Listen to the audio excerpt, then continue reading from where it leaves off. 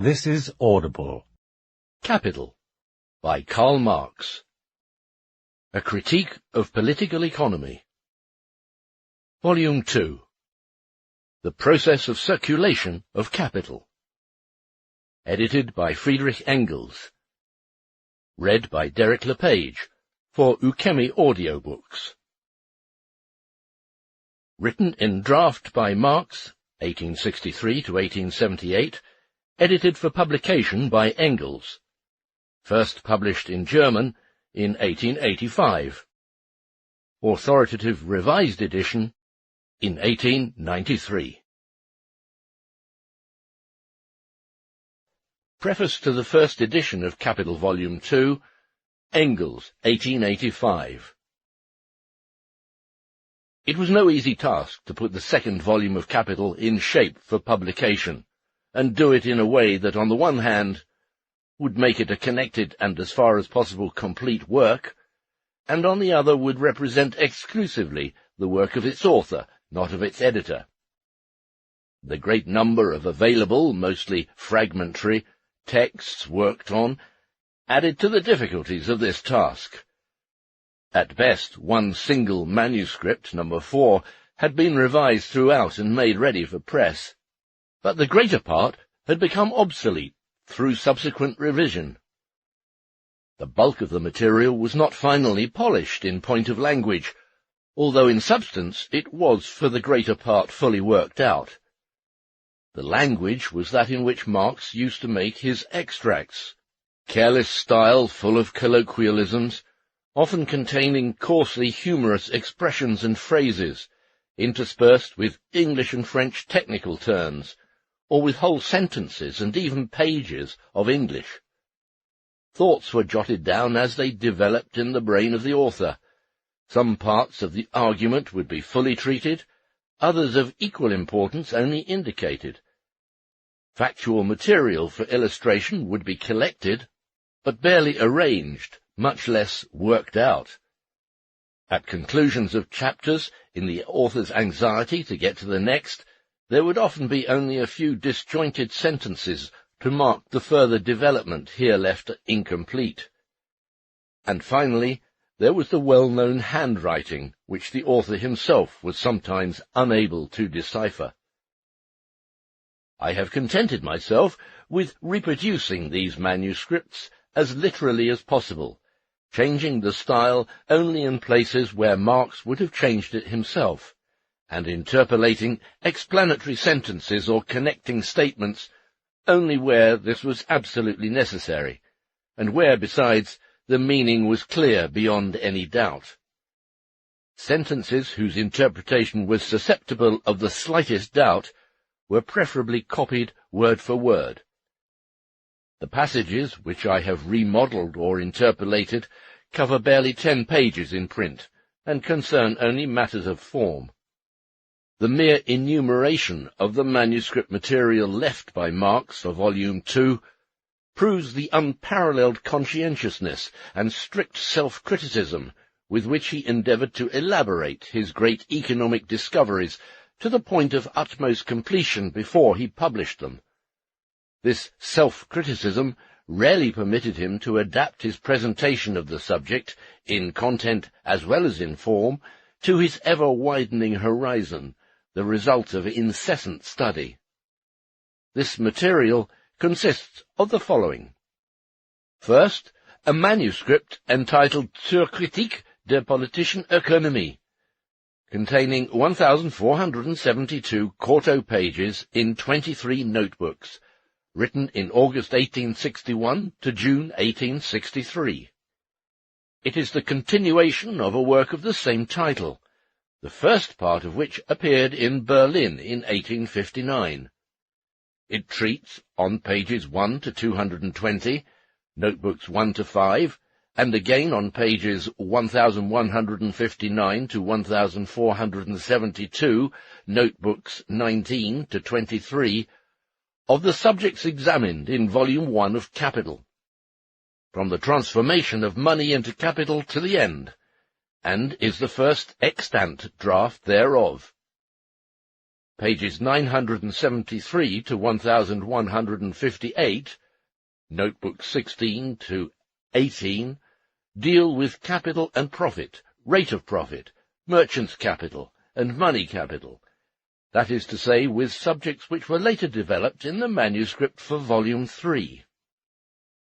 The themes treated in Volume 2, and very many of those which are treated later in Volume 3, are not yet arranged separately. They are treated in passing, to be specific, in the section which makes up the main body of the manuscript, viz. Pages 220 to 972, notebooks 6 to 15, entitled Theories of Surplus Value. This section contains a detailed critical history of the pith and marrow of political economy, the theory of surplus value, and develops parallel with it, in polemics against predecessors, most of the points later investigated separately, and in their logical connection in the manuscript for Volumes 2 and 3. After eliminating the numerous passages covered by Volumes 2 and 3, I intend to publish the critical part of this manuscript as Capital Volume 4. This manuscript, valuable though it is, could be used only very little in the present edition of Volume 2. The manuscript chronologically following next is that of Volume 3. It was written, at least the greater part of it, in 1864 and 1865. Only after this manuscript had been completed in its essential parts did Marx undertake the elaboration of Volume 1, which was published in 1867. I am now getting this manuscript of Volume 3 in shape for press. The following period, after the publication of Volume 1, is represented by a collection of 4-folio manuscripts for Volume 2, numbered 1 to 4 by Marx himself. Manuscript 1, 150 pages, presumably written in 1865 or 1867, is the first separate, but more or less fragmentary, elaboration of Volume 2 as now arranged. Here, too, nothing could be used. Manuscript 3 is partly a compilation of quotations and references to the notebooks containing Marx's extracts, most of them relating to Part 1 of Volume 2, partly elaborations of particular points, especially a critique of Adam Smith's propositions on fixed and circulating capital and the source of profit. Furthermore, an exposition of the relation of the rate of surplus value to the rate of profit, which belongs in Volume 3. Little that was new could be garnered from the references, while the elaborations for Volumes 2 and 3 were superseded by subsequent revisions, and had also to be discarded for the greater part. Manuscript 4 is an elaboration, ready for press, of Part 1 and the first chapters of Part 2 of Volume 2, and has been used where suitable.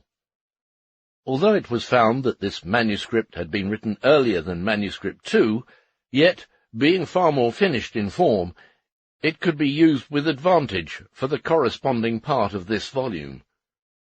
All that was needed was a few addenda from Manuscript 2. The latter is the only somewhat complete elaboration of Volume 2, and dates from the year 1870. The notes for the final editing, which I shall mention immediately, say explicitly, the second elaboration must be used as the basis. There was another intermission after 1870, due mainly to Marx's ill health. Marx employed this time in his customary way, by studying agronomics, rural relations in America, and especially Russia, the money market and banking, and finally natural sciences such as geology and physiology. Independent mathematical studies also figure prominently in the numerous extract notebooks of this period. In the beginning of 1877, he had recovered sufficiently to resume his main work, Dating back to the end of March 1877, there are references and notes from the aforenamed 4 manuscripts intended as the basis of a new elaboration of Volume 2, the beginning of which is represented by Manuscript 5, 56 folio pages. It comprises the first 4 chapters, and is still little worked out. Essential points are treated in footnotes. The material is rather collected than sifted, but it is the last complete presentation of this, the most important section of Part 1. A first attempt to prepare from it a manuscript ready for press was made in Manuscript 6, after October 1877 and before July 1878, embracing only 17 quarto pages, the greater part of the first chapter. A second and last attempt was made in Manuscript 7, July 2nd, 1878, only 7 folio pages. About this time, Marx seems to have realized that he would never be able to finish the elaboration of the second and third volumes in a manner satisfactory to himself, unless a complete revolution in his health took place. Indeed, manuscripts 5 to 8 show far too frequent traces of an intense struggle against depressing ill health.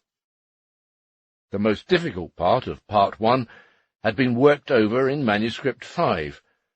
The remainder of Part 1 and all of Part 2, with the exception of Chapter 17, presented no great theoretical difficulties.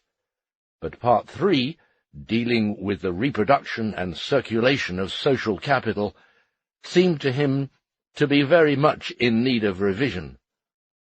For Manuscript 2 had first treated reproduction without taking into consideration money circulation, which is instrumental in effecting it, and then gone over the same question again, but with money circulation taken into account.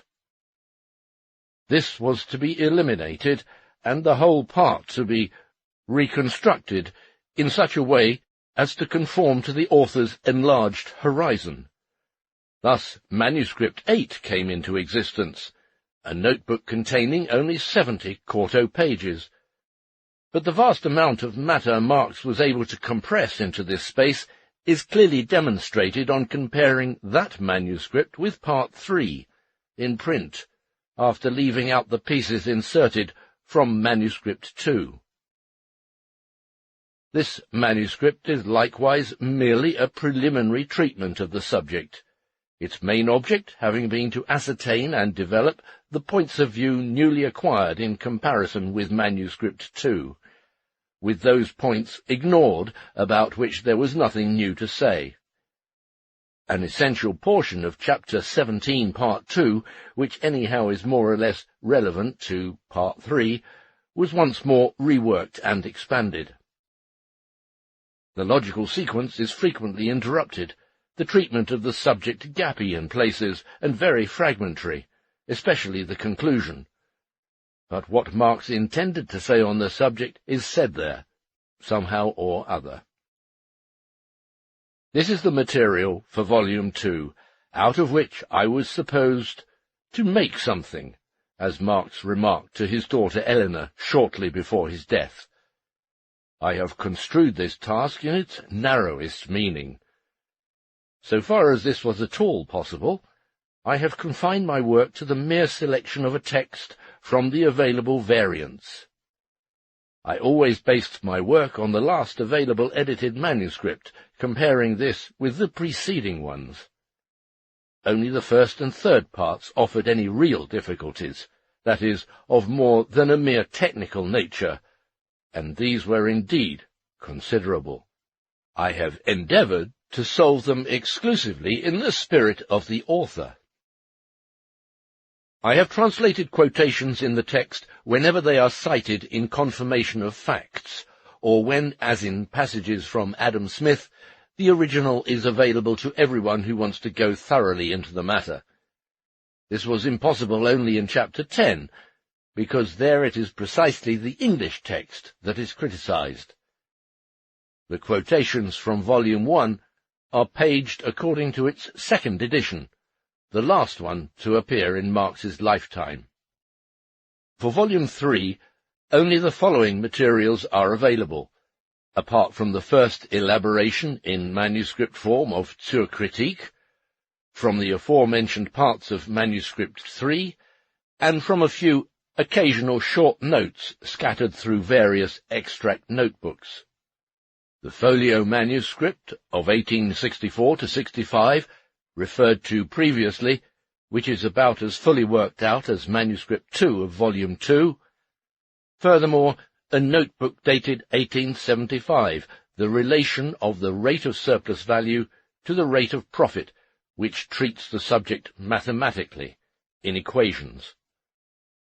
The preparation of this volume for publication is proceeding rapidly. So far as I am able to judge up to now, it will present mainly technical difficulties, with the exception of a few, but very important, sections.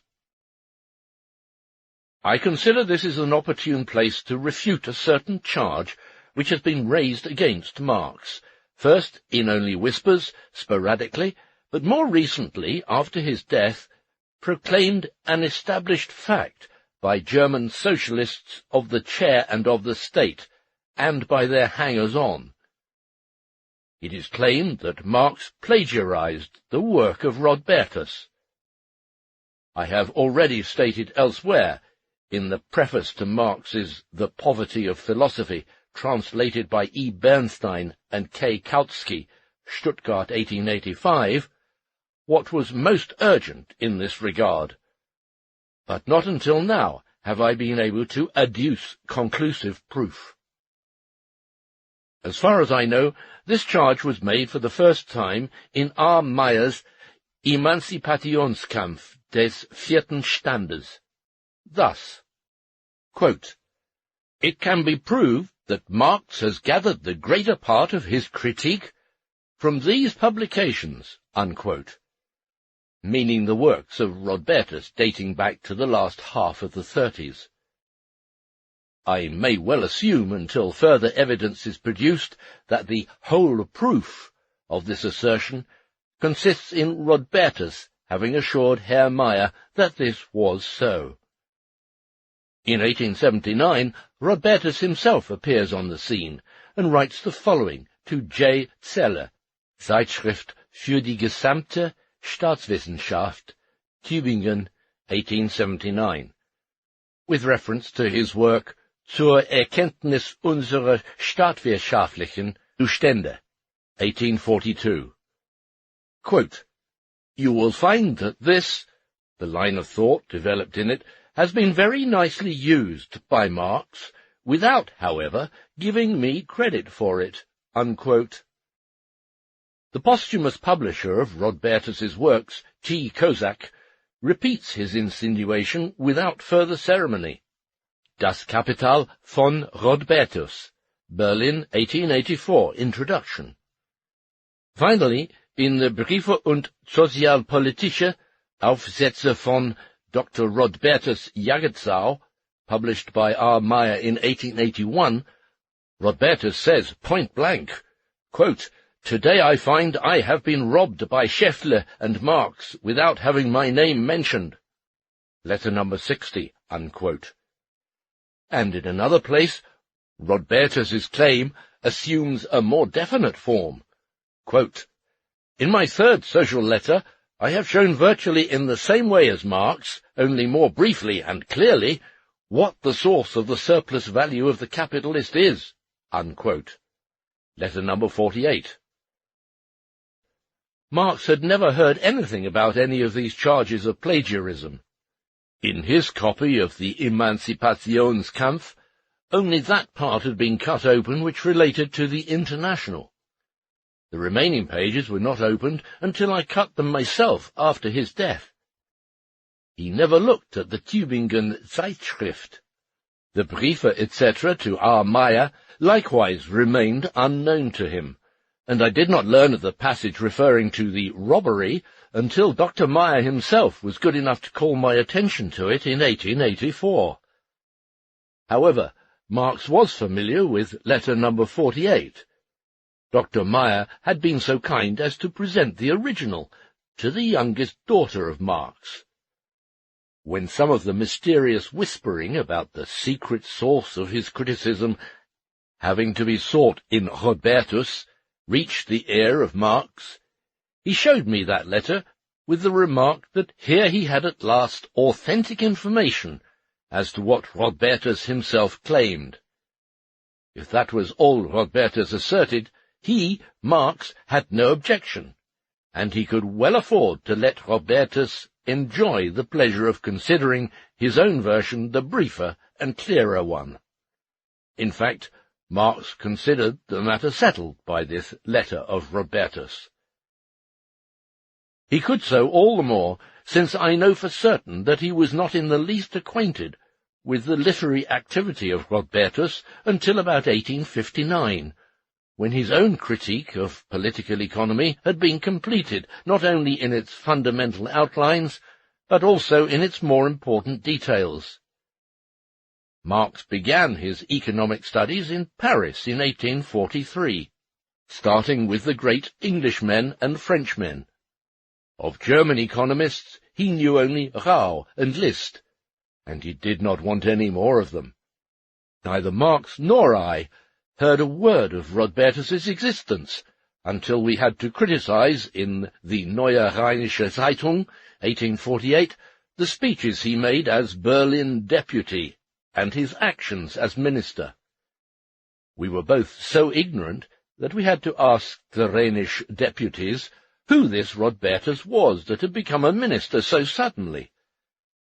But these deputies, too, could not tell us anything about the economic writings of Rodbertus.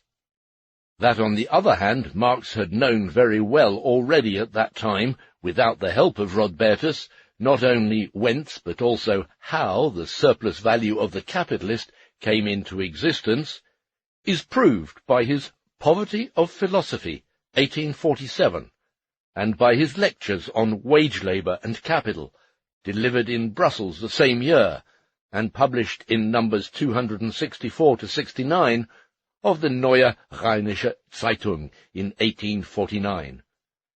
It was only in 1859, through Lassalle, that Marx learned of the existence of a certain economist named Rodbertus, and thereupon Marx looked up the Third Social Letter in the British Museum. These were the actual circumstances.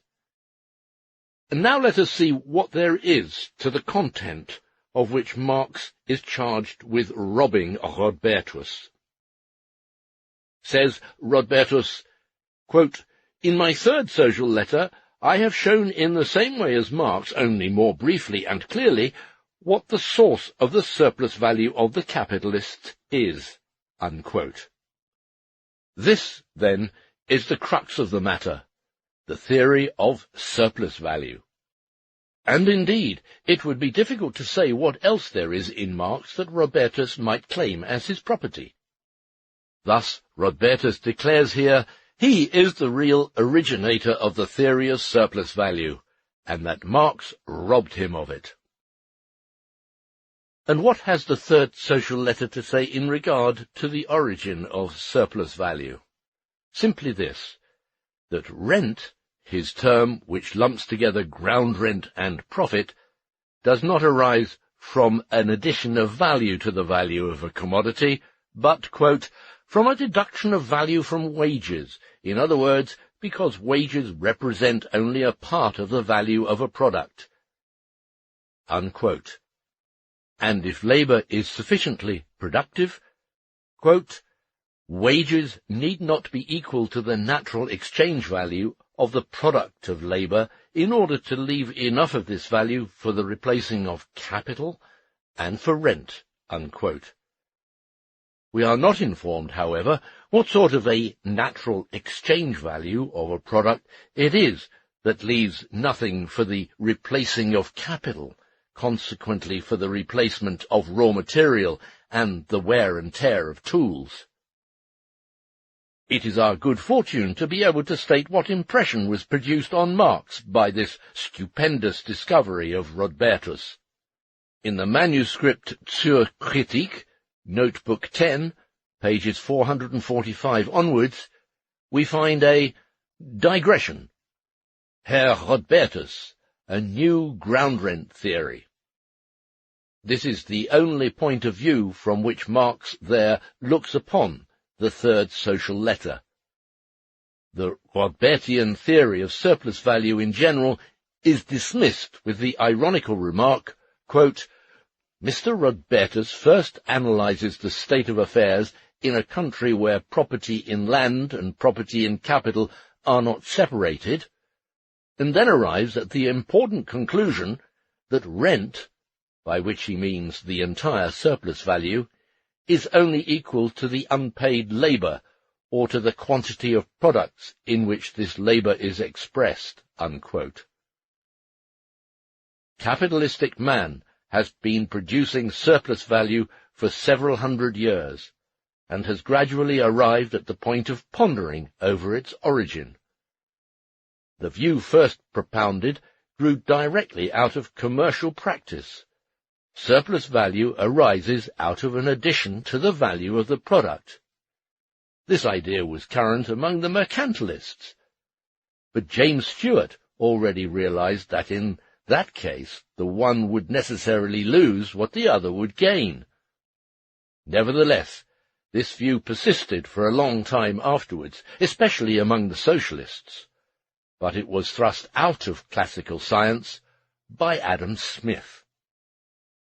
He says in The Wealth of Nations, Volume 1, Chapter 6, quote, As soon as stock has accumulated in the hands of particular persons, some of them will naturally employ it in setting to work industrious people, whom they will supply with materials and subsistence in order to make a profit by the sale of their work, or by what their labour adds to the value of the materials. The value which the workmen add to the materials, therefore, resolves itself in this case into two parts, of which the one pays their wages, the other the profits of their employer, upon the whole stock of materials and wages which he advanced. And a little further on he says, As soon as the land of any country has all become private property, the landlords, like all other men, love to reap where they never sowed, and demand a rent even for its natural produce. The labourer must give up to the landlord a portion of what his labour either collects or produces. This portion, or what comes to the same thing, the price of this portion, constitutes the rent of the land, unquote. Marx comments on this passage in the manuscript Zur Kritik, etc. Quote, Thus Adam Smith conceives surplus value, that is, surplus labour, the excess of labour performed and realized in the commodity over and above the paid labour, the labour which has received its equivalent in the wages, as the general category of which profit in the strict sense and rent of land are merely branches, unquote. Adam Smith says, furthermore, Volume 1, Chapter 8, quote, As soon as land becomes private property, the landlord demands a share of almost all the produce which the labourer can either raise or collect from it. His rent makes the first deduction from the produce of the labour which is employed upon land. It seldom happens that the person who tills the ground has the wherewithal to maintain himself till he reaps the harvest. His maintenance is generally advanced to him from the stock of a master, the farmer who employs him, and who would have no interest to employ him unless he was to share in the produce of his labour, or unless his stock was to be replaced to him with a profit. This profit makes a second deduction from the produce of the labour which is employed upon land. The produce of almost all other labour is liable to the like deduction of profit. In all arts and manufactures, the greater part of the workmen stand in need of a master to advance them the materials of their work, and their wages and maintenance till it be completed. He shares in the produce of their labour, or in the value which it adds to the materials upon which it is bestowed, and in this share consists his profit." Unquote. Marx's comment, manuscript page 256, quote, "Here, therefore, Adam Smith, in plain terms, describes rent and profit on capital as mere deductions from the workman's product or the value of his product, which is equal to the quantity of labour added by him to the material. This deduction, however, as Adam Smith has himself previously explained, can only consist of that part of the labour which the workman adds to the materials over and above the quantity of labour which only pays his wages, or which only provides an equivalent for his wages, that is, the surplus labour, the unpaid part of his labour." Unquote. Thus, even Adam Smith knew the source of the surplus value of the capitalist, and furthermore also that of the landlord. Marx acknowledged this as early as 1861, while Rodbertus and the swarming mass of his admirers, who grew like mushrooms under the warm summer showers of state socialism, seemed to have forgotten all about that. Nevertheless, Marx continues, he, Adam Smith, does not distinguish surplus value as such as a category on its own, distinct from the specific forms it assumes in profit and rent. This is the source of much error and inadequacy in his inquiry, and of even more in the work of Ricardo." Unquote. This statement fits Rodbertus to a T. His rent is simply the sum of ground rent and profit. He builds up an entirely erroneous theory of ground rent, and he accepts profit without any examination of it, just as he finds it among his predecessors. Marx's surplus value, on the contrary, represents the general form of the sum of values appropriated without any equivalent by the owners of the means of production, and this form splits into the distinct, converted forms of profit and ground rent in accordance with very peculiar laws which Marx was the first to discover. These laws will be expounded in Volume 3. We shall see there that many intermediate links are required to arrive from an understanding of surplus value in general as an understanding of its transformation into profit and ground rent. In other words, at an understanding of the laws of the distribution of surplus value within the capitalist class. Ricardo goes considerably further than Adam Smith. He bases his conception of surplus value on a new theory of value contained in embryo in Adam Smith, but generally forgotten when it comes to applying it. This theory of value became the starting point of all subsequent economic science. From the determination of the value of commodities by the quantity of labour embodied in them, he derives the distribution between the labourers and capitalists of the quantity of value added by labour to the raw materials, and the division of this value into wages and profit, that is, here, surplus value. He shows that the value of the commodities remains the same no matter what may be the proportion of these two parts, a law which he holds has but few exceptions. He even establishes a few fundamental laws, although couched in two general terms, on the mutual relations of wages and surplus value, taken in the form of profit. Marx, Das Kapital, Buch 1, Kapitel 15, and shows that ground rent is a surplus over and above profit, which under certain circumstances does not accrue. In none of these points did Rodbertus go beyond Ricardo.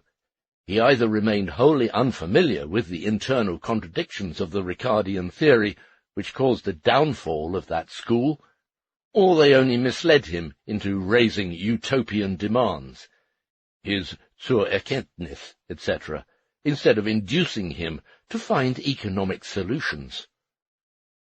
But the Ricardian theory of value and surplus value did not have to wait for Rodbertus's zur Erkenntnis in order to be utilized for socialist purposes.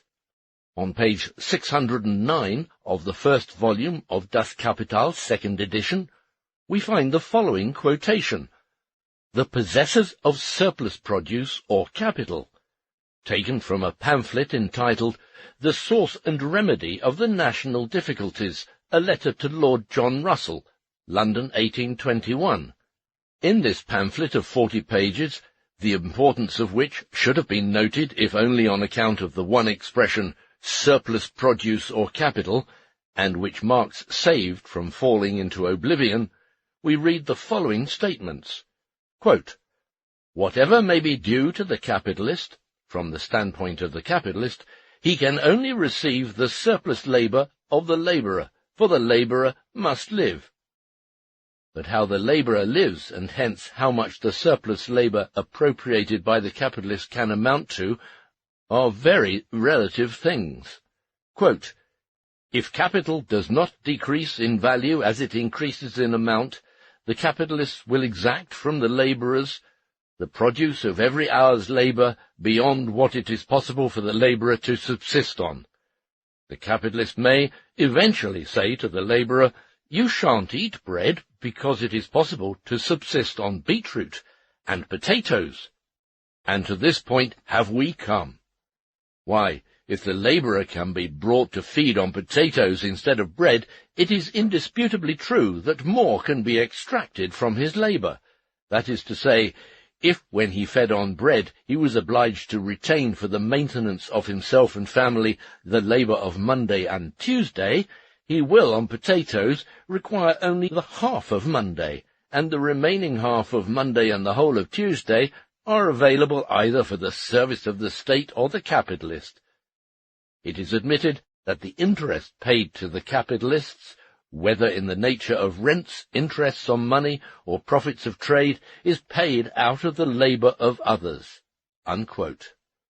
Here we have exactly the same idea of rent as Rodbertus has, except that interest is used instead of rent.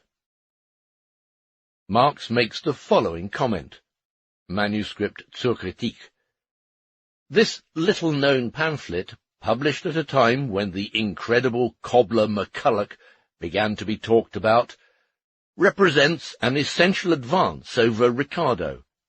It directly designates surplus value, or profit in the language of Ricardo, often also surplus produce, or interest, as the author of this pamphlet calls it, as surplus labour, the labour which the labourer performs gratuitously, which he performs in excess of that quantity of labour by which the value of his labour power is replaced, that is, an equivalent of his wages is produced.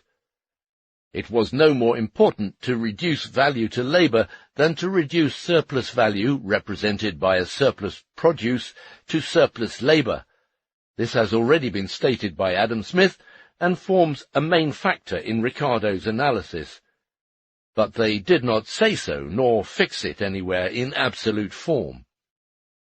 We read furthermore, on page 859 of the manuscript, "Moreover, the author is a prisoner of the economic categories as they have come down to him. Just as the confounding of surplus value and profit misleads Ricardo into unpleasant contradictions, so this author fares no better by baptizing surplus value with the name of interest of capital. True, he advances beyond Ricardo by having been the first to reduce all surplus value to surplus labour.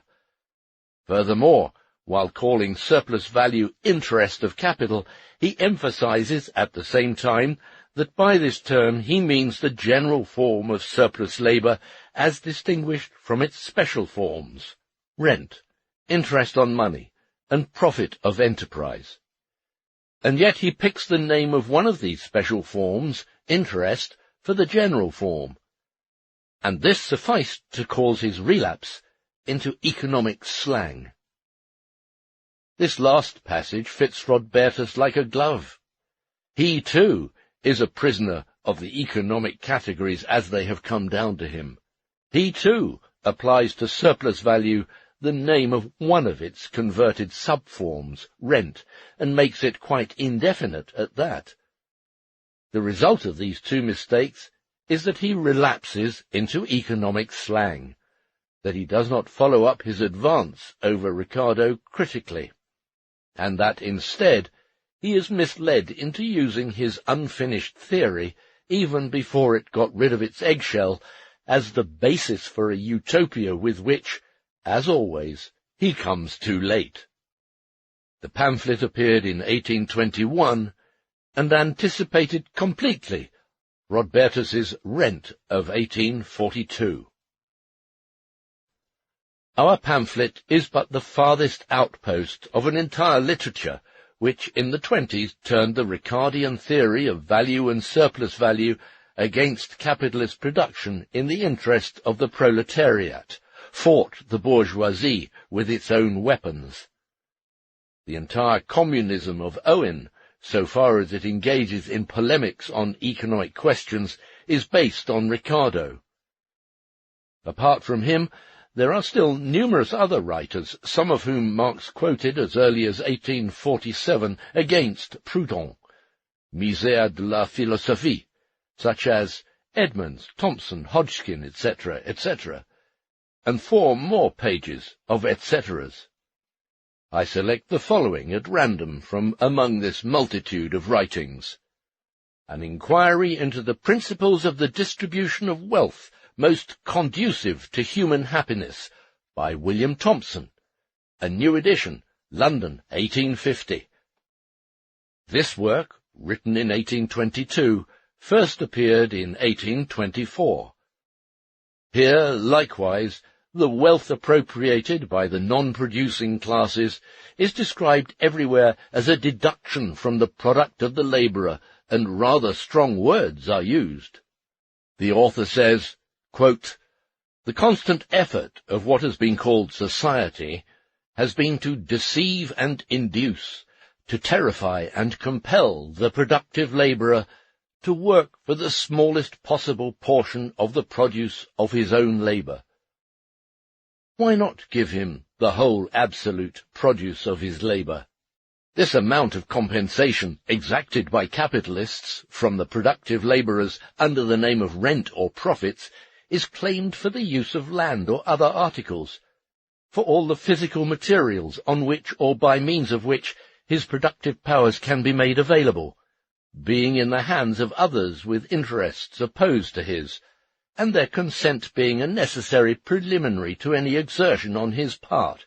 Is he not, and must he not always remain at the mercy of these capitalists, for whatever portion of the fruits of his own labour they may think proper to leave at his disposal in compensation for his toils, in proportion to the amount of products withheld, whether called profits, or taxes, or theft, etc."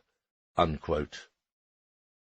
I must admit that I do not write these lines without a certain mortification. I will not make so much of the fact that the anti-capitalist literature of England of the 20s and 30s is so totally unknown in Germany, in spite of Marx's direct references to it, even in his Poverty of Philosophy, and his repeated quotations from it, as, for instance, the pamphlet of 1821, Ravenstone, Hodgkin, etc., in Volume 1 of Capital.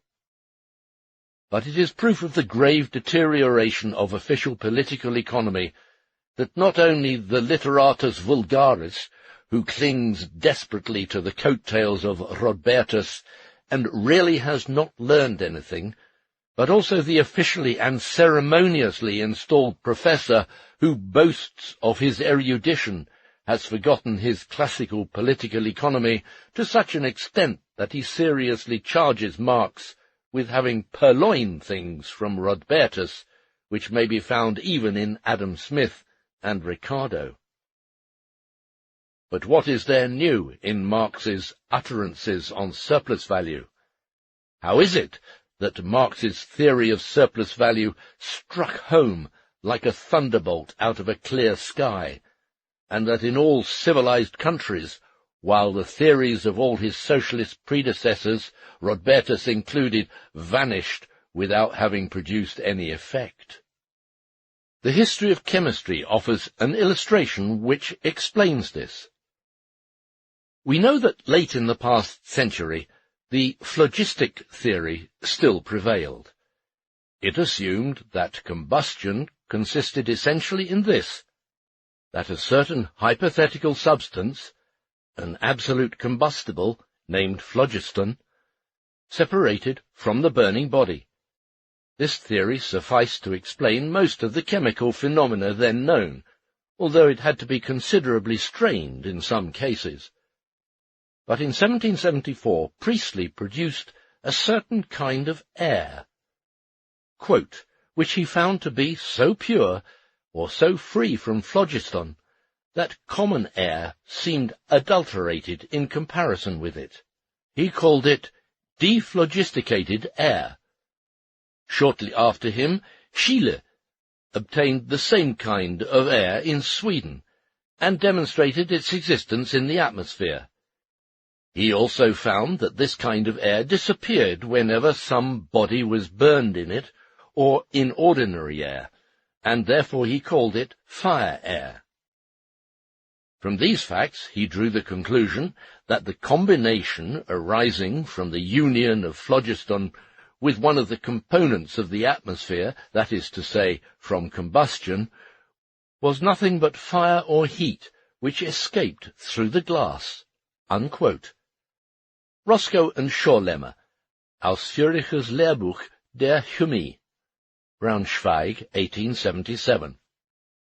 Priestley and Schiele had produced oxygen without knowing what they had laid their hands on. They remained prisoners of the phlogistic categories as they came down to them. The element which was destined to upset all phlogistic views and to revolutionize chemistry remained barren in their hands. But Priestley had immediately communicated his discovery to Lavoisier in Paris, and Lavoisier, by means of this discovery, now analyzed the entire phlogistic chemistry and came to the conclusion that this new kind of air was a new chemical element, and that combustion was not a case of the mysterious phlogiston departing from the burning body, but of this new element combining with that body. Thus he was the first to place all chemistry, which in its phlogistic form had stood on its head, squarely on its feet. And although he did not produce oxygen simultaneously and independently of the other two, as he claimed later on, he nevertheless is the real discoverer of oxygen vis-à-vis the others, who had only produced it without knowing what they had produced. Marx stands in the same relation to his predecessors in the theory of surplus value, as Lavoisier stood to Priestley and Schiele. The existence of that part of the value of products which we now call surplus value had been ascertained long before Marx. It had also been stated with more or less precision what it consisted of, namely of the product of the labour for which its appropriator had not given any equivalent. But one did not get any further. Some, the classical bourgeois economists, investigated at most the proportion in which the product of labour was divided between the labourer and the owner of the means of production. Others, the socialists, found that this division was unjust, and looked for utopian means of abolishing this injustice. They all remained prisoners of the economic categories as they had come down to them. Now Marx appeared upon the scene, and he took a view directly opposite to that of all his predecessors. What they had regarded as a solution, he considered but a problem. He saw that he had to deal neither with dephlogisticated air, nor with fire air, but with oxygen. That here it was not simply a matter of stating an economic fact, or of pointing out the conflict between this fact and eternal justice and true morality, but of explaining a fact which was destined to revolutionize all economics, and which offered to him who knew how to use it the key to an understanding of all capitalist production. With this fact as his starting point, he examined all the economic categories which he found at hand, just as Lavoisier, proceeding from oxygen, had examined the categories of phlogistic chemistry which he found at hand. In order to understand what surplus value was, Marx had to find out what value was. He had to criticize, above all, the Ricardian theory of value. Hence, he analyzed labor's value-producing property and was the first to ascertain what labor it was that produced value, and why and how it did so.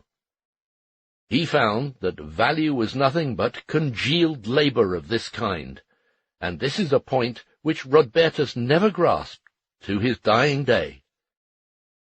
Marx then investigated the relation of commodities to money, and demonstrated how and why, thanks to the property of value immanent in commodities, commodities and commodity exchange must engender the opposition of commodity and money. His theory of money, founded on this basis, is the first exhaustive one, and has been tacitly accepted everywhere. He analyzed the transformation of money into capital and demonstrated that this transformation is based on the purchase and sale of labor power. By substituting labor power, the value-producing property, for labor, he solved with one stroke one of the difficulties which brought about the downfall of the Ricardian school, viz., the impossibility of harmonizing the mutual exchange of capital and labor with the Ricardian law that value is determined by labor. By establishing the distinction of capital into constant and variable, he was enabled to trace the real course of the process of the formation of surplus value in its minutest details, and thus to explain it, a feat which none of his predecessors had accomplished. Consequently, he established a distinction inside of capital itself, with which neither Rodbertus nor the bourgeois economists knew in the least what to do, but which furnishes the key for the solution of the most complicated economic problems, as is strikingly proved again by Volume 2, and will be proved still more by Volume 3. He analyzed surplus value further, and found its two forms, absolute and relative surplus value. And he showed that they played a different, and each time a decisive role, in the historical development of capitalist production. On the basis of this surplus value, he developed the first rational theory of wages we have, and for the first time drew up an outline of the history of capitalist accumulation, and an exposition of its historical tendency. And Rodbertus? After he has read all that, he, like the tendentious economist he always is, regards it as an assault on society, finds that he himself has said much more briefly and clearly what surplus value evolves from, and finally declares that all this does indeed apply to the present form of capital, that is to say, capital as it exists historically, but not to the conception of capital, namely, the utopian idea which Herr Rodbertus has of capital. Just like old Priestley, who swore by phlogiston to the end of his days and refused to have anything to do with oxygen. The only thing is that Priestley had actually produced oxygen first, while Rodbertus had merely rediscovered a commonplace in his surplus value, or rather, his rent, and that Marx, unlike Lavoisier, disdained to claim that he was the first to discover the fact of the existence of surplus value.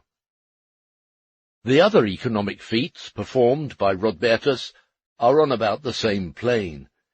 His elaboration of surplus value into a utopia has already been unintentionally criticized by Marx in his Poverty of Philosophy.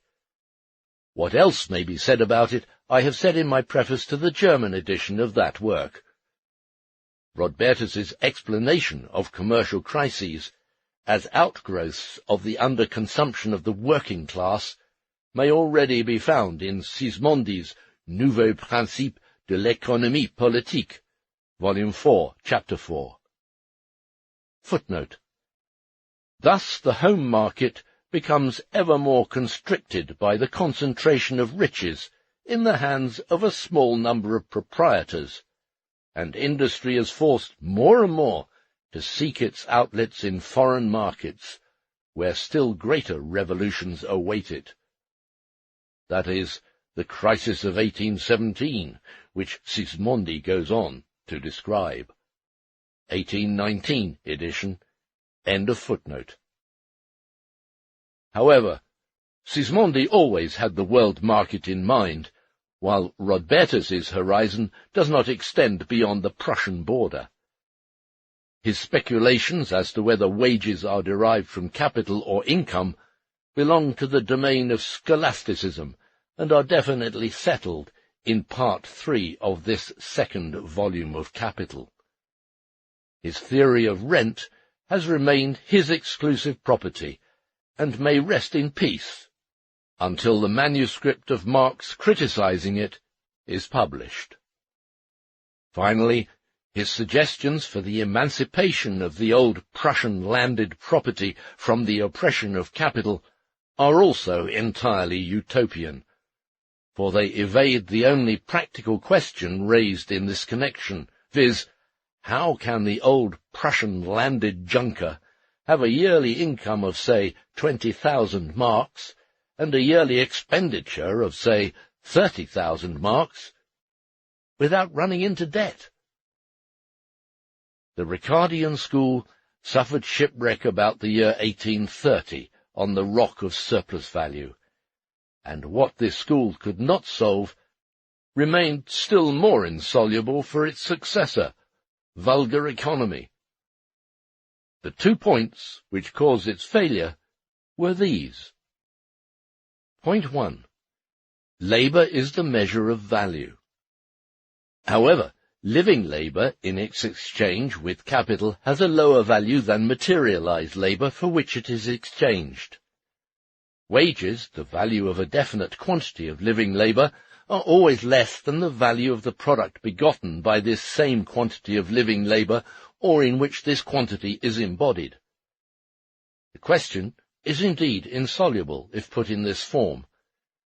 It has been correctly formulated by Marx, and thereby been answered. It is not labour which has a value. As an activity which creates values, it can no more have any special value than gravity can have any special weight, heat any special temperature, electricity any special strength of current. It is not labour which is bought and sold as a commodity, but labour power. As soon as labour power becomes a commodity, its value is determined by the labour embodied in this commodity as a social product. This value is equal to the labour socially necessary for the production and reproduction of this commodity. Hence the purchase and sale of labour power on the basis of its value thus defined does not at all contradict the economic law of value. Point 2. According to the Ricardian law of value, two capitals employing equal quantities of equally paid living labour, all other conditions being equal, produce commodities of equal value, and likewise surplus value or profit of equal quantity in equal periods of time. But if they employ unequal quantities of living labour, they cannot produce equal surplus values, or, as the Ricardians say, equal profits. Now, in reality, the opposite takes place. In actual fact, equal capitals, regardless of how much or how little living labour is employed by them, produce equal average profits in equal times. Here there is therefore a contradiction of the law of value which had been noticed by Ricardo himself, but which his school also was unable to reconcile. Rodbertus likewise could not but note this contradiction, but instead of resolving it, he made it one of the starting points of his utopia, zur Erkenntnis. Marx had resolved this contradiction already in the manuscript of his Zur Kritik. According to the plan of capital, this solution will be provided in Volume 3. Months will pass before that will be published. Hence, those economists who claim to have discovered in Rodbertus the secret source and a superior predecessor of Marx have now an opportunity to demonstrate what the economics of a Rodbertus can accomplish. If they can show in which way an equal average rate of profit can and must come about, not only without a violation of the law of value, but on the very basis of it, I am willing to discuss the matter further with them. In the meantime, they had better make haste. The brilliant investigations of the present Volume 2 and their entirely new results in fields hitherto almost untrod are merely introductory to the contents of Volume 3, which develops the final conclusions of Marx's analysis of the process of social reproduction on a capitalist basis. When this Volume 3 appears, little mention will be made of the economist called Rodbertus. The second and third volumes of Capital were to be dedicated, as Marx had stated repeatedly, to his wife. Frederick Engels, London, on Marx's birthday, May 5th, 1885. Preface to the second edition. Engels, 1893.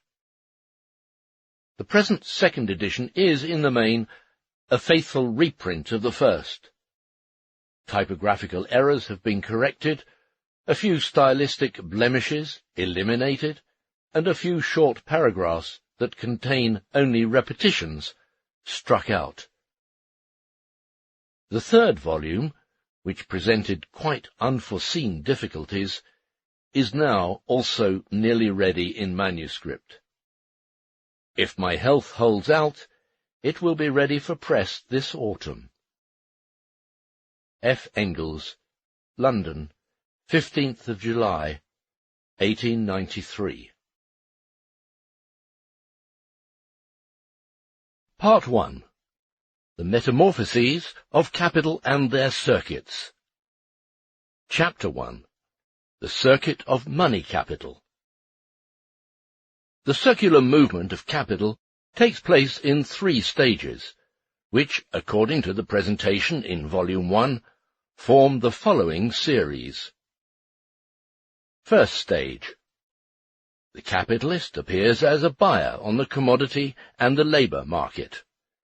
His money is transformed into commodities, or it goes through the Circulation Act, money to commodity. Second stage. Productive consumption of the purchased commodities by the capitalist. He acts as a capitalist producer of commodities.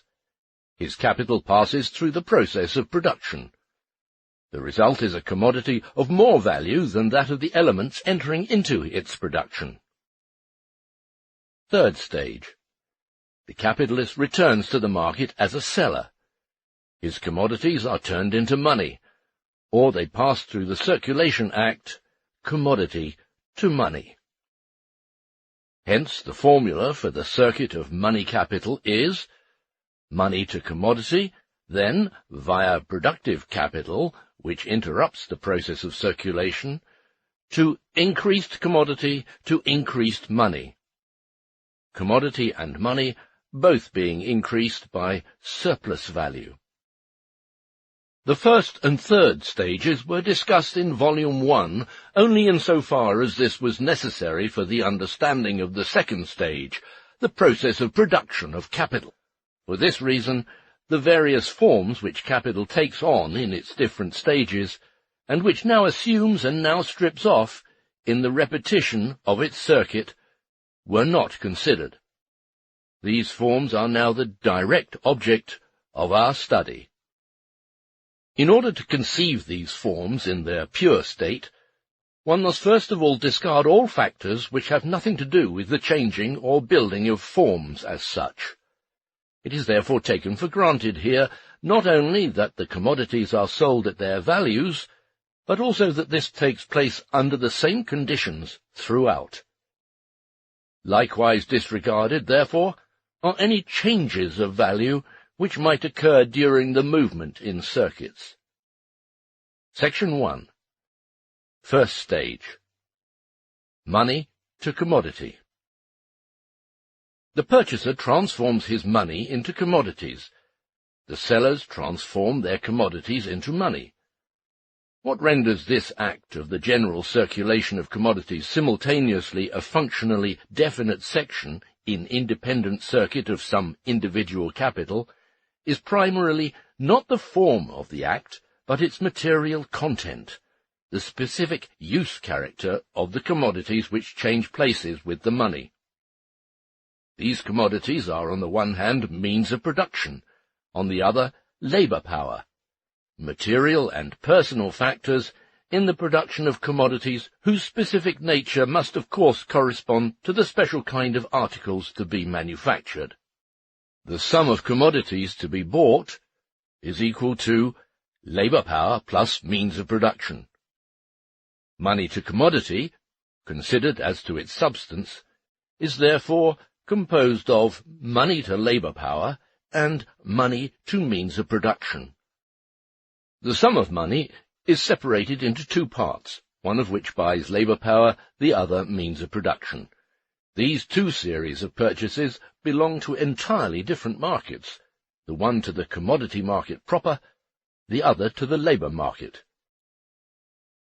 Aside from this qualitative division of the sum of commodities into which money is transformed, the division also represents a most characteristic quantitative relation. We know that the value or price of labour power is paid to its owner, who offers it for sale as a commodity in the form of wages, that is to say, as the price of a sum of labour containing surplus labour. For instance, if the daily value of labour power is equal to the product of 5 hours' labour valued at 3 shillings, this sum figures in the contract between the buyer and seller as the price or wages for, say, 10 hours of labour. If such a contract is made, for instance, with 50 labourers, they are supposed to work altogether 500 hours per day for the purchaser, and 1/2 of this time, or 250 hours, equal to 25 days of labour of 10 hours each, represents nothing but surplus labour. The quantity and the volume of the means of production to be purchased must be sufficient for the utilization of this mass of labour. The transformation of money to commodity, then, does not merely express the qualitative relation indicating that a certain sum of money, say £422, is exchanged for a corresponding sum of means of production and labour power, but also a quantitative relation between the part of the money spent for labour power and the part spent for means of production. This relation is determined at the outset by the quantity of excess labour, of surplus labour to be expended by a certain number of labourers. If, for instance, in a spinning mill, the weekly wage of its 50 labourers amounts to £50, £372 must be spent for means of production, if this is the value of the means of production which a weekly labour of 3,000 hours, 1,500 of which are surplus labour, transforms into yarn. It is immaterial here how much additional value in the form of means of production is required in the various lines of industry by the utilization of additional labour. The point merely is that the part of the money spent for means of production, the means of production bought in money to means of production, must absolutely suffice, that is, must at the outset be calculated accordingly, must be procured in corresponding proportion. To put it another way, the quantity of means of production must suffice to absorb the amount of labour to be transformed by it into products. If the means of production at hand were insufficient, the excess labour at the disposal of the purchaser could not be utilized. His right to dispose of it is futile. If there were more means of production than available labor, they would not be saturated with labor, would not be transformed into products. As soon as the transformation of money to commodity is completed, the purchaser has at his disposal more than simply the means of production and labor power required for the production of some useful article. He disposes of a greater capacity to render labor power fluent, or a greater quantity of labor than is necessary for the replacement of the value of this labor power, and he has at the same time the means of production requisite for the realization or materialization of this quantity of labor. In other words, he has at his disposal the factors necessary for the production of articles of a greater value than that of the elements of production. The factors of production of a mass of commodities containing surplus value. The value advanced by him in money form has now assumed a bodily form in which it can be incarnated as a value-generating surplus value, in the shape of commodities. In brief, value exists here in the condition or form of productive capital, which has the factor of creating value and surplus value. Now, the value of productive capital is equal to that of labor power plus means of production. It is equal to money exchanged for labor power and means of production. Money is the same capital value as productive capital, only it has a different mode of existence. It is capital value in the state or form of money. Money capital. Money to commodity, a sum of purchases of commodities, an act of the general circulation of commodities, is therefore at the same time, as a stage in the independent circuit of capital, a transformation of capital value from its money form into its productive form. More briefly, it is the transformation of money capital into productive capital. In the diagram of the circuit which we are here discussing, money appears as the first depository of capital value, and money capital therefore represents the form in which capital is advanced. Capital in the form of money capital is in a state in which it can perform the functions of money, in the present case, the functions of a universal means of purchase and a universal means of payment. The last named, inasmuch as labour power, though first bought, is not paid for until it has been put into operation, to the extent that the means of production are not found ready on the market, but have to be ordered first, money to means of production likewise serves as a means of payment. This capacity is not due to the fact that money capital is capital, but that it is money. On the other hand, capital value in the form of money cannot perform any other functions but those of money. What turns the money functions into functions of capital is the definite role they play in the movement of capital, and therefore also the interrelation of the stage in which these functions are performed with the other stages of the circuit of capital. Take, for instance, the case with which we are here dealing. Money is here converted into commodities, the combination of which represents the bodily form of productive capital, and this form already contains latently, potentially, the result of the process of capitalist production.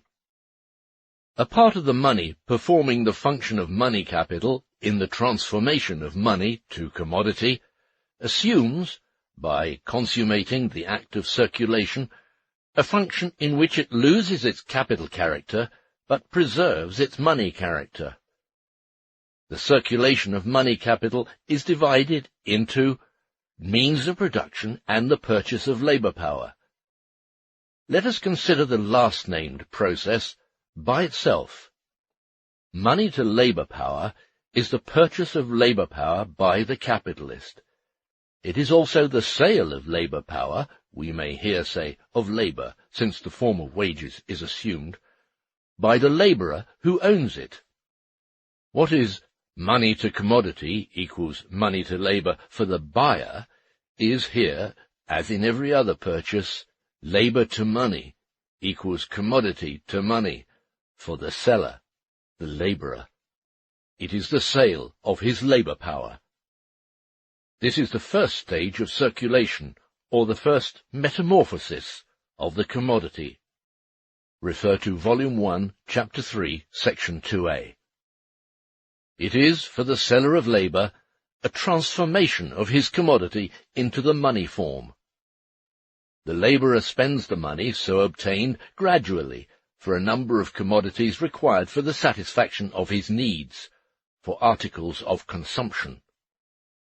The complete circulation of his commodity therefore appears as labor to money to commodity. That is to say, first as labor to money equals commodity to money, and secondly as money to commodity. Hence in the general form of the simple circulation of commodities, commodity to money to commodity. Money is in this case merely a passing means of circulation, a mere medium in the exchange of one commodity for another.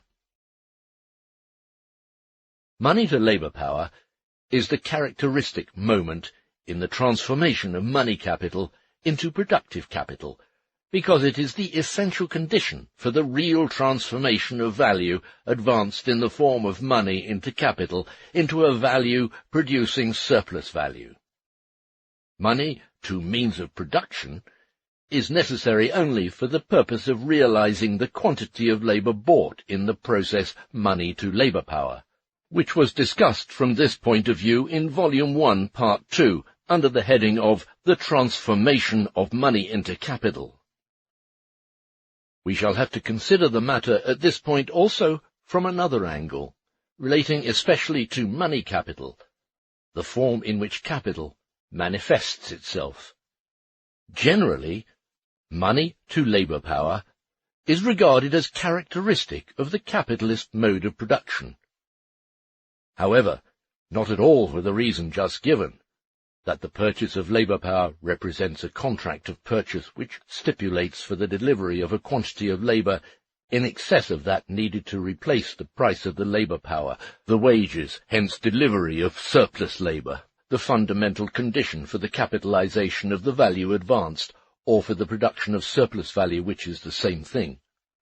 On the contrary, it is so regarded because of its form, since money in the form of wages buys labor, and this is the characteristic mark of the money system. Nor is it the irrationality of the form which is taken as characteristic. On the contrary, one overlooks the irrational. The irrationality consists in the fact that labor itself, as a value-creating element, cannot have any value, nor can therefore any definite amount of labor have any value expressed in its price, in its equivalence to a definite quantity of money. But we know that wages are but a disguised form, a form in which, for instance, the price of one day's labor power presents itself as the price of the labor rendered fluent by this labor power in one day. The value produced by this labor power in, say, 6 hours of labor is thus expressed as the value of 12 hours functioning or operation of the labor power. Money to labor power is regarded as the characteristic feature, the hallmark of the so-called money system, because labor there appears as the commodity of its owner, and money therefore as the buyer, hence on account of the money relation, that is, the sale and purchase of human activity. Money, however, appears very early as a buyer of so-called services, without the transformation of money into money capital, and without any change in the general character of the economic system. It makes no difference to money into what sort of commodities it is transformed. It is the universal equivalent of all commodities, which show, if only by their prices, that ideally they represent a certain sum of money, anticipate their transformation into money, and do not acquire the form in which they may be converted into use values for their owners until they change places with money. Once labour power has come into the market as the commodity of its owner, and its sale takes the form of payment for labour, assumes the shape of wages, its purchase and sale is no more startling than the purchase and sale of any other commodity. The characteristic thing is not that the commodity labour power is purchasable, but that labour power appears as a commodity. By means of the transformation of money capital into productive capital, the capitalist effects the combination of the objective and personal factors of production so far as they consist of commodities. If money is transformed into productive capital for the first time, or if it performs for the first time the function of money capital for its owner, he must begin by buying means of production, such as buildings, machinery, etc., before he buys any labour power. For as soon as he compels labour power to act in obedience to his sway, he must have means of production to which he can apply it as labour power. This is the capitalist's presentation of the case. The labourer's case is as follows. The productive application of his labour power is not possible until it is sold and brought into connection with means of production. Before its sale, labour power exists therefore separately from the means of production, from the material conditions of its application. In this state of separation, it cannot be used either directly for the production of use values for its owner, or for the production of commodities, by the sale of which he could live. But from the moment that as a result of its sale it is brought into connection with means of production, it forms part of the productive capital of its purchaser, the same as the means of production. True, in the act money to labour power, the owner of money and the owner of labour power enter only into the relation of buyer and seller, confront one another only as money owner and commodity owner. In this respect they enter merely into a money relation. Yet at the same time the buyer appears also from the outset in the capacity of an owner of means of production, which are the material conditions for the productive expenditure of labour power by its owner. In other words, these means of production are in opposition to the owner of the labour power, being property of another. On the other hand, the seller of labour faces its buyer as labour power of another, which must be made to do his bidding, must be integrated into his capital, in order that it may really become productive capital.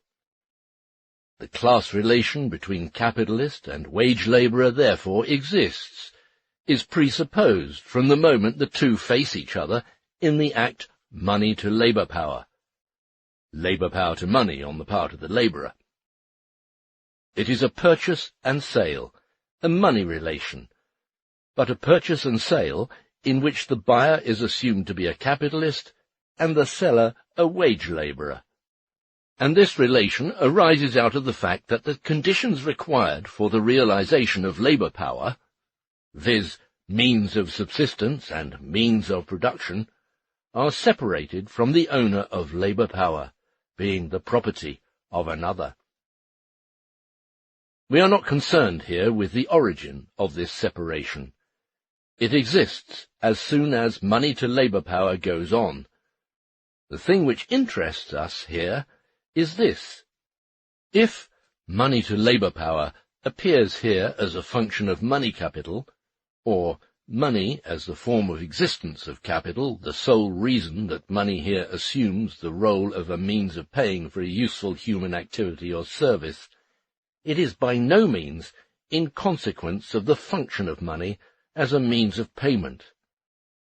Money can be expended in this form only because labour power finds itself in a state of separation from its means of production, including the means of subsistence as means of production of the labour power itself, and because this separation can be overcome only by the sale of the labour power to the owner of the means of production, because, therefore, the functioning of labour power which is not at all limited to the quantity of labour required for the reproduction of its own price, is likewise the concern of its buyer. The capital relation during the process of production arises only because it is inherent in the act of circulation, in the different fundamental economic conditions in which buyer and seller confront each other, in their class relation. It is not money which by its nature creates this relation, it is rather the existence of this relation which permits of the transformation of a mere money function into a capital function. In the conception of money capital, for the time being we deal with the latter only within the confines of the special function in which it faces us here, two errors run parallel to each other or cross each other. In the first place, the functions performed by capital value in its capacity as money capital, which it can perform precisely owing to its money form, are erroneously derived from its character as capital, whereas they are due only to the money form of capital value, to its form of appearance as money. In the second place, on the contrary, the specific content of the money function, which renders it simultaneously a capital function, is traced to the nature of money, money being here confused with capital, while the money function premises social conditions, such as are here indicated by the act money to labour power, which do not at all exist in the mere circulation of commodities and the corresponding circulation of money. The purchase and sale of slaves is formally also a purchase and sale of commodities, but money cannot perform this function without the existence of slavery. If slavery exists, then money can be invested in the purchase of slaves. On the other hand, the mere possession of money cannot make slavery possible. In order that the sale of one's own labour power, in the form of the sale of one's own labour, or in the form of wages, may constitute not an isolated phenomenon, but a socially decisive premise for the production of commodities, in order that money capital may therefore perform, on a social scale, the previously discussed function money to commodity, historical processes are assumed by which the original connection of the means of production with labour power was dissolved, processes in consequence of which the mass of the people, the labourers, have, as non-owners, come face to face with non-labourers as the owners of these means of production. It makes no difference in this case whether the connection before its dissolution was such in form that the labourer, being himself a means of production, belonged to the other means of production, or whether he was their owner. What lies back of money to commodity is distribution, not distribution in the ordinary meaning of a distribution of articles of consumption, but the distribution of the elements of production itself, the material factors of which are concentrated on one side, and labour power isolated on the other. The means of production, the material part of productive capital, must therefore face the labourer as such as capital, before the act money to labour power can become a universal social one. We have seen on previous occasions, English edition, Karl Marx, Capital, Volume 1, Part 7, Moscow, 1954, that in its further development, capitalist production, once it is established, not only reproduces this separation, but extends its scope further and further, until it becomes the prevailing condition. However, there is still another side to this question. In order that capital may be able to arise and take control of production, a definite stage in the development of trade is assumed. This applies therefore also to the circulation of commodities, and hence to the production of commodities, for no articles can enter circulation as commodities unless they are produced for sale, hence as commodities. But the production of commodities does not become the normal, dominant type of production until capitalist production serves as its basis.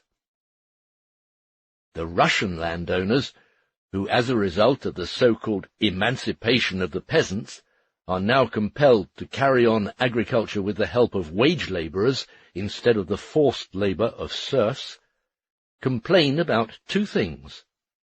First, about the lack of money capital. They say, for instance, that comparatively large sums must be paid to wage labourers before the crops are sold, and just then there is a dearth of ready cash, the prime condition. Capital in the form of money must always be available, particularly for the payment of wages, before production can be carried on capitalistically. But the landowners may take hope.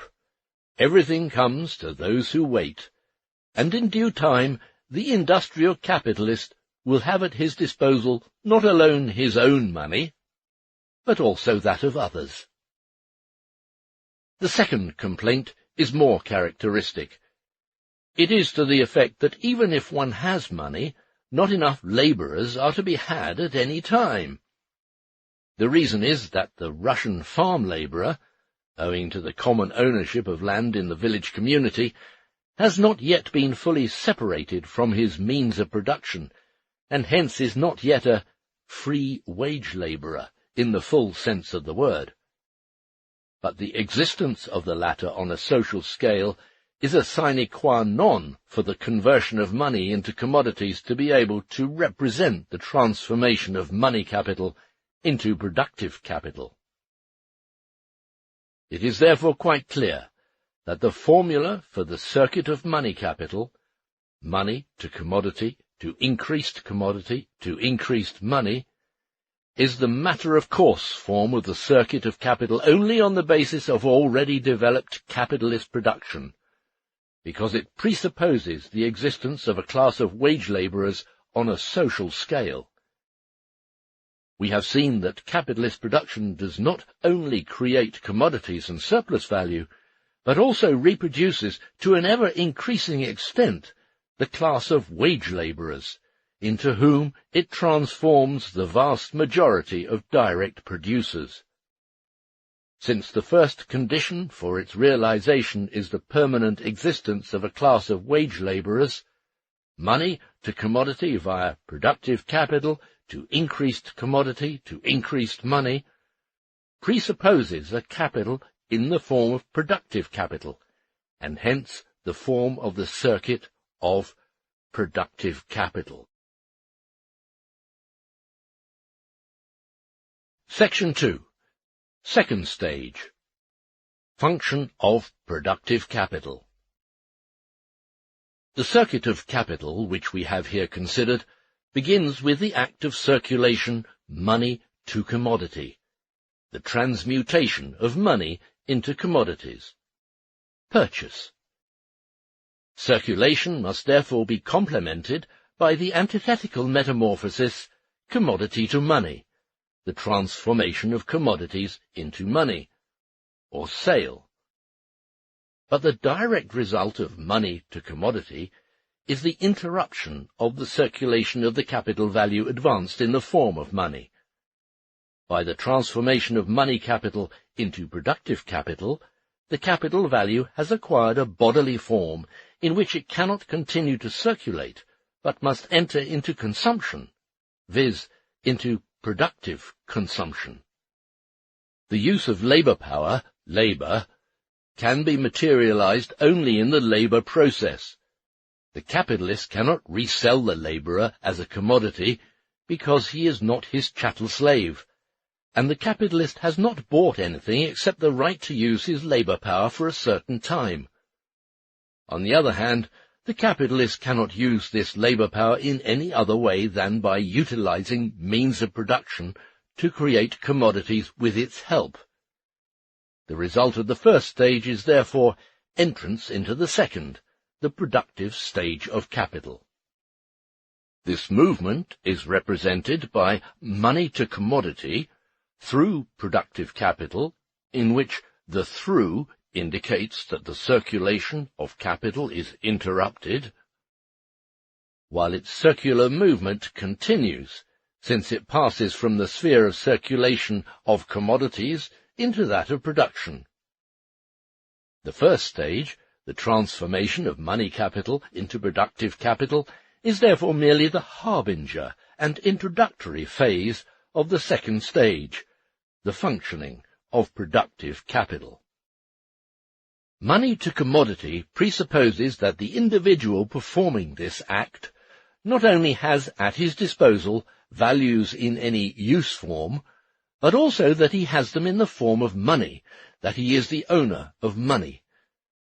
But as the act consists precisely in giving away money, the individual can remain the owner of money only insofar as the act of giving away implies a return of money. But money can return to him only through the sale of commodities. Hence, the act assumes him to be a producer of commodities. Money to labour power. The wage labourer lives only by the sale of his labour power. Its preservation, his preservation, requires daily consumption. Hence, payment for it must be continuously repeated at rather short intervals in order that he may be able to repeat acts, labour power to money to commodity, or commodity to money to commodity, repeat the purchases needed for his self-preservation. For this reason, the capitalist must always meet the wage labourer in the capacity of a money capitalist, and his capital as money capital. On the other hand, if the wage labourers, the mass of direct producers, are to perform the act labour power to money to commodity, they must constantly be faced with the necessary means of subsistence in purchasable form, that is, in the form of commodities. This state of affairs necessitates a high degree of development of the circulation of products in the form of commodities, hence also of the volume of commodities produced. When production by means of wage labour becomes universal, commodity production is bound to be the general form of production.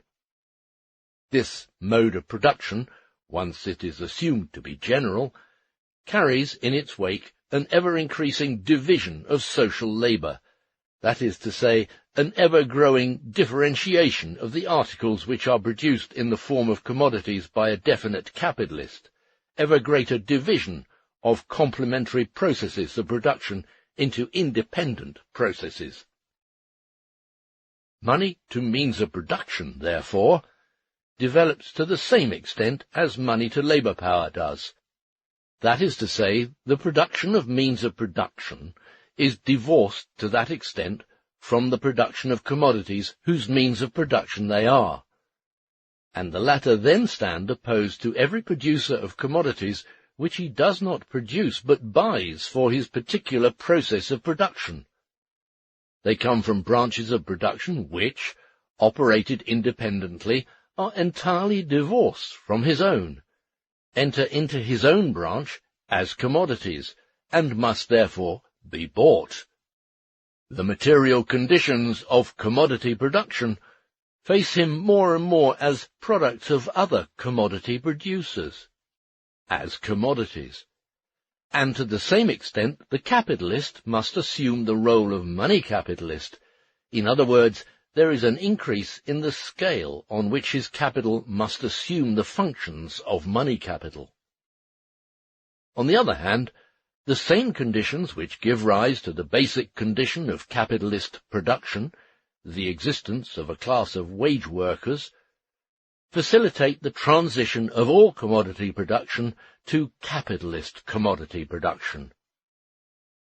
As capitalist production develops, it has a disintegrating, resolvent effect on all older forms of production, which, designed mostly to meet the direct needs of the producer, transform only the excess produced into commodities.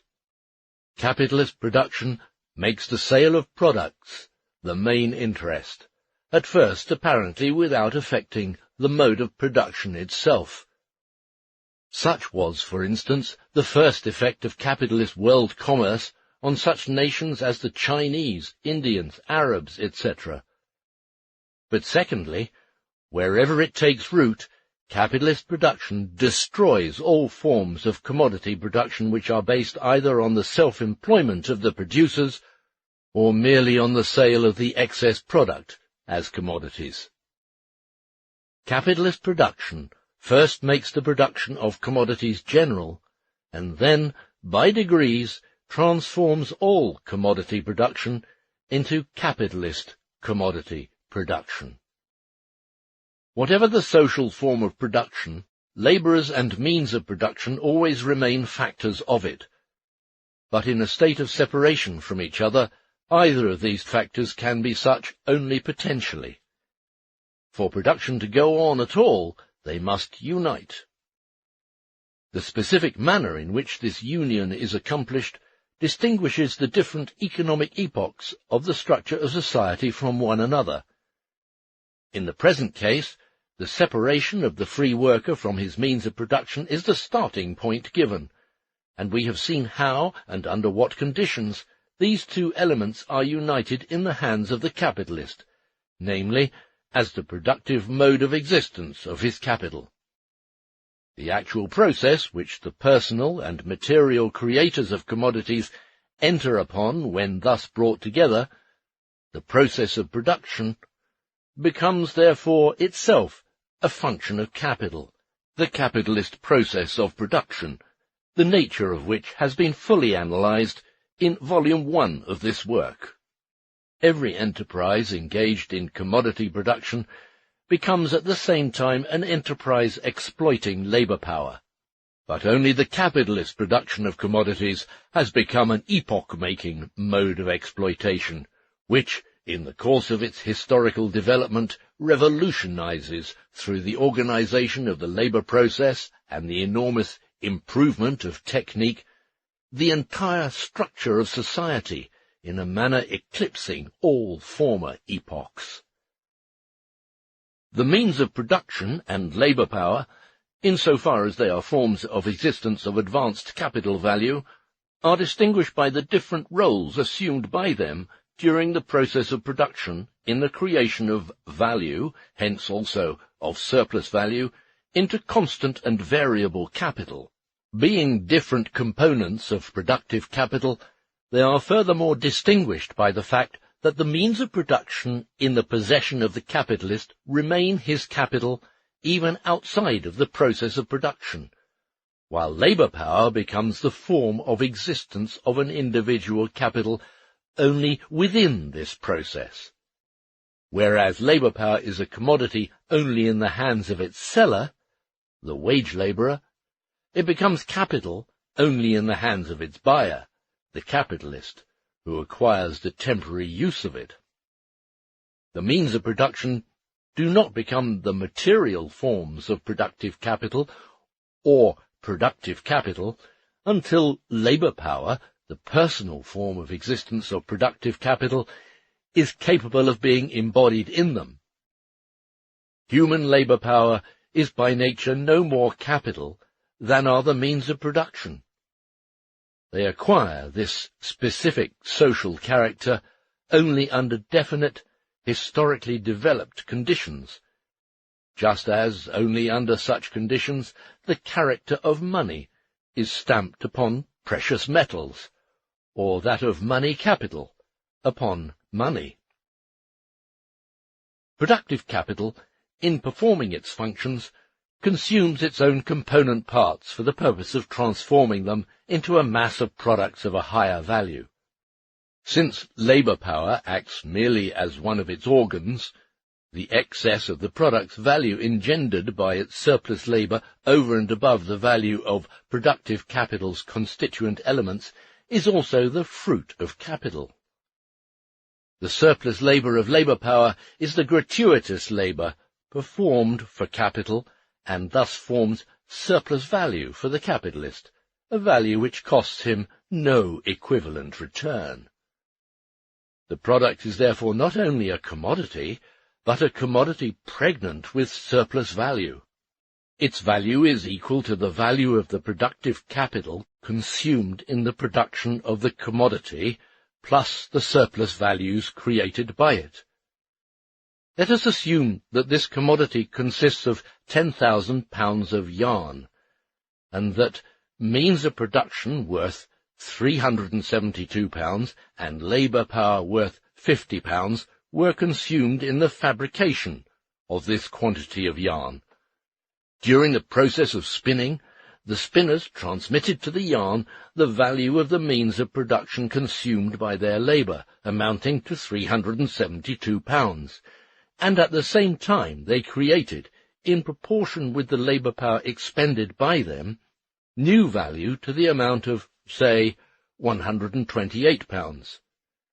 The 10,000 pounds of yarn, therefore, represent a value of £500.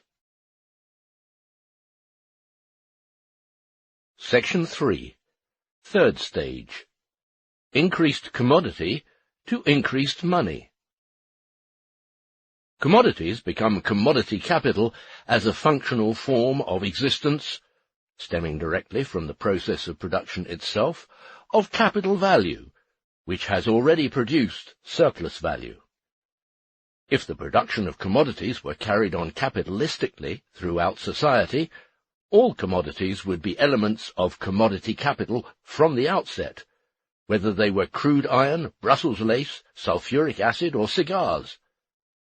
The problem of what kinds of commodities is one of the self-created lovely ills of scholastic political economy.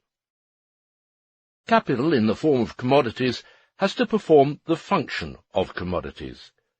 The articles of which capital is composed are produced especially for the market, and must be sold, transformed into money, hence goes through the process commodity to money.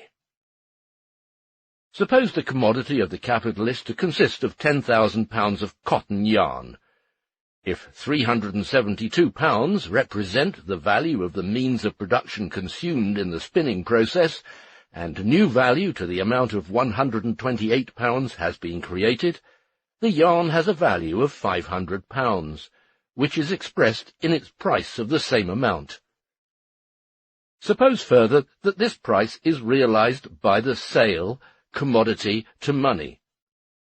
What is it that makes of this simple act of all commodity circulation at the same time a capital function? No change that takes place inside of it, neither in the use character of the commodity, for it passes into the hands of the buyer as an object of use, nor in its value, for this value has not experienced any change of magnitude, but only of form. It first existed in the form of yarn, while now it exists in the form of money.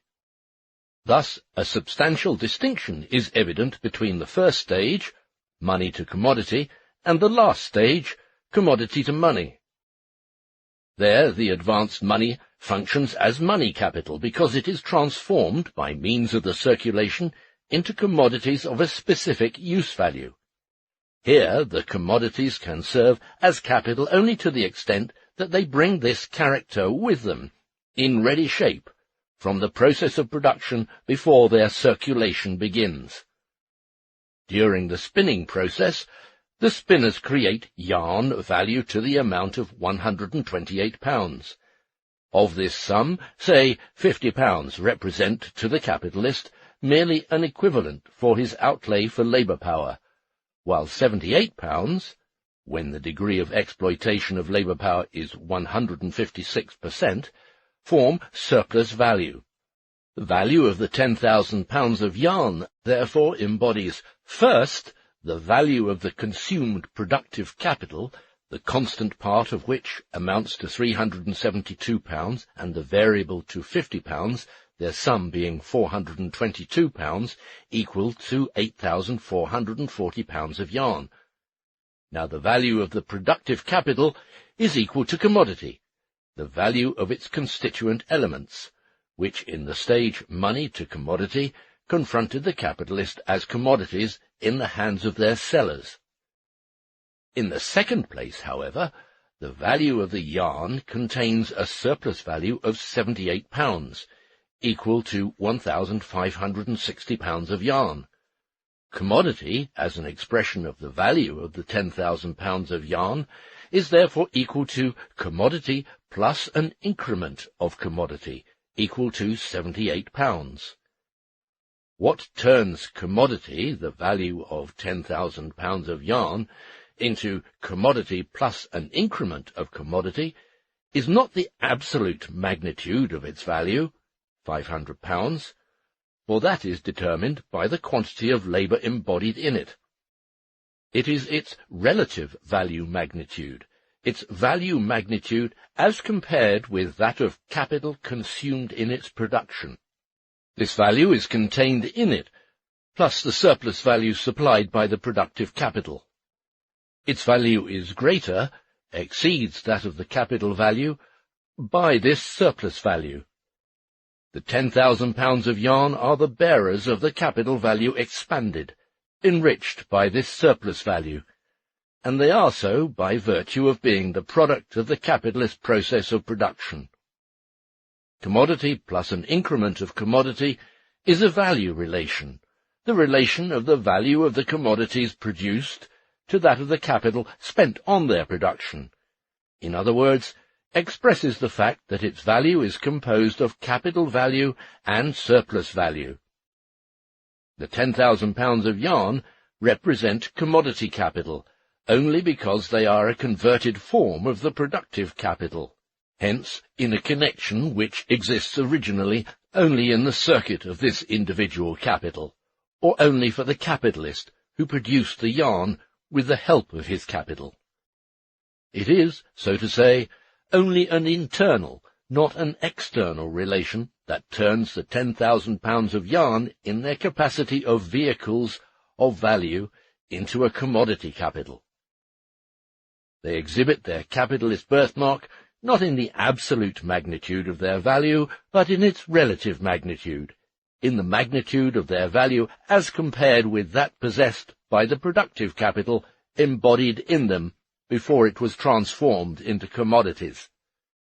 If, then, these 10,000 pounds of yarn are sold at their value of £500, this act of circulation, considered by itself, is identical with commodity to money, a mere transformation of an unchanging value from the form of a commodity into that of money.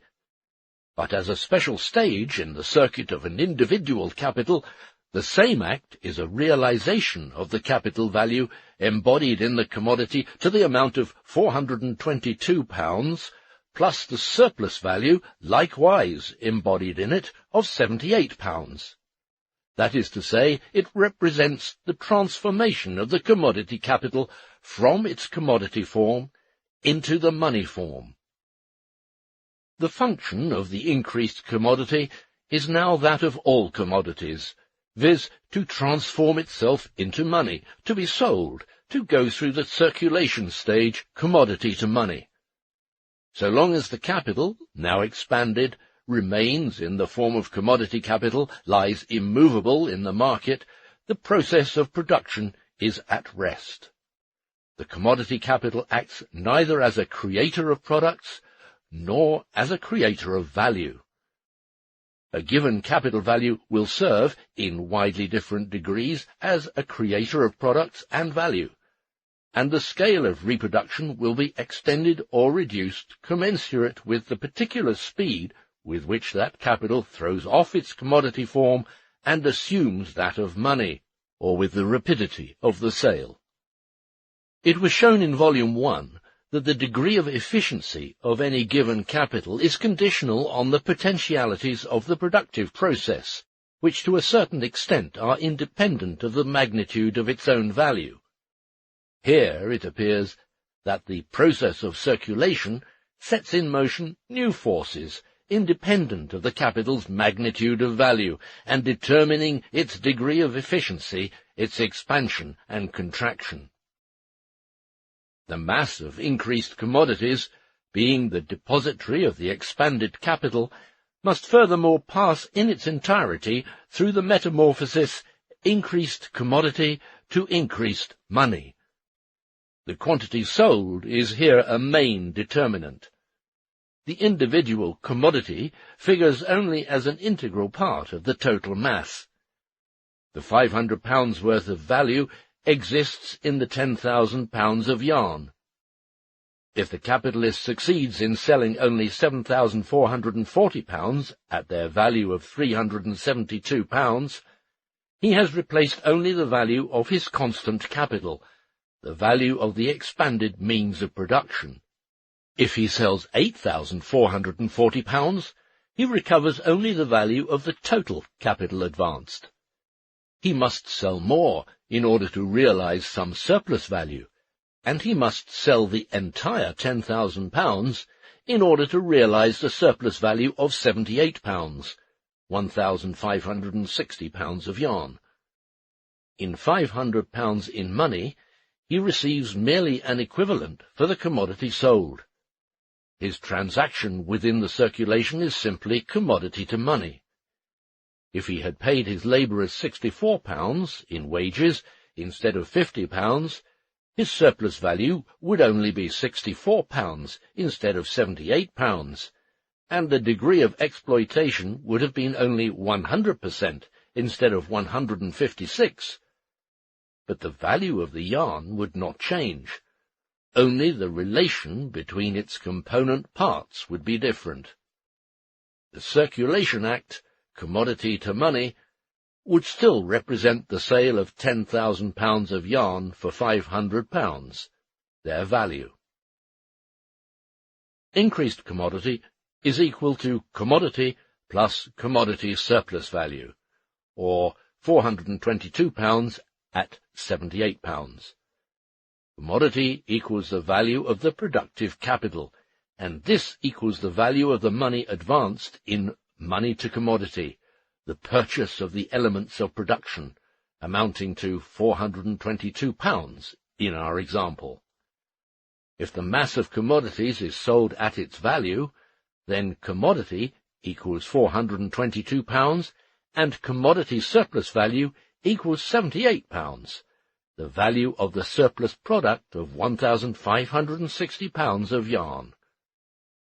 If we call commodity surplus value, expressed in money, money surplus value, then increased commodity to increased money equals commodity plus commodity surplus value to money plus money surplus value, and the circuit money to commodity through productive capital to increased commodity to increased money in its expanded form is therefore money to commodity equals labour power plus means of production, through to productive capital, through to commodity plus commodity surplus value, to money plus money surplus value. In the first stage, the capitalist takes articles of consumption out of the commodity market proper and the labour market. In the third stage, he throws commodities back, but only into one market, the commodity market proper. However, the fact that he extracts from the market, by means of his commodities, a greater value than he threw upon it originally, is due only to the circumstance that he throws more commodity value back upon it than he first drew out of it. He threw value money upon it, and drew out of it the equivalent commodity. He throws the increased commodity back upon it, and draws out of it the equivalent increased money. Our example was money equal to the value of £8,440 of yarn, but he throws £10,000 of yarn on the market. Consequently, he returns a greater value than he took from it. On the other hand, he threw this increased value on the market only because, through the exploitation of labour power in the process of production, he had created surplus value, as an aliquot part of the product, expressed in surplus product. It is only by virtue of being the product of this process that the mass of commodities becomes commodity capital, the bearer of the expanded capital value. By performing increased commodity to increased money, the advanced capital value as well as the surplus value are realized. The realization of both takes place simultaneously in a series of sales, or in a lump sale of the entire mass of commodities, which is expressed by increased commodity to increased money. But the same circulation act, increased commodity to increased money, is different for capital value and surplus value, as it expresses for each of them a different stage of their circulation, a different section of the series of metamorphoses through which they must pass in the sphere of circulation. The surplus value came into the world only during the process of production. It appeared for the first time in the commodity market in the form of commodities. This is its first form of circulation. Hence the act commodity surplus value to money surplus value is its first circulation act, or its first metamorphosis, which remains to be supplemented by the antithetical act of circulation, or the reverse metamorphosis, money surplus value to commodity surplus value. Footnote. This is true no matter how we separate capital value and surplus value. 10,000 pounds of yarn contain 1,560 pounds, or 78 pounds worth, of surplus value. Likewise, 1 pound, or 1 shilling's worth of yarn, contains 2.496 ounces, or 1.872 pence worth of surplus value. End of footnote. It is different with the circulation which the capital value performs in the same circulation act, increase commodity to increase money, and which constitutes for the circulation act commodity to money, in which commodity is equal to productive capital, equal to the money originally advanced. Capital value has opened its first circulation act in the form of money capital, and returns through the act commodity to money capital to the same form. It has therefore passed through the two antithetical stages of circulation, and finds itself once more in the form in which it can begin its circular movement anew. What for surplus value constitutes the first transformation of the commodity form into that of money, constitutes for capital value in return or retransformation into its original money form. Money capital is transformed into an equivalent mass of commodities, labour power, and means of production. These commodities no longer perform the function of commodities, of articles for sale. Their value is now in the hands of the capitalist who bought them. They represent the value of his productive capital. And in the function of productive consumption, they are transformed into a kind of commodity differing materially from the means of production, into yarn, in which their value is not only preserved, but increased, from 422 pounds to 500 pounds. By means of this real metamorphosis, the commodities taken from the market in the first stage, money to commodity, are replaced by commodities of different substance and value, which now must perform the function of commodities, must be transformed into money and sold. The process of production, therefore, appears to be only an interruption of the process of circulation of capital value, of which up to that point only the first phase has been passed through. It passes through the second and concluding phase after commodity has been altered in substance and value. But so far as capital value, considered by itself, is concerned, it has merely suffered an alteration of its use form in the process of production. It existed in the form of 422 pounds worth of labour power and means of production, while now it exists in the form of 422 pounds worth of, or 8,440 pounds of yarn. If we therefore consider merely the two circulation phases of capital value apart from its surplus value, we find that it passes through 1. Money to commodity, and 2. commodity to money, in which the second commodity has a different use form but the same value as the first commodity. Hence it passes through money to money, a form of circulation which, because the commodity here changes place twice and in the opposite direction, transformation from money into commodities and from commodities into money, necessitates the return of the value advanced in the form of money to its money form, its reconversion into money.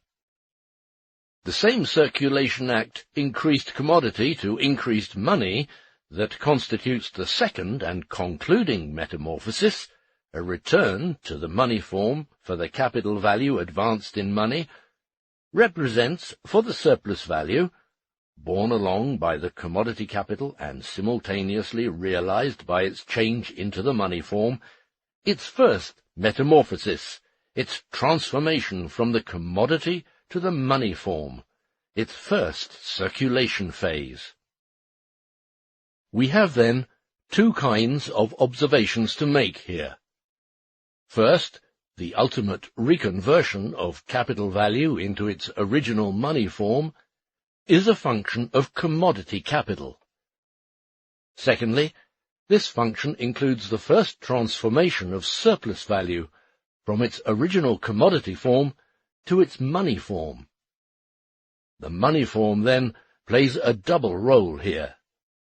On the one hand, it is the form to which a value originally advanced in money returns, hence a return to the form of value which opened the process. On the other hand, it is the first converted form of a value which originally enters the circulation in commodity form. If the commodities composing the commodity capital are sold at their values, as we assume, then commodity plus surplus value is transformed into money plus surplus value, its equivalent. The realized commodity capital now exists in the hands of the capitalist in this form, money plus surplus value. £422 plus £78 equals £500. Capital value and surplus value are now present in the form of money, the form of the universal equivalent.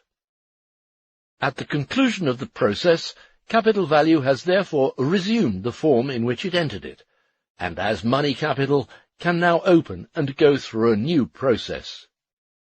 Just because the initial and final forms of this process are those of money capital, we call this form of the circulation process the circuit of money capital. It is not the form, but merely the magnitude of the advanced value that is changed at the close. Money plus surplus value is nothing but a sum of money of a definite magnitude, in this case £500.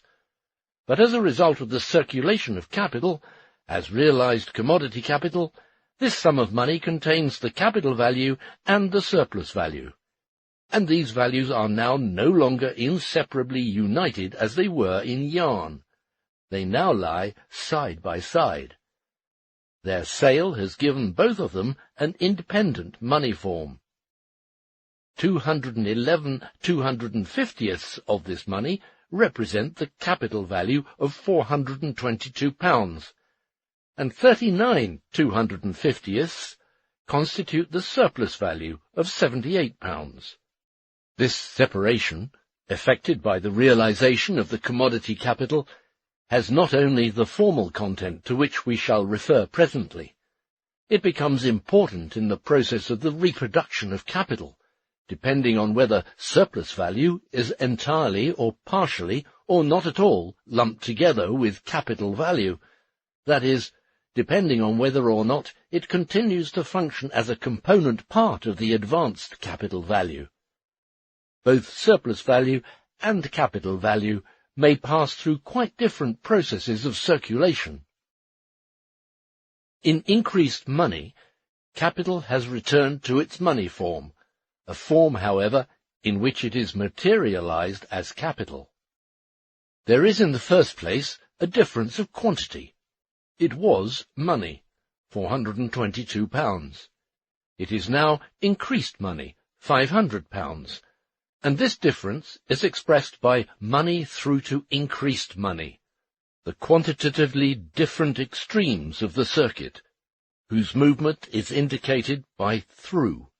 But as a result of this circular movement, money through to increased money, it is only increased money which exists now. It is the product in which its process of formation has become extinct. Increased money now exists by itself, independently of the movement which brought it into existence. That movement is gone. Increased money is there in its place.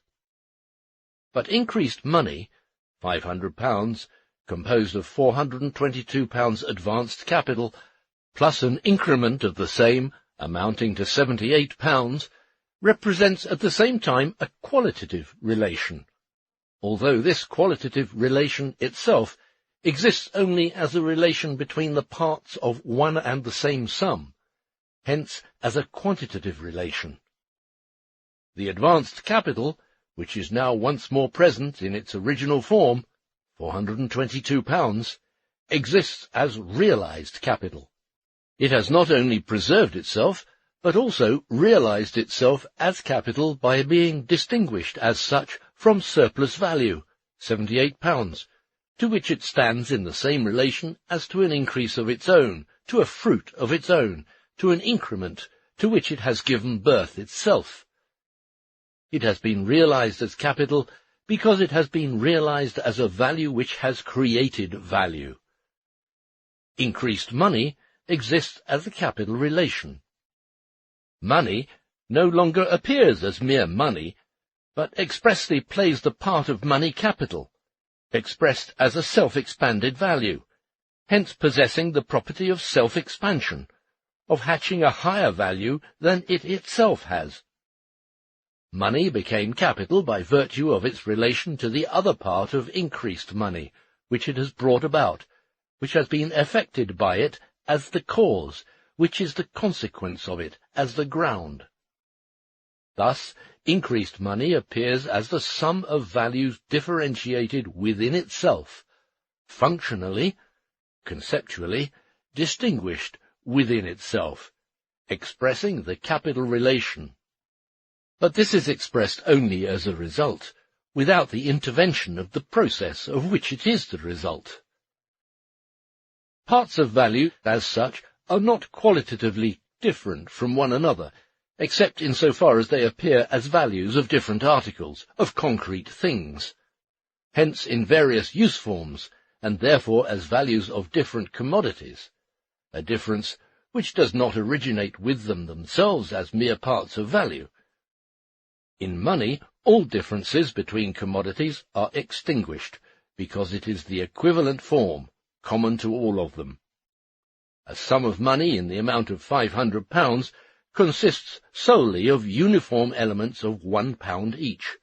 Since the intermediate links of its origin are obliterated in the simple existence of this sum of money, and every trace has been lost of the specific difference between the different component parts of capital in the process of production, there exists now only the distinction between the conceptual form of a principal equal to £422, the capital advanced, and an excess value of £78. Let increased money be equal to, say, £110, of which £100 may be equal to money, the principal, and 10 equal to the surplus value. There is an absolute homogeneity, an absence of conceptual distinctions, between the two constituent parts of the sum of £110. Any £10 of this sum always constitute 1/11 of the total sum of £110, whether they are 1/10 of the advanced principal of £100, or the excess of £10 above it. Principal and excess sum, capital and surplus sum, may therefore be expressed as fractional parts of the total sum. In our illustration, 10/11 form the principal or the capital, and 1/11 the surplus sum. In its money expression, realized capital appears therefore at the end of its process as an irrational expression of the capital relation. True, this applies also to commodity plus surplus value. But there is this difference, that increased commodity, of which commodity and surplus value are only proportional value parts of the same homogeneous mass of commodities, indicates its origin productive capital, whose immediate product it is, while in increased money, a form derived directly from circulation, the direct relation to productive capital is obliterated. The irrational distinction between the principal and the incremental sum, which is contained in increased money, so far as that expresses the result of the movement money through to increased money, disappears as soon as it once more functions actively as money capital, and is therefore not fixed as a money expression of expanded industrial capital. The circuit of capital can never begin with increased money, although increased money now performs the function of money. It can begin only with money. That is to say, it can never begin as an expression of the capital relation, but only as a form of advance of capital value. As soon as the £500 are once more advanced as capital, in order again to produce surplus value, they constitute a point of departure, not one of return. Instead of a capital of £422, a capital of £500 is now advanced. It is more money than before, more capital value, but the relation between its two constituent parts has disappeared. In fact, a sum of £500 instead of the £422 might originally have served as capital. It is not an active function of money capital to appear as money to commodity. To appear as increased money is rather a function of increased commodity. Even in the simple circulation of commodities, first in commodity to money, secondly in money to commodity, money does not figure actively until the second act, money to commodity. Its appearance in the form of money is only the result of the first act, by virtue of which it only then appears as a converted form of commodity. True, the capital relation contained in increased money, the relation of one of its parts as the capital value to the other as its value increment, acquires functional importance insofar as, with the constantly repeated circuit money through to increased money splits into two circulations, one of them a circulation of capital, the other of surplus value. Consequently, these two parts perform not only quantitatively, but also qualitatively different functions. But considered by itself, the form money through to increased money does not include what the capitalist consumes, but explicitly only the self-expansion and accumulation, so far as the latter expresses itself above all as a periodical augmentation of ever-renewed advances of money capital. Although increased money, equal to money plus money surplus value, is the irrational form of capital, it is at the same time only money capital in its realized form, in the form of money which has generated money.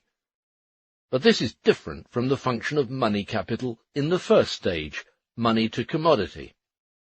In the first stage, money circulates as money. It assumes the functions of money capital, because only in its money state can it perform a money function, can it transform itself into the elements of productive capital, into labour power and means of production, which stand opposed to it as commodities. In this circulation act, it functions only as money. But as this act is the first stage of capital value in process, it is simultaneously a function of money capital, by virtue of the specific use form of the commodities labour power and means of production, which are bought. Increased money, on the other hand, composed of the capital value and the surplus value begotten of money, stands for self-expanded capital value, the purpose and the outcome, the function of the total circuit of capital. The fact that it expresses this outcome in the form of money, as realized money capital, does not derive from its being the money form of capital, money capital, but on the contrary, from its being money capital, capital in the form of money, from capital having opened the process in this form, from its having been advanced in the money form. Its reconversion into the money form is, as we have seen, a function of commodity capital, not of money capital. As for the difference between money and increased money, money surplus value, is simply the money form of commodity surplus value, the increment of commodity. Increased money is composed of money plus surplus value only because increased commodity was composed of commodity plus surplus value. In increased commodity, therefore, this difference and the relation of the capital value to the surplus value generated by it is present and expressed before both of them are transformed into increased money, into a sum of money in which both parts of the value come face to face with each other independently, and may therefore be employed in separate and distinct functions. Increased money is only the result of the realization of increased commodity. Both increased money and increased commodity are merely different forms of self-expanded capital value, one of them the commodity form, the other the money form. Both of them have this in common, that they are self-expanded capital value. Both of them are materialized capital, because capital value as such exists here together with the surplus value, the fruit obtained through it and differing from it, although this relation is expressed only in the irrational form of the relation between two parts of a sum of money or of a commodity value.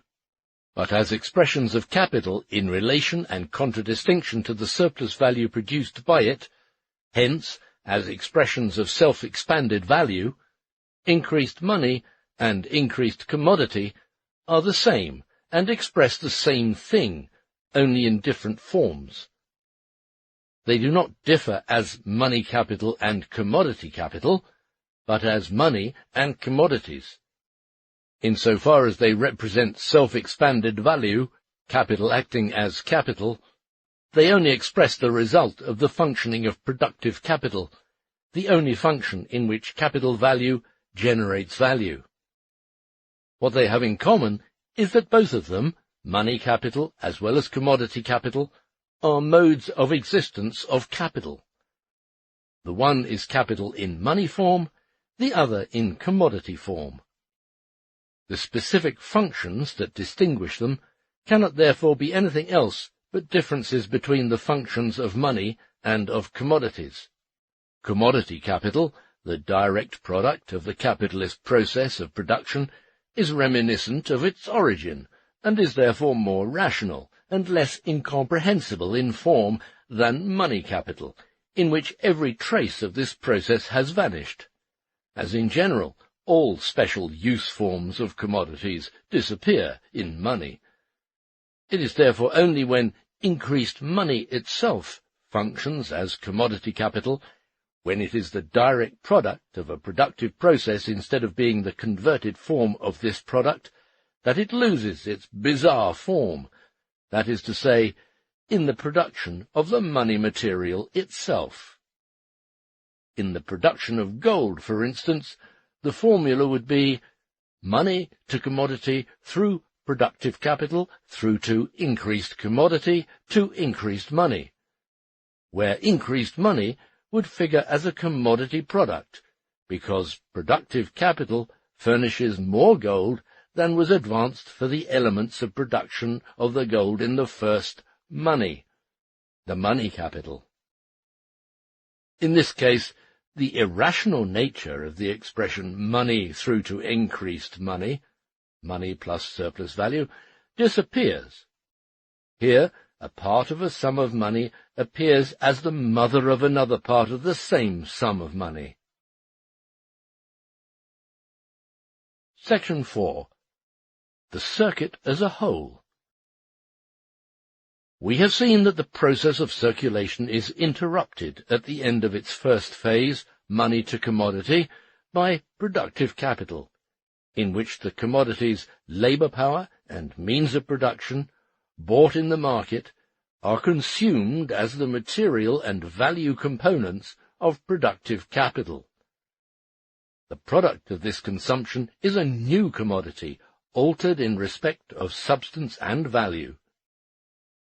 The interrupted process of circulation, money to commodity, must be completed by commodity to money, but the bearer of this second and concluding phase of circulation is increased commodity, a commodity different in substance and value from the original commodity. The circulation series therefore appears as 1. Money to commodity, 2. Increased commodity to increased money, where in the second phase of the first commodity, another commodity of greater value and different use form is substituted during the interruption caused by the functioning of productive capital, the production of increased commodity from the elements of commodity, the forms of existence of productive capital.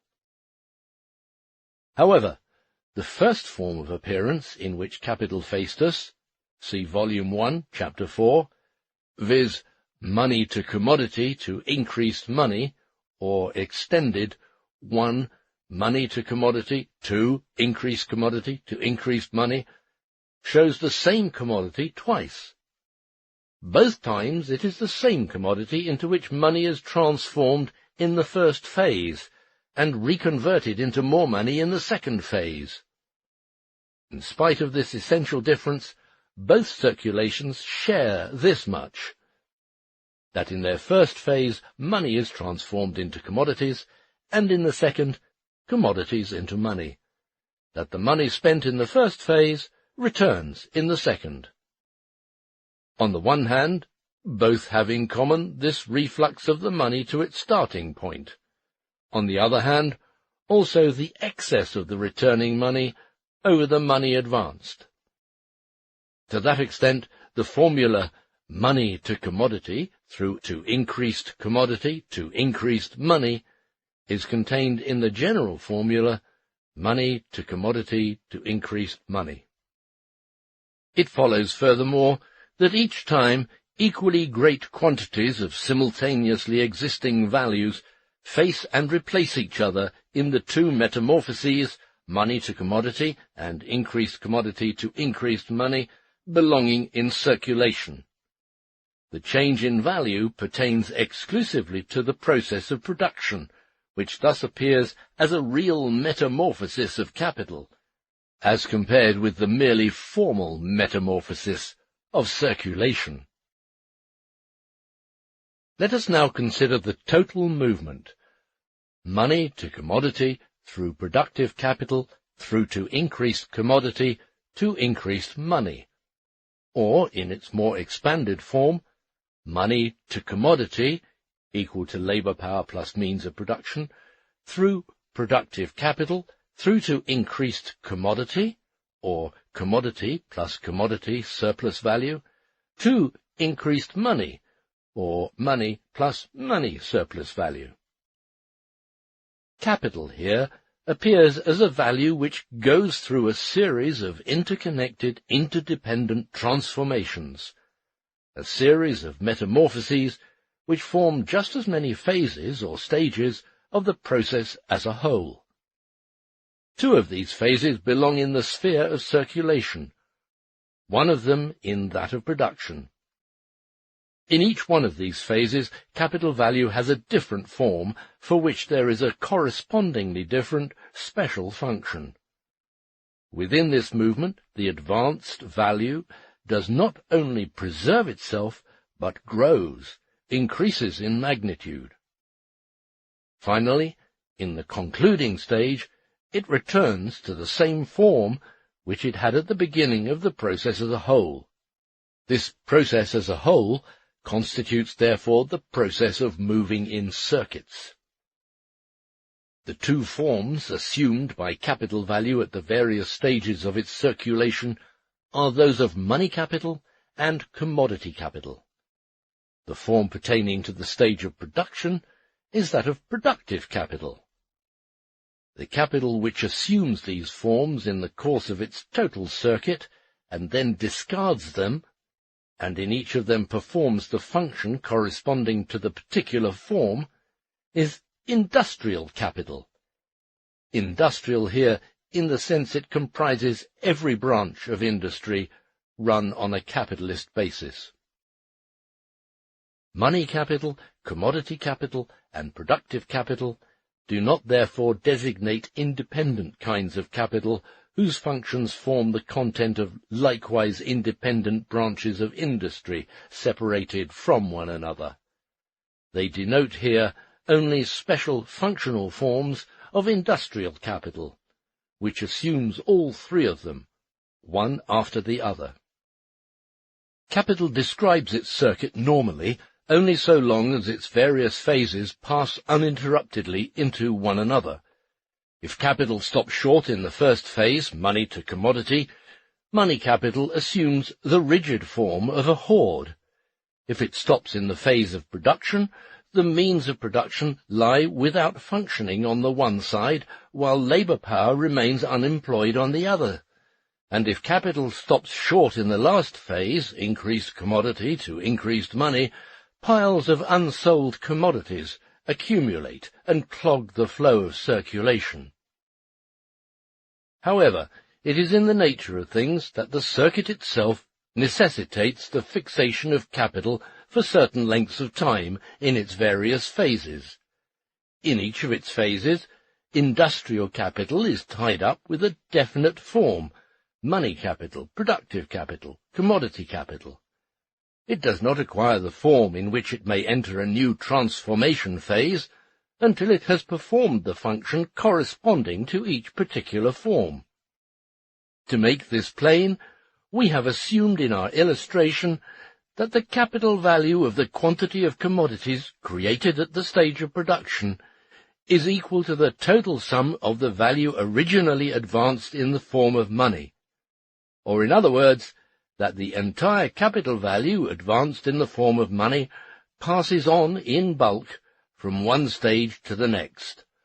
But we have seen in Volume 1, Chapter 8, that a part of constant capital, the labour instruments proper, for example machinery, continually serve anew, with more or less numerous repetitions of the same process of production, hence transfer their values piecemeal to the products.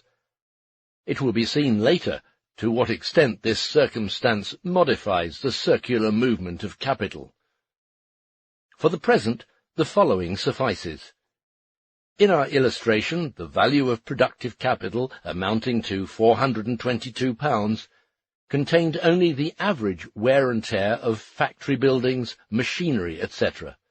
That is to say, only that part of value which they transferred to the yarn in the transformation of 10,600 pounds of cotton into 10,000 pounds of yarn, which represented the product of 1 week's spinning of 60 hours. In the means of production, into which the advanced constant capital of £372 was transformed, the instruments of labour, buildings, machinery, etc., figured as if they had only been rented in the market at a weekly rate. But this does not change the gist of the matter in any way.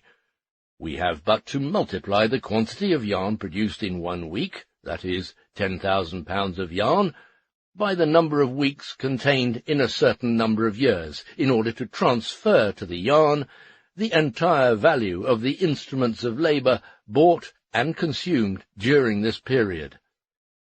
It is then plain that the advanced money capital must first be transformed into these instruments, hence must have gone through the first phase, money to commodity, before it can function as productive capital. And it is likewise plain in our illustration that the capital value of £422, embodied in the yarn during the process of production, cannot be part of the value of the £10,000 of yarn and enter the circulation phase, increased commodity to increased money, until it is ready. It cannot be sold until it has been spun.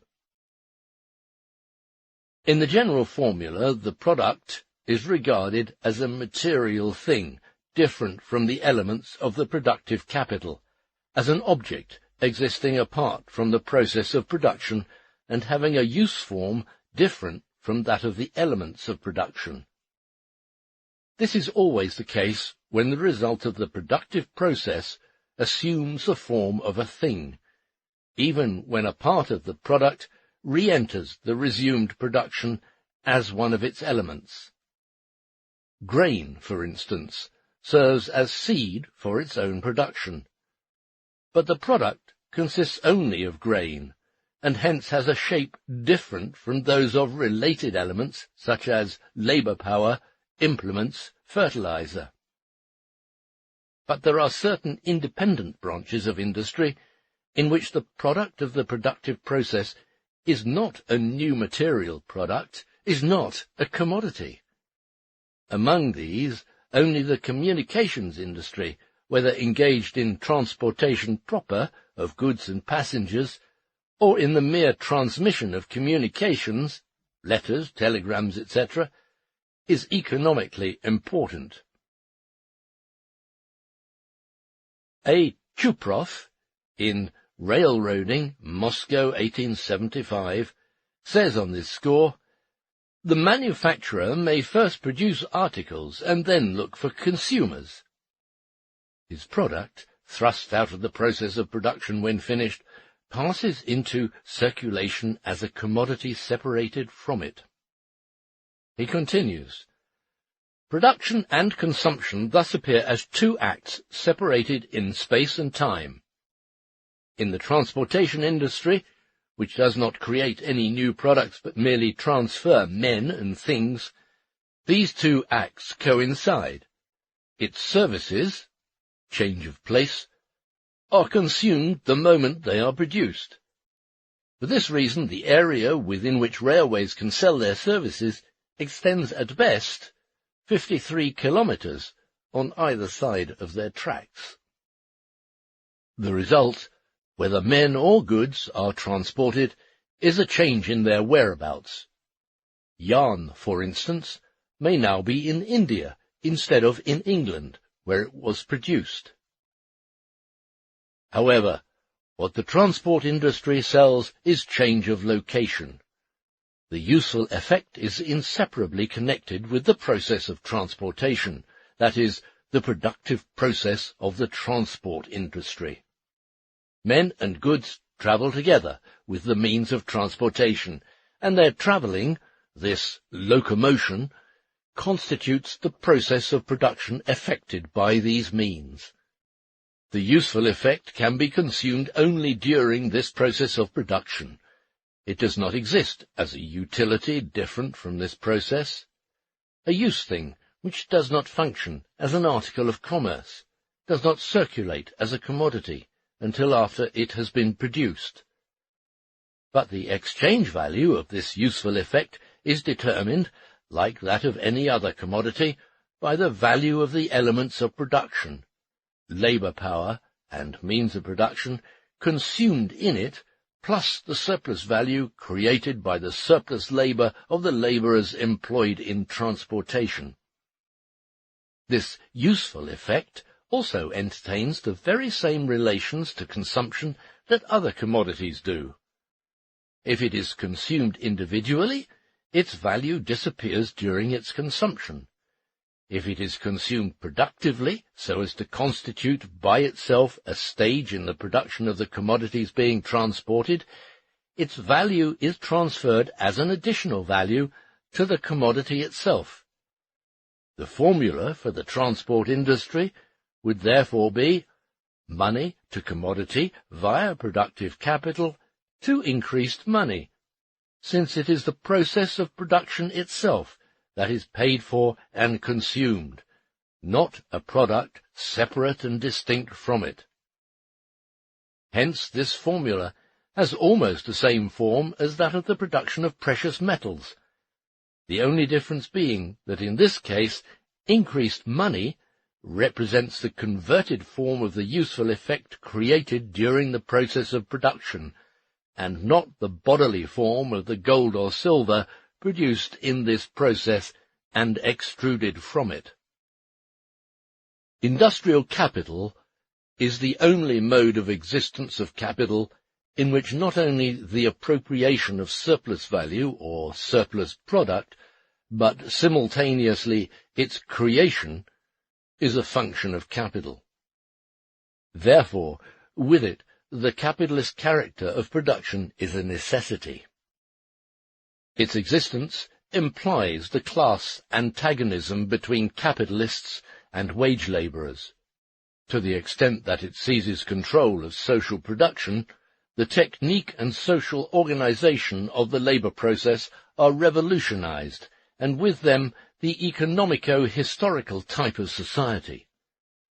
The other kinds of capital, which appeared before industrial capital amid conditions of social production that have receded into the past or are now succumbing, are not only subordinated to it, and the mechanism of their functions altered in conformity with it, but move solely with it as their basis, hence live and die, stand and fall with this basis. Money capital and commodity capital, so far as they function as vehicles of particular branches of business side by side with industrial capital, are nothing but modes of existence of the different functional forms now assumed, now discarded, by industrial capital in the sphere of circulation, modes which, due to social division of labour, have attained independent existence and been developed one-sidedly. The circuit, money through to increased money, on the one hand intermingles with the general circulation of commodities, proceeds from it and flows back into it, is a part of it. On the other hand, it forms an independent movement of the capital value for the individual capitalist, a movement of its own, which takes place partly within the general circulation of commodities, partly outside of it, but which always preserves its independent character. First, because its two phases that take place in the sphere of circulation, money to commodity, and increased commodity to increased money, being phases of the movement of capital, have functionally definite characters. In money to commodity, commodity is materially determined as labour power and means of production. In increased commodity to increased money, the capital value is realized plus the surplus value. Secondly, because the process of production embraces productive consumption. Thirdly, because the return of the money to its starting point makes of the movement money through to increased money a circuit complete in itself. Every individual capital is therefore, on the one hand, in its two circulation halves, money to commodity and increased commodity to increased money, an agent of the general circulation of commodities, in which it either functions or lies concatenated as money or as a commodity, thus forming a link in the general chain of metamorphoses taking place in the world of commodities. On the other hand, it describes within the general circulation its own independent circuit, in which the sphere of production forms a transitional stage, and in which this capital returns to its starting point in the same form in which it left that point. Within its own circuit, which includes its real metamorphosis in the process of production, it changes at the same time the magnitude of its value. It returns not simply as money value, but as augmented, increased money value.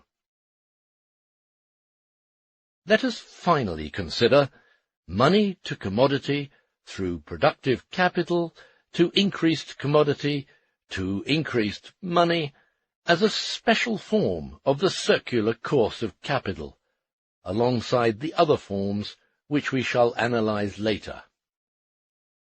We shall find that it is distinguished by the following features. 1. It appears as the circuit of money capital, because industrial capital, in its money form, as money capital, forms the starting point and the point of return of its total process. The formula itself expresses the fact that the money is not expended here as money, but is merely advanced, hence is merely the money form of capital, money capital. It expresses furthermore that exchange value, not use value, is the determining aim of this movement. Just because the money form of value is the independent, tangible form in which value appears, the form of circulation money through to increased money, the initial and terminal points of which are real money, expresses most graphically the compelling motive of capitalist production, money-making. The process of production appears merely as an unavoidable intermediate link, as a necessary evil for the sake of money-making. All nations with a capitalist mode of production are therefore seized periodically by a feverish attempt to make money without the intervention of the process of production. 2. The stage of production, the function of productive capital, represents in this circuit an interruption between the two phases of circulation, money to commodity, through to increased commodity to increased money, which in its turn represents only the intermediate link in the simple circulation, money to commodity to increased money. The process of production appears in the form of a circuit-describing process, formally and explicitly as that which it is in the capitalist mode of production, as a mere means of expanding the advanced value, hence enrichment as such as the purpose of production. 3. Since the series of phases is opened by money to commodity, the second link of the circulation is increased commodity to increased money. In other words, the starting point is money, the money capital that is to be self-expanded, the terminal point is increased money, the self-expanded money capital, money plus surplus value, in which money figures as realized capital along with its offspring.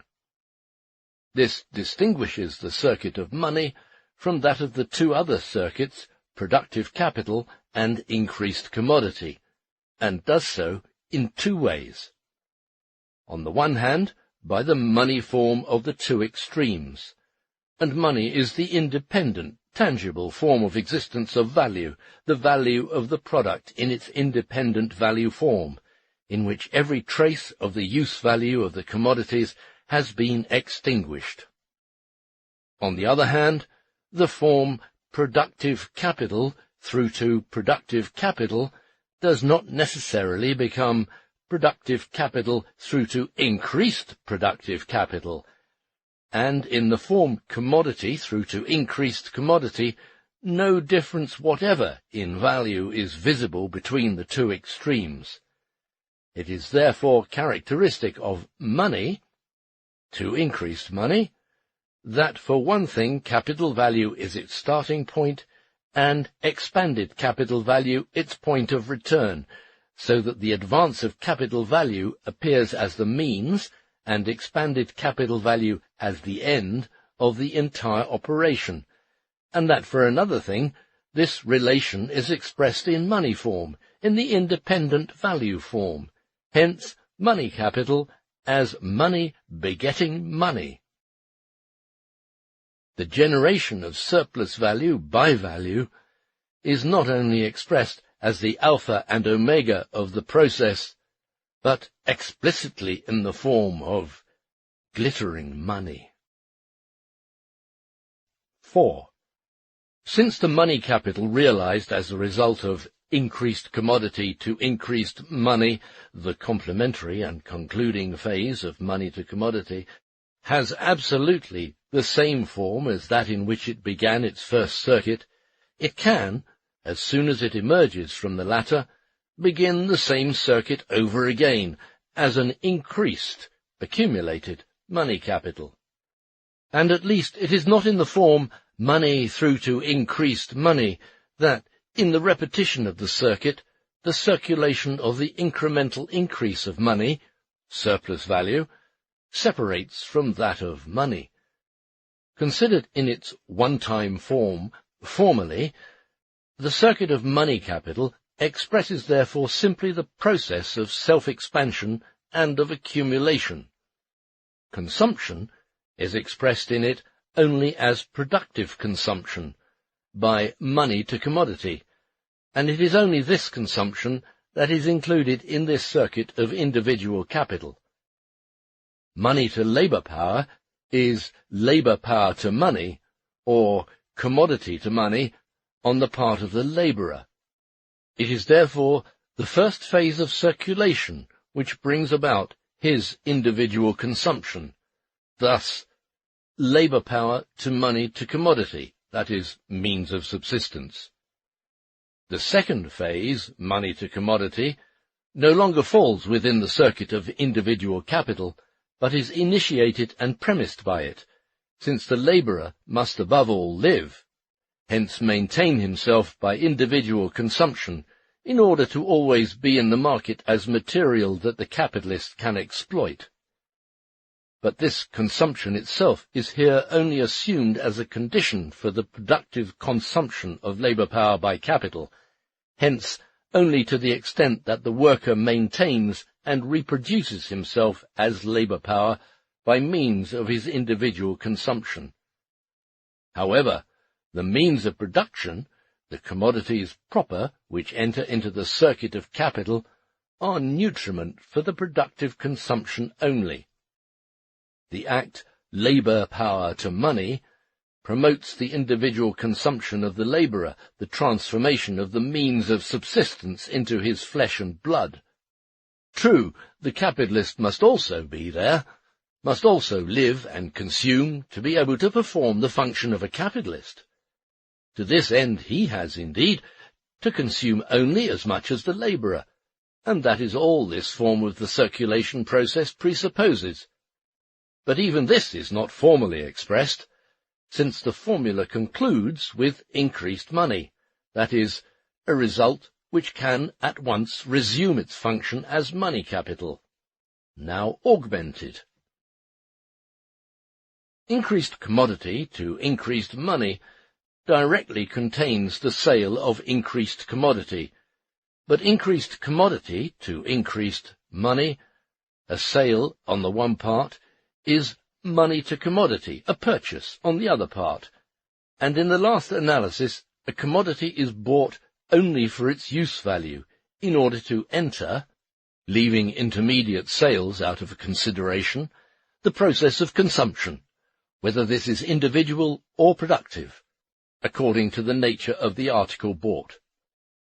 But this consumption does not enter the circuit of individual capital, the product of which is increased commodity. This product is eliminated from the circuit precisely because it is a commodity for sale.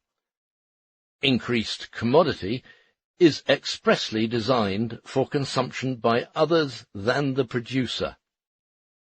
Thus, we find that certain exponents of the mercantile system, which is based on the formula money to commodity through productive capital to increased commodity to increased money, deliver lengthy sermons to the effect that the individual capitalist should consume only as much as the labourer, that the nation of capitalists should leave the consumption of their own commodities and the consumption process in general to the other less intelligent nations, but that they themselves should make productive consumption their life's task. These sermons frequently remind one in form and content of analogous ascetic expostulations of the fathers of the Church. Capital's movement in circuits is therefore the unity of circulation and production. It includes both. Since the two phases, money to commodity and increased commodity to increased money are acts of circulation, the circulation of capital is a part of the general circulation of commodities. But as functionally they are definite sections, stages in capital circuit, which pertains not only to the sphere of circulation, but also to that of production, capital goes through its own circuit in the general circulation of commodities. The general circulation of commodities serves capital, in the first stage, as a means of assuming that shape in which it can perform the function of productive capital. In the second stage, it serves to strip off the commodity function in which capital cannot renew its circuit. At the same time, it opens up to capital the possibility of separating its own circuit from the circulation of the surplus value that accrued to it. The circuit made by money capital is therefore the most one-sided and thus the most striking and typical form in which the circuit of industrial capital appears, the capital whose aim and compelling motive, the self-expansion of value, the making of money, and accumulation, is thus conspicuously revealed. Buying to sell dearer. Owing to the fact that the first phase is money to commodity, it is also revealed that the constituents of productive capital originate in the commodity market, and in general that the capitalist process of production depends on circulation, on commerce. The circuit of money capital is not merely the production of commodities. It is itself possible only through circulation, and presupposes it. This is plain, if only from the fact that the form money, belonging in circulation, appears as the first and pure form of advanced capital value, which is not the case in the other two circuit forms. The money capital circuit always remains the general expression of industrial capital, because it always includes the self-expansion of the advanced value. In productive capital, through to productive capital, the money expression of capital appears only as the price of the elements of production, hence only as a value expressed in money of account, and is fixed in this form in bookkeeping. Money through to increased money becomes a special form of the industrial capital circuit when newly active capital is first advanced in the form of money and then withdrawn in the same form, either in passing from one branch of industry to another, or in retiring industrial capital from a business. This includes the functioning as capital of the surplus value first advanced in the form of money, and becomes most evident when surplus value functions in some other business than the one in which it originated. Money through to increased money may be the first circuit of a certain capital. It may be the last. It may be regarded as the form of the total social capital. It is the form of capital that is newly invested, either as capital recently accumulated in the form of money, or as some old capital, which is entirely transformed into money for the purpose of transfer from one branch of industry to another. Being a form always contained in all circuits, money capital performs this circuit precisely for that part of capital which produces surplus value, viz., variable capital. The normal form of advancing wages is payment in money. This process must be renewed in comparatively short intervals, because the labourer lives from hand to mouth. The capitalist must therefore always confront the labourer as money capitalist, and his capital as money capital. There can be no direct or indirect balancing of accounts in this case, such as we find in the purchase of means of production and in the sale of produced commodities, so that the greater part of the money capital actually figures only in the form of commodities, money only in the form of money of account, and finally in cash only in the balancing of accounts.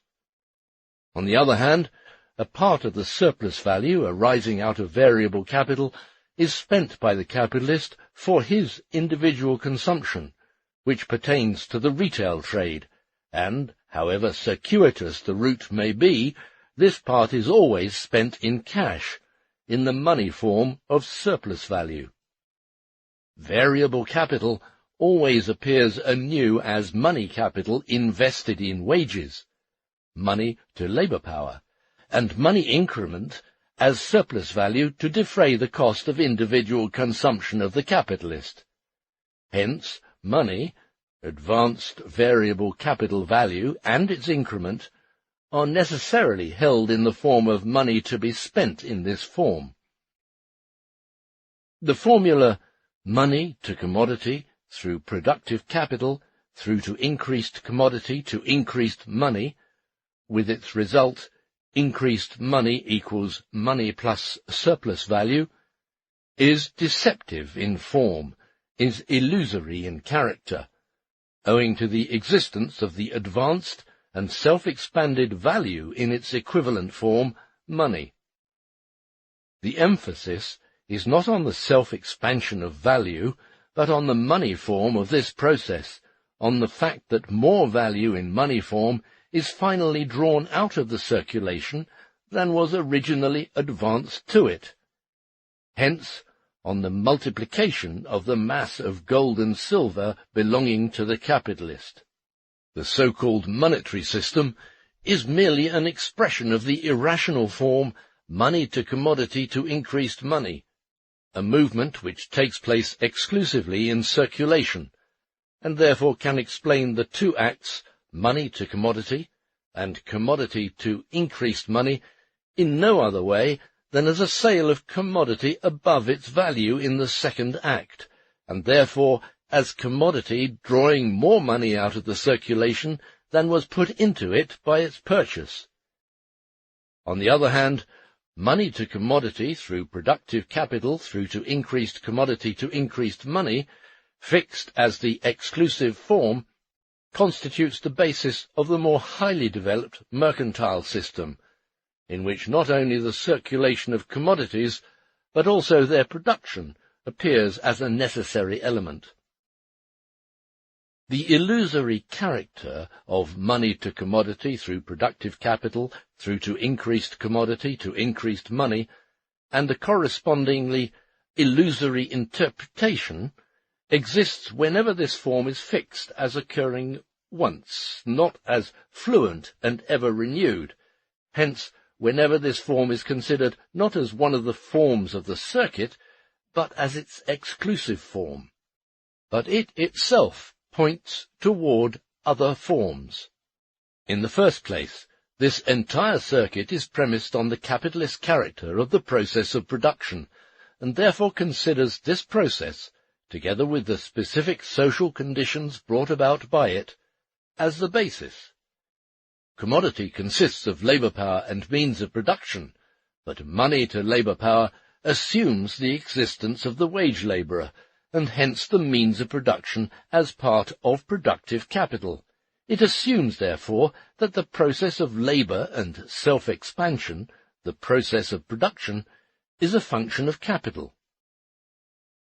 In the second place, if money through to increased money is repeated, the return to the money form appears just as evanescent as the money form in the first stage. Money to commodity disappears to make room for productive capital.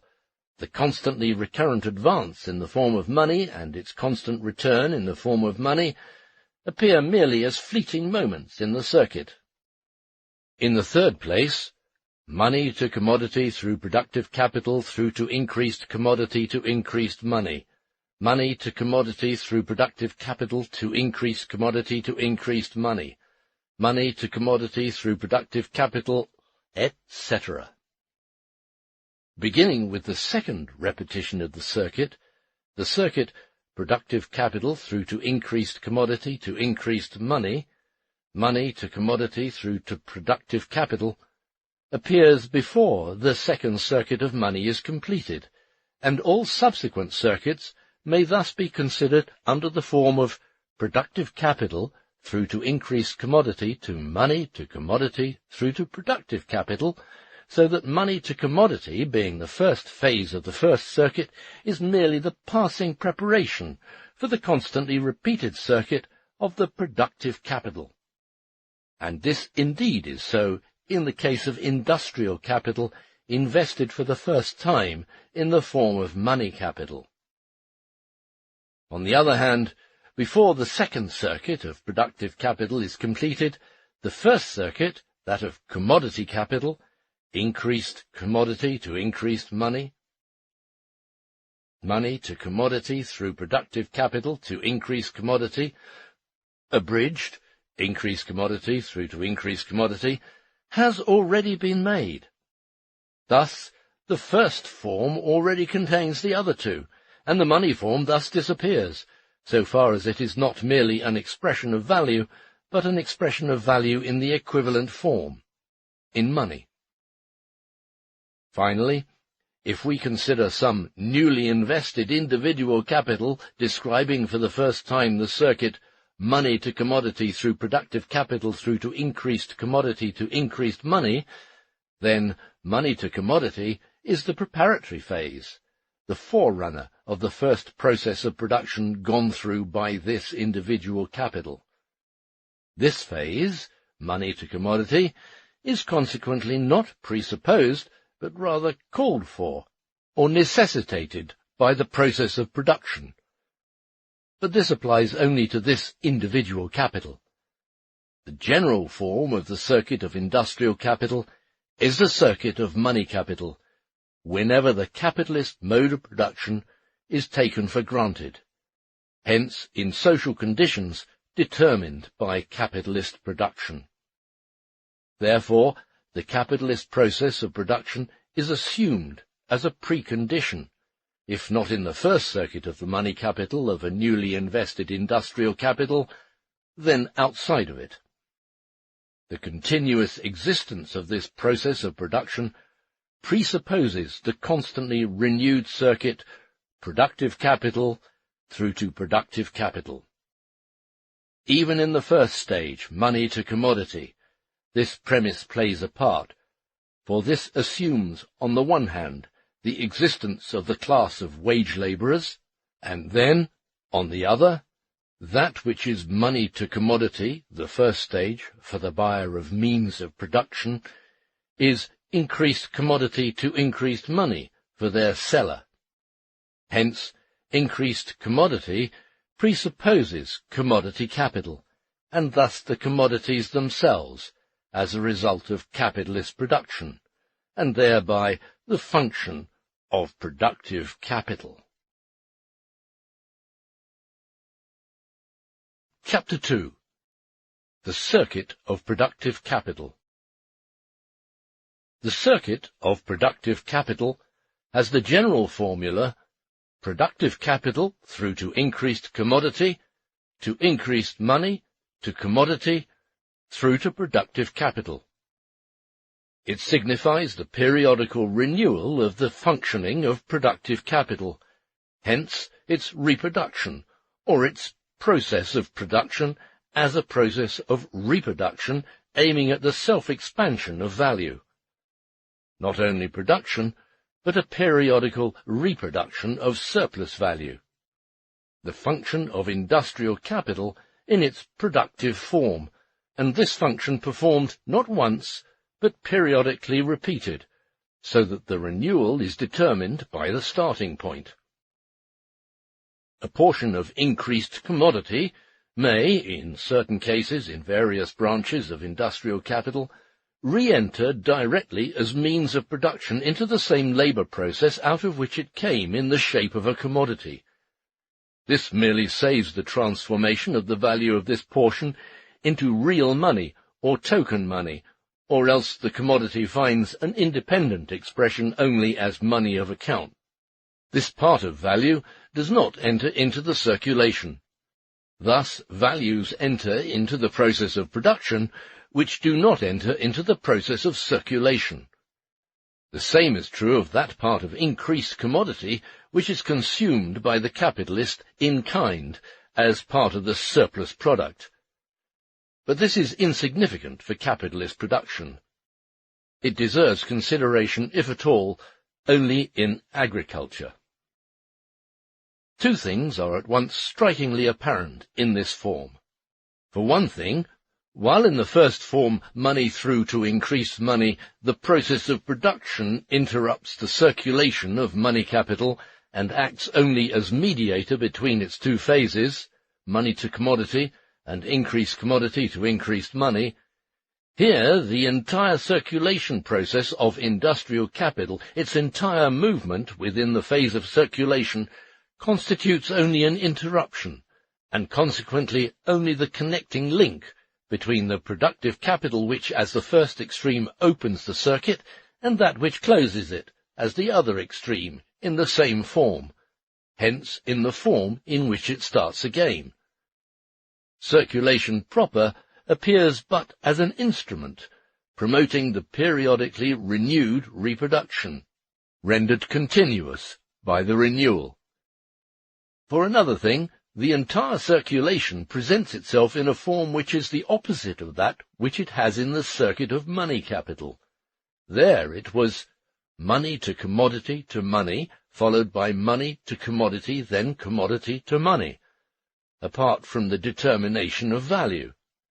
Here it is, again apart from the value determination, commodity to commodity, followed by commodity to money, then money to commodity. That is, the form of the simple circulation of commodities. Section 1. Simple reproduction.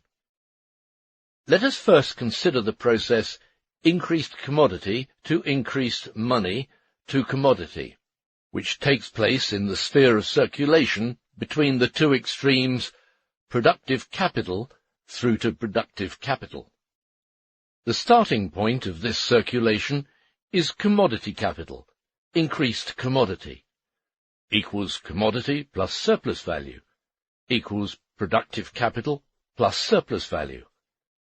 The function of commodity capital, increased commodity, to increased money, the realization of the capital value contained in it equals productive capital, which now exists as the constituent part commodity of increased commodity, as well as of the surplus value contained in it, which exists as a constituent part of the same quantity of commodities, was examined in the first form of the circuit. But there, this function formed the second phase of the interrupted circulation, and the concluding phase of the entire circuit. Here it forms the second phase of the circuit, but the first phase of the circulation. The first circuit ends with increased money, and since increased money, as well as the original money, can again open the second circuit as money capital, it was not necessary at first to see whether money and surplus value, contained in increased money, continue in their course together, or whether each of them pursues its own course. This would only have become necessary if we had followed up further the first circuit in its renewed course. But this point must be decided in the circuit of the productive capital, because the determination of its very first circuit depends on it, and because increased commodity to increased money appears in it as the first phase of the circulation, which has to be complemented by money to commodity. It depends on this decision whether the formula represents simple reproduction or reproduction on an extended scale. The character of the circuit changes according to the decision made. Let us, then, consider first the simple reproduction of productive capital, assuming that, as in the first chapter, conditions remain constant, and that commodities are bought and sold at their values. On this assumption, the entire surplus value enters into the individual consumption of the capitalist. As soon as the transformation of the commodity capital increased commodity into money has taken place, that part of the money which represents the capital value continues to circulate in the circuit of industrial capital.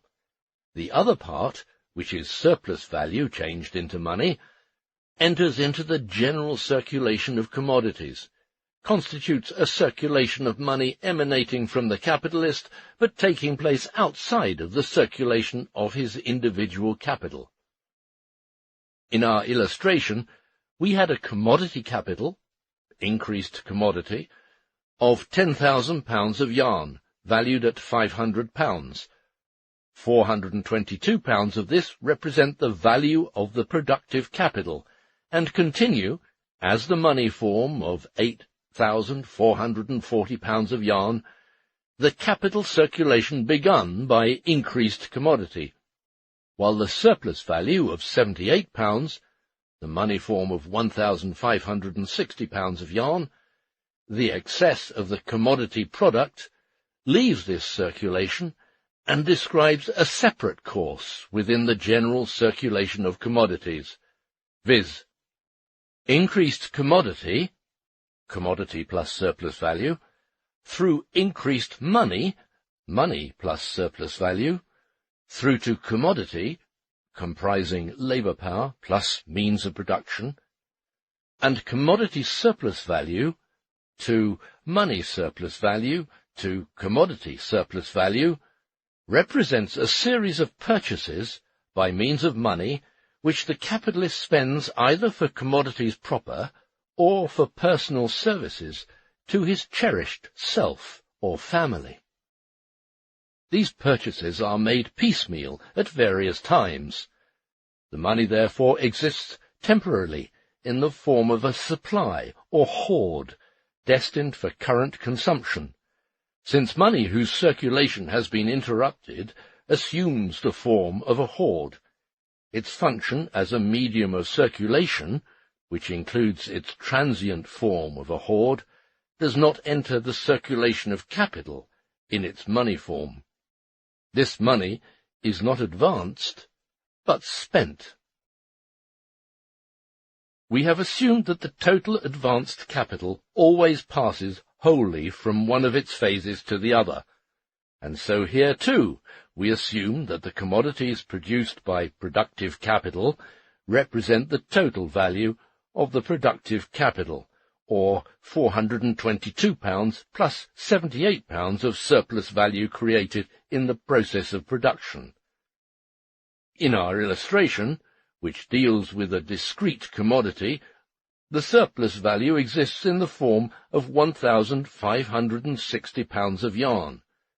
If computed on the basis of 1 pound of yarn, it would exist in the form of 2.496 ounces of yarn.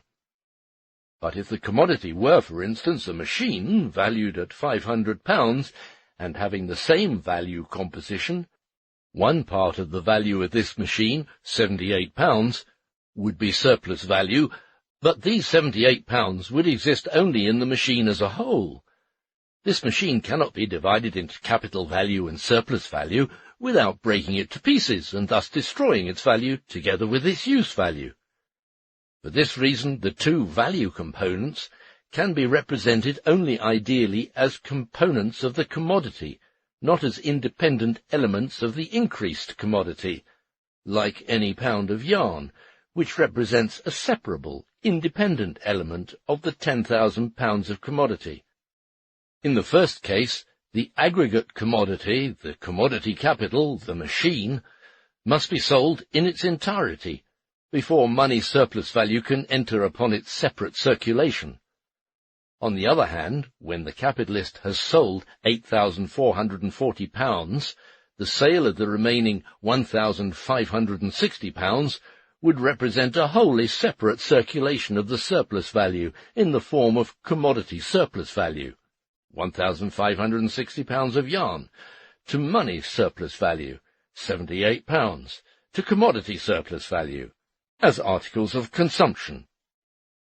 But the elements of value of each individual portion of the £10,000 of yarn, the product, can be represented by parts of the product as well as by the total product. Just as the latter £10,000 of yarn, the product, can be represented by parts of the product as well as by the total product, just as the latter £10,000 of yarn can be divided into the value of the constant capital, £7,440 of yarn worth £372, variable capital value of £1,000 of yarn worth £50, and surplus value of £1,560 of yarn worth £78, so every pound of yarn may be divided into constant capital, equal to 11.904 ounces worth 8.928 pence, variable capital equal to 1.600 ounces of yarn worth 1.200 pence, and surplus value equal to 2.496 ounces of yarn worth 1.872 pence. The capitalist might also sell various portions of the £10,000 of yarn successively, and successively consume successive portions of the surplus value elements contained in them, thus realizing, also successively, the sum of constant capital plus variable capital. But in the final analysis, this operation likewise premises the sale of the entire lot of £10,000, that therefore the value of constant capital and variable capital will be replaced by the sale of £8,440. Refer to Volume 1, Chapter 9.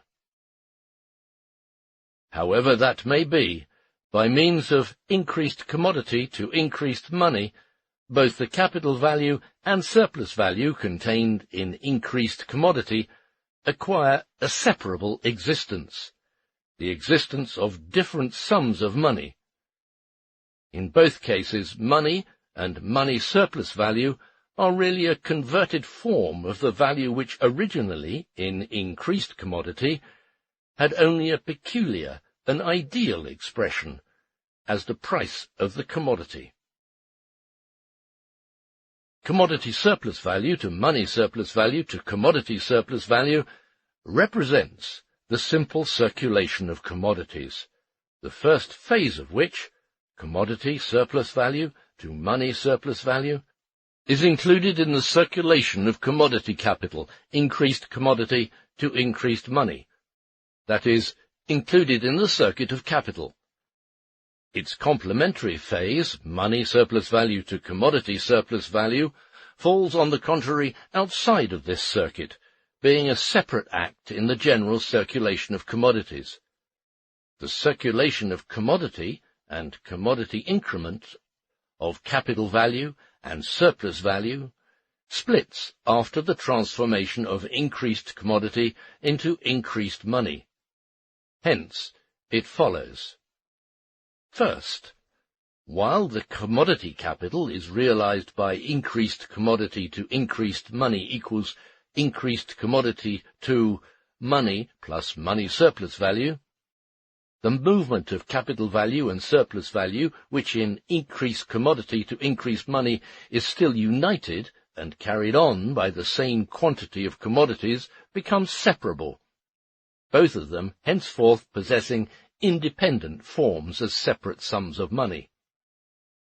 Secondly, if this separation takes place, money surplus value being spent as the revenue of the capitalist, while money as a functional form of capital value continues its course determined by the circuit, the first act, increased commodity to increased money, in connection with the subsequent acts, money to commodity and money surplus value to commodity surplus value, may be represented as two different circulations, commodity to commodity, and commodity surplus value to money surplus value to commodity surplus value.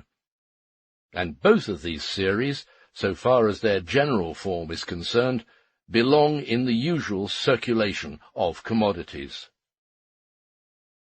By the way, in the case of the continuous, indivisible commodities, it is a matter of practice to isolate the value constituents ideally. For instance, in the London building business, which is carried on mainly on credit, the building contractor receives advances in accordance with the stage of construction reached. None of these stages is a house, but only a really existing constituent part of an inchoate future house. Hence, in spite of its reality, it is but an ideal fraction of the entire house, but real enough to serve as security for an additional advance. See on this point Chapter 12. Thirdly, if the movement of capital value and surplus value, which still proceeds unitedly in commodity to money, is separated only in part, a portion of the surplus value not being spent as revenue, or not at all, a change takes place in the capital value itself within its circuit, before it is completed. In our illustration, the value of the productive capital was equal to £422.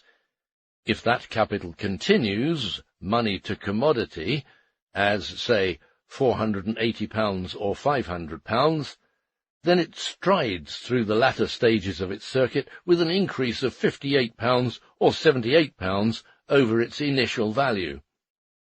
This may also go hand in hand with a change in the composition of its value. Increased commodity to increased money, the second stage of the circulation, and the final stage of circuit form 1, money through to increased money, is the second stage in our circuit and the first in the circulation of commodities. So far as the circulation is concerned, it must be complemented by increased money to increased commodity. But not only has increased commodity to increased money the process of self-expansion already behind it, in this case the function of productive capital, the first stage, but its result, the increased commodity, has already been realized. The process of the self-expansion of capital and the realization of the commodities representing the expanded capital value are therefore completed in increased commodity to increased money. And so we have premised simple reproduction, that is, that money surplus value to commodity surplus value separates entirely from money to commodity. Since both circulations, commodity surplus value to money surplus value to commodity surplus value, as well as commodity to money to commodity, belong in the circulation of commodities, so far as their general form is concerned, and for this reason do not show only value differences in their extremes, it is easy to conceive the process of capitalist production, after the manner of vulgar economy, as a mere production of commodities, of use values designed for consumption of some sort, which the capitalist produces for no other purpose than that of getting in their place commodities with different use values, or of exchanging them for such, as vulgar economy erroneously states. Increased commodity acts from the very outset as commodity capital, and the purpose of the entire process, enrichment, the production of surplus value, does not by any means exclude increasing consumption on the part of the capitalist, as his surplus value, and hence his capital, increases. On the contrary, it emphatically includes it. Indeed, in the circulation of the revenue of the capitalist, the produced commodity surplus value, or the fraction of the produced increased commodity ideally corresponding to it, serves only to transform it, first into money, and from money into a number of other commodities serving private consumption. But we must not, at this point, overlook the trifling circumstance that commodity surplus value is commodity value which did not cost the capitalist anything, an incarnation of surplus labour, for which reason it originally stepped on the stage as a component part of increased commodity capital. This commodity surplus value is, by the very nature of its existence, bound to the circuit of capital value in process, and if this circuit begins to stagnate or is otherwise disturbed, not only is the consumption of commodity surplus value restricted or entirely arrested, but also the disposal of that series of commodities which serve to replace commodity surplus value. The same is true when increased commodity to increased money ends in failure, or only part of increased commodity can be sold. We have seen that commodity surplus value to money surplus value to commodity surplus value, representing the circulation of the revenue of the capitalist, enters into the circulation of capital only so long as commodity surplus value is a part of the value of increased commodity, of capital in its functional form of commodity capital. But as soon as it acquires independence from money surplus value to commodity surplus value, hence throughout the form commodity surplus value to money surplus value to commodity surplus value, the circulation of that revenue does not enter into the movement of the capital advanced by the capitalist, although it stems from it. This circulation is connected with the movement of advanced capital, inasmuch as the existence of capital presupposes the existence of the capitalist, and his existence is conditioned on his consuming surplus value. Within the general circulation, increased commodity, for example yarn, functions only as a commodity, but as an element in the circulation of capital, it performs the function of commodity capital, a form which capital value alternately assumes and discards. After the sale of the yarn to a merchant, it is extruded out of the circular movement of capital whose product it is, but nevertheless, as a commodity, it moves always in the sphere of the general circulation. The circulation of one and the same mass of commodities continues, in spite of the fact that it has ceased to be a phase in the independent circuit of the spinner's capital.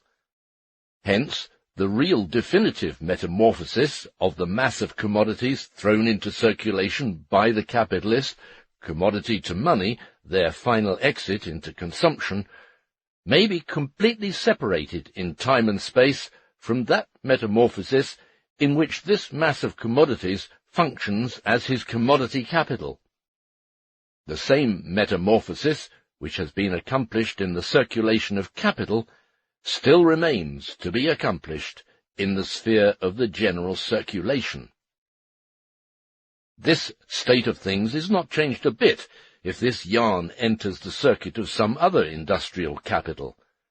The general circulation comprises as much the intertwining of the circuits of the various independent fractions of social capital, that is, the totality of the individual capitals, as the circulation of those values which are not thrown on the market as capital, but enter into individual consumption. The relation between a circuit of capital forming part of a general circulation and a circuit forming links in an independent circuit is shown further on, when we examine the circulation of increased money, which is equal to money plus surplus value. Money as money capital continues capital circuit, money surplus value being spent as revenue, money surplus value to commodity surplus value, enters into the general circulation, but comes flying out of the circuit of capital. Only that part enters the latter circuit which performs the function of additional money capital. In commodity surplus value to money surplus value to commodity surplus value, money serves only as coin. The object of this circulation is the individual consumption of the capitalist. It is typical of the idiocy of vulgar economy that it gives out this circulation, which does not enter into the circuit of capital, the circulation of that part of the value produced which is consumed as revenue, as the characteristic circuit of capital. In the second phase, money to commodity, the capital value money, which is equal to productive capital, the value of the productive capital that at this point opens the circuit of industrial capital, is again present, delivered of its surplus value, therefore having the same magnitude of value as it had in the first stage of the circuit of money capital, money to commodity. In spite of the difference in place, the function of the money capital into which the commodity capital has now been transformed is the same, its transformation into means of production and labour power. In the functioning of commodity capital, increased commodity to increased money, the capital value, simultaneously with commodity surplus value to money surplus value, has consequently gone through the phase commodity to money, and enters now into the complementary phase money to commodity. Its complete circulation is therefore commodity to money to commodity. First, money capital appeared in Form 1, circuit money through to increased money, as the original form in which capital value is advanced. It appears here, from the outset, as a part of that sum of money into which commodity capital transformed itself in the first circulation phase, increased commodity to increased money, therefore, from the outset, as the transformation of productive capital, through the medium of the sale of commodities, into the money form. Money capital exists here from the outset as that form of capital value which is neither its original nor its final one, since the phase money to commodity, which concludes the phase commodity to money, can only be performed by again discarding the money form. Therefore, that part of money to commodity, which is at the same time money to labour power, appears now no longer as a mere advance of money by the purchase of labour power, but as an advance by means of which the same £1,000 of yarn, valued at £50, which form part of the commodity value created by labour power, are advanced to labour power in the form of money.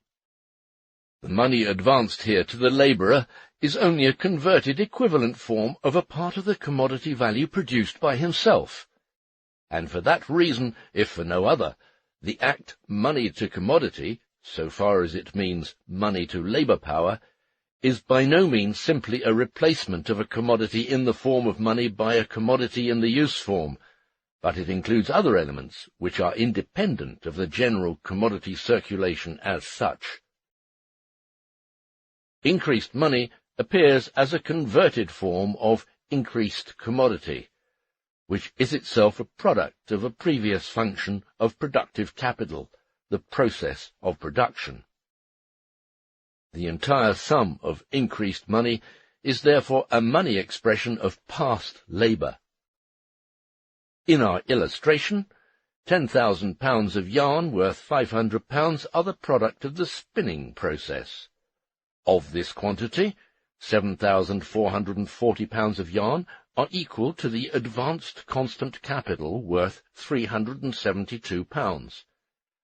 £1,000 of yarn are equal to the advanced variable capital worth £50, and £1,560 of yarn represent the surplus value worth £78. If, of increased money, only the original capital of £422 is again advanced, other conditions remaining the same, then the labourer is advanced the following week, in money to labour power, only a part of the £10,000 of yarn produced in the given week, the money value of £1,000 of yarn. As a result of commodity to money, money is always the expression of past labour. If the complementary act money to commodity takes place at once in the commodity market, that is, money is given in return for commodities existing in the market, this is again a transformation of past labour, from one form, money, into another form, commodities. But money to commodity differs in the matter of time from commodity to money. They may exceptionally take place at the same time, for instance when the capitalist who performs money to commodity and the capitalist to whom this act means commodity to money ship their commodities to each other at the same time, and money is used only to square the balance. The difference in time between the performance of money to commodity and commodity to money may be more or less considerable. Although money, as the result of commodity to money, represents past labour, it may, in the act money to commodity, represent the converted form of commodities which are not as yet in the market, but will be thrown upon it in the future, since money to commodity need not take place until commodity has been produced anew. Money may likewise stand for commodities which are produced simultaneously with the commodity whose money expression it is. For instance, in the exchange money to commodity, purchase of means of production, coal may be bought before it has been mined. Insofar as money surplus value figures as an accumulation of money is not spent as revenue, it may stand for cotton, which will not be produced until the following year. The same holds good on spending the revenue of the capitalist, money surplus value to commodity surplus value. It also applies to wages, to labour equal to £50. This money is not only the money form of past labour of the labourers, but at the same time a draft on simultaneous and future labour, which is just being realised, or should be realised in the future. The labourer may buy with his wages a coat which will not be made until the following week. This applies especially to the vast number of necessary means of subsistence, which must be consumed almost as soon as they have been produced, to prevent spoilage. Thus the labourer receives, in the money which is paid to him in wages, the converted form of his own future labour, or that of other labourers. By giving the labourer a part of his past labour, the capitalist gives him a draft on his own future labour. It is the labourer's own simultaneous or future labour that constitutes the not yet existing supply out of which he will be paid for his past labour. In this case, the idea of hoarding disappears altogether. Footnote. Here Marx made the following note in the manuscript. All this, however, belongs to the last part of Volume 2. End of footnote. Secondly, in the circulation commodity to commodity, the same money changes place twice. The capitalist first receives it as a seller and passes it on as a buyer. The transformation of commodities into the money form serves only for the purpose of retransforming it from the money form into the commodity form. The money form of capital, its existence as money capital, is only a transient phase in this movement. Or, so far as the movement is fluent, money capital appears only as a medium of circulation when it serves as a means of purchase. It acts as a paying medium proper when capitalists buy from one another and therefore only have to square accounts. Thirdly, the function of money capital, whether it is a mere circulating medium or a paying medium, effects only the replacement of commodity by labour power and means of production, that is, the replacement of the yarn, the commodity which represents the result of the productive capital, after deducting the surplus value to be used as revenue, by its elements of production. In other words, the retransformation of capital value from its form as a commodity into the elements that build this commodity. In the last analysis, the function of money capital promotes only the retransformation of commodity capital into productive capital. In order that the circuit may be completed normally, increased commodity must be sold at its value and in its entirety. Furthermore, commodity to commodity includes not merely replacement of one commodity by another, but replacement with value relations remaining the same. We assume that this takes place here. As a matter of fact, however, the value of the means of production vary. It is precisely capitalist production to which continuous change of value relations is peculiar, if only because of the ever-changing productivity of labour that characterizes this mode of production. This change in the value of the elements of production will be discussed later on. See section 5 of chapter 15 of this volume, and we merely mention it here. The transformation of the elements of production into commodity products, of productive capital into increased commodity, takes place in the sphere of production, while the transformation from increased commodity into productive capital occurs in the sphere of circulation. It is brought about by a simple metamorphosis of commodities, but its content is a phase in the process of reproduction regarded as a whole. Commodity to money to commodity, being a form of circulation of capital, involves a functionally determined exchange of matter. The transformation, commodity to money to commodity, requires further that commodity should be equal to the elements of production of the commodity quantum, increased commodity, and that these elements should retain their original value relations to one another. It is therefore assumed that the commodities are not only bought at their respective values, but also do not undergo any change of value during the circular movement. Otherwise, this process cannot run normally. In money through to increased money, money represents the original form of the capital value, which is discarded only to be resumed. In productive capital through increased commodity to increased money to commodity through to productive capital, money represents a form which is only assumed in the process and which is discarded before this process is over. The money form appears here only as a transient, independent form of capital value. Capital in the form of increased commodity is just as anxious to assume the money form as it is to discard it in increased money, after barely assuming that garb in order again to transform itself into productive capital. So long as it remains in the garb of money, it does not function as capital, and its value does not therefore expand. The capital lies fallow.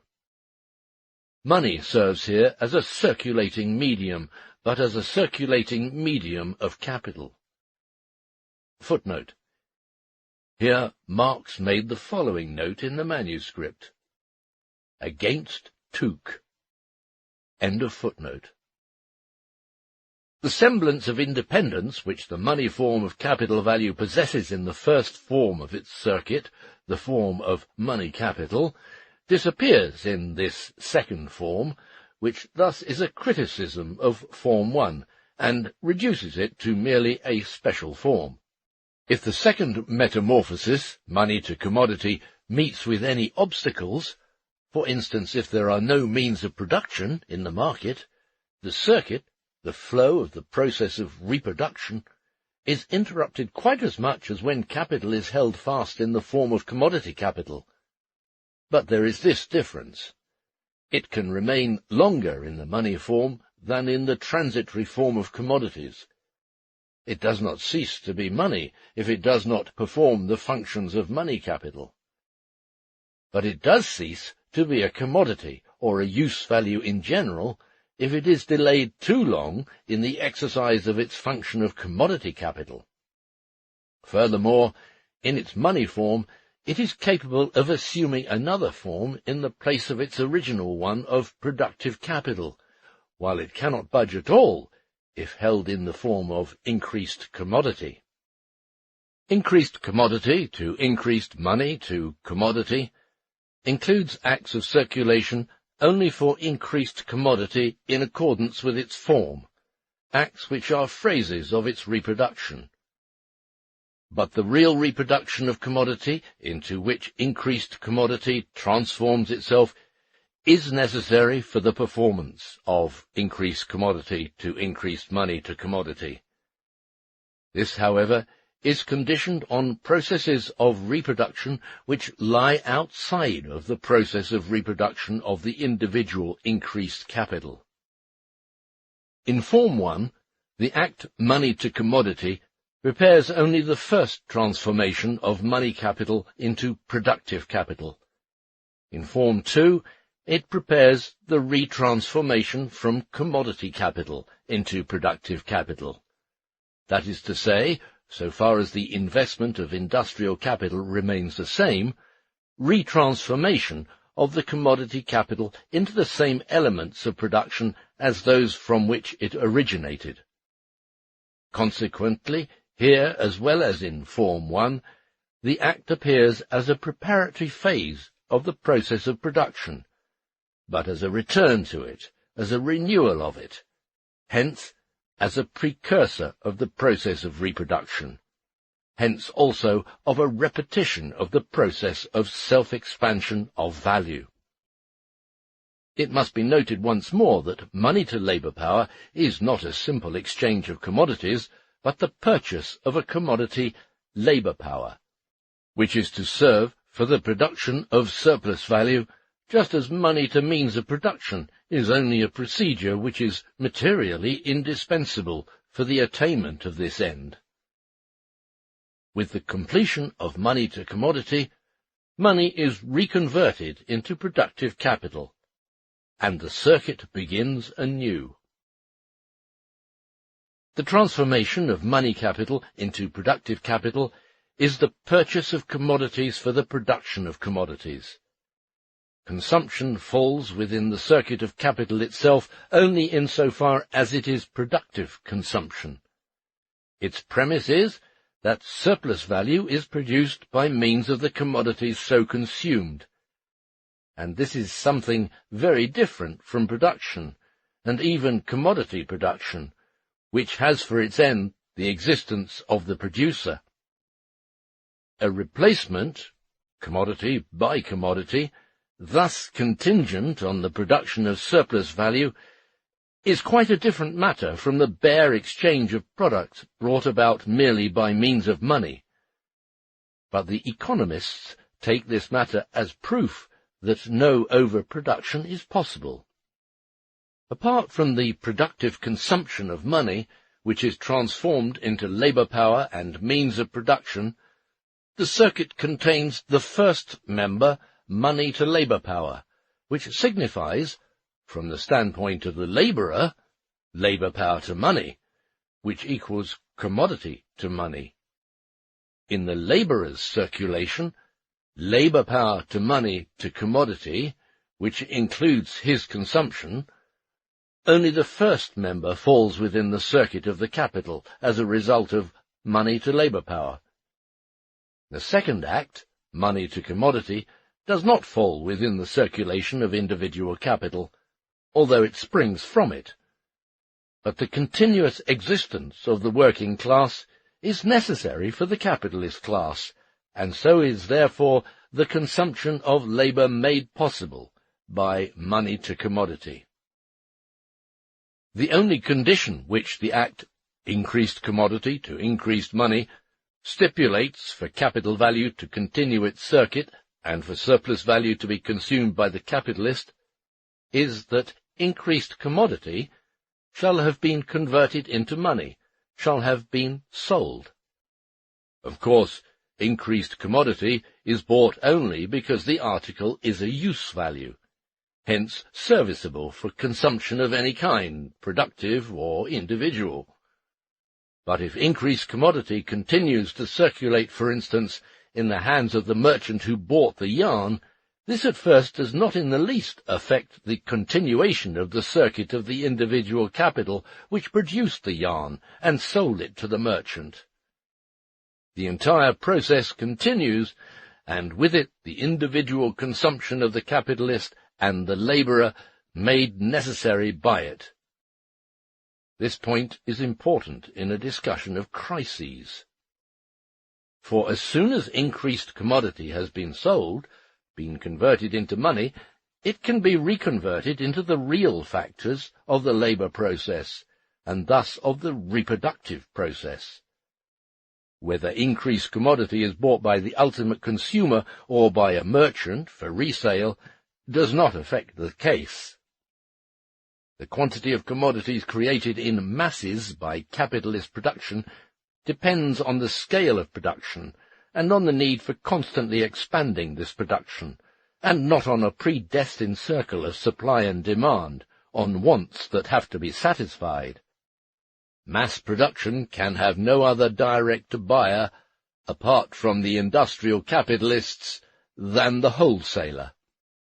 Within certain limits, the process of reproduction may take place on the same or on an increased scale, even when the commodities expelled from it did not really enter individual or productive consumption. The consumption of commodities is not included in the circuit of the capital from which they originated. For instance, as soon as the yarn is sold, the circuit of the capital value represented by the yarn may begin anew, regardless of what may next become of the sold yarn. So long as the product is sold, everything is taking its regular course from the standpoint of the capitalist producer. The circuit of capital value he is identified with is not interrupted. And if this process is expanded, which includes increased productive consumption of the means of production, this reproduction of capital may be accompanied by increased individual consumption, hence demand, on the part of the labourers, since this process is initiated and effected by productive consumption. Thus the production of surplus value, and with it the individual consumption of the capitalist, may increase. The entire process of reproduction may be in a flourishing condition, and yet a large part of the commodities may have entered into the consumption only apparently, while in reality they may still remain unsold in the hands of dealers, may in fact still be lying in the market.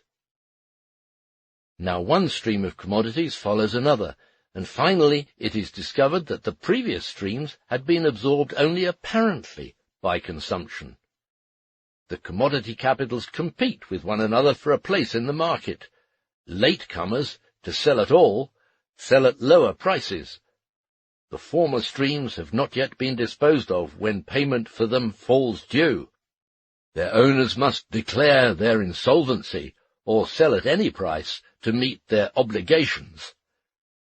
This sale has nothing whatever to do with the actual state of the demand. It only concerns the demand for payment, the pressing necessity of transforming commodities into money. Then a crisis breaks out. It becomes visible not in the direct decrease of consumer demand, the demand for individual consumption, but in the decrease of exchanges of capital for capital, of the reproductive process of capital. If the commodities, labour power and means of production, into which money is transformed to perform its function of money capital, as capital value destined to be retransformed into productive capital, if those commodities are to be bought or paid for on different terms, so that money to commodity represents a series of purchases and payments, then a part of money performs the act money to commodity, while another part persists in the form of money, and does not serve to perform simultaneous or successive acts of money to commodity, until such time as the conditions of this process itself may determine. This part is only temporarily withheld from circulation in order to go into action, perform its function, in due time. This storing of it is then, in its turn, a function determined by its circulation and intended for circulation.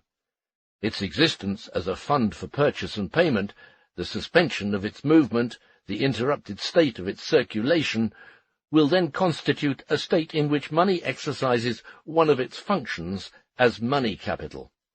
As money capital, for in this case, the money temporarily remaining at rest is itself a part of money capital money, of increased money minus money surplus value equal to money, of that portion of the value of commodity capital which is equal to productive capital, to that value of productive capital from which the circuit starts.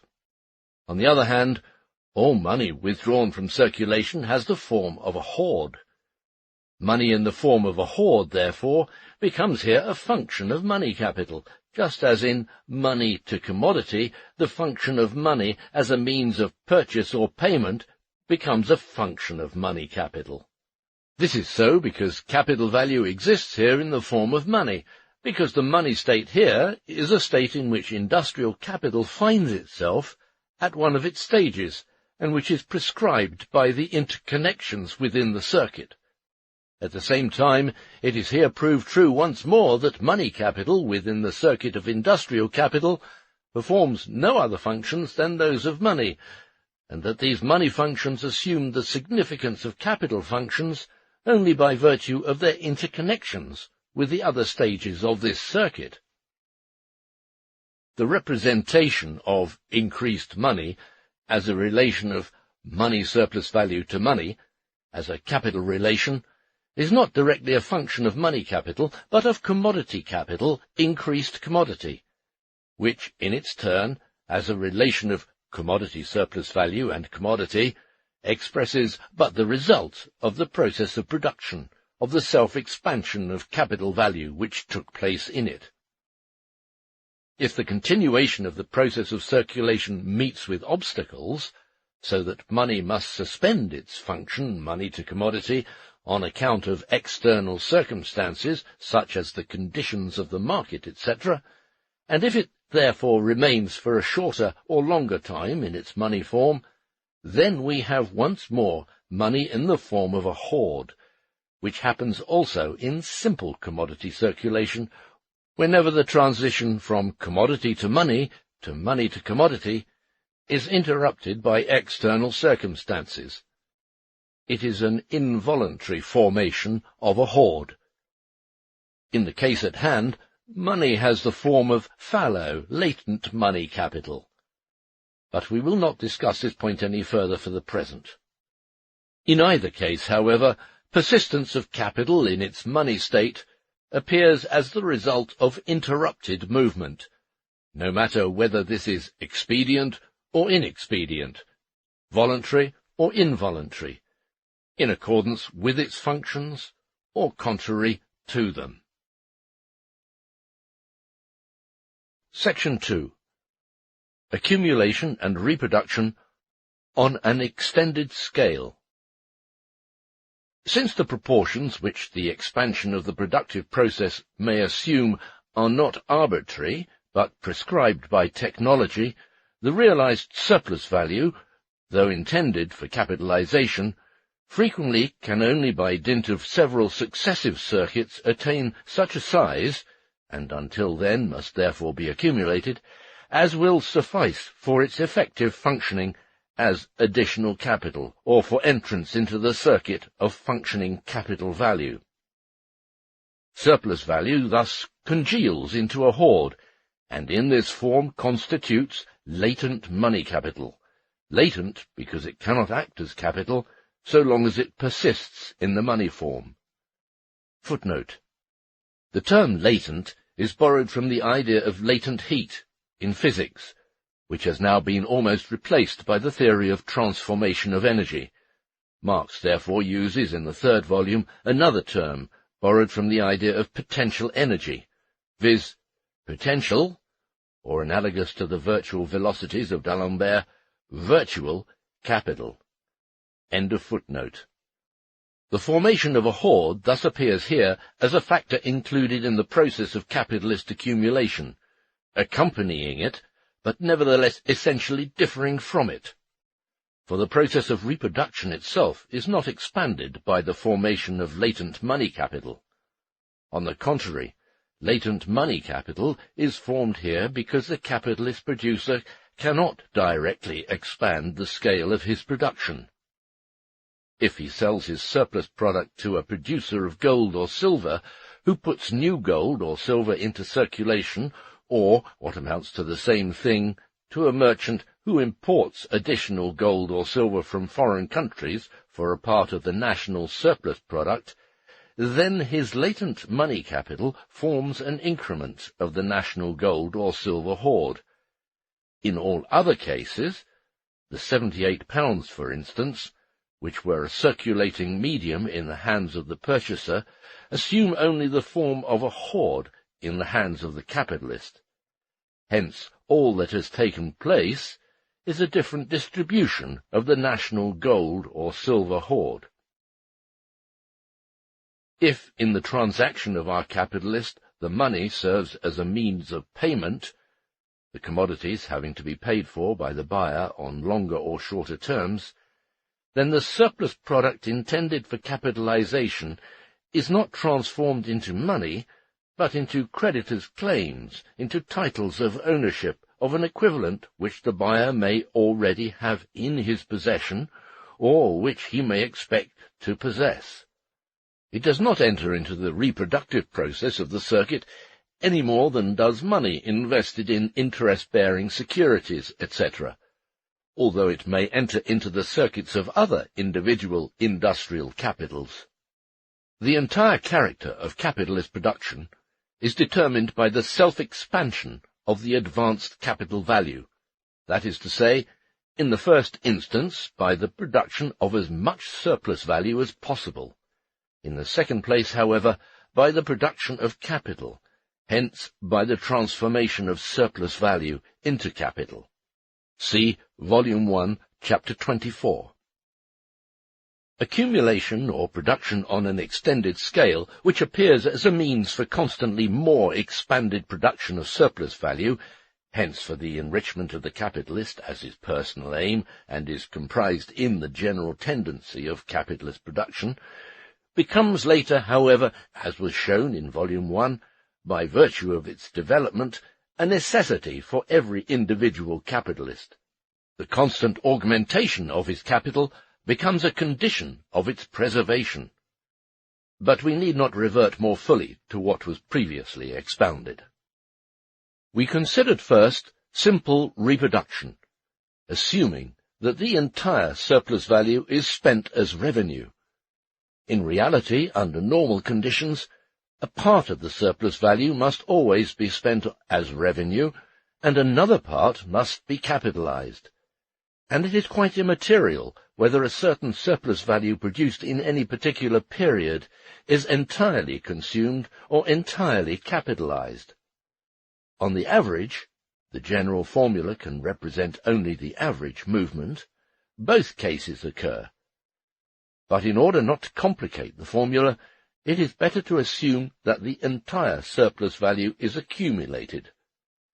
The formula productive capital through to increased commodity to increased money to increased commodity through to increased productive capital illustrates productive capital, which is reproduced on an enlarged scale and with greater value, and which, as augmented productive capital, begins its second circuit, or, what amounts to the same, renews its first circuit.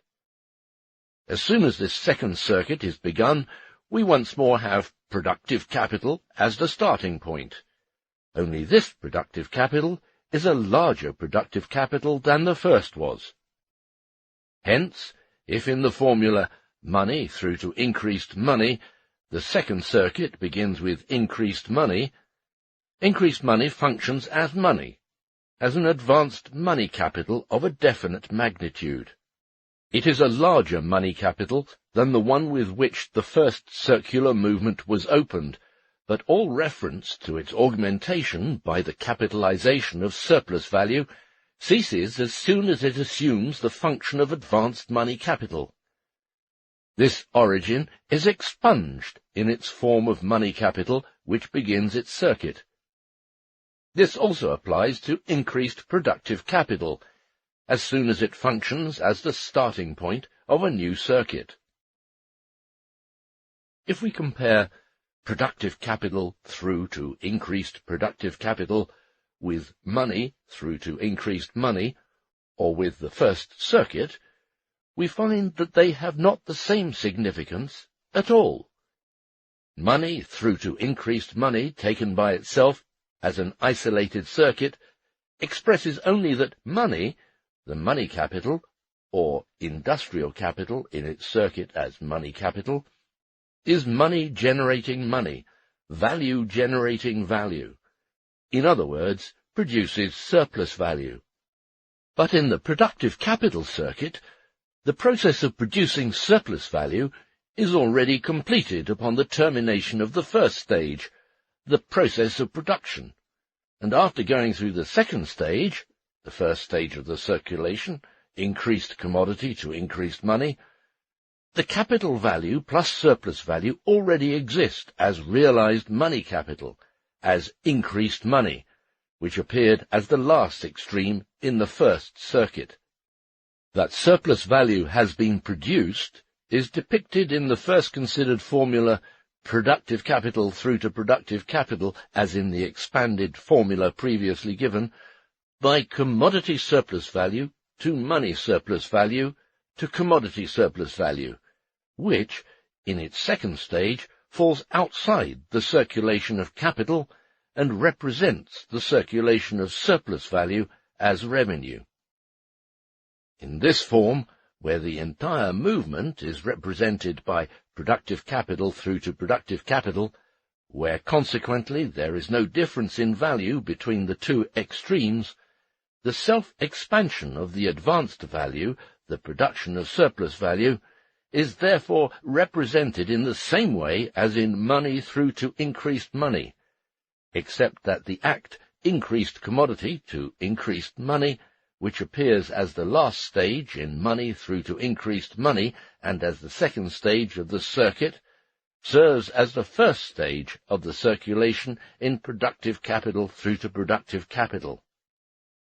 In productive capital through to increased productive capital does not indicate that the surplus value has been produced, but that the produced surplus value has been capitalized, hence that capital has been accumulated, and that therefore increased productive capital, in contrast to productive capital, consists of the original capital value plus the value of the capital accumulated because of the capital value's movement.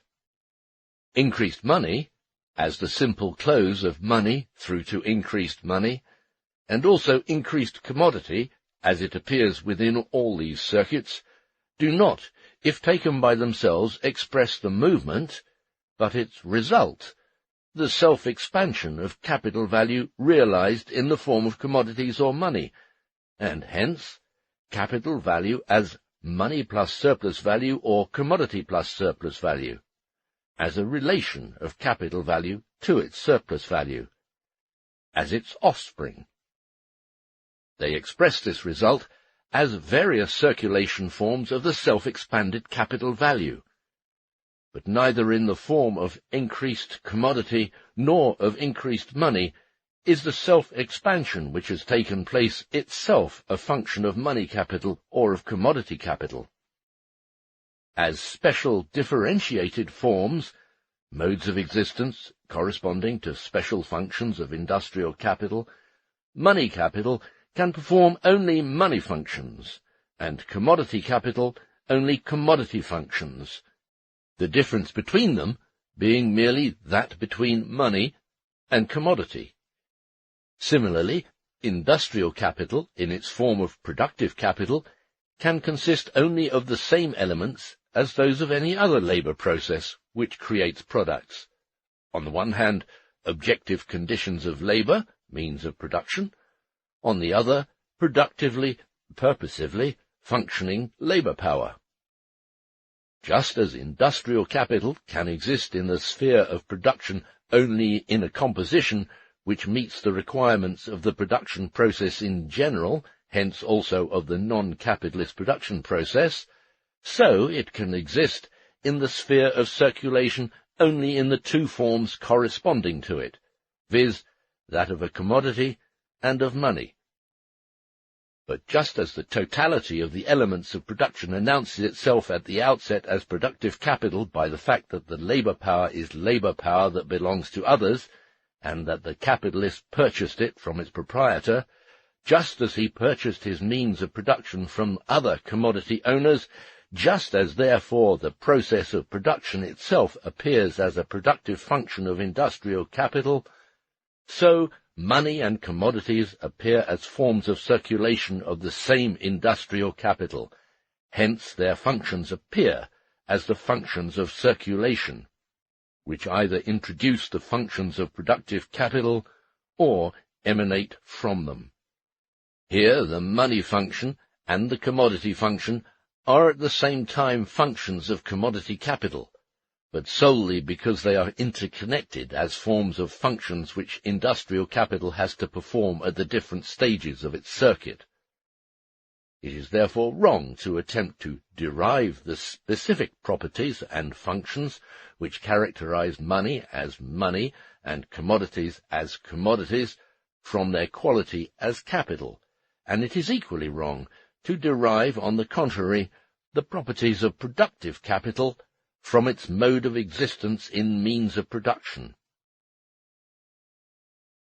As soon as increased money or increased commodity have become fixed as money plus surplus value or commodity plus surplus value, that is, as the relation between the capital value and surplus value its offspring, this relation is expressed in both of them, in the first case in the money form, in the second case in the commodity form, which does not change matters in the least.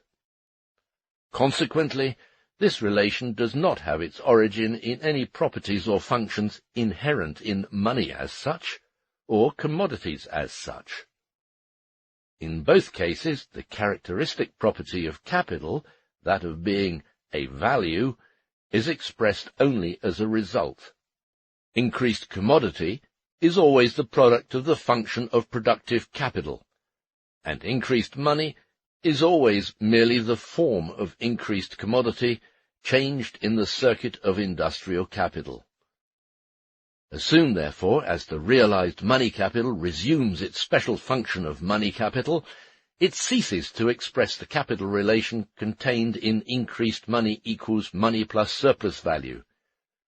After money through to increased money has been passed through, and increased money begins the circuit anew, it does not figure as money, even if the entire surplus value contained in increased money is capitalized. The second circuit begins in our case with a money capital of £500 instead of £422 as in the first circuit. The money capital, which opens the circuit, is £78 larger than before. This difference exists on comparing the one circuit with the other, but no such comparison is made within each particular circuit. The £500 advanced as money capital, £78 which formerly existed as surplus value, do not play any other role than would some other £500 with which another capitalist inaugurates his first circuit. The same happens in the circuit of the productive capital. The increased productive capital acts as productive capital on recommencing, just as productive capital did in the simple reproduction, productive capital through to productive capital. In the stage increased money to increased commodity, the augmented magnitude is indicated only by increased commodity, but not by increased labor power or increased means of production. Since commodity is the sum of labor power and means of production, increased commodity indicates sufficiently that the sum of labor power and means of production contained in it is greater than the original productive capital. In the second place, the terms increased labor power and increased means of production would be incorrect, because we know that the growth of capital involves a change in the constitution of its value, and that as this change progresses, the value of means of production increases, that of labor power always decreasing relatively and often absolutely. Section 3. Accumulation of money. Whether or not money increment, the surplus value turned into money, is immediately added to the capital value in process, and is thus enabled to enter the circuit together with capital money now having the magnitude increased money, depends on circumstances which are independent of the mere existence of money surplus value. If money surplus value is to serve as money capital in a second independent business to be run side by side with the first, it is evident that it cannot be used for this purpose unless it is of the minimum size required for it. And if it is intended to be used for the expansion of the original business, the relations between the material factors of productive capital and their value relations likewise demand a minimum magnitude for money surplus value. All the means of production employed in this business have not only a qualitative, but also a definite quantitative relation to one another, are proportionate in quantity. These material relations, as well as the pertinent value relations of the factors entering into the productive capital, determine the minimum magnitude money surplus value must possess to be capable of transformation into additional means of production and labour power, or only into the former, as an accretion to the productive capital. Thus, the owner of a spinning mill cannot increase the number of his spindles without at the same time purchasing a corresponding number of carders and roving frames, apart from the increased expenditure for cotton and wages which such an expansion of his business demands. To carry this out, the surplus value must therefore have reached a considerable figure, generally calculated to be £1 per newly installed spindle. If money surplus value does not reach this minimum size, the circuit of capital must be repeated until the sum of money surplus value successively produced by it can function together with money, hence increased money to increased commodity. Even mere changes of detail, for instance in the spinning machinery introduced to make it more productive, require greater expenditures for spinning material, more roving machinery, etc. In the meantime, money surplus value is accumulated, and its accumulation is not its own function, but the result of repeated productive capital through to productive capital. Its own function consists in persisting in the money state until it receives sufficient increment from the repeated surplus value creating circuits, that is, from outside, to possess the minimum magnitude necessary for its active function, the magnitude in which alone it can really enter as money capital. In the case at hand, as the accumulated part of the functioning of money capital into the functioning of money. But in the interim it is accumulated, and exists only in the shape of a hoard in process of formation, of growth. Hence the accumulation of money, hoarding, appears here as a process by which real accumulation, the extension of the scale on which industrial capital operates, is temporarily accompanied. Temporarily, for so long as the hoard remains in the condition of a hoard, it does not function as capital, does not take part in the process of creating surplus value, remains a sum of money which grows only because money, come by without its doing anything, is thrown in the same coffer. The form of a hoard is simply the form of money not in circulation, of money whose circulation has been interrupted, and which is therefore fixed in its money form. As for the process of hoarding, it is common to all commodity production, and figures as an end in itself only in the undeveloped pre-capitalist forms of this production.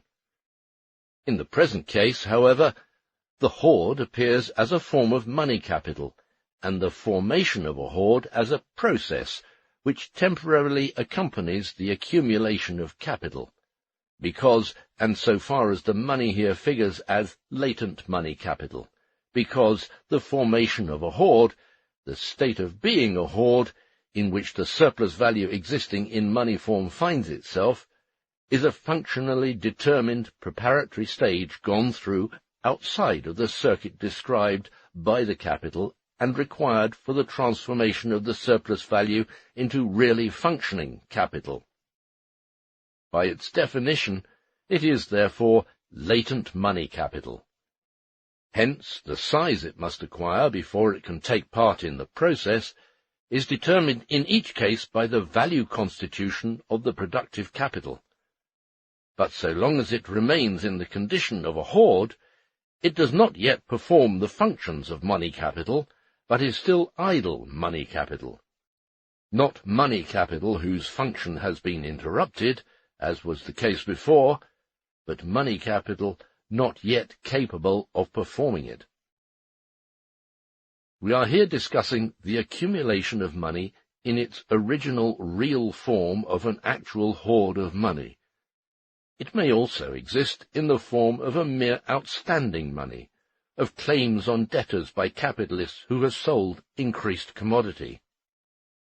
As for other forms in which this latent money capital may exist in the meantime, even in the shape of money-breeding money, such as interest-bearing bank deposits, bills of exchange, or securities of any description, these do not belong here. Surplus value, realized in the form of money in such cases, performs special capital functions outside the circuit described by the industrial capital which originated it. Functions which in the first place have nothing to do with that circuit as such, but which in the second place presuppose capital functions which differ from the functions of industrial capital, and which have not yet been developed here. Section 4. Reserve Fund. In the case which we have just discussed, the hoard, as which the surplus value exists, is a fund for the accumulation of money, the money form temporarily assumed by capital accumulation, and to that extent a condition of this accumulation. However, this accumulation fund can also perform special services of a subordinate nature, that is to say, can enter into capital's movement in circuits without this process assuming the form of productive capital through to increased productive capital, hence without an expansion of capitalist reproduction. If the process, increased commodity to increased money, is prolonged beyond its normal duration, if therefore the commodity capital is abnormally delayed in its transformation into the money form, or if, for instance, after the completion of this transformation, the price of the means of production into which the money capital must be transformed has risen above the level prevailing at the beginning of the circuit, the hoard functioning as accumulation fund can be used in the place of money capital, or of part of it. Thus, the money accumulation fund serves as a reserve fund for counterbalancing disturbances in the circuit. As such a reserve fund, it differs from the fund of purchasing or paying media discussed in the circuit productive capital through to productive capital. These media are a part of functioning money capital, hence forms of existence of a part of capital value in general going through the process, whose parts enter upon their functions only at different times, successively. In the continuous process of production, reserve money capital is always formed, since one day money is received, and no payments have to be made until later, and another day large quantities of goods are sold, while other large quantities are not due to be bought until a subsequent date. In these intervals, a part of the circulating capital exists continuously in the form of money. A reserve fund, on the other hand, is not a part of constituent capital already performing its functions, or to be more exact, of money capital.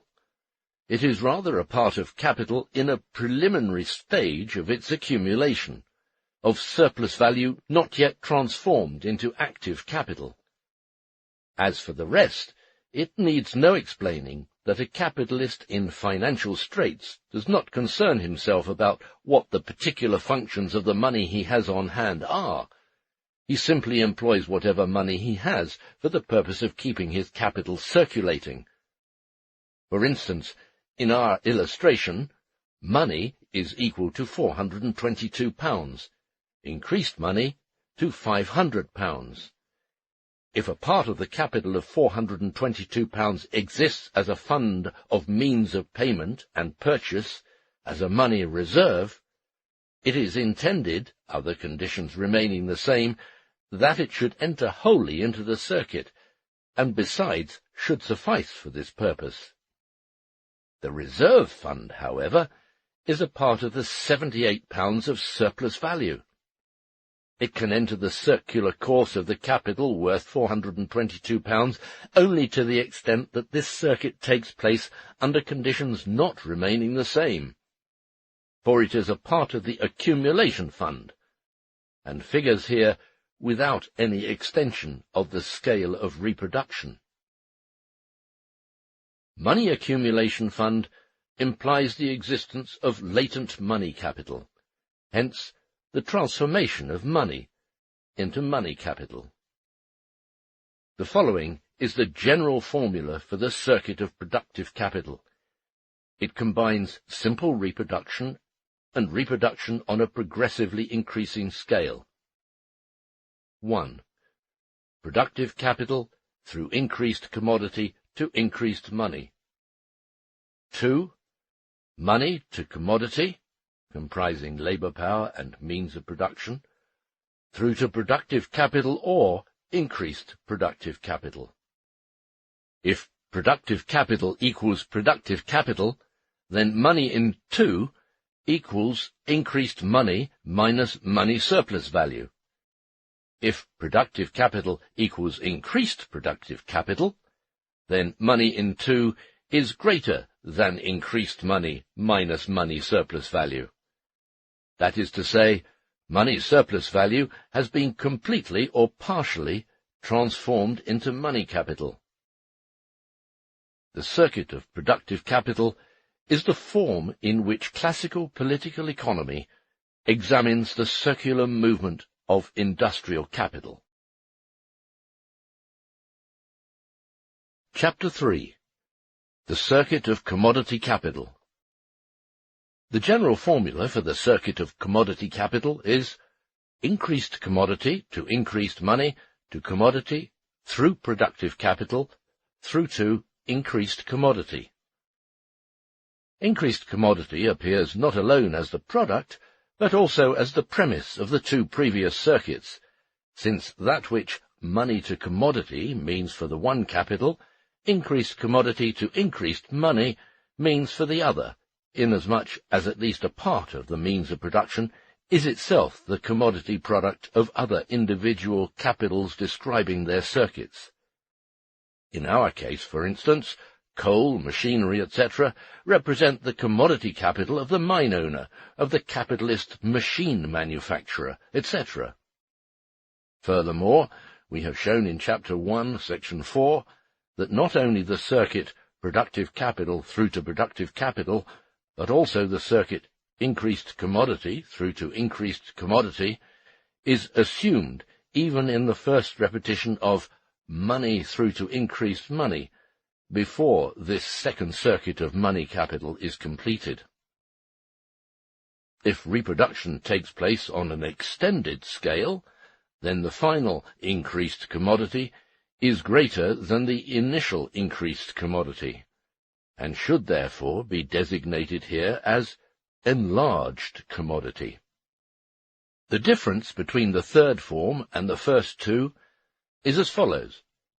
First, in this case, the total circulation with its 2 antithetical phases opens the circuit, while in the Form 1 the circulation is interrupted by the process of production, and in Form 2 the total circulation with its 2 complementary phases appears merely as a means of effecting the process of reproduction, and therefore constitutes the movement mediating between productive capital through to productive capital. In the case of money through to increased money, the form of circulation is money to commodity through to increased money, equals money to commodity to money. In the case of productive capital through to productive capital, it has the inverted form increased commodity to increased money, money to commodity, equals commodity to money to commodity. In the case of increased commodity to increased commodity, it likewise has this form. Secondly, when circuits 1 and 2 are repeated, even if the final points, increased money and increased productive capital, form the starting points of the renewed circuit, the form in which increased money and increased productive capital were produced disappears. Increased money equals money plus surplus value, and increased productive capital equals productive capital plus surplus value, begin the new process as money and productive capital. But in the form 3, the starting point, commodity, must be designated as increased commodity, even if the circuit is renewed on the same scale, for the following reason. In Form 1, as soon as increased money as such opens a new circuit, it functions as money capital, as an advance in money form of the capital value that is to produce surplus value. The size of the advanced money capital, augmented by the accumulation achieved during the first circuit, has increased. But whether the size of the advanced money capital is £422 or £500 does not alter the fact that it appears as simple capital value. Increased money no longer exists as self-expanded capital or a capital pregnant with surplus value, as a capital relation. Indeed, it is to expand itself only during its process. The same is true of productive capital through to increased productive capital. Increased productive capital must steadily continue to function as productive capital, as capital value which is to produce surplus value, and must renew its circuit. The commodity capital circuit, on the contrary, does not open with just capital value, but with capital value augmented in the commodity form. Hence, it includes from the start the circuit of not only capital value existing in the form of commodities, but also of surplus value. Consequently, if simple reproduction takes place in this form, the increased commodity at the terminal point is equal in size to the increased commodity at the starting point. If a part of the surplus value enters into the capital circuit, an enlarged increased commodity appears at the close, instead of increased commodity. This is merely a larger increased commodity than that of the preceding circuit, with a larger accumulated capital value. Hence it begins its new circuit with a relatively larger, newly created surplus value.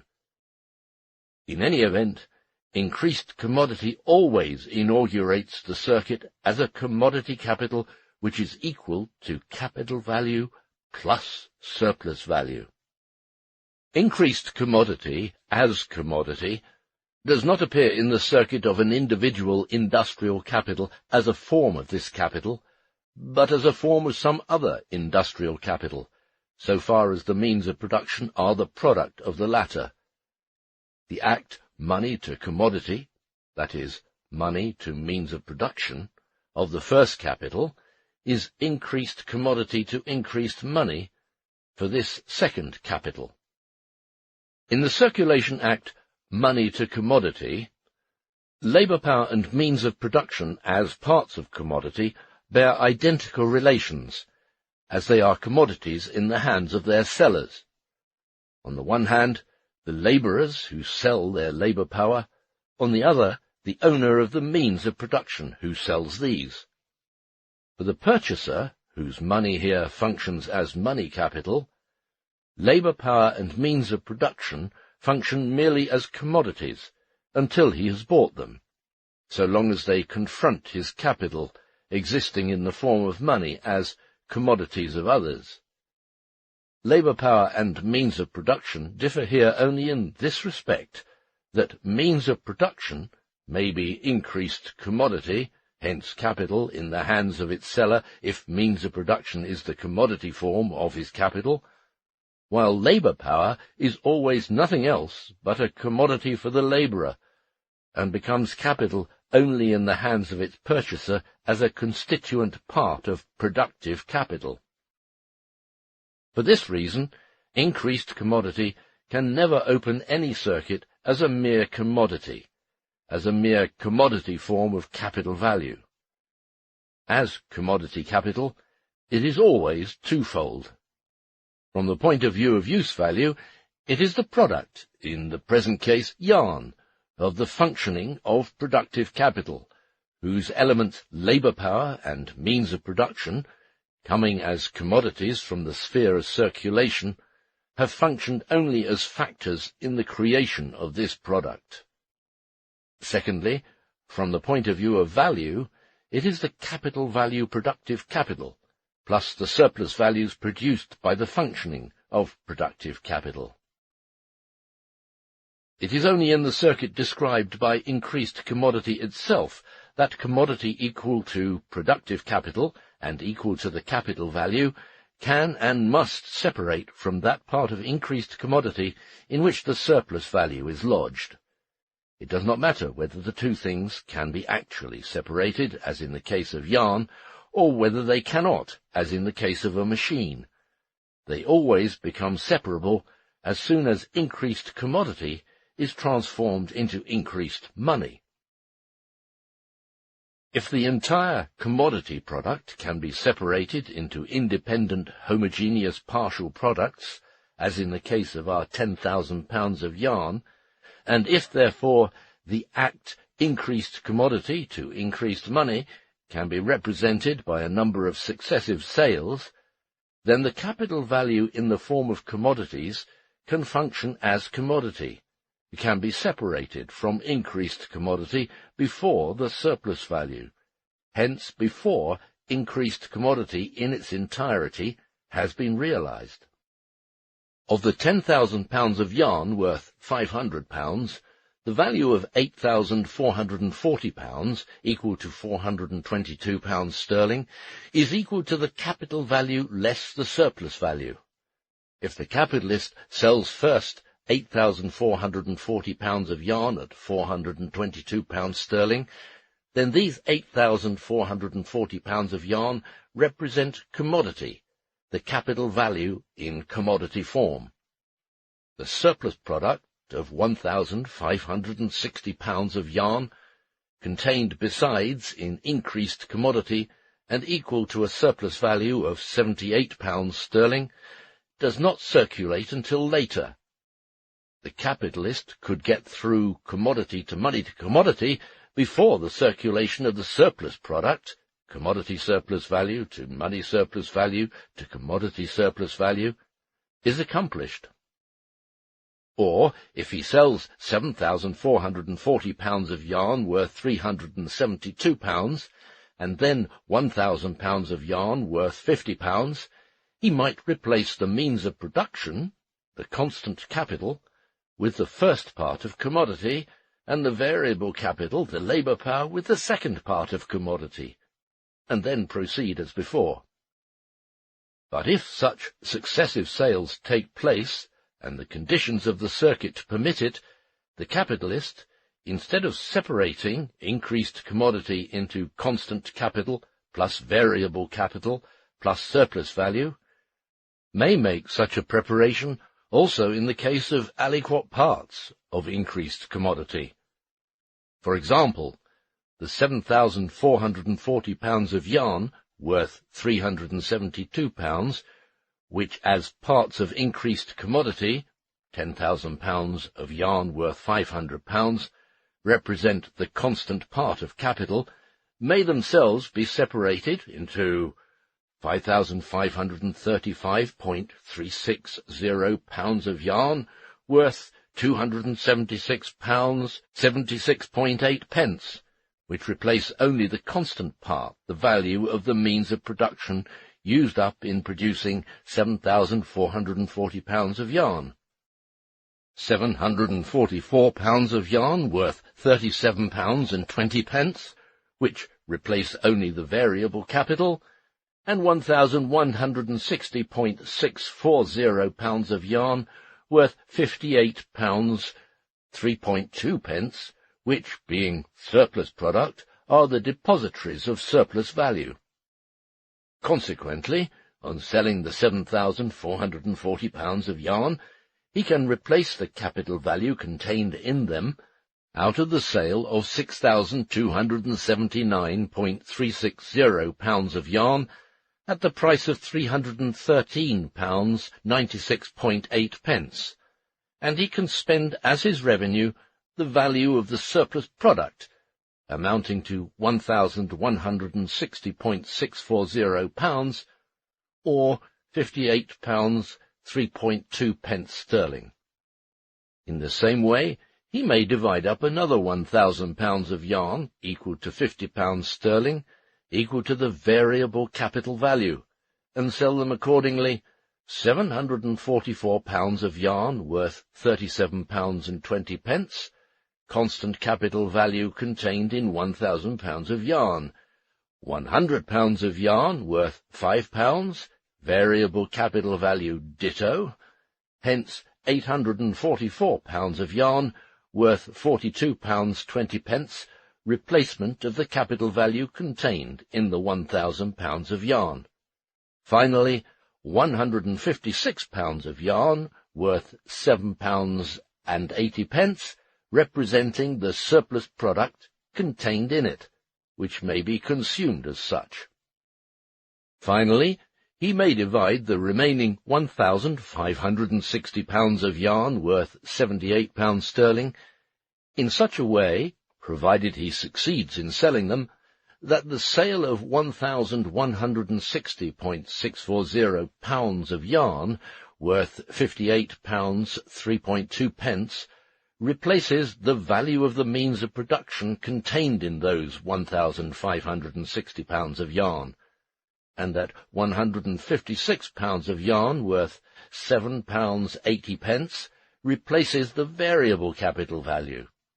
Altogether, 1,316.640 pounds of yarn equal to £65.83.2, replacement of the total capital value. Finally, the surplus product of £243.360, equal to £12.16.8, remains to be spent as revenue. All the elements, constant capital, variable capital, and surplus value contained in the yarn are divisible into the same component parts, and so is every individual pound of yarn, worth 1 shilling or 12 pence. Constant capital equals 0.744 pounds of yarn equals 8.928 pence. Variable capital equals 0.100 pounds of yarn equals 1.2 pence. Surplus value of 0.156 pounds of yarn equals 1.872 pence. Constant capital plus variable capital plus surplus value equals 1 pound of yarn equals 12 pence. If we add the results of the 3 partial sales, we obtain the same result on selling the entire £10,000 at one sweep. We have of constant capital, at the first sale, 5,535.36 pounds of yarn equals 276.768 pounds sterling. At the second sale, 744 pounds of yarn equals 37.2 pounds sterling. At the third sale, 1,160.64 pounds of yarn equals 58.032 pounds sterling. Total, 7,440 pounds of yarn equals 372 pounds sterling. Of variable capital, at the first sale, 744 pounds of yarn equals 37.2 pounds sterling. At the second sale, 100 pounds of yarn equals 5 pounds sterling. At the third sale, £156 of yarn equals £7.8 sterling. Total, £1,000 of yarn equals £50 sterling. Of surplus value. At the first sale, £1,160.64 of yarn equals £58.032 sterling. At the second sale, £156 of yarn equals £7.8 sterling. At the third sale, £243.36 of yarn equals £12.168 sterling. Total, £1,560 of yarn equals £78 sterling. Grand total, £10,000 of yarn equals £500 sterling. Increased commodity to increased money in itself stands merely for the sale of £10,000 of yarn. These £10,000 of yarn, like all other yarn, are a commodity. The purchaser is interested in the price of £1 per pound, or of £500 for £10,000. If, during the negotiations, he goes into the value composition of the yarn, he does so simply with the insidious intention of proving that it could be sold at less than £1 per pound, and would still be a good bargain for the seller. But the quantity purchased by him depends on his requirements. If he is, for example, the owner of a weaving mill, it depends on the composition of his own capital functioning in this enterprise, not on the composition of the spinners, of whom he buys. The proportions in which increased commodity has to replace on the one hand the capital used up in its production, or the various component parts of this capital, and on the other to serve as surplus product either for the spending of the surplus value or for the accumulation of capital, exist only in the circuit of capital which has as its commodity form the £10,000 of yarn. These proportions have nothing to do with the sale as such. In the present case, it is assumed, besides, that increased commodity is sold at its value, so that it is only a question of its transformation from the commodity form into the money form. It is, of course, of decisive importance with regard to increased commodity, the functional form in the circuit of this individual capital out of which the productive capital is to be replaced, to what extent, if at all, there is a discrepancy between price and value in the sale. But this does not concern us here in the examination of mere distinctions of form. In Form 1, or money through to increased money, the process of production intervenes midway between the two complementary and mutually opposite phases of the circulation of capital. It is past before the concluding phase, increased commodity to increased money, begins.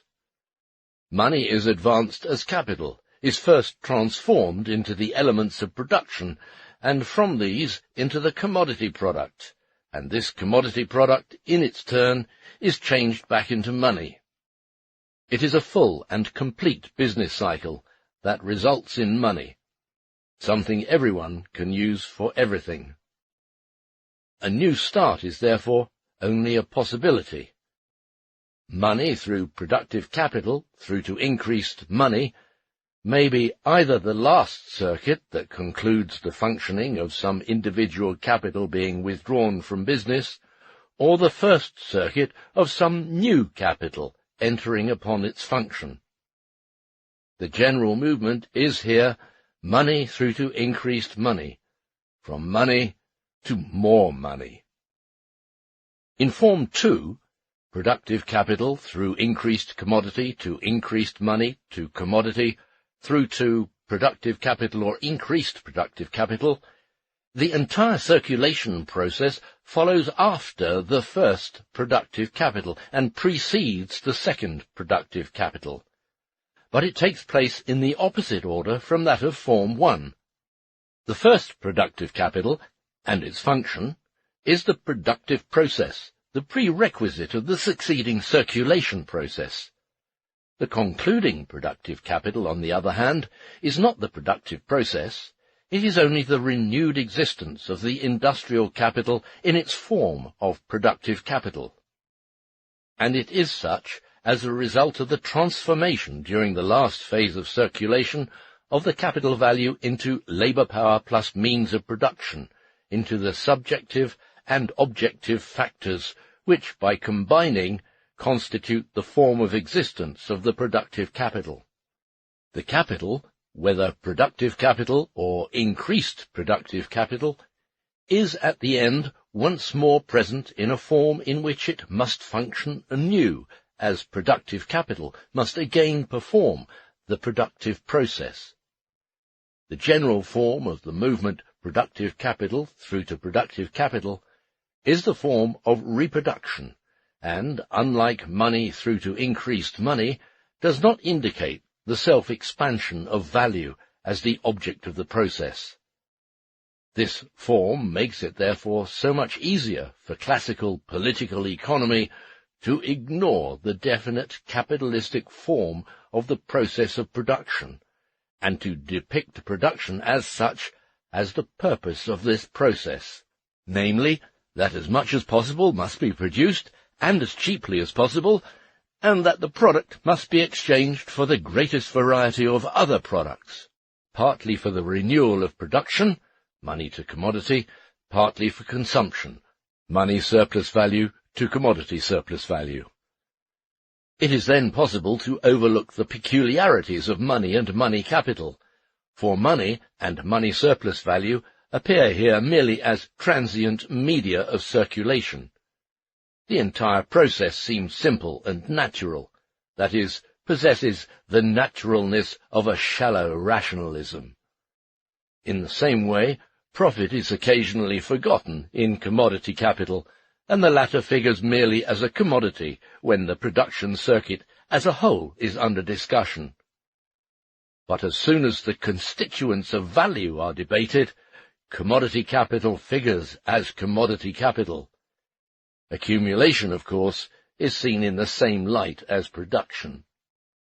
In Form 3, increased commodity to increased money to commodity through productive capital through to increased commodity, the two phases of the circulation process open the circuit, and do so in the same order which obtains in Form 2, productive capital through to productive capital.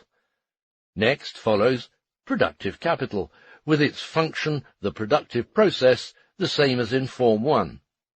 The circuit closes with the result of the process of production, increased commodity. Just as in Form 2 the circuit closes with productive capital, the merely renewed existence of productive capital, so here it closes with increased commodity, the renewed existence of commodity capital. Just as Form 2 capital, in its concluding form productive capital, must start the process over again as a process of production, so here, upon the reappearance of industrial capital in the form of commodity capital, the circuit must reopen with the circulation phase, increased commodity to increased money.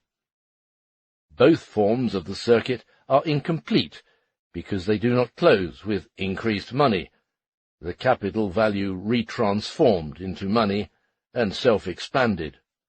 Both must therefore be continued, and consequently include the reproduction. The total circuit in Form 3 is increased commodity through to increased commodity. The third form is distinguished from the first two by the fact that it is only in this circuit that the self-expanded capital value, and not the original one, the capital value that must still produce surplus value, appears as the starting point of its self-expansion.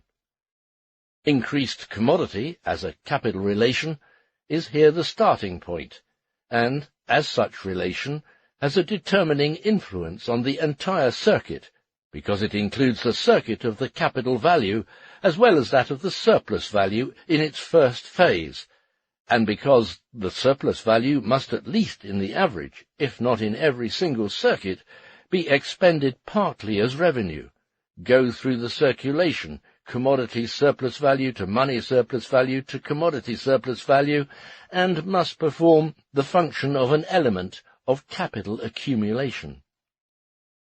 In the form increased commodity through to increased commodity, the consumption of the entire commodity product is assumed as the condition of the normal course of the circuit of capital itself. The individual consumption of the labourer and the individual consumption of the unaccumulated part of the surplus product comprise the entire individual consumption. Hence, consumption, in its totality, individual as well as productive, enters into the circuit increased commodity as a condition of it. Productive consumption, which essentially includes the individual consumption of the labourer, since labour power is a continuous product with certain limits of the labourer's individual consumption, is carried on by every individual capital. Individual consumption, except in so far as it is required for the existence of the individual capitalist, is here assumed to be only a social act, but by no means an act of the individual capitalist. In Forms 1 and 2, the aggregate movement appears as a movement of advanced capital value. In Form 3, the self-expanded capital, in the shape of the total commodity product, forms the starting point and has the form of moving capital, commodity capital. Not until its transformation into money has been accomplished does the movement branch out into movements of capital and of revenue. The distribution of the total social product, as well as the special distribution of the product for each individual commodity capital into an individual consumption fund on the one hand and into a reproduction fund on the other, is included in this form in the circuit of capital. In money through to increased money, possible enlargement of the circuit is included, depending on the volume of money surplus value entering into the renewed circuit. In productive capital through to productive capital, the new circuit may be started by productive capital with the same, or perhaps even a smaller value, and yet may represent a reproduction on an extended scale, for instance when certain elements of commodities become cheaper on account of increased productivity of labour. Vice versa, a productive capital which has increased in value may, in a contrary case, represent reproduction on a materially contracted scale, as for instance when elements of production have become dearer. The same is true of increased commodity through to increased commodity. In increased commodity through to increased commodity, capital in the form of commodities is the premise of production. It reappears as a premise within this circuit in the second commodity. If this commodity has not yet been produced or reproduced, the circuit is obstructed. This commodity must be reproduced, for the greater part, as increased commodity of some other industrial capital. In this circuit, increased commodity exists as the point of departure, of transition, and of the conclusion of the movement. Hence, it is always there. It is a permanent condition of the process of reproduction. Increased commodity through to increased commodity is distinguished from Forms 1 and 2 by still another feature. All three circuits have this in common, that capital begins its circular course in the same form in which it concludes it, and thus finds itself in the initial form in which it opens the circuit anew. The initial form, money, productive capital, or increased commodity, is always the one in which capital value is advanced. In Form 3, augmented by its surplus value. In other words, its original form in regard to the circuit. The concluding form, increased money, productive capital, or increased commodity, is always a changed form of a functional form which preceded in the circuit, and is not the original form. Thus, increased money in Form 1 is a changed form of increased commodity. The final productive capital in Form 2 is a changed form of money, and this transformation is accomplished in forms 1 and 2 by a simple act of commodity circulation, by a formal change of position of commodity and money. In form 3, increased commodity is a changed form of the productive capital. But here, in form 3, the transformation, in the first place, does not merely concern the functional form of capital, but also the magnitude of its value. In the second place, however, the transformation is not the result of a merely formal change in position pertaining to the circulation process, but of a real transformation experienced by the use form and value of the commodity constituents of the productive capital in the process of production. The form of the initial extreme, money, productive capital, or increased commodity, is the premise of the corresponding circuit 1, 2, or 3. The form returning in the final extreme is premised and consequently brought about by the series of metamorphoses of the circuit itself. Increased commodity, as the terminal point in the circuit of an individual industrial capital, presupposes only the non-circulation form, productive capital, of the same industrial capital of which it is the product.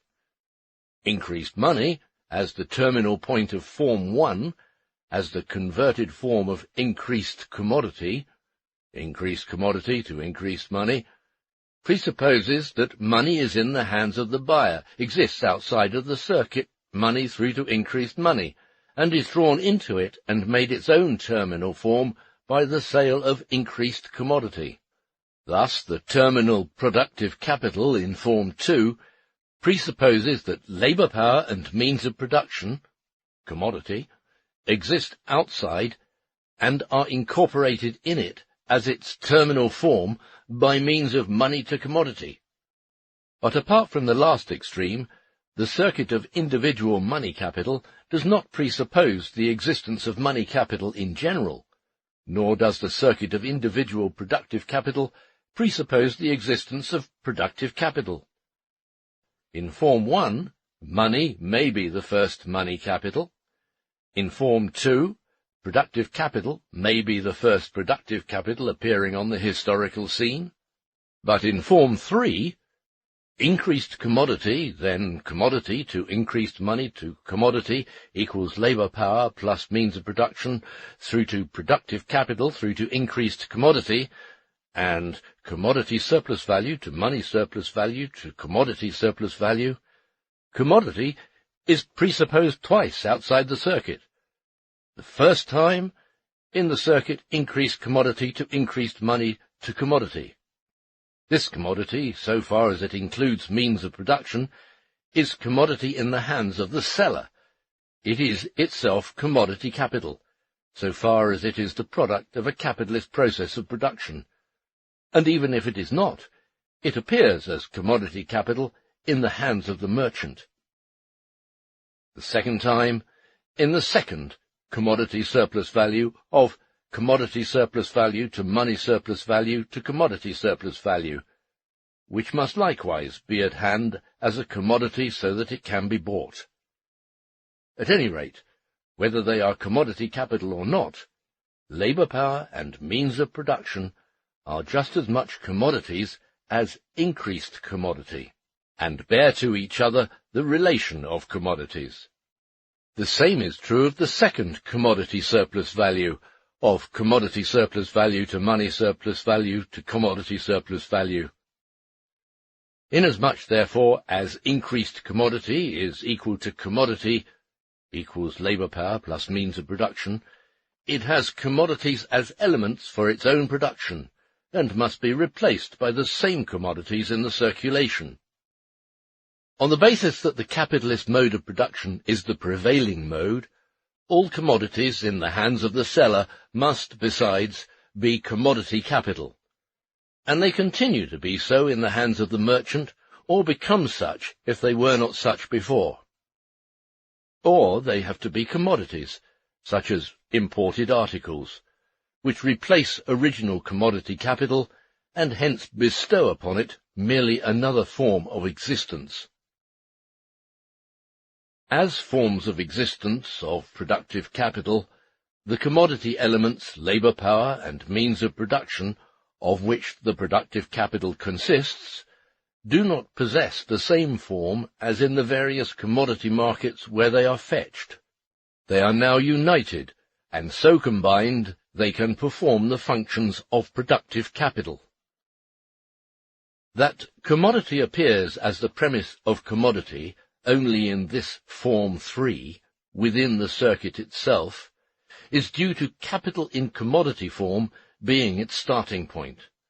The circuit is opened by the transformation of increased commodity, insofar as it functions as capital value, regardless of whether it has been increased by the addition of surplus value or not, into those commodities which are its elements of production.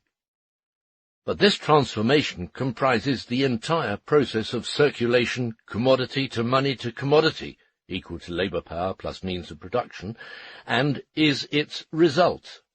Commodity here stands at both extremes, but the second extreme, which receives its form commodity by means of money to commodity from outside the commodity market, is not the last extreme of the circuit, but only of its first two stages comprising the process of circulation.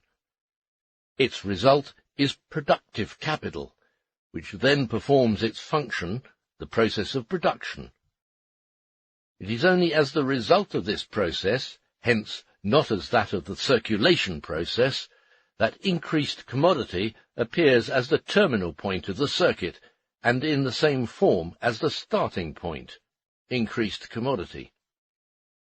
On the other hand, in money through to increased money, and productive capital through to productive capital, the final extremes, increased money and productive capital, are the direct results of the process of circulation.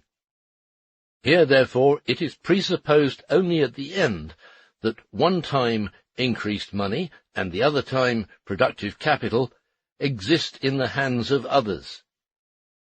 Insofar as the circuit is made between the extremes, neither money in the one case, nor productive capital in the other, the existence of money as the money of another person and of productive capital as the production process of another capital, appears as the premise of these circuits. Increased commodity through to increased commodity, on the contrary, presupposes the existence of commodity, equal to labour power plus means of production, as commodities of others in the hands of others. Commodities drawn into the circuit by the introductory process of circulation and transformed into productive capital, as a result of whose functioning increased commodity once more becomes the concluding form of the circuit. But just because the circuit increased commodity through to increased commodity presupposes within its sphere the existence of other industrial capital in the form of commodity, equal to labour power plus means of production, and means of production comprises diverse other capitals, in our case, for instance, machinery, coal, oil, etc., it clamours to be considered not only as the general form of the circuit, that is, not only as a social form in which every single industrial capital, except when first invested, can be studied, hence not merely as a form of movement common to all individual industrial capitals, but simultaneously also as a form of movement of the sum of the individual capitals, consequently of the aggregate capital of the capitalist class, a movement in which that of each individual industrial capital appears as only a partial movement which intermingles with the other movements and is necessitated by them. For instance, if we regard the aggregate of commodities annually produced in a certain country, and analyze the movement by which a part of it replaces the productive capital in all individual businesses, while another part enters into the individual consumption of the various classes, then we consider increased commodity through to increased commodity as a form of movement of social capital, as well as of the surplus value or surplus product generated by it. The fact that the social capital is equal to the sum of the individual capitals, including the joint stock capital or the state capital, so far as governments employ productive wage labour in mines, railways, etc., and perform the function of industrial capitalists, and that the aggregate movement of social capital is equal to the algebraic sum of the movements of the individual capitals, does not in any way preclude the possibility that this movement, as the movement of a single individual capital, may present other phenomena than the same movement does when considered from the point of view of a part of the aggregate movement of social capital. In its interconnections with the movements of its other parts, the movement simultaneously solves problems, the solution of which must be assumed when studying the circuit of a separate individual capital, instead of being the result of such a study. Increased commodity through to increased commodity is the sole circuit in which the originally advanced capital value constitutes only a part of the extreme that opens the movement, and in which the movement from its inception thus reveals itself as the total movement of the industrial capital, as the movement of that part of the product which replaces the productive capital, as well as of that part which forms surplus product, and which, on the average, is spent in part as revenue and employed in part as an element of accumulation. Included in this circuit is the expenditure of surplus value as revenue, and to that extent individual consumption is likewise included. The latter is furthermore included for the reason that the starting point, commodity, exists in the form of some utility. But every article produced by capitalist methods is commodity capital, no matter whether its use form destines it for productive or for individual consumption, or for both. Money through to increased money indicates only the value side. The self-expansion of the advanced capital value as the purpose of the entire process, productive capital through to productive capital, or increased productive capital, indicates the process of production of capital as a process of reproduction with a productive capital of the same or of increasing magnitude, accumulation. Revealing itself already in its initial extreme as a form of capitalist commodity production, increased commodity through to increased commodity comprises productive and individual consumption from the start. Productive consumption and the self-expansion of value, therein included, appear only as a branch of its movement. Finally, since increased commodity may exist in a use form which cannot enter any more into the process of production, it is indicated at the outset that increased commodities of various constituents of value, expressed by parts of the product, must occupy a different position, according to whether increased commodity through to increased commodity is regarded as the form of the movement of the total social capital, or as the independent movement of an individual industrial capital. All these peculiarities of the circuit lead us beyond its own confines, as an isolated circuit of some merely individual capital. In the formula increased commodity through to increased commodity, the movement of the commodity capital, that is to say, of the total product created capitalistically, appears not only as the premise of the independent circuit of the individual capital, but also as required by it. If the formula and its peculiarities are grasped, it is no longer sufficient to confine oneself to indicating that the metamorphoses increased commodity to increased money, and money to commodity, are on the one hand functionally defined sections in the metamorphoses of capital, on the other are links in the general circulation of commodities. It becomes necessary to elucidate the intertwining of the metamorphoses of one individual capital with those of other individual capitals, and with that part of the total product which is intended for individual consumption. On analyzing the circuit of an individual industrial capital, We therefore base our studies mainly on the first two forms. The circuit increased commodity through to increased commodity appears as a form of a single individual capital, for instance, in agriculture, where calculations are made from crop to crop. In Formula 2, the sowing is the starting point. In Formula 3, the harvest. Or, to speak with the physiocrats, Formula 2 starts out with the avance, and Formula 3 with the reprise. The movement of capital value appears in Formula 3 from the outset only as a part of the movement of the general mass of products, while in Formulae 1 and 2, the movement of increased commodity constitutes only a phase of the movement of some isolated capital. In Formula 3, commodities in the market are the continuous premise of the process of production and reproduction. Hence, if attention is fixed exclusively on this formula, all elements of the process of production seem to originate in commodity circulation, and to consist only of commodities. This one-sided conception overlooks those elements of the process of production which are independent of the commodity elements. Since, in increased commodity through to increased commodity, the starting point is the total product, total value, it turns out that if foreign trade is disregarded, reproduction on an extended scale, productivity remaining otherwise constant, can take place only when the part of the surplus product to be capitalized already contains the material elements of the additional productive capital.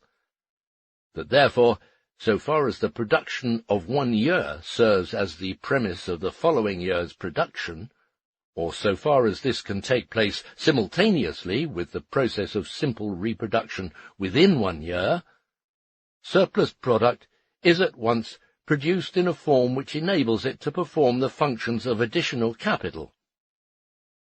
Increased productivity can increase only the substance of capital, but not its value, but therewith it creates additional material for the self-expansion of that value.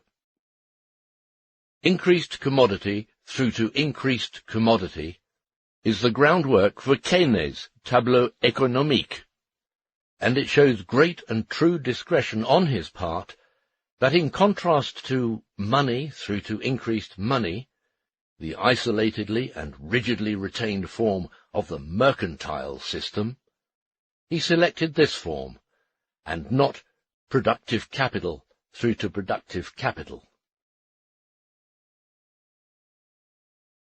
Chapter 4.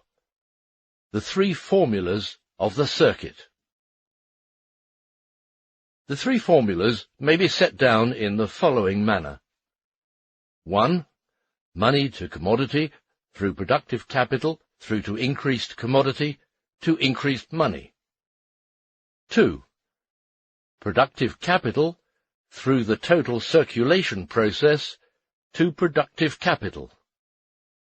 3. Total circulation process through to productive capital, or increased commodity.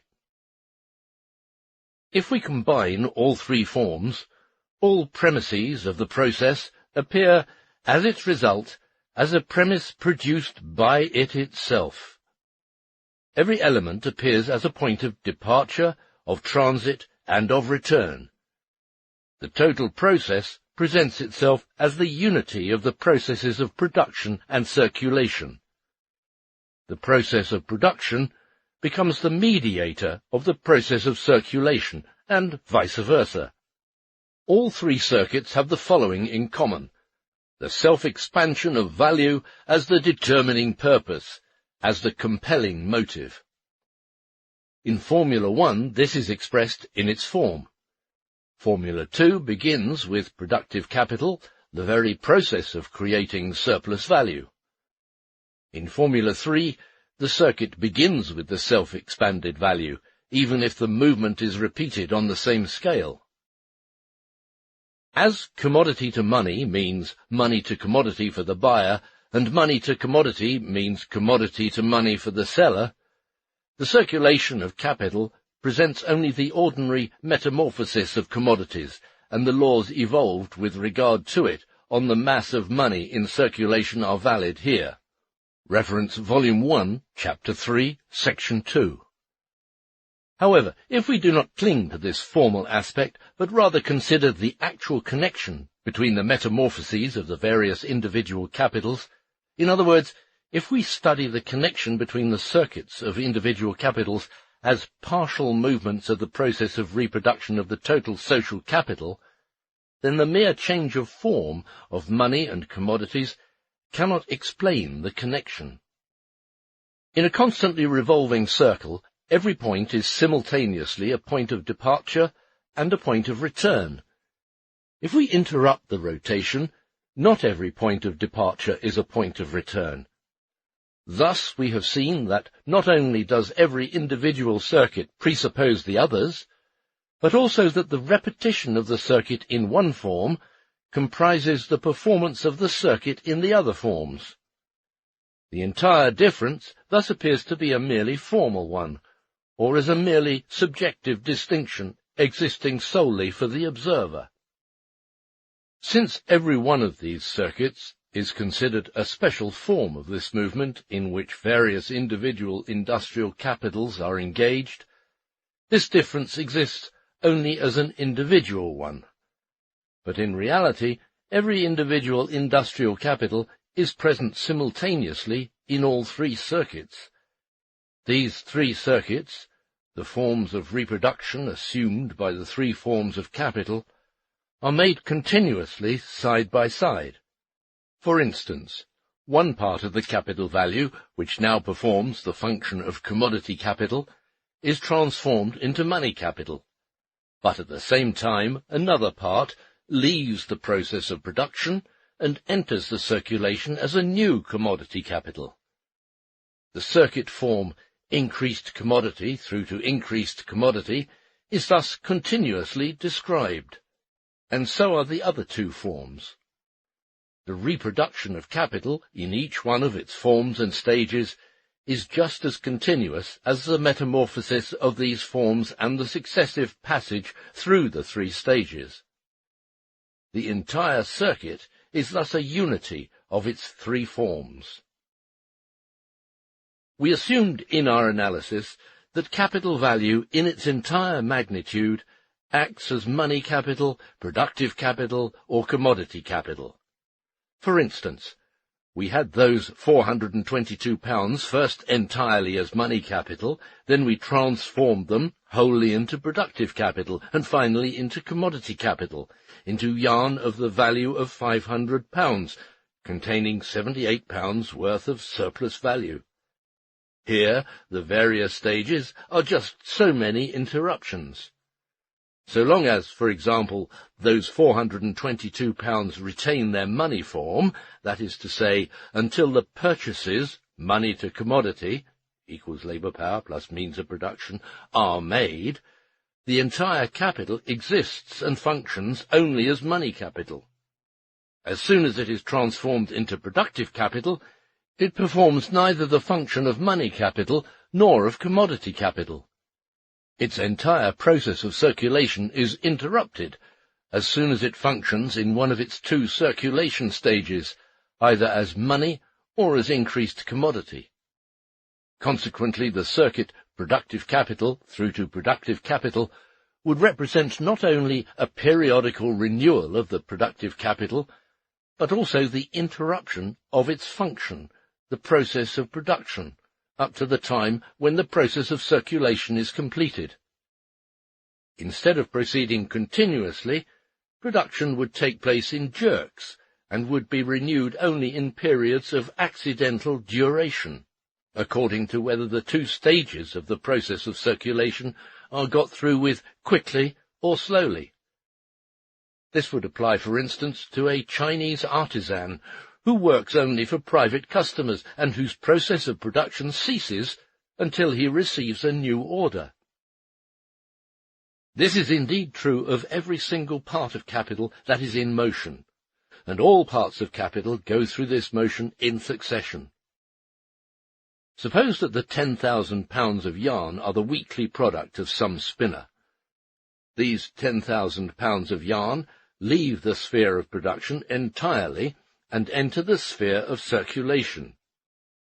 The capital value contained in it must all be converted into money capital, and so long as this value continues in the form of money capital, it cannot enter anew into the process of production. It must first go into circulation and be reconverted into the elements of productive capital, labour power plus means of production. The circuit-describing process of capital means constant interruption, the leaving of one stage and the entering into the next, the discarding of one form and the assuming of another. Each one of these stages not only presupposes the next, but also excludes it. But continuity is the characteristic mark of capitalist production, necessitated by its technical basis, although not always absolutely attainable. Let us see, then, what happens in reality. While, for example, the 10,000 pounds of yarn appear in the market as commodity capital and are transformed into money, regardless of whether it is a paying or purchasing medium, or only money of account, new cotton, coal, etc., take the place of the yarn in the process of production, have therefore already been reconverted from the money form and commodity form into that of productive capital, and begin to function as such. At the same time that these 10,000 pounds of yarn are being reconverted into money, the preceding 10,000 pounds of yarn are going through the second stage of their circulation, and are being reconverted from money into the elements of productive capital. All parts of capital successively describe circuits, are simultaneously at its different stages. The industrial capital, continuously progressing along its orbit, thus exists simultaneously at all its stages, and in the diverse functional forms corresponding to these stages. That part of industrial capital which is converted for the first time from commodity capital into money begins the circuit increased commodity through to increased commodity, while industrial capital as a moving whole has already passed through that circuit. One hand advances money, the other receives it. The inauguration of the circuit money through to increased money at one place coincides with the return of the money at another place. The same is true of productive capital. The actual circuit of industrial capital in its continuity is therefore not alone the unity of the processes of circulation and production, but also the unity of all its three circuits. But it can be such a unity only if all the different parts of capital can go through the successive stages of the circuit, can pass from one phase, from one functional form, to another, so that the industrial capital, being the whole of all these parts, exists simultaneously in its various phases and functions, and thus describes all three circuits at the same time. The succession of these parts is here governed by their coexistence, that is to say, by the division of capital. In a ramified factory system, the product is constantly in the various stages of its process of formation, and constantly passes from one phase of production to another. As the individual industrial capital has a definite size, which depends on the means of the capitalist, and which has a definite minimum magnitude for every branch of industry, it follows that its division must proceed according to definite proportions. The magnitude of the available capital determines the dimensions of the process of production, and this again determines the dimensions of the commodity capital and money capital, insofar as they perform their functions parallel with the process of production. However, coexistence, by which continuity of production is determined, is only due to the movement of those parts of capital in which they successively pass through their different stages. Coexistence is itself merely the result of succession. If, for instance, increased commodity to increased money as far as one part is concerned, if the commodity cannot be sold, then the circuit of this part is interrupted, and no replacement by its means of reproduction takes place. The succeeding parts, which emerge from the process of production in the shape of increased commodity, find the change of their functions blocked by their predecessors. If this lasts for some time, production is restricted, and the entire process brought to a halt. Every stagnation in succession carries disorder into coexistence. Every stagnation in one stage causes more or less stagnation in the entire circuit, of not only the stagnant part of capital, but also of the total individual capital. The next form in which the process presents itself is that of a succession of phases, so that the transition of capital into a new phase is made necessary by its departure from another. Every separate circuit has therefore one of the functional forms of capital for its point of departure and point of return. On the other hand, the aggregate process is in fact the unity of the three circuits, which are the different forms in which the continuity of the process expresses itself. The aggregate circuit presents itself to every functional form of capital as its specific circuit, and every one of these circuits is a condition of the continuity of the total process. The cycle of each functional form is dependent upon the others. It is a necessary prerequisite of the aggregate process of production, especially for the social capital, that it is at the same time a process of reproduction, and hence a circuit of each one of its elements. Various fractional parts of capital pass successively through the various stages and functional forms. Thanks to this, every functional form passes simultaneously with the others through its own circuit, although always a different part of capital finds its expression in it. One part of capital, continually changing, continually reproduced, exists as a commodity capital, which is converted into money. Another as money capital, which is converted into productive capital. And a third as productive capital, which is transformed into commodity capital. The continuous existence of all three forms is brought about by the circuit the aggregate capital describes in passing through precisely these three phases. Capital as a whole, then, exists simultaneously, spatially, side by side, in its different phases. But every part passes constantly and successively from one phase, from one functional form, into the next, and thus functions in all of them in turn. Its forms are hence fluid, and their simultaneousness is brought about by their succession. Every form follows another, and precedes it, so that the return of one capital part to a certain form is necessitated by the return of the other part to some other form. Every part describes continuously its own cycle, but it is always another part of capital which exists in this form, and these special cycles form only simultaneous and successive elements of the aggregate process. The continuity, instead of the previously described interruption, of the aggregate process is achieved only in the unity of the three circuits. The aggregate social capital always has this continuity, and its process always exhibits the unity of the three circuits. The continuity of the reproduction is at times more or less interrupted so far as individual capitals are concerned.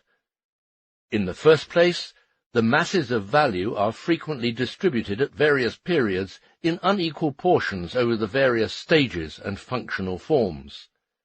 In the second place, these portions may be differently distributed, according to the character of the commodity to be produced, hence according to the particular sphere of production in which the capital is invested.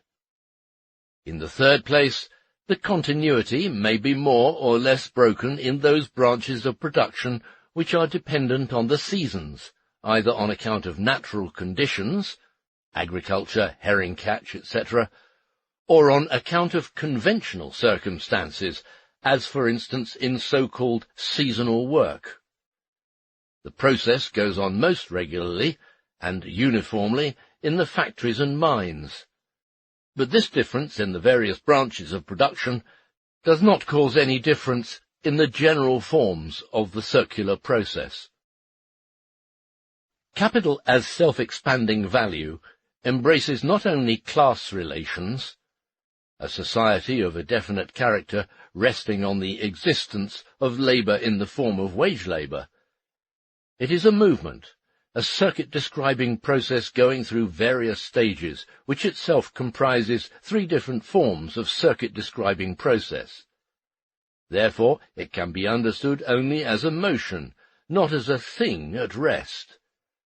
Those who regard the gaining by value of independent existence as a mere abstraction forget that the movement of industrial capital is this abstraction in actu.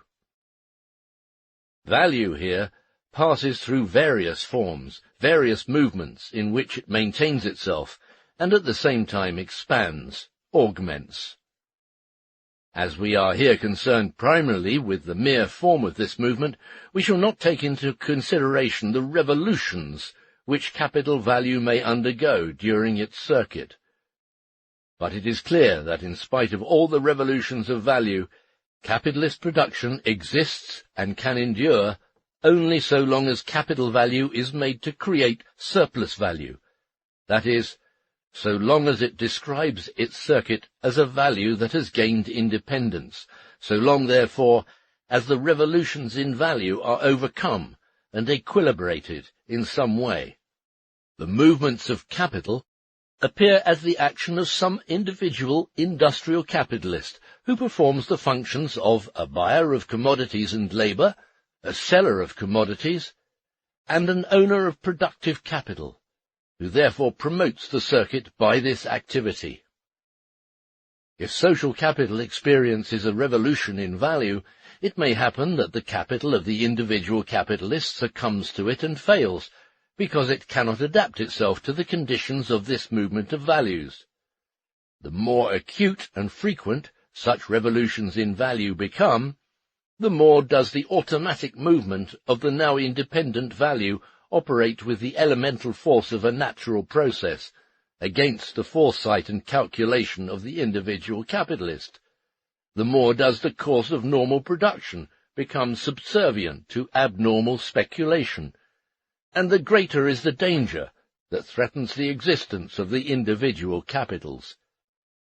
These periodical revolutions in value, therefore, corroborate what they are supposed to refute, namely, that value as capital acquires independent existence, which it maintains and accentuates through its movement.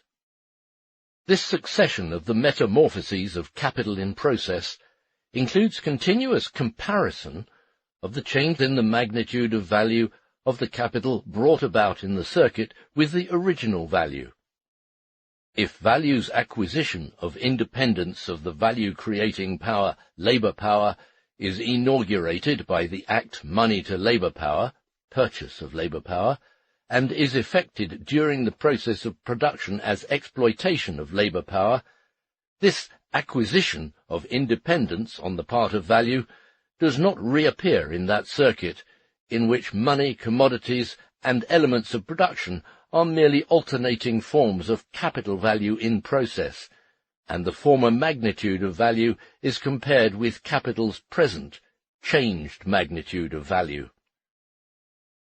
Value, argues Bailey, against the acquisition of independence by value, an independence which is characteristic of the capitalist mode of production and which he treats as an illusion of certain economists, Value is a relation between contemporary commodities, because such only admit of being exchanged for each other.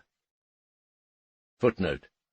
See Bailey, Samuel, A Critical Dissertation on the Nature, Measures, and Causes of Value, chiefly in reference to the writings of Mr. Ricardo and his followers, by the author of Essays on the Formation and Publication of Opinions, London, 1825.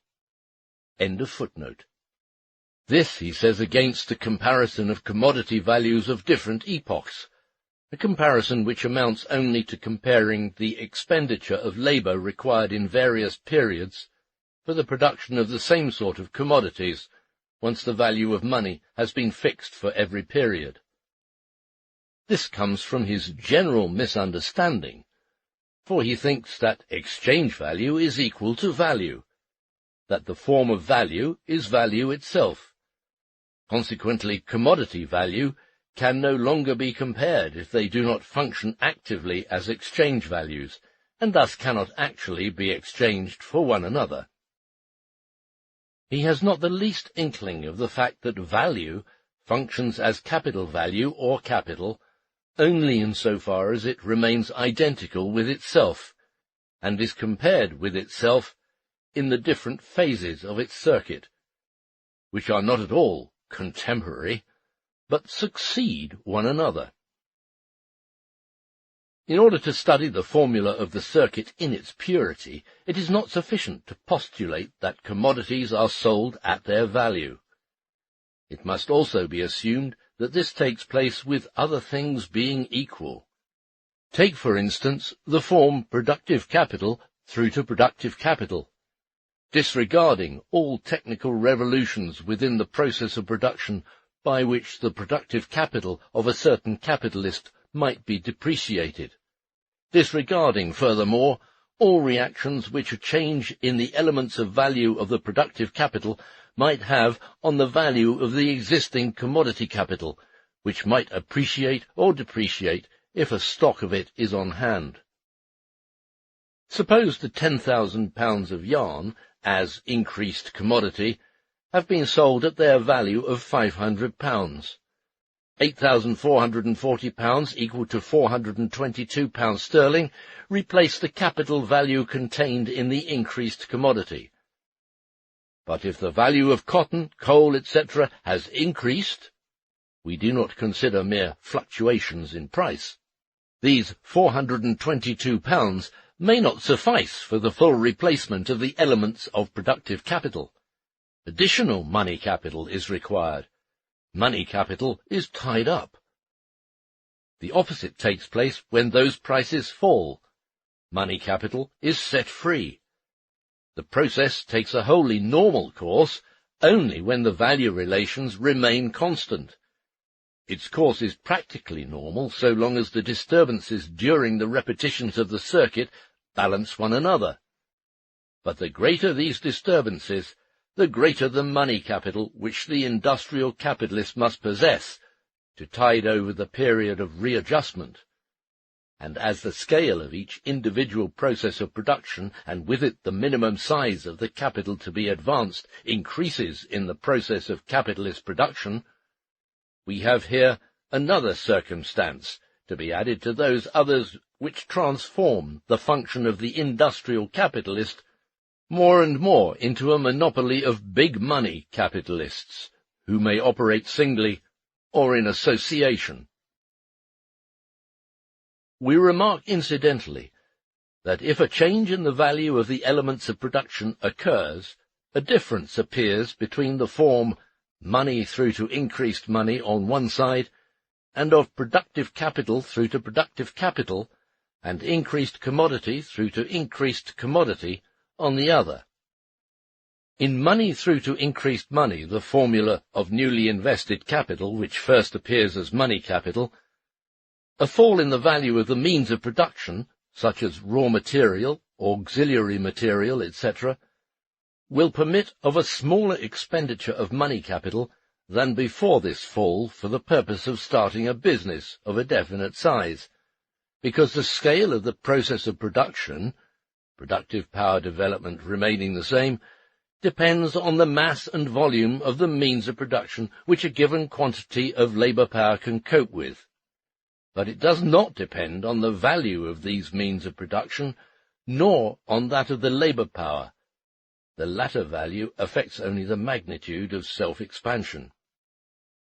Take the reverse case. If there is a rise in the value of the elements of production of the commodities which constitute the elements of the productive capital, then more money capital is needed for the establishment of a business of definite proportions. In both cases, it is only the amount of the money capital required for new investment that is affected. In the former case, money capital becomes surplus. In the latter, it is tied up, provided the accession of new individual industrial capital proceeds in the usual way in a given branch of production. The circuits productive capital through to productive capital and increased commodity through to increased commodity present themselves as money through to increased money only to the extent that the movement of productive capital and increased commodity is at the same time accumulation, hence to the extent that additional money is converted into money capital. Here, too, we do not take into consideration the reaction of such changes in value on those constituent parts of capital which are engaged in the process of production. It is not the original expenditure which is directly affected here, but an industrial capital engaged in its process of reproduction, and not in its first circuit, that is, commodity through to increased commodity equals labour power plus means of production, the reconversion of commodity capital into its elements of production, so far as they are composed of commodities. When value, prices, fall, three cases are possible. The process of reproduction is continued on the same scale.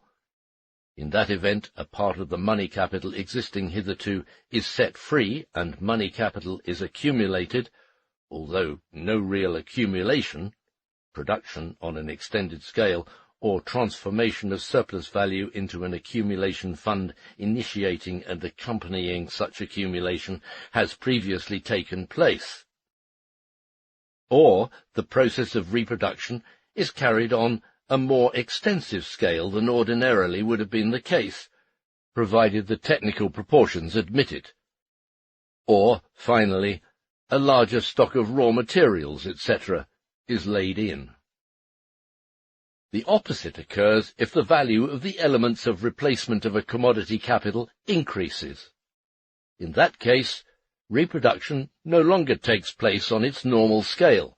For example, the working day gets shorter. Or additional money capital must be employed in order to maintain the old volume of work. Money capital is tied up. Or the money fund for accumulation, when one exists, is employed entirely or partially for the operation of the process of reproduction on its old scale, instead of for the enlargement of this process. This is also tying up money capital, except that here the additional money capital does not come from the outside, from the money market, but from the means of the industrial capitalist himself. However, there may be modifying circumstances in productive capital through to productive capital and increased commodity through to increased commodity. If our spinning mill proprietor, for example, has a large stock of cotton, a large proportion of his productive capital in the form of a stock of cotton, a part of his productive capital is depreciated by a fall in the prices of cotton. But if, on the contrary, these prices rise, this part of his productive capital appreciates.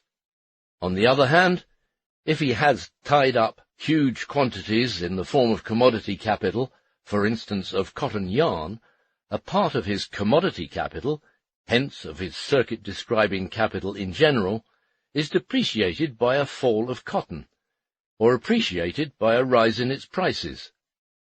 Finally, take the process increased commodity to money to commodity, equals labour power plus means of production.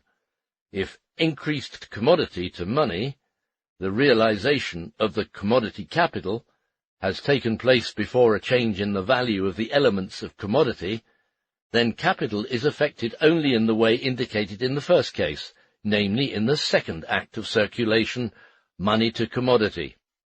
But if such a change has occurred before increased commodity to money has been effected, then, other conditions remaining equal, a fall in the price of cotton causes a corresponding fall in the price of yarn, and a rise in the price of cotton means conversely a rise in the price of yarn.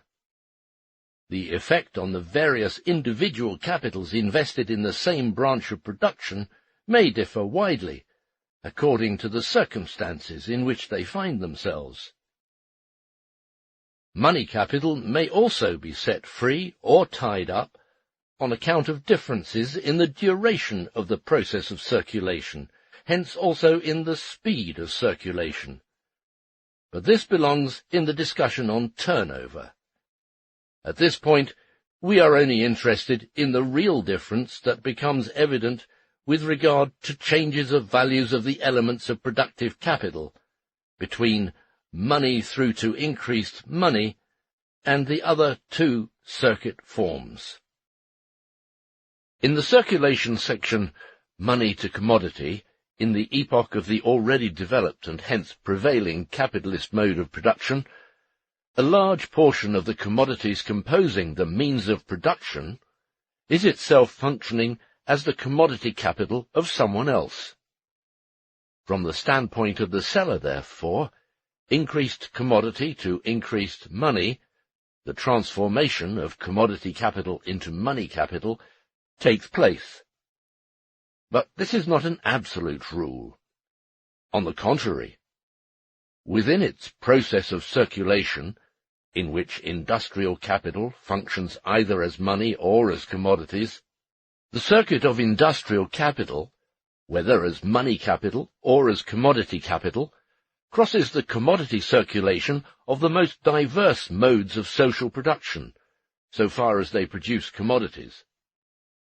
No matter whether commodities are the output of production based on slavery, of peasants, Chinese, Indian ryots, of communes, Dutch East Indies, of state enterprise, such as existed in former epochs of Russian history on the basis of serfdom, or of half-savage hunting tribes, etc., as commodities and money, they come face to face with the money and commodities in which the industrial capital presents itself, and enter as much into its circuit as into that of the surplus value born in the commodity capital, provided the surplus value is spent as revenue. Hence they enter in both branches of circulation of commodity capital. The character of the process of production from which they originate is immaterial. They function as commodities in the market, and as commodities they enter into the circuit of industrial capital as well as into the circulation of the surplus value incorporated in it. It is therefore the universal character of the origin of the commodities, the existence of the market as a world market, which distinguishes the process of circulation of industrial capital. What is true of the commodities of others is also true of the money of others. Just as commodity capital faces money only as commodities, so this money functions vis-à-vis commodity capital only as money. Money here performs the functions of world money. However, 2 points must be noted here. First, as soon as act money to means of production is completed, the commodities, means of production, cease to be such, and become one of the modes of existence of industrial capital in its functional form of productive capital. Thereby, however, their origin is obliterated. They exist henceforth only as forms of existence of industrial capital, are embodied in it. However, it still remains true that to replace them they must be reproduced, and to this extent the capitalist mode of production is conditional on modes of production lying outside of its own stage of development. But it is the tendency of the capitalist mode of production to transform all production as much as possible into commodity production. The mainspring by which this is accomplished is precisely the involvement of all production into the capitalist circulation process, and developed commodity production itself is capitalist commodity production. The intervention of industrial capital promotes this transformation everywhere, but with it also the transformation of all direct producers into wage labourers.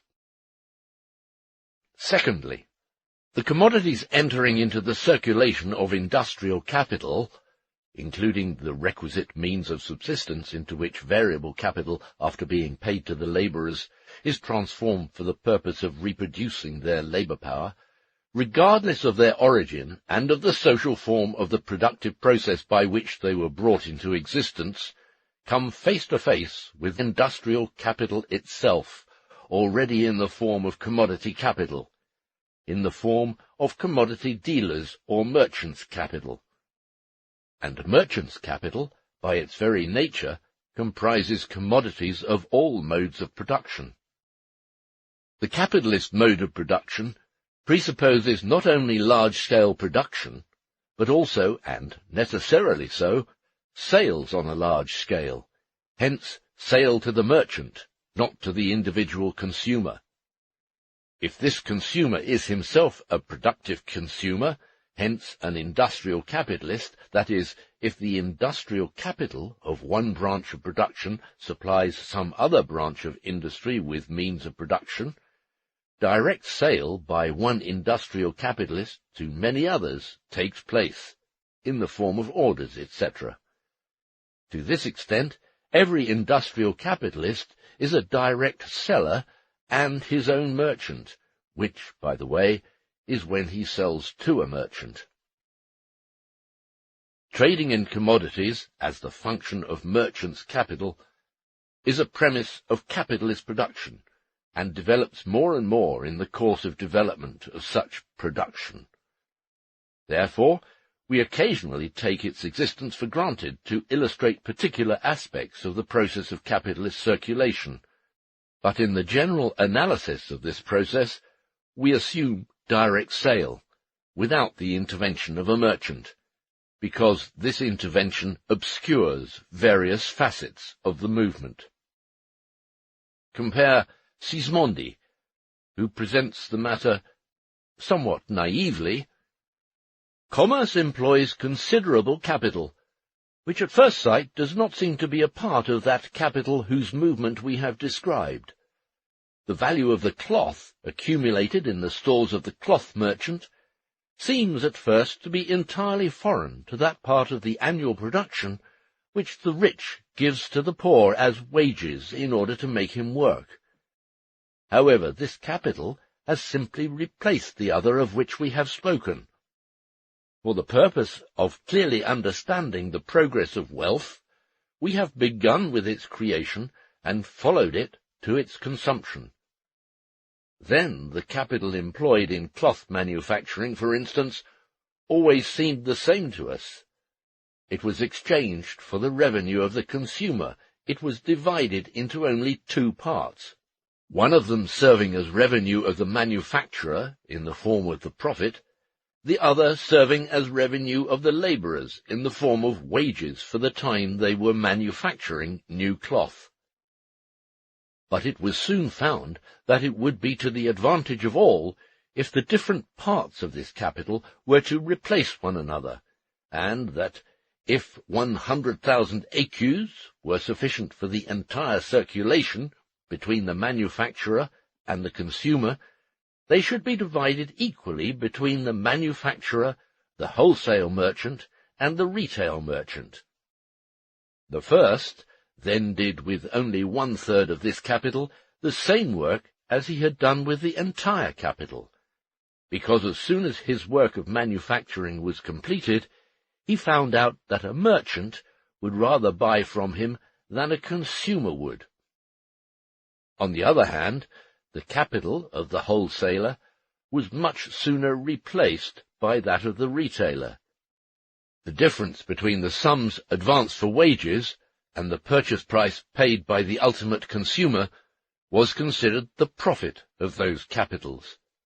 It was divided between the manufacturer, the merchant, and the retailer from the moment that they had divided their functions among themselves, and the work performed was the same, although it had required 3 persons and 3 parts of capital instead of 1.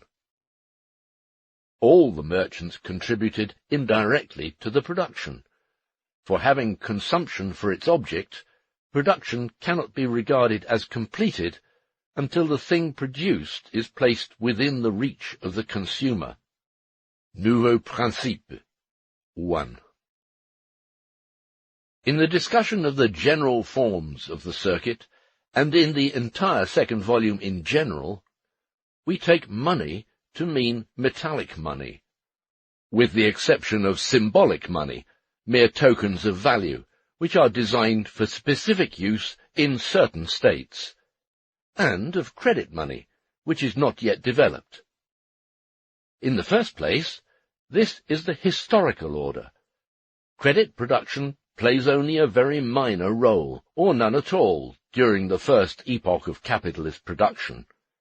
In the second place, the necessity of this order is demonstrated theoretically by the fact that everything of a critical nature which Tuke and others hitherto expounded in regard to the circulation of credit money compelled them to hark back again and again to the question of what would be the aspect of the matter if nothing but metal money were in circulation.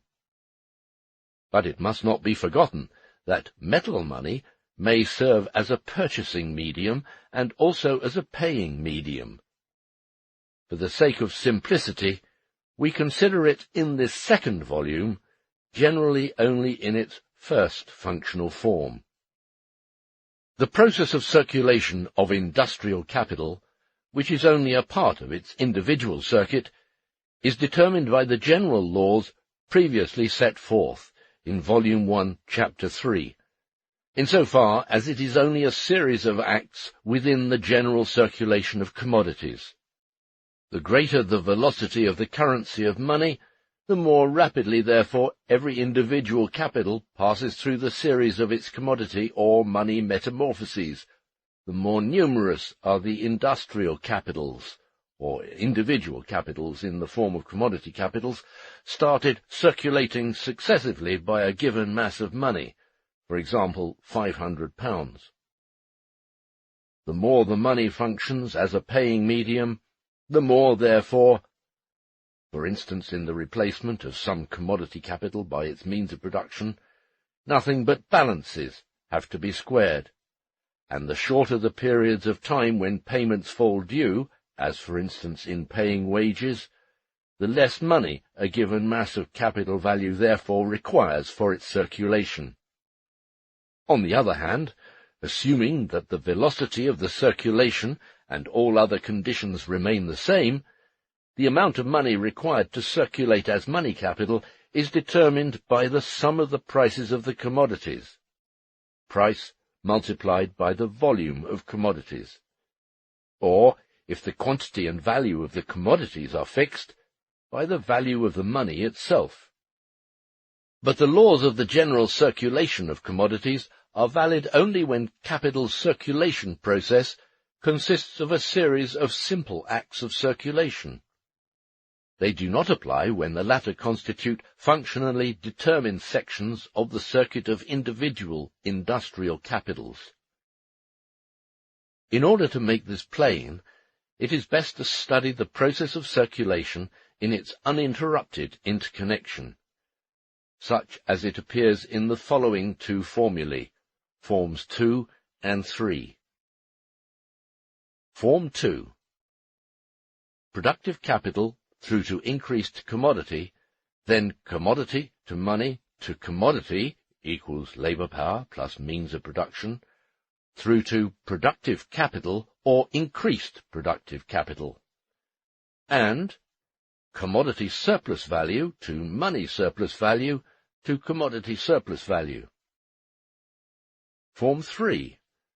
Increased commodity, then commodity to money to commodity equals labour power plus means of production, through to productive capital, through to increased commodity, and commodity surplus value to money surplus value to commodity surplus value.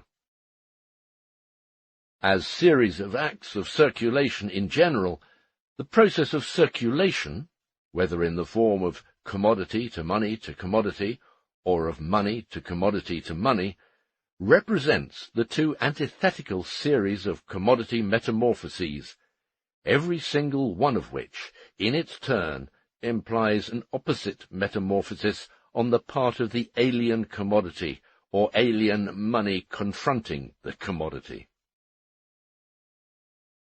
Commodity to money on the part of the owner of a commodity means money to commodity on the part of its buyer. The first metamorphosis of the commodity appearing in the form of money. The opposite applies to money to commodity. What has been shown concerning the intertwining of the metamorphosis of a certain commodity in one stage with that of another in another stage applies to the circulation of capital so far as the capitalist functions as the buyer and seller of commodities, and his capital on that account functions in the form of money opposed to the commodities of another. But this intertwining is not to be identified with the intertwining of the metamorphoses of capitals. In the first place, money to commodity, means of production, as we have seen, may represent an intermingling of the metamorphoses of different individual capitals. For instance, the commodity capital of the spinning mill owner, yarn, is partly replaced by coal. One part of his capital exists in the form of money and is converted into the form of commodities, while the capital of the capitalist producer of coal is in the form of commodities and therefore converted into the form of money. The same act of circulation represents, in this case, opposite metamorphoses of two industrial capitals in different branches of production, hence an intertwining of the series of metamorphoses of these capitals. But as we have seen, the means of production into which money is transformed need not be commodity capital in the categorical sense, that is, need not be a functional form of industrial capital, need not be produced by a capitalist. It is always money to commodity on one side and commodity to money on the other, but not always an intermingling of metamorphoses of capitals. Furthermore, money to labour power, the purchase of labour power, is never an intermingling of metamorphoses of capitals. For labour power, though the commodity of the labourer, does not become capital until it is sold to the capitalist. On the other hand, in the process increased commodity to increased money, it is not necessary that increased money should represent converted commodity capital. It may be the realization in money of the commodity labour power, wages, or of the product of some independent labourer, slave, serf, or community. In the second place, however, it is not at all required for the discharge of the functionally determined role played by every metamorphosis occurring within the process of circulation of some individual capital, that this metamorphosis should represent the corresponding opposite metamorphosis in the circuit of the other capital, provided we assume that the entire production of the world market is carried on capitalistically. For instance, in the circuit productive capital through to productive capital, the money which converts increased commodity into money may be to the buyer only the realization in money of his surplus value, if the commodity is an article of consumption, or in increased money to increased commodity, where therefore already accumulated capital enters, increased money may, as far as the vendor of means of production is concerned, enter into the circulation of his capital only to replace his advanced capital, or it may not re-enter at all, by being diverted into revenue expenditure. Therefore, the manner in which the various component parts of the aggregate social capital, of which the individual capitals are but constituents functioning independently, mutually replace one another in the process of circulation, in regard to capital as well as surplus value, is not ascertained from the simple intertwinings of the metamorphoses in the circulation of commodities, intertwinings which the acts of capital circulation have in common with all other circulation of commodities. That requires a different method of investigation. Hitherto, one has been satisfied with uttering phrases which, upon closer analysis, are found to contain nothing but indefinite ideas, borrowed from the intertwining of metamorphoses common to all commodity circulation. Natural money and credit economy. One of the most obvious peculiarities of the movements in circuits of industrial capital, and therefore also of capitalist production, is the fact that, on the one hand, the component elements of productive capital are derived from the commodity market, and must be continually renewed out of it, bought as commodities, and that, on the other hand, the product of the labour process emerges from it as a commodity, and must be continually sold anew as a commodity. Compare, for instance, a modern farmer of the Scotch lowlands with an old-fashioned small peasant on the continent. The former sells his entire product, and has therefore to replace all its elements, even his seed, in the market. The latter consumes the greater part of his product directly, buys and sells as little as possible, fashions tools, makes clothing, etc., so far as possible himself.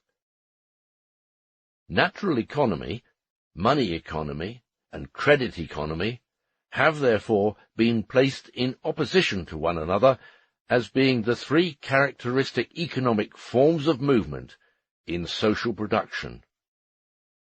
In the first place, these three forms do not represent equivalent phases of development. The so-called credit economy is merely a form of the money economy, since both terms express functions or modes of exchange among the producers themselves. In developed capitalist production, the money economy appears only as the basis of the credit economy. The money economy and credit economy thus correspond only to different stages in the development of capitalist production, but they are by no means independent forms of exchange vis-à-vis natural economy. With the same justification, one might contrapose as equivalents the very different forms of natural economy to those two economies. In the second place, since it is not the economy, that is, the process of production itself, that is emphasized as the distinguishing mark of the two categories, money economy and credit economy, but rather the mode of exchange corresponding to that economy between the various agents of production or producers, the same should apply to the first category. Hence, exchange economy instead of natural economy. A completely isolated natural economy, such as the Inca state of Peru, would not come under any of these categories. In the third place, the money economy is common to all commodity production, and the product appears as a commodity in the most varied organisms of social production. Consequently, what characterizes capitalist production would then be only the extent to which the product is created as an article of commerce, as a commodity, and hence the extent also to which its own constituent elements must enter again as articles of commerce, as commodities, into the economy from which it emerges. As a matter of fact, capitalist production is commodity production as the general form of production. But it is so, and becomes so, more and more in the course of its development only because labour itself appears here as a commodity, because the labourer sells his labour, that is, the function of his labour power, and our assumption is that he sells it at its value, determined by its cost of reproduction. To the extent that labour becomes wage labour, the producer becomes an industrial capitalist. For this reason, capitalist production, and hence also commodity production, does not reach its full scope until the direct agricultural producer becomes a wage labourer. In the relation of capitalist and wage labourer, the money relation, the relation between the buyer and the seller, becomes a relation inherent in production. But this relation has its foundation in the social character of production, not in the mode of exchange. The latter, conversely, emanates from the former. It is, however, quite in keeping with the bourgeois horizon, everyone being engrossed in the transaction of shady business, not to see in the character of the mode of production the basis of the mode of exchange corresponding to it, but vice versa. Footnote. End of manuscript 5. What follows to the end of the chapter is a note contained in a notebook of 1877 or 1878 amid extracts from various books. Friedrich Engels. End of footnote. The meeting of demand and supply. The capitalist throws less value in the form of money into the circulation than he draws out of it, because he throws into it more value in the form of commodities than he withdrew from it in the form of commodities. Since he functions simply as a personification of capital, as an industrial capitalist, his supply of commodity value is always greater than his demand for it. If his supply and demand in this respect covered each other, it would mean that his capital had not produced any surplus value, that it had not functioned as productive capital, that the productive capital had been converted into commodity capital not big with surplus value, that it had not drawn any surplus value in commodity form out of labour power during the process of production, had not functioned at all as capital. The capitalist must indeed sell dearer than he has bought, but he succeeds in doing so only because the capitalist process of production enables him to transform the cheaper commodity he bought, cheaper because it contained less value, into a commodity of greater value, hence a dearer one. He sells dearer not because he sells above the value of his commodity, but because his commodity contains value in excess of that contained in the ingredients of its production. The rate at which the capitalist makes the value of his capital expand is the greater the difference between his supply and his demand, that is, the greater the excess of the commodity value he supplies over the commodity value he demands. His aim is not to equalize his supply and demand, but to make the inequality between them, the excess of his supply over his demand, as great as possible. What is true of the individual capitalist applies to the capitalist class. Insofar as the capitalist merely personifies industrial capital, his own demand is confined to means of production and labour power. In point of value, his demand for means of production is smaller than his advanced capital. He buys means of production of a smaller value than that of his capital, and therefore of a still smaller value than that of the commodity capital which he supplies. As regards his demand for labour power, it is determined in point of value by the relation of his variable capital to his total capital, hence equals variable capital to commodity. In capitalist production, this demand thereby grows smaller than his demand for means of production. His purchases of means of production steadily rise above his purchases of labour power. Since the labourer generally converts his wages into means of subsistence, and for the overwhelmingly larger part into absolute necessities, the demand of the capitalist for labour power is indirectly also a demand for the articles of consumption essential to the working class. But this demand is equal to variable capital, and not 1 iota greater. If the labourer saves a part of his wages, we necessarily discard here all credit relations. He converts part of his wages into a hoard, and to that extent does not act as a bidder, a purchaser. The upper limit of a capitalist's demand is commodity, equal to constant capital plus variable capital, but his supply is equal to constant capital plus variable capital plus surplus value. Consequently, if the composition of his commodity capital is constant capital of 80, plus variable capital of 20, plus surplus value of 20, his demand is equal to constant capital of 80, plus variable capital of 20. Hence, considered from the angle of the value it contains, 1/5 smaller than his supply. The greater the percentage of the mass of surplus value produced by him, his rate of profit, the smaller becomes his demand in relation to his supply. Although with the further development of production the demand of the capitalist for labour power, and thus indirectly for necessary means of subsistence, steadily decreases compared with his demand for means of production, it must not be forgotten, on the other hand, that his demand for means of production is always smaller than his capital.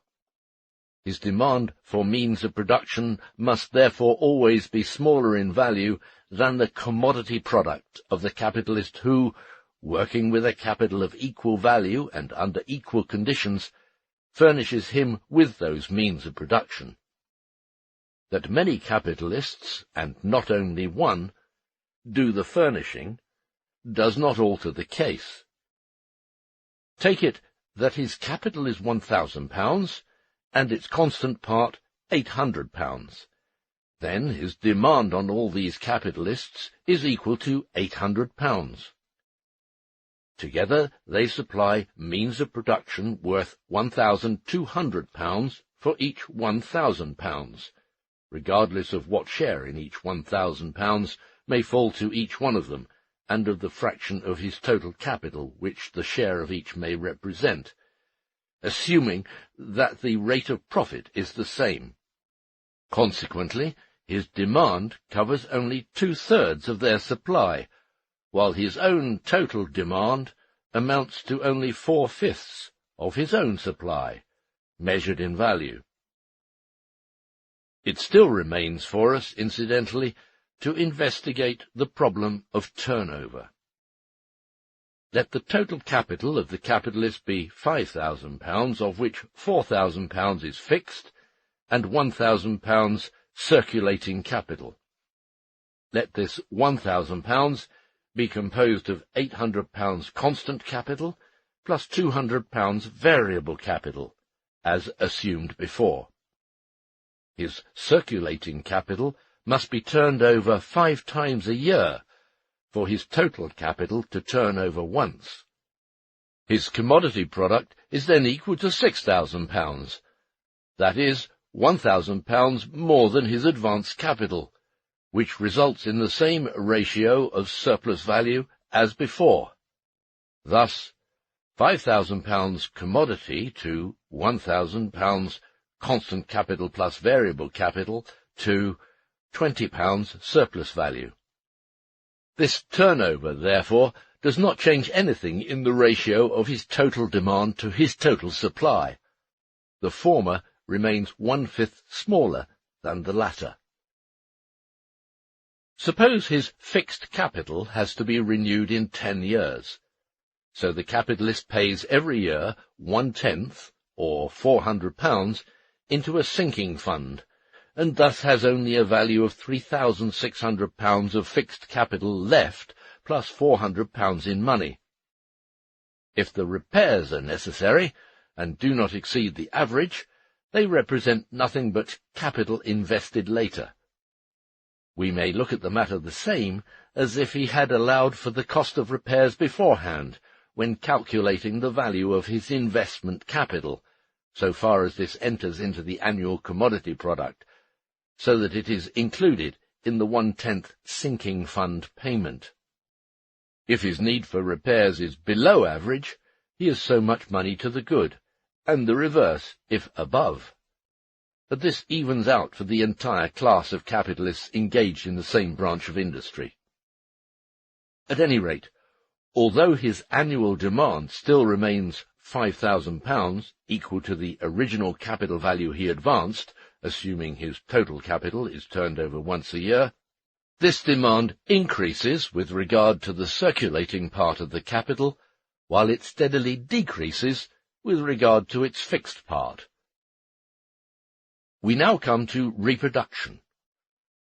Let us assume that the capitalist consumes the entire surplus value and reconverts only capital of the original magnitude into productive capital. Then the demand of the capitalist is equal in value to his supply, but this does not refer to the movement of his capital. As a capitalist, he exercises a demand for only 4/5 of his supply in terms of value. He consumes 1/5 as a non-capitalist, not in his function as capitalist, but for his private requirements or pleasures. His calculation, expressed in percentages, is then as follows. Demand as capitalist, 100, supply 120. Demand as man about town, 20, supply 0. Total demand, 120, supply 120. This assumption is tantamount to assuming that capitalist production does not exist, and therefore that the industrial capitalist himself does not exist. For capitalism is abolished root and branch by the bare assumption that it is personal consumption and not enrichment that works as the compelling motive.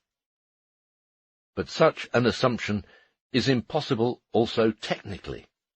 The capitalist must not only form a reserve capital to cushion price fluctuations and enable him to wait for favorable buying and selling conditions. He must accumulate capital in order to extend his production and build technical progress into his productive organism.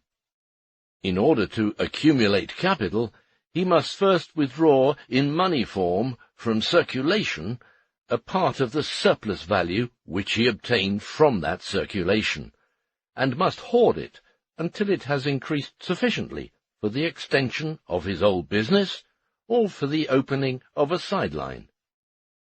So long as the formation of the hoard continues, it does not increase the demand of the capitalist. The money is immobilized. It does not withdraw from the commodity market any equivalent in commodities for the money equivalent withdrawn from it, for commodities supplied. Credit is not considered here, and credit includes, for example, deposits by the capitalist of accumulating money in a bank on current account paying interest. Chapter 5. The time of circulation. We have seen that the movement of capital through the sphere of production and the two phases of the sphere of circulation takes place in a series of periods of time. The duration of its sojourn in the sphere of production is its time of production, that of its stay in the sphere of circulation, its time of circulation. The total time during which it describes its circuit is therefore equal to the sum of its time of production and its time of circulation. The time of production naturally comprises the period of the labour process, but is not comprised in it. It will be remembered, first of all, that a part of the constant capital exists in the form of instruments of labour, such as machinery, buildings, etc., which serve the same constantly repeated labour processes until they are worn out. Periodical interruptions of the labour process, by night for instance, interrupt the functioning of these instruments of labour, but not their stay at the place of production. They belong to this place when they are in function, as well as when they are not. On the other hand, the capitalist must have a definite supply of raw material and auxiliary material in readiness, in order that the process of production may take place for a longer or shorter time on a previously determined scale, without being dependent on the accidents of daily supply from the market. This supply of raw material, etc., is productively consumed only by degrees. There is, therefore, a difference between its time of production and its time of functioning. Footnote: time of production is here used in the active sense. The time of production of the means of production does not mean in this case the time required for their production, but the time during which they take part in the process of production of a certain commodity. Friedrich Engels, end of footnote. The time of production of the means of production in general comprises, therefore, 1. The time during which they function as means of production, hence serve in the productive process. 2. The stops during which the process of production, and thus the functioning of the means of production embodied in it, are interrupted. 3. The time during which they are held in readiness, as prerequisites of that process, hence already represent productive capital, but have not yet entered into the process of production. The difference so far considered has in each case been the difference between the time which the productive capital stays in the sphere of production and that which it stays in the process of production.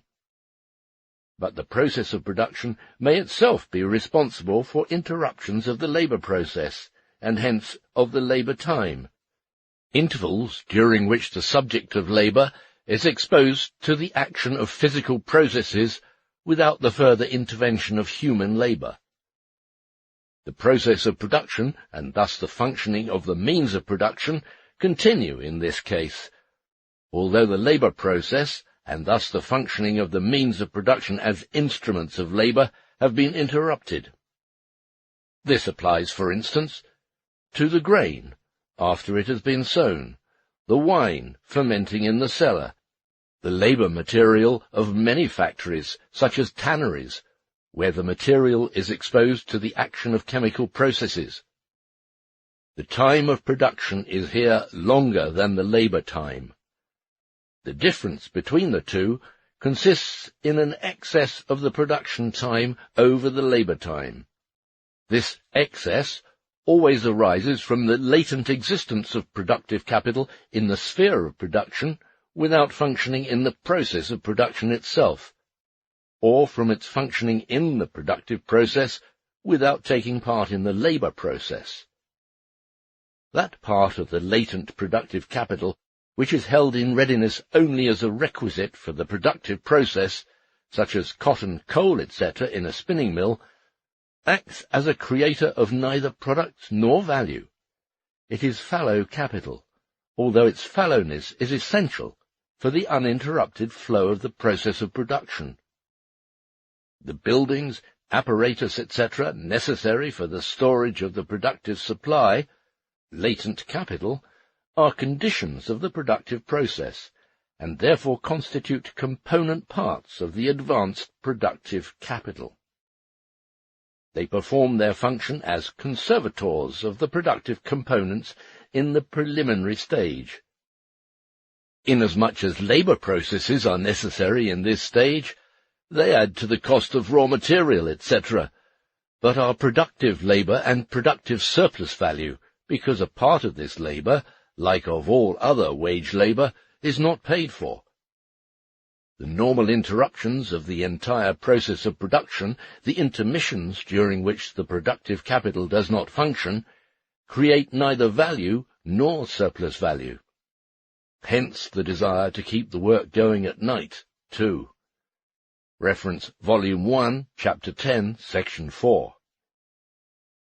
The intervals in the labour time which the subject of labour must endure in the process of production itself create neither value nor surplus value, but they advance the product, form a part of its life, a process through which it must pass.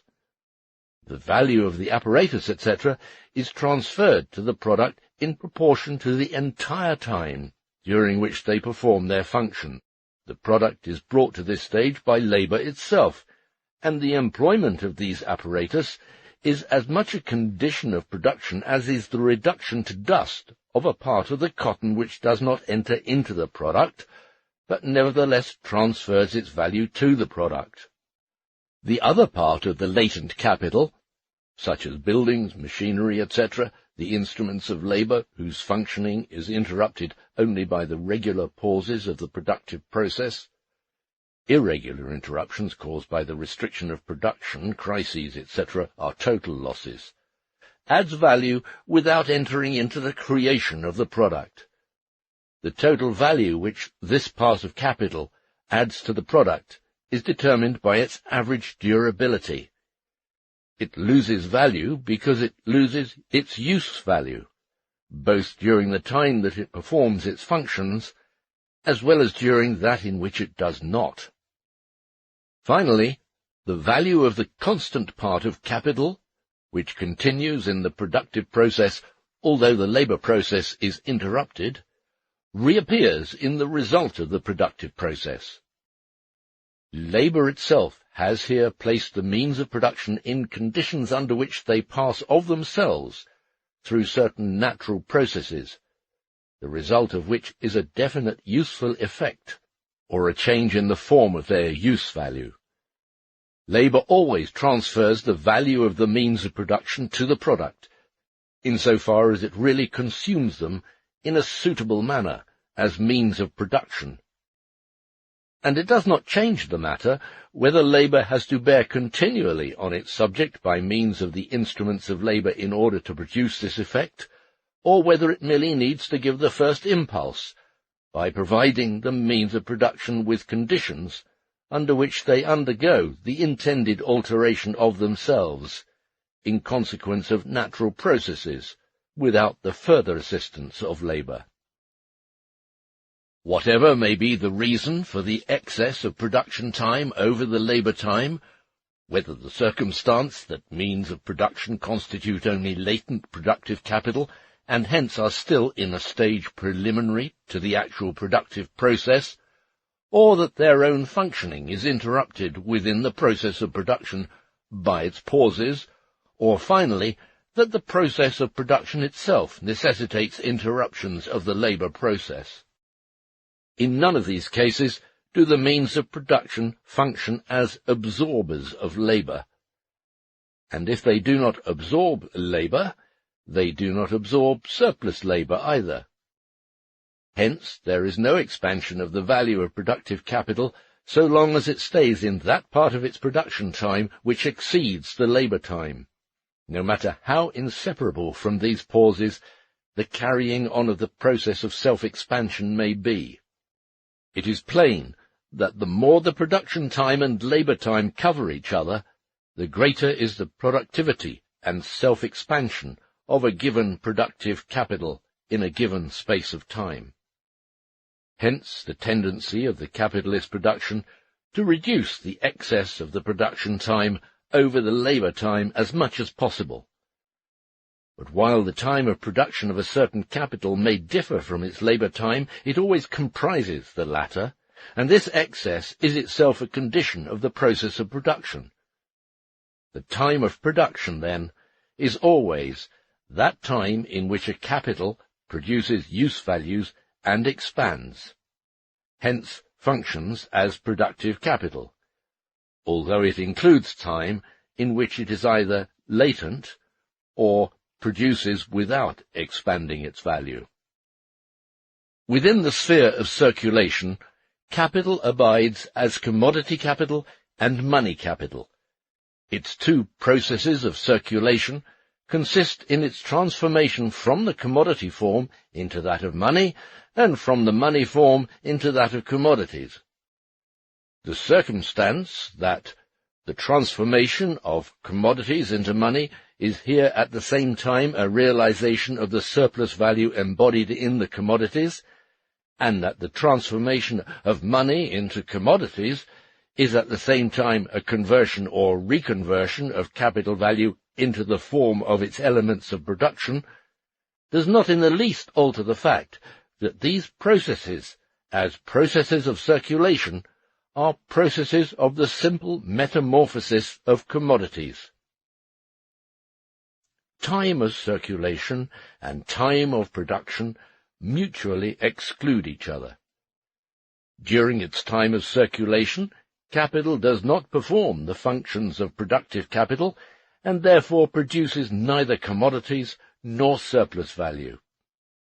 If we study the circuit in its simplest form, as when the entire capital value passes in one bulk from one phase into another, it becomes palpably evident that the process of production and therefore also the self-expansion of capital value are interrupted so long as its time of circulation lasts, and that the renewal of the process of production will proceed at a faster or a slower pace, depending on the length of the circulation time.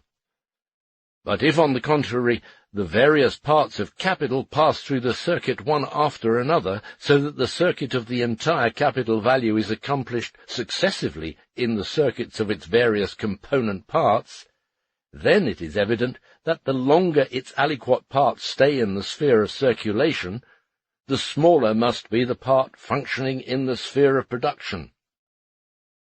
The expansion and contraction of the time of circulation operate therefore as negative limits to the contraction or expansion of the time of production, or of the extent to which a capital of a given size functions as productive capital. The more the metamorphoses of circulation of a certain capital are only ideal, that is, the more the time of circulation is equal to zero or approaches zero, the more does capital function, the more does its productivity and the self-expansion of its value increase. For instance, if a capitalist executes an order by the terms of which he receives payment on delivery of the product, and if this payment is made in his own means of production, the time of circulation approaches zero. A capital's time of circulation therefore limits, generally speaking, its time of production, and hence its process of generating surplus value. And it limits this process in proportion to its own duration. This duration may considerably increase or decrease, and hence may restrict capital's time of production in a widely varying degree. But political economy sees only what is apparent, namely the effect of the time of circulation on capital's process of the creation of surplus value in general. It takes this negative effect for a positive one, because its consequences are positive. It clings the more tightly to this appearance, since it seems to furnish proof that capital possesses a mystic source of self-expansion, independent of its process of production, and hence of the exploitation of labour, a spring which flows to it from the sphere of circulation. We shall see later that even scientific political economy has been deceived by this appearance of things. Various phenomena, it will turn out, give colour to this semblance. 1. the capitalist method of calculating profit, in which the negative cause figures as a positive one, since with capitals in different spheres of investment, where only the times of circulation are different, a longer time of circulation tends to bring about an increase in prices. In short, serves as one of the causes of equalizing profits. 2. The time of circulation is but a phase of the time of turnover.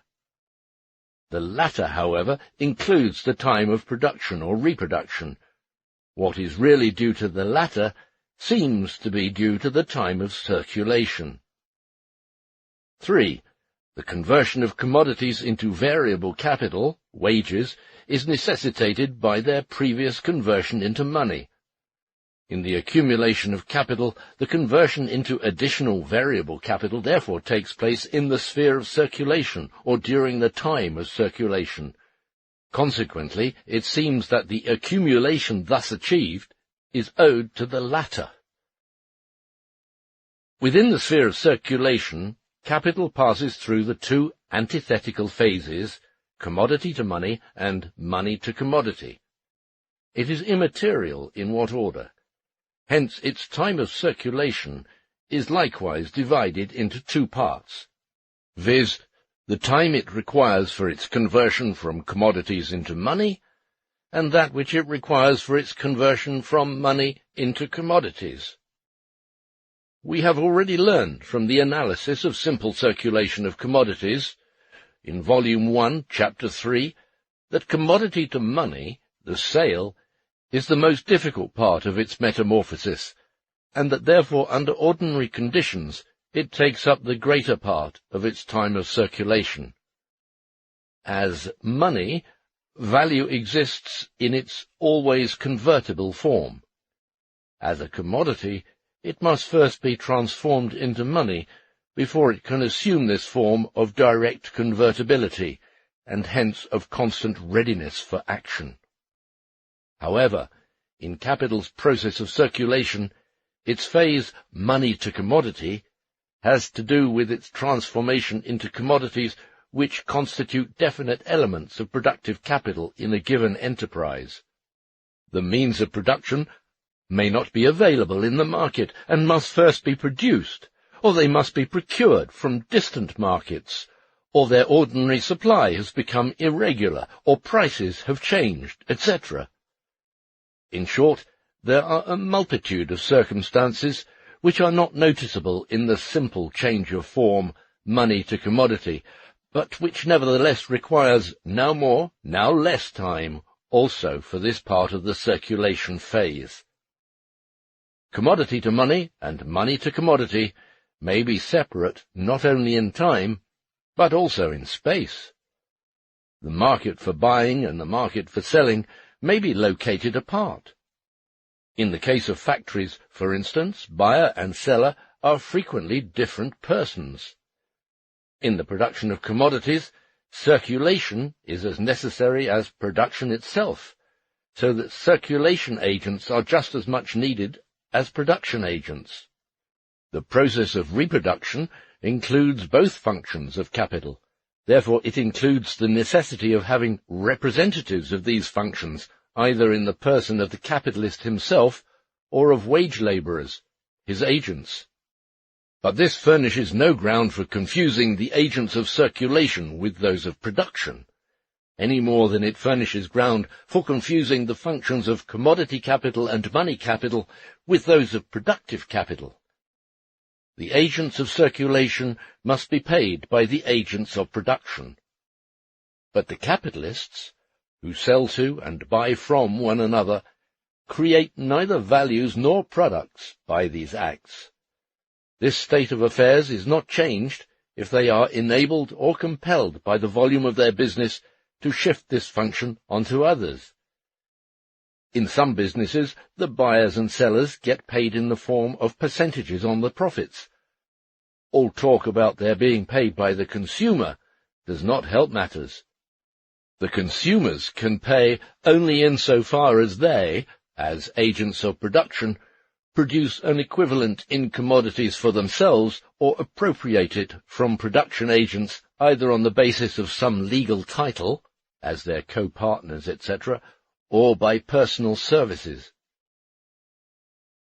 There is a difference between commodity to money and money to commodity, which has nothing to do with the difference in forms of commodities and money, but arises from the capitalist character of production. Intrinsically, both commodity to money and money to commodity are mere conversions of given values from one form into another. But increased commodity to increased money is at the same time a realization of the surplus value contained in increased commodity. Money to commodity, however, is not. Hence, selling is more important than buying. Under normal conditions, money to commodity is an act necessary for the self-expansion of the value expressed in money, but it is not a realization of surplus value. It is the introduction to its production, not an afterword. The form in which a commodity exists, its existence as a use value, sets definite limits to the circulation of commodity capital, increased commodity to increased money. Use values are perishable by nature. Hence, if they are not productively or individually consumed within a certain time, depending on what they are intended for, in other words, if they are not sold within a certain period, they spoil and lose with their use value the property of being vehicles of exchange value. The capital value contained in them, hence also the surplus value accrued in it, gets lost. The use values do not remain the carriers of perennial self-expanding capital value, unless they are constantly renewed and reproduced, are replaced by new use values of the same or of some other order. The sale of the use values in the form of commodities, hence their entry into productive or individual consumption effected through this sale, is, however, the ever-recurring condition of their reproduction. They must change their old use form within a definite time in order to continue their existence in a new form. Exchange value maintains itself only by means of this constant renewal of its body. The use values of various commodities spoil sooner or later.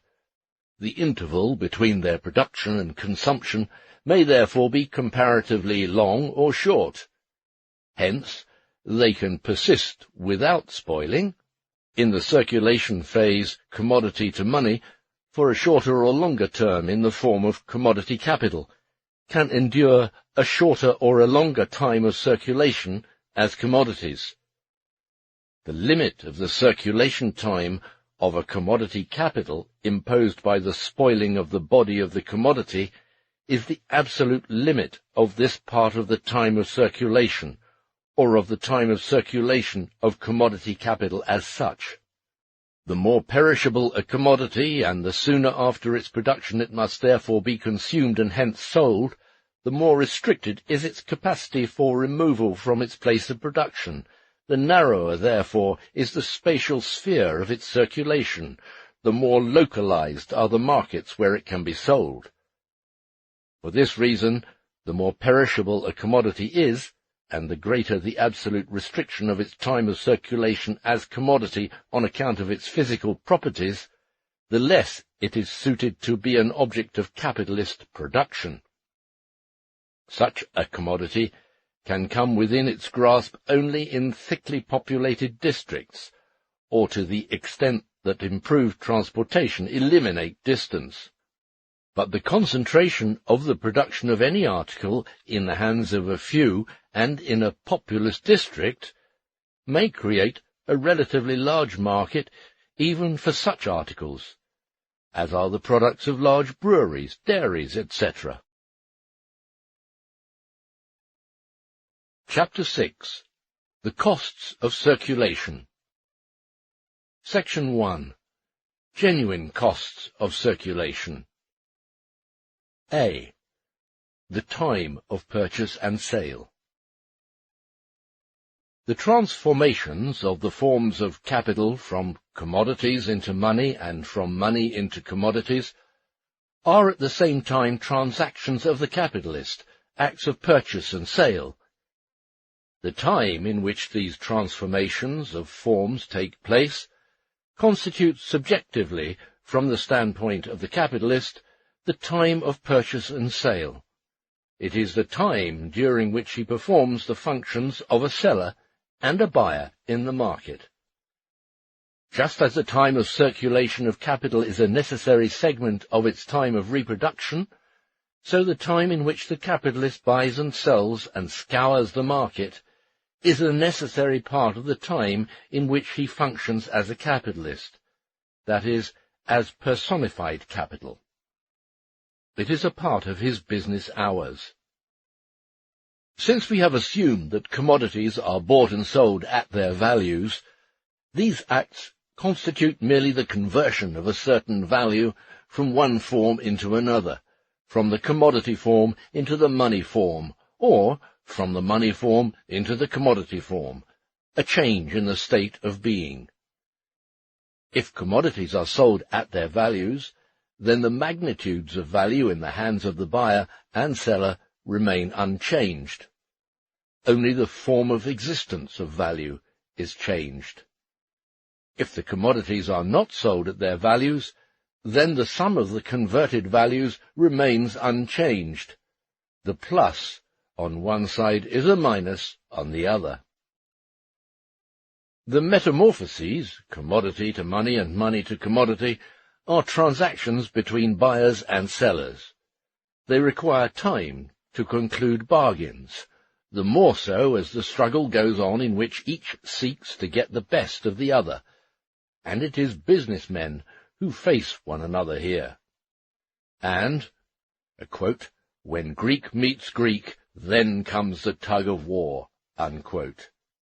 A paraphrase of words from the 17th century tragedy The Rival Queens, or The Death of Alexander the Great, by Nathaniel Lee. To effect a change in the state of being costs time and labor power, not for the purpose of creating value, however, but in order to accomplish the conversion of value from one form into another. The mutual attempt to appropriate an extra slice of this value on this occasion changes nothing. This labor, increased by the evil designs on either side, creates no value, any more than the work performed in a judicial proceeding increases the value of the subject matter of the suit.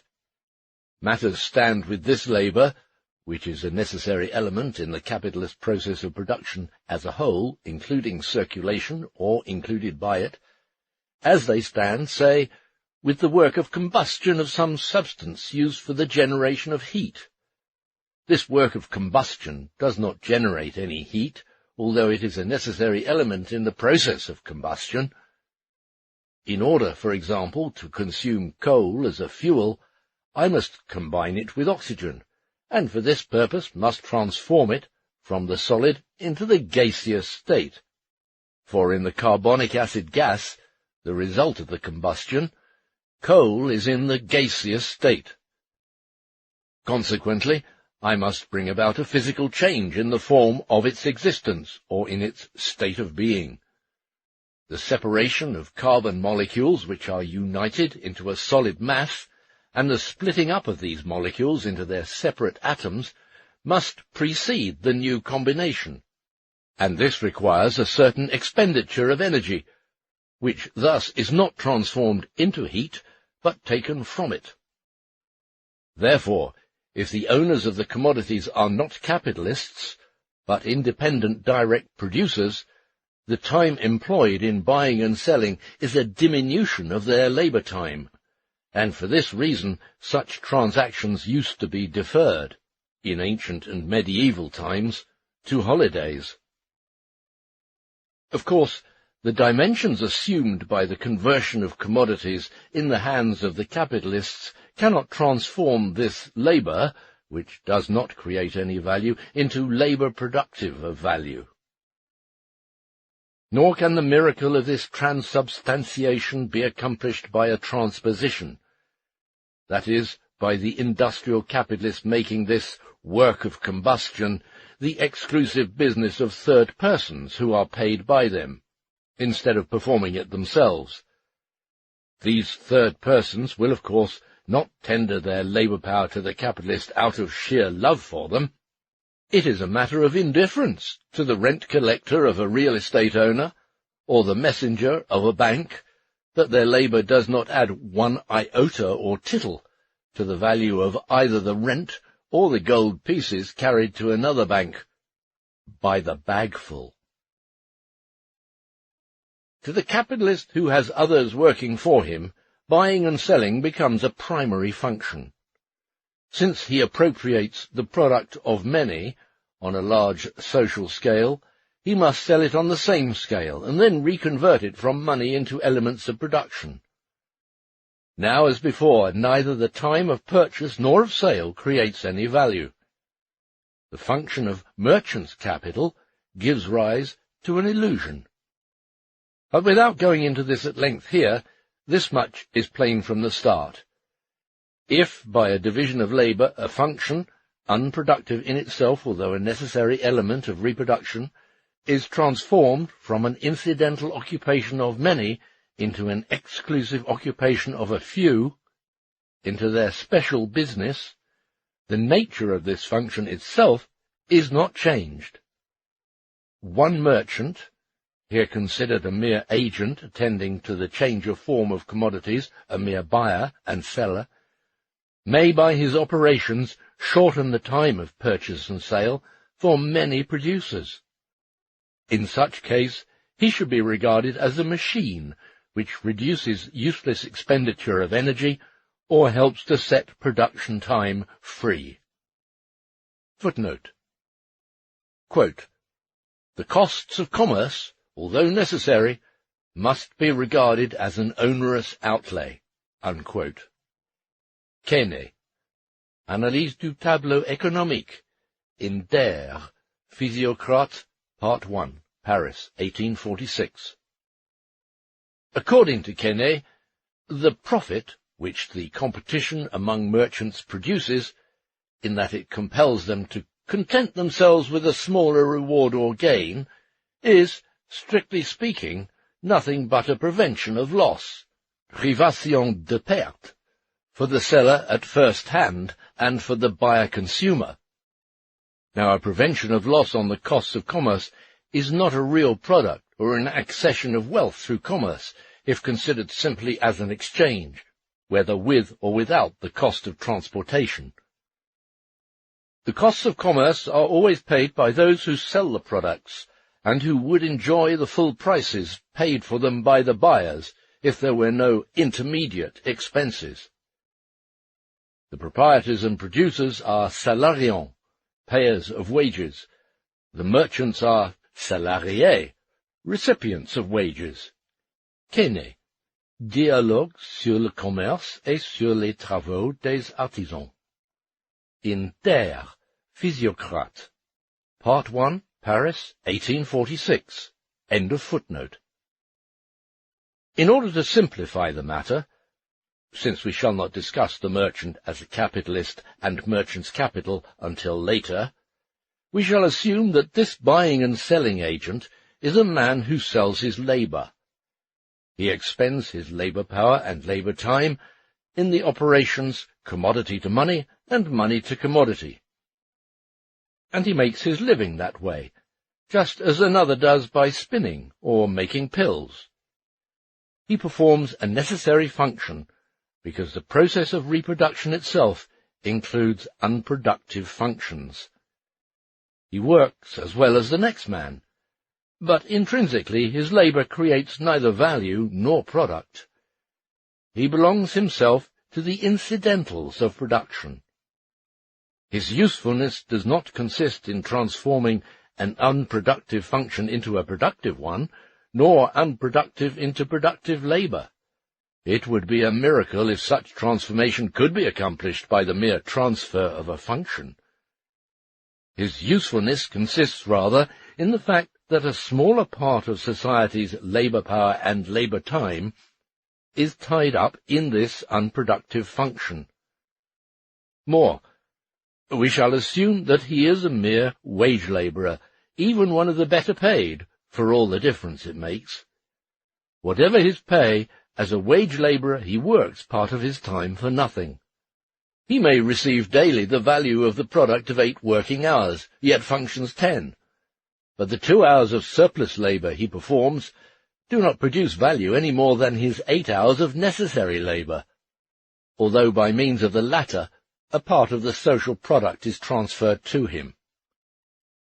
In the first place, looking at it from the standpoint of society, labour power is used up now as before for 10 hours in a mere function of circulation. It cannot be used for anything else, not for productive labour. In the second place, however, society does not pay for those 2 hours of surplus labour, although they are spent by the individual who performs this labour. Society does not appropriate any extra product or value thereby, but the costs of circulation which he represents are reduced by 1/5, from 10 hours to 8. Society does not pay any equivalent for 1/5 of this active time of circulation of which he is the agent. But if this man is employed by a capitalist, then the non-payment of these 2 hours reduces the cost of circulation of his capital, which constitutes a deduction from his income. For the capitalist, this is a positive gain, because the negative limit for the self-expansion of his capital value is thereby reduced. So long as small independent producers of commodities spend a part of their own time in buying and selling, this represents nothing but time spent during the intervals between their productive function or diminution of their time of production. At all events, the time consumed for this purpose constitutes one of the costs of circulation, which adds nothing to the converted values. It is the cost of converting them from the commodity form into the money form. The capitalist producer of commodities, acting as an agent of circulation, differs from the direct producer of commodities only in the fact that he buys and sells on a larger scale, and therefore his function as such agent assumes greater dimensions. And if the volume of his business compels or enables him to buy, hire, circulation agents of his own to serve as wage labourers, the nature of the case is not changed thereby. A certain amount of labour power and labour time must be expended in the process of circulation, so far as it is merely a change of form. But this now appears as an additional investment of capital.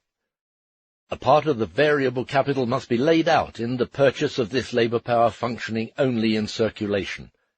This advance capital creates neither product nor value.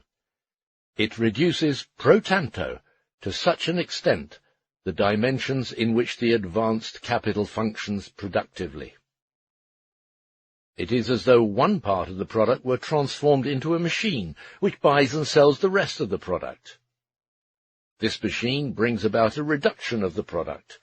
It does not participate in the productive process, although it can diminish the labour power, etc., spent on circulation. It constitutes merely a part of the costs of circulation. Section 1b. Bookkeeping. Apart from the actual buying and selling, labour time is expended on bookkeeping, which besides absorbs materialized labour, such as pens, ink, paper, desks, office paraphernalia. This function, therefore, exacts the expenditure on the one hand of labour power, and on the other of instruments of labour. It is the same condition of things as obtained in the case of the time of purchase and sale. As unity within its circuits, as value in motion, whether in the sphere of production or in either phase of the sphere of circulation, capital exists ideally only in the form of money of account, primarily in the mind of the producer of commodities, the capitalist producer of commodities. This movement is fixed and controlled by bookkeeping, which includes the determination of prices or the calculation of the prices of commodities. The movement of production, especially of the production of surplus value, in which the commodities figure only as depositories of value, as the names of things whose ideal existence as values is crystallized in money of account, thus is symbolically reflected in imagination. So long as the individual producer of commodities keeps account only in his head, for instance a peasant, the bookkeeping tenant farmer was not produced until the rise of capitalist agriculture, or books his expenditures, receipts, due dates of payments, etc., only incidentally outside of his production time, it is palpably clear that this function and the instruments of labour consumed by it, such as paper, etc., represent additional consumption of labour time and instruments, which are necessary, but constitute a deduction from the time available for productive consumption, as well as from the instruments of labour, which functions in the real process of production enter into the creation of products and value. Footnote.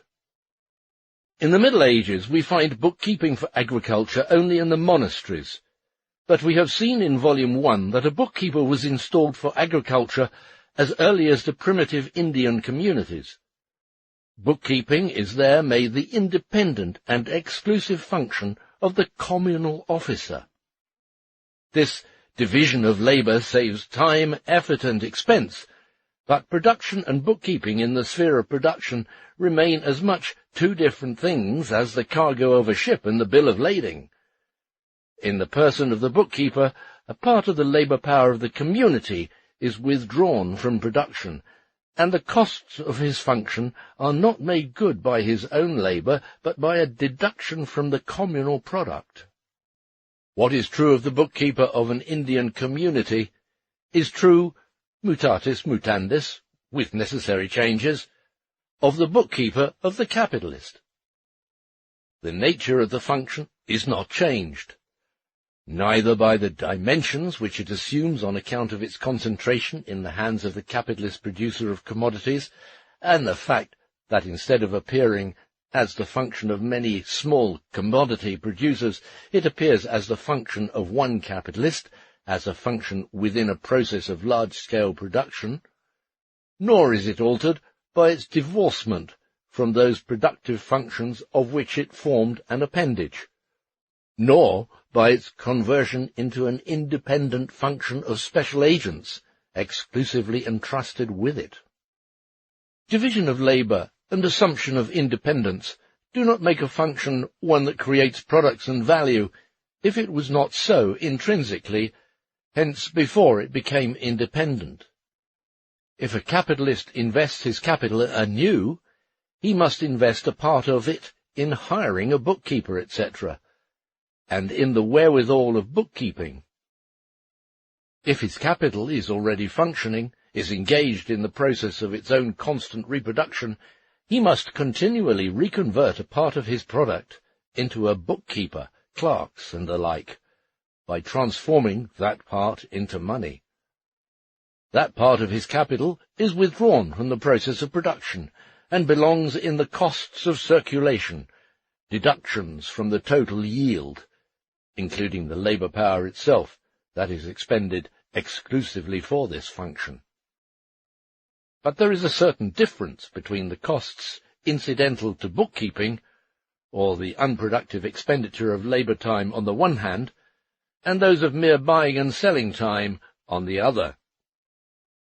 The latter arise only from the definite social form of the process of production, from the fact that it is the process of production of commodities.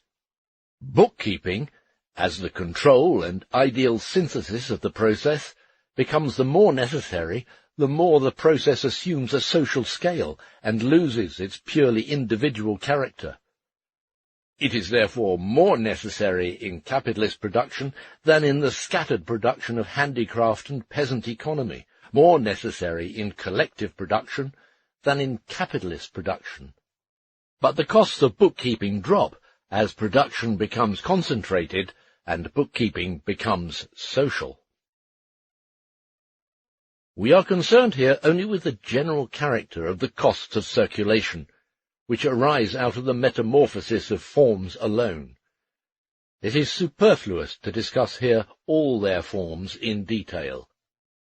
But how forms, which belong in the sphere of pure changes of the form of value, and hence originate from the particular social form of the process of production, forms which in the case of the individual commodity producer are only transient, barely perceptible elements, run alongside his productive functions or become intertwined with them, how these can strike the eye as the huge cost of circulation can be seen from just the money taken in and paid out when these operations have become independent and concentrated on a large scale as the exclusive function of banks, etc., or of cashiers in individual businesses. But it must be firmly borne in mind that these costs of circulation are not changed in character by their change in appearance. Section 1c. Money. Whether a product is fabricated as a commodity or not, it is always a material form of wealth, a use value intended for individual or productive consumption. Its value as a commodity is ideally expressed in its price, which does not change its actual use form in the least. But the fact that certain commodities like gold and silver function as money, and as such reside exclusively in the process of circulation, even in the form of hoards, reserve funds, etc., they remain in the sphere of circulation, although latently, is a pure product of the particular social form of the process of production, the process of production of commodities. Since under capitalist production, products assume the general form of commodities, and the overwhelming mass of products is created as commodities and must therefore assume the form of money, and since the vast bulk of commodities, the part of social wealth functioning as commodities, grows continually, it follows that the quantity of gold and silver functioning as means of circulation, paying medium, reserve fund, etc., likewise increases. These commodities, performing the function of money, enter into neither individual nor productive consumption. They represent social labour in a fixed form, in which it serves as a mere circulation machine. Besides the fact that a part of social wealth has been condemned to assume this unproductive form, the wearing down of the money demands its constant replacement, or the conversion of more social labour in the form of products into more gold and silver. These replacement costs are considerable in capitalistically developed nations, because in general the portion of wealth tied up in the form of money is tremendous. Gold and silver as money commodities mean circulation costs to society, which arise solely out of the social form of production. They are incidentals of commodity production in general, and they increase with the development of this production, especially of capitalist production. They represent a part of the social wealth that must be sacrificed to the process of circulation. Quote, "The money circulating in a country is a certain portion of the capital of the country, absolutely withdrawn from productive purposes, in order to facilitate or increase the productiveness of the remainder. A certain amount of wealth is, therefore, as necessary in order to adopt gold as a circulating medium, as it is to make a machine in order to facilitate any other production." Unquote. Economist, Volume 5. Section 2. Costs of storage. Costs of circulation, which originate in a mere change of form of value, in circulation ideally considered, do not enter into the value of commodities. The parts of capital expended as such costs are merely deductions from the productively expended capital, so far as the capitalist is concerned. The costs of circulation, which we shall consider now, are of a different nature. They may arise from processes of production which are only continued in circulation, the productive character of which is hence merely concealed by the circulation form.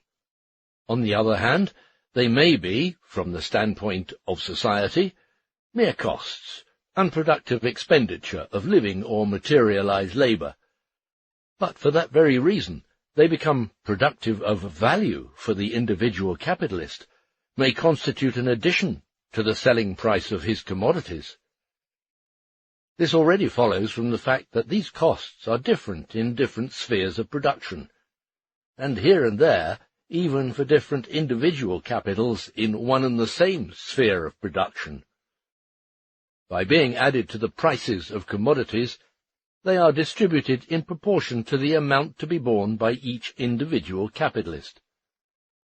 But all labor, which adds value, can also add surplus value, and will always add surplus value under capitalist production, as the value created by labor depends on the amount of the labor itself, whereas the surplus value created by it depends on the extent to which the capitalist pays for it.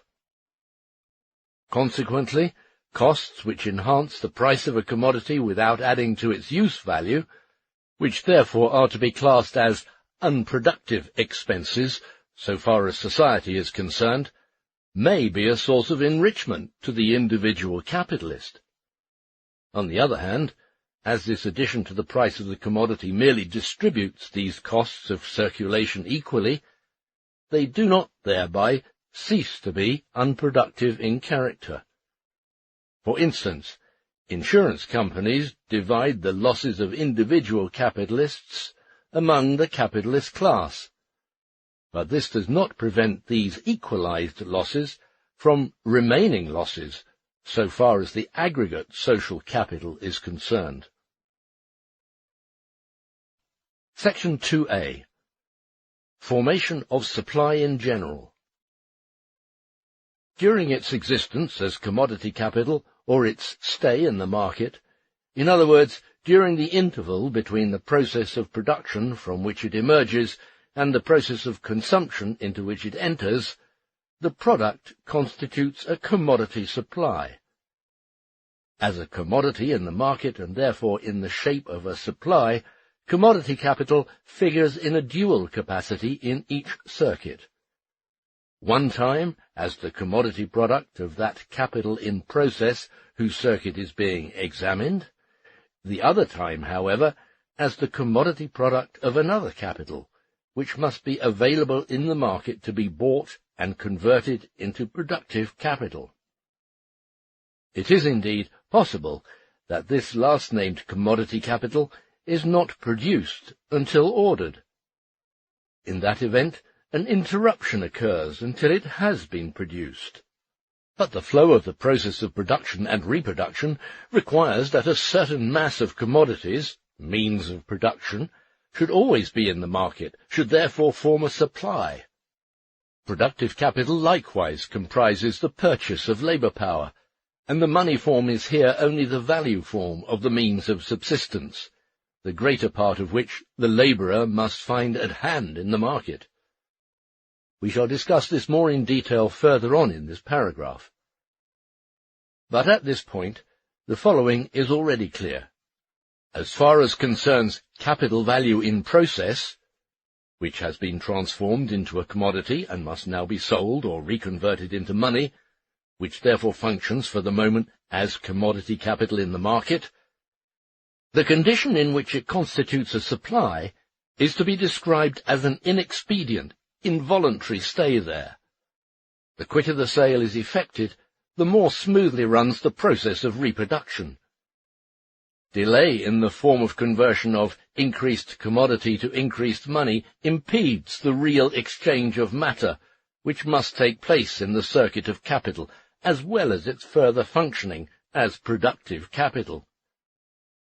On the other hand, so far as money to commodity is concerned, the constant presence of commodities in the market, commodity supply, appears as a condition of the flow of the process of reproduction and of the investment of new or additional capital. The abidance of the commodity capital as a commodity supply in the market requires buildings, stores, storage places, warehouses, in other words, an expenditure of constant capital. Furthermore, the payment of labour power for placing the commodities in storage. Besides, commodities spoil and are exposed to the injurious influences of the elements. Additional capital must be invested, partly in instruments of labour in material form, and partly in labour power, to protect the commodities against the above. Footnote. Corbett calculates, in 1841, that the cost of storing wheat for a season of 9 months amounts to a loss of 0.5% in quantity, 3% for interest on the price of wheat, 2% for warehouse rental, 1% for sifting and drayage, 0.5% for delivery, together 7%, or 3 and 6pence, on a price of 50 shillings per quarter. Thomas Corbett, An Inquiry into the Causes and Modes of Wealth of Individuals, etc., London, 1841. According to the testimony of Liverpool merchants before the Railway Commission, the net costs of grain storage in 1865 amounted to about 2pence per quarter per month, or 9pence or 10pence a ton. Royal Commission on Railways, 1867. Evidence. End of footnote. Thus, the existence of capital in its form of commodity capital, and hence of commodity supply, gives rise to costs which must be classed as costs of circulation, since they do not come within the sphere of production. These costs of circulation differ from those mentioned under Section 1 by the fact that they enter to a certain extent into the value of the commodities, that is, they increase the price of commodities. At all events, the capital and labour power which serve the need of preserving and storing the commodity supply are withdrawn from the direct process of production. On the other hand, the capitals thus employed, including labour power as a constituent of capital, must be replaced out of the social product. Their expenditure has, therefore, the effect of diminishing the productive power of labour, so that a greater amount of capital and labour is required to obtain a particular useful effect. They are unproductive costs.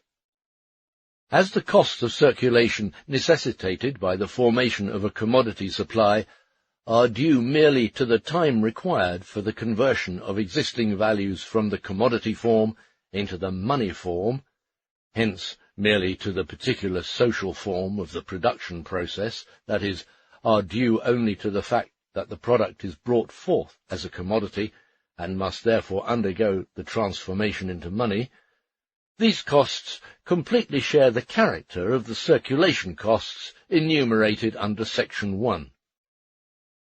On the other hand, the value of the commodities is here preserved or increased only because the use value, the product itself, is placed in definite material conditions, which cost capital outlay, and is subjected to operations which bring additional labour to bear on the use values. However, the computation of the values of commodities, the bookkeeping incidental to this process, the transactions of purchase and sale, do not affect the use value in which the commodity value exists. They have to do only with the form of the commodity value. Although, in the case submitted, that is, as per Corbett's calculations given in the last footnote, the costs of forming a supply, which is here done involuntarily, arise only from a delay in the change of form and from its necessity, still these costs differ from those mentioned under Section 1, in that their purpose is not a change in the form of the value, but the preservation of the value existing in the commodity as a product, a utility, and which cannot be preserved in any other way than by preserving the product, the use value itself. The use value is neither raised nor increased here. On the contrary, it diminishes, but its diminution is restricted, and it is preserved. Neither is the advanced value contained in the commodity increased here, but new labour, materialized and living, is added. We have now to investigate furthermore to what extent these costs arise from the peculiar nature of commodity production in general, and from commodity production in its general absolute form, that is, capitalist commodity production, and to what extent, on the other hand, they are common to all social production, and merely assume a special shape, a special form of appearance, in capitalist production. Adam Smith entertained the splendid notion that the formation of a supply was a phenomenon peculiar to capitalist production. More recent economists, for instance Lawler, insist on the contrary that it declines with the development of capitalist production. See J. Lawler, Money and Morals, a book for the Times, London, 1852. Sismondi even regards it as one of the drawbacks of the latter. See J.C.L. Sismond de Sismondi, Études sur l'économie politique, Volume 1, Brussels, 1837. As a matter of fact, supplies exist in three forms: in the form of productive capital, in the form a fund for individual consumption, and in the form of a commodity supply, or commodity capital. The supply in one form decreases relatively when it increases in another, although its quantity may increase absolutely in all three forms simultaneously.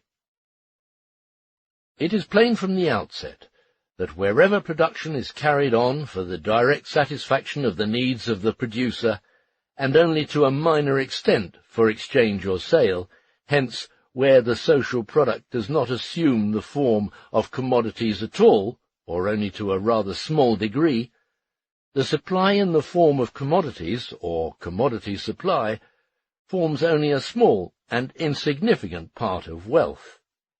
But here the consumption fund is relatively large, especially that of the means of subsistence proper. One need but take a look at old-fashioned peasant economy. There the overwhelming part of the product is transformed directly into supplies of means of production, or means of subsistence, without becoming supplies of commodities, for the very reason that it remains in the hands of its owner. It does not assume the form of a commodity supply, and for this reason Adam Smith declares that there is no supply in societies based on this mode of production. He confuses the form of the supply with the supply itself, and believes that society hitherto lived from hand to mouth, or trusted to the hap of the morrow. This is a naive misunderstanding. Footnote: Adam Smith, An Inquiry into the Nature and Causes of the Wealth of Nations, a new edition in 4 volumes, London, 1843. Volume 2, Introduction. End of footnote. A supply in the form of productive capital exists in the shape of means of production, which already are in the process of production, or at least in the hands of the producer, hence latently already in the process of production. It was seen previously that with the development of the productivity of labour, and therefore also with the development of the capitalist mode of production, there is a steady increase in the mass of means of production, buildings, machinery, etc., which are embodied once and for all in the process, in the form of instruments of labour, and perform with steady repetition their function in it for a longer or shorter time. It was also observed that this increase is at the same time the premise and consequence of the development of the social productive power of labour. The growth, not only absolute but relative, of wealth in this form is characteristic above all of the capitalist mode of production. Footnote. Instead of a supply arising only upon and from the conversion of the product into a commodity, and of the consumption supply into a commodity supply, as Adam Smith wrongly imagines, this change of form, on the contrary, causes most violent crises in the economy of the producers during the transition from production for one's own needs to commodity production. In India, for instance, quote, "The disposition to hoard largely the grain for which little could be got in years of abundance," unquote, was observed until very recent times. House of Commons return, Bengal and Orissa famine. The sudden increase in the demand for cotton, jute, etc. due to the American Civil War led in many parts of India to a severe restriction of rice culture, a rise in the price of rice, and a sale of the producers' old rice supplies. To this must be added the unexampled export of rice to Australia, Madagascar, etc. after 1864–66. This accounts for the acute character of Orissa alone, where the, quote, "drain of old stocks," unquote, is emphasized as one of the causes of the famine. End of footnote. The material forms of existence of constant capital, the means of production, do not, however, consist only of such instruments of labour, but also of materials of labour in various stages of processing, and of auxiliary materials. With the enlargement of the scale of production and the increase in the productive power of labour through cooperation, division of labour, machinery, etc., grows the quantity of raw materials, auxiliary materials, etc., entering into the daily process of reproduction. These elements must be ready at hand in the place of production. The volume of this supply, existing in the form of productive capital, increases therefore absolutely. In order that the process may keep going, apart from the fact whether this supply can be renewed daily or only at fixed intervals, there must always be a greater accumulation of ready raw material, etc., at the place of production than is used up, say, daily or weekly. The continuity of the process requires that the presence of its conditions should not be jeopardized by possible interruptions when making purchases daily, nor depend on whether the product is sold daily or weekly, and hence is reconvertible into its elements of production only irregularly. But it is evident that productive capital may be latent, or form a supply in quite different proportions. There is, for instance, a great difference whether the spinning mill owner must have on hand a supply of cotton or coal for 3 months or for 1. Patently, this supply, while increasing absolutely, may decrease relatively. This depends on various conditions, all of which practically amount to a demand for greater rapidity, regularity, and reliability in furnishing the necessary amount of raw material so that no interruption will ever occur. The less these conditions are complied with, hence the less rapid, regular, and reliable the supplies, the greater must be the latent part of the productive capital, that is to say, the supply of raw material, etc., in the hands of the producer waiting to be worked up. These conditions are inversely proportional to the degree of development of capitalist production, and hence of the productive power of social labour. The same applies, therefore, to the supply in this form. However, that which appears here as a decrease of the supply, for instance in Lala, is in part merely a decrease of the supply in the form of commodity capital, or of the commodity supply proper. It is consequently only a change of form of the same supply.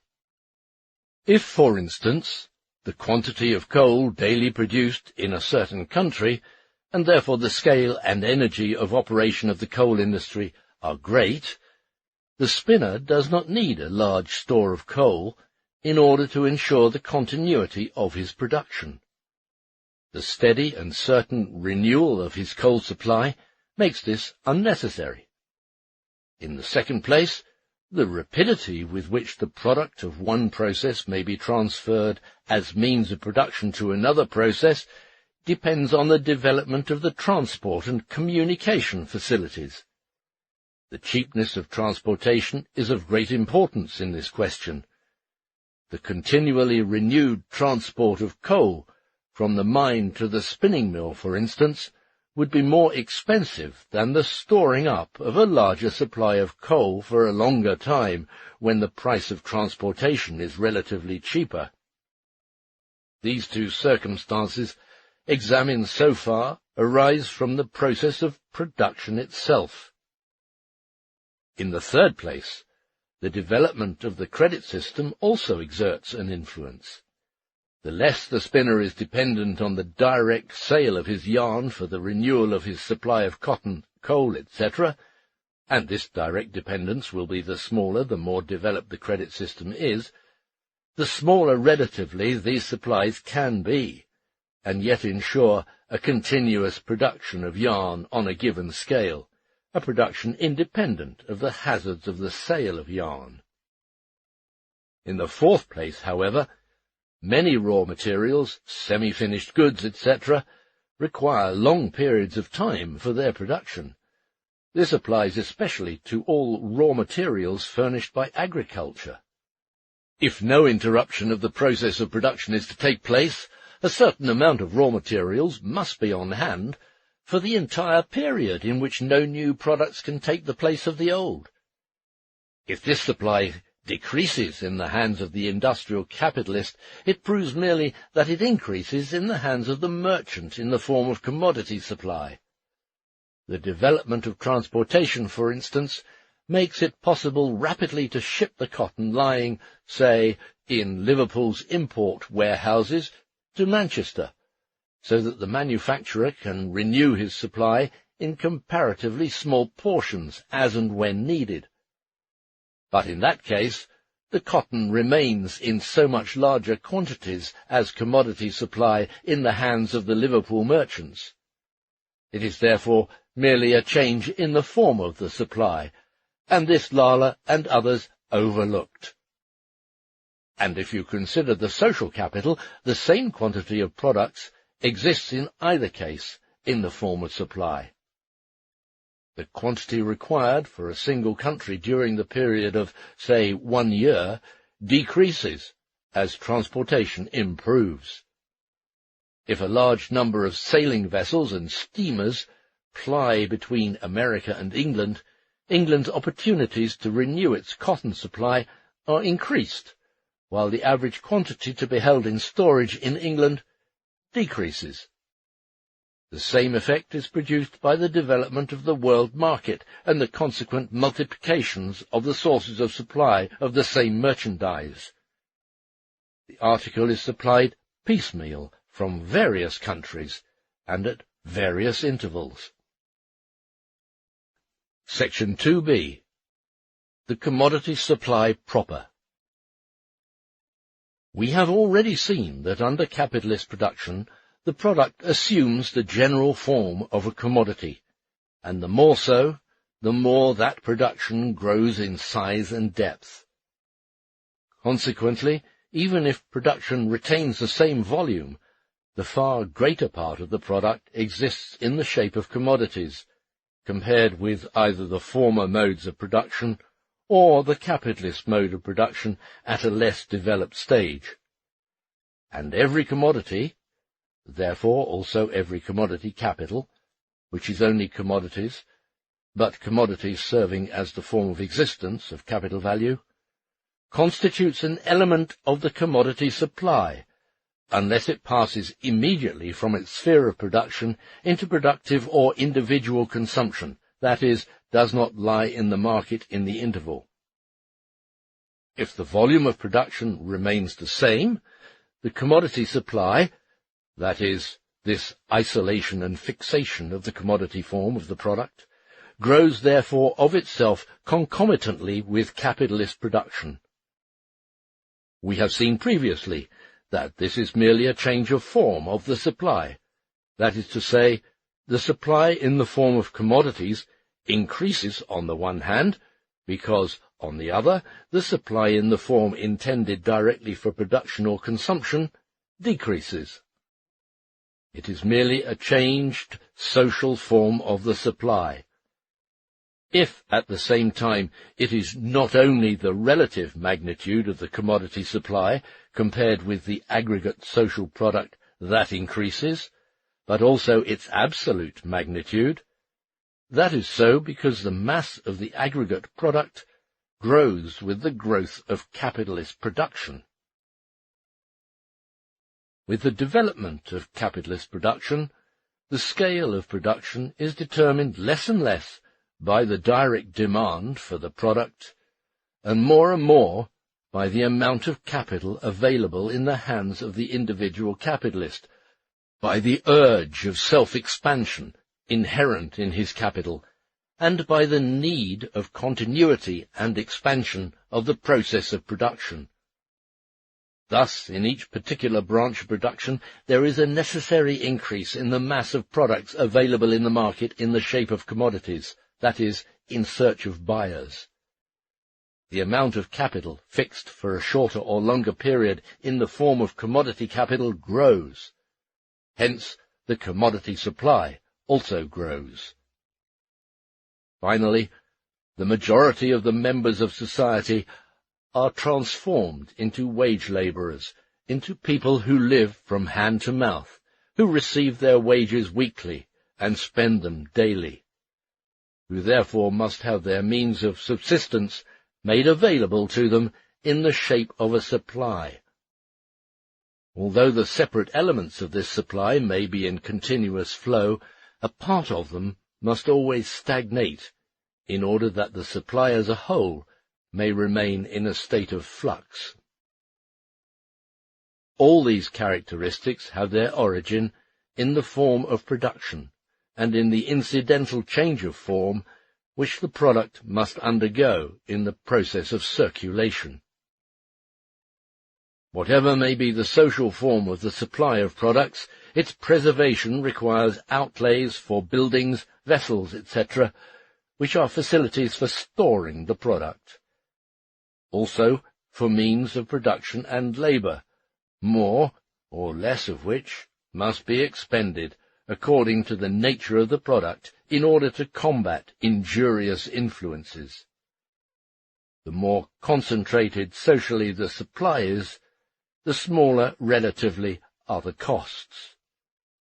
These outlays always constitute a part of the social labour in either materialized or living form, hence, in the capitalist form, outlays of capital, which do not enter into the formation of the product itself, and thus are deductions from the product.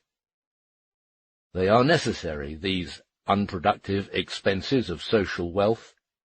They are the costs of preserving the social product, regardless of whether its existence as an element of the commodity supply stems merely from the social form of production, hence from the commodity form and its necessary change of form, or whether we regard the commodity supply merely as a special form of the supply of products, which is common to all societies, although not in the form of a commodity supply, that is, a form of product supply belonging in the process of circulation.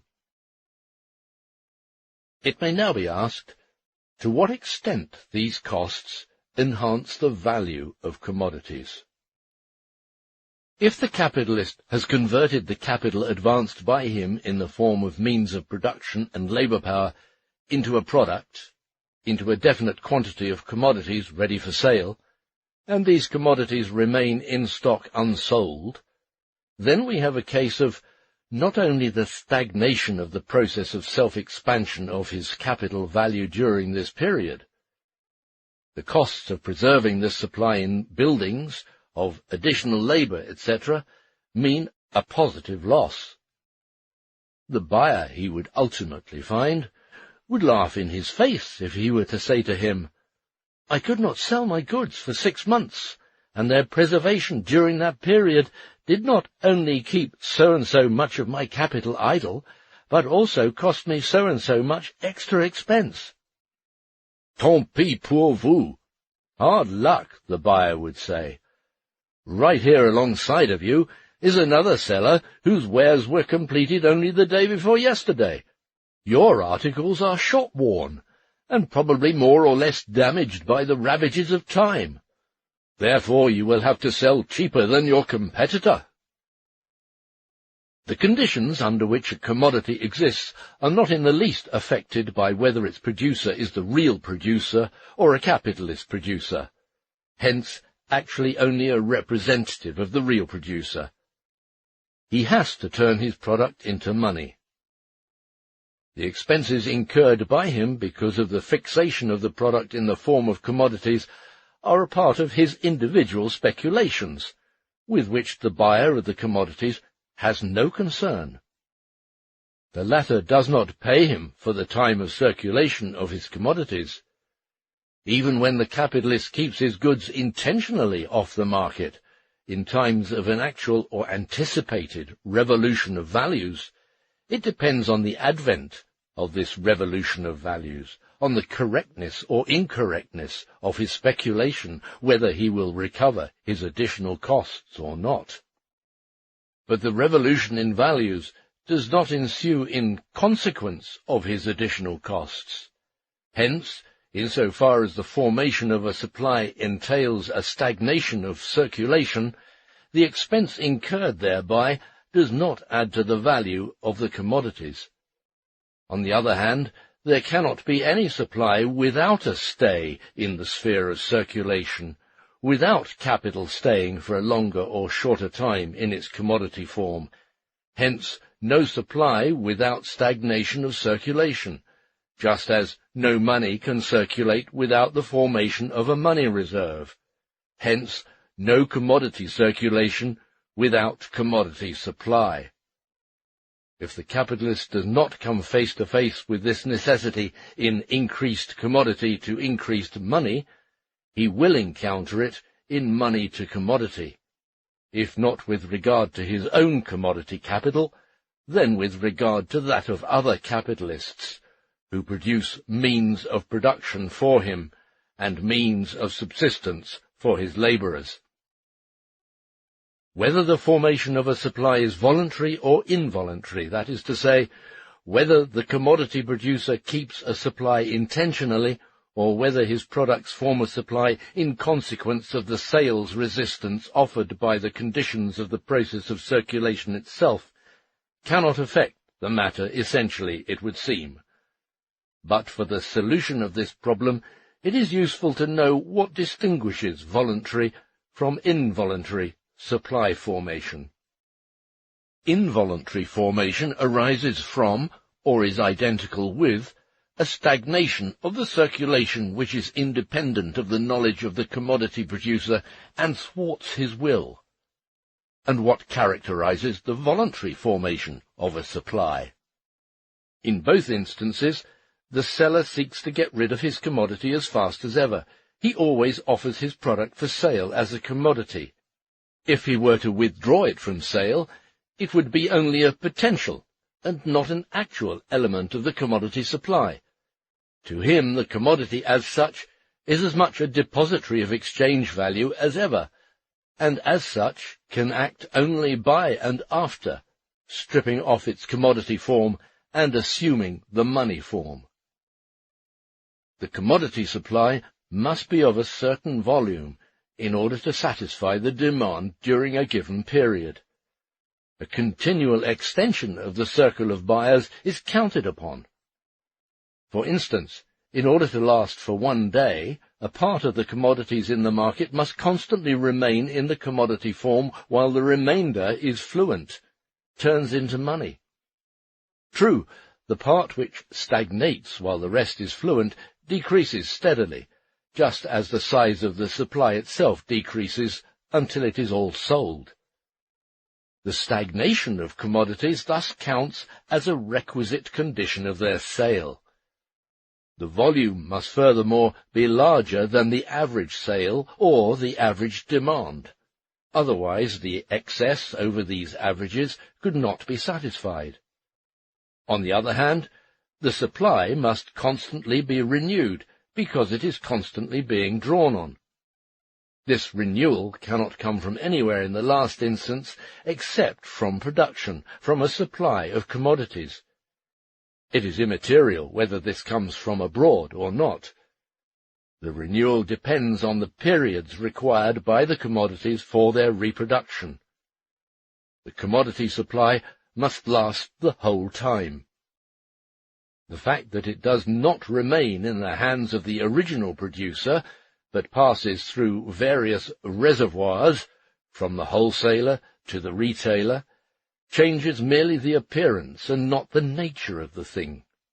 From the point of view of society, a part of the capital retains in both instances the form of a commodity supply until the commodities enter productive or individual consumption. The producer tries to keep a stock corresponding to his average demand in order not to depend directly on production, and to ensure for himself a steady clientele. Purchase periods corresponding to the periods of production are formed, and the commodities constitute supplies for longer or shorter time, until they can be replaced by new commodities of the same kind. Constancy and continuity of the process of circulation, and therefore of the process of reproduction, which includes the process of circulation, are safeguarded only by the formation of such supplies. It must be remembered that increased commodity to increased money may have been transacted for the producer of commodity even if commodity is still in the market. If the producer were to keep his own commodities in stock until they are sold to the ultimate consumer, he would have to set two capitals in motion, one as the producer of the commodities and one as a merchant. As far as the commodity itself is concerned, whether we look upon it as an individual commodity or as a component part of social capital, it is immaterial whether the costs of forming the supply must be borne by its producer or by a series of merchants from A to Z. Since the commodity supply is nothing but the commodity form of the product, which at a particular level of social production would exist either as a productive supply, latent production fund, or as a consumption fund, reserve of means of consumption, if it did not exist as a commodity supply, the expenses required for its preservation, that is, the costs of supply formation, that is, materialized or living labor spent for this purpose, are merely expenses incurred for maintaining either the social fund for production or the social fund for consumption.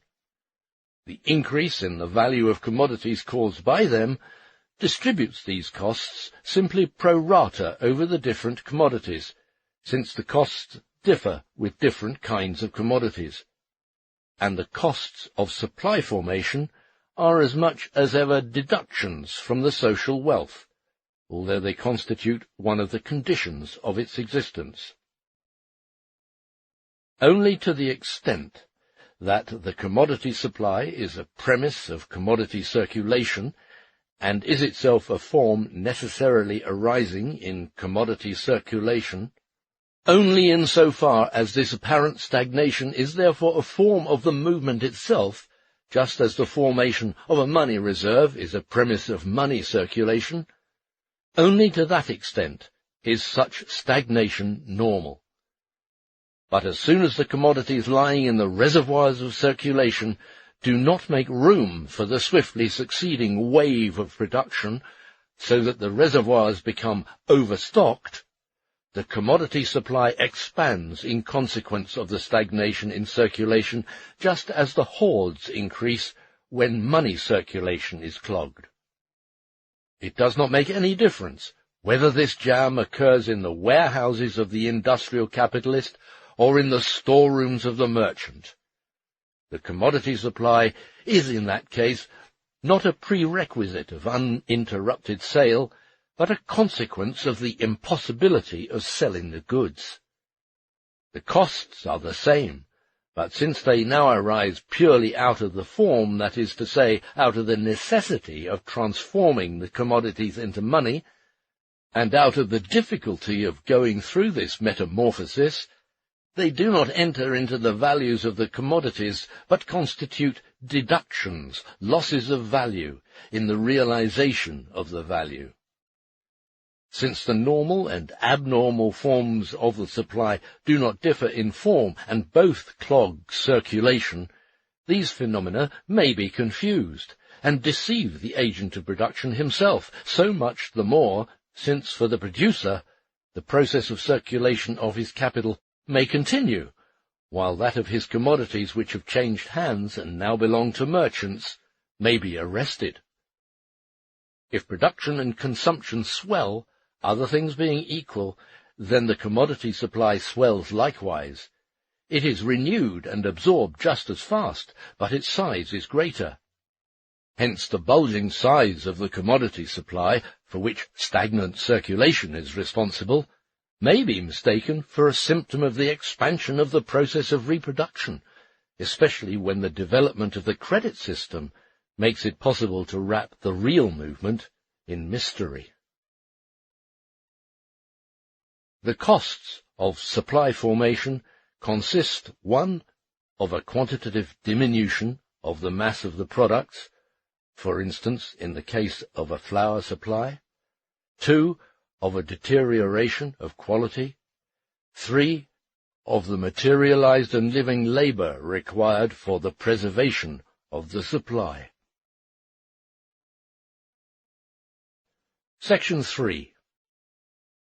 Costs of transportation.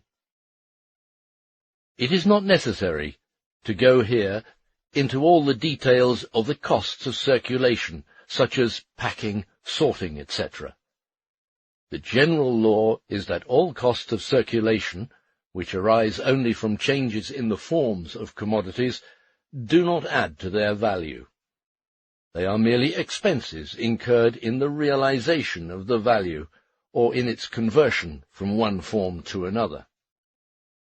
The capital spent to meet those costs, including the labor done under its control, belongs among the incidentals of capitalist production.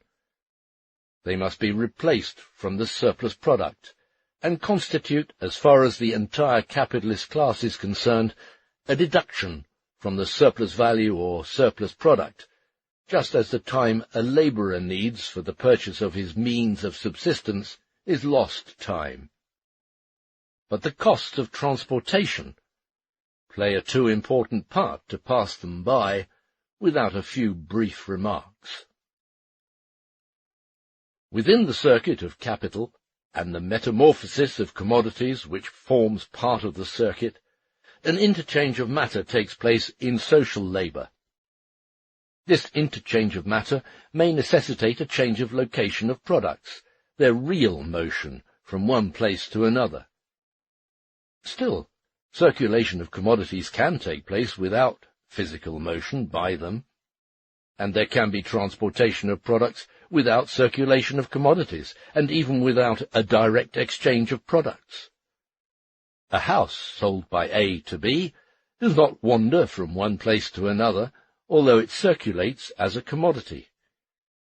Movable commodity values, such as cotton or pig iron, may lie in the same storage dump at a time when they are passing through dozens of circulation processes, are bought and resold by speculators.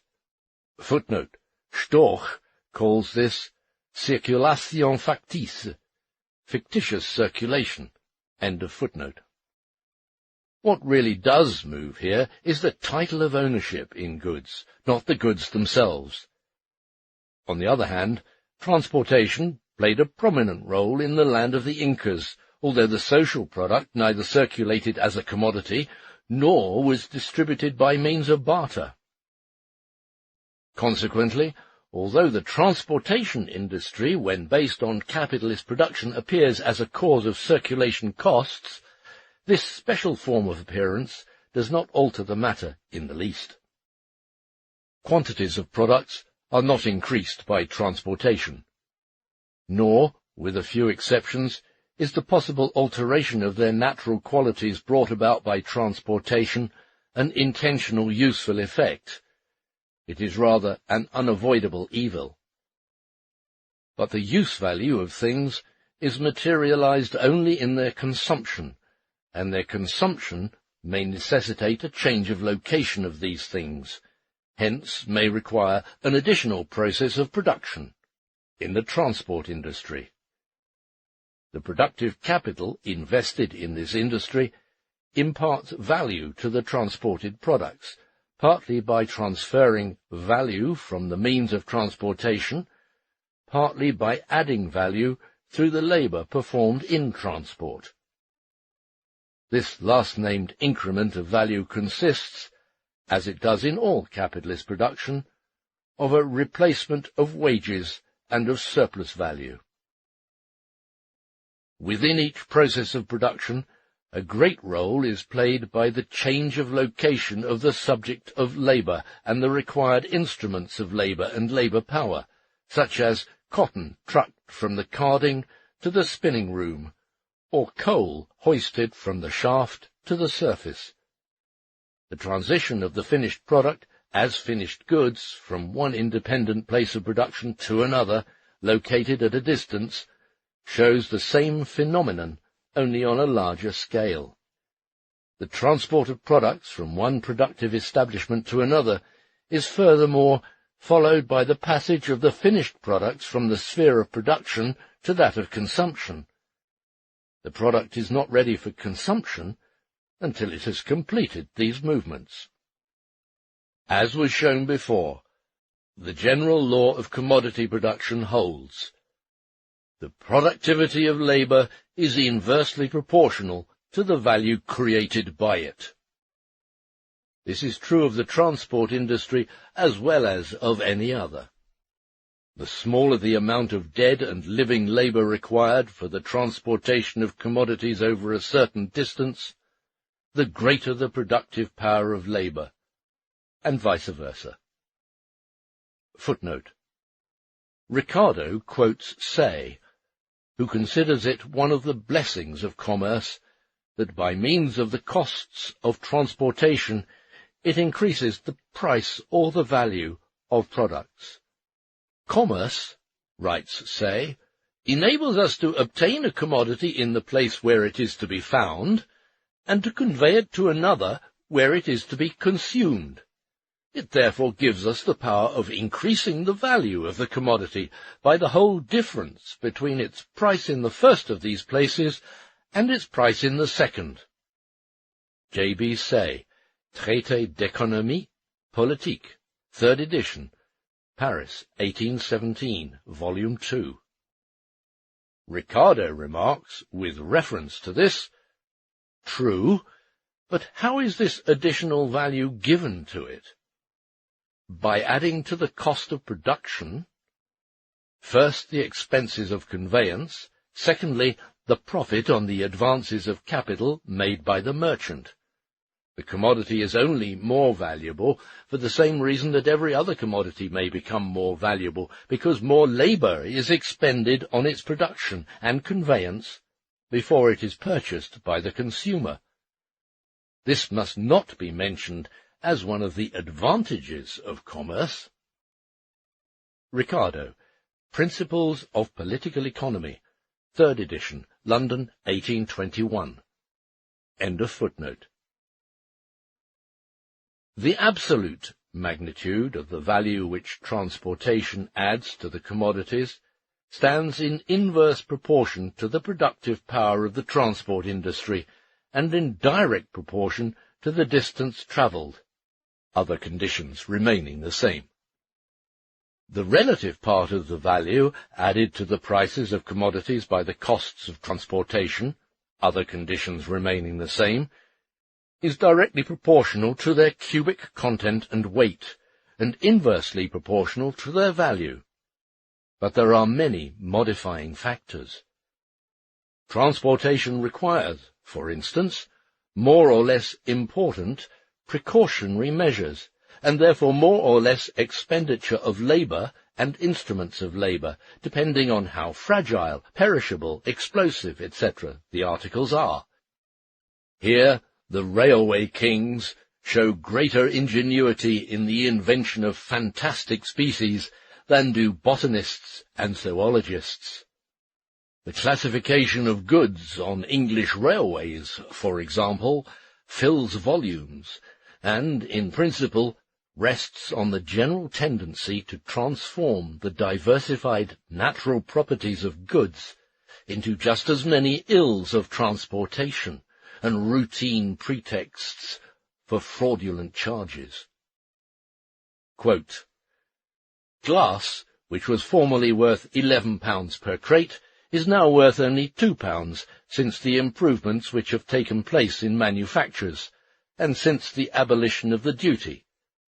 But the rate for carriage is the same as it was formerly, and higher than it was previously when carried by canal. Formerly, manufacturers informed me that they had glass and glasswares for the plumber's trade carried at about 10 shillings per ton within 50 miles of Birmingham. At the present time, the rate to cover risk of breakage is 3 times that amount. The companies always resist any claim that is made for breakages. Unquote. Royal Commission on Railways, number 630.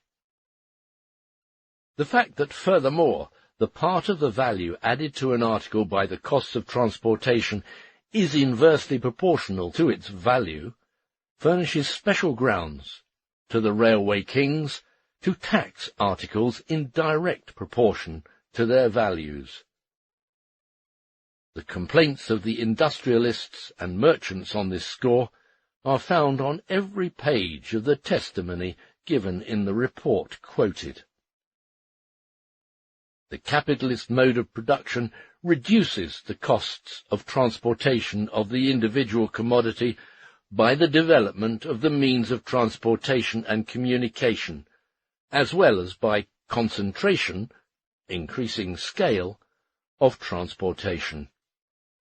It increases that part of the living and materialized social labor which is expended in the transport of commodities, firstly by converting the great majority of all products into commodities, secondly by substituting distant for local markets. The circulation, that is, the actual locomotion of commodities in space, resolves itself into the transport of commodities. The transport industry forms, on the one hand, an independent branch of production, and thus a separate sphere of investment of productive capital. On the other hand, its distinguishing feature is that it appears as a continuation of a process of production within the process of circulation and for the process of circulation. Part 2. The Turnover of Capital. Chapter 7. The Turnover Time and the Number of Turnovers. We have seen that the entire time of turnover of a given capital is equal to the sum of its time of circulation and its time of production. It is the period of time from the moment of the advance of capital value in a definite form to the return of the functioning capital value in the same form. The compelling motive of capitalist production is always the creation of surplus value by means of the advanced value, no matter whether this value is advanced in its independent form, that is, in the money form, or in commodities, in which case its value form possesses only ideal independence in the price of the advanced commodities. In both cases, this capital value passes through various forms of existence during its circular movement. Its identity with itself is fixed in the books of the capitalists, or in the form of money of account. Whether we take the form of money through to increased money, or the form productive capital through to productive capital, The implication is, 1. That the advanced value performs the function of capital value and has created surplus value. 2. That after completing its process, it has returned to the form in which it began it. The self-expansion of the advanced value money, and at the same time the return of capital to this form, the money form, is plainly visible in money through to increased money. But the same takes place in the second form, for the starting point of productive capital is the existence of the elements of production, of commodities having a given value. The form includes the self-expansion of this value, increased commodity and increased money, and the return to the original form. For in the second productive capital, the advanced value has again the form of the elements of production in which it was originally advanced. We have seen previously, if production be capitalistic in form, so too will be reproduction. Just as in the former the labour process figures but as a means towards the self-expansion of capital, so in the latter it figures but as a means of reproducing as capital, that is, as self-expanding value, the value advanced. Reference Volume 1, Chapter 23. The three forms, 1. Money through to increased money, 2. Productive capital through to productive capital, and 3. Increased commodity through to increased commodity, present the following distinctions. In Form 2, productive capital through to productive capital, the renewal of the process of reproduction, is expressed as a reality, while in Form 1 only as a potentiality. But both differ from Form 3 in that with them the advanced capital value, advanced either in the form of money or of material elements of production, is the starting point, and therefore also the returning point. In money through to increased money, the return is expressed by increased money equals money plus money surplus value. If the process is renewed on the same scale, money is again the starting point, and money surplus value does not enter into it, but shows merely that money has self-expanded as capital, and hence created a surplus value, but cast it off. In the form productive capital through to productive capital, capital value advanced in the form of elements of production is likewise the starting point. This form includes its self-expansion. If simple reproduction takes place, the same capital value renews the same process in the same form productive capital. If accumulation takes place, then increased productive capital, equal in magnitude of value to increased money equal to increased commodity, reopens the process as an expanded capital value. But the process begins again with the advanced capital value in its initial form, although with a greater capital value than before. In Form 3, on the contrary, the capital value does not begin the process as an advance, but as a value already expanded, as the aggregate wealth existing in the form of commodities of which the advanced capital value is but a part. This last form is important for Part 3, in which the movements of the individual capitals are discussed in connection with the movement of the aggregate social capital. But it is not to be used in connection with the turnover of capital, which always begins with the advance of capital value, whether in the form of money or commodities, and which always necessitates the return of the rotating capital value in the form in which it was advanced. Of the circuits 1 and 2, the former is of service in a study primarily of the influence of the turnover on the formation of surplus value, and the latter in a study of its influence on the creation of the product. Economists have little distinguished between the different forms of circuits, nor have they examined them individually with relation to the turnover of capital.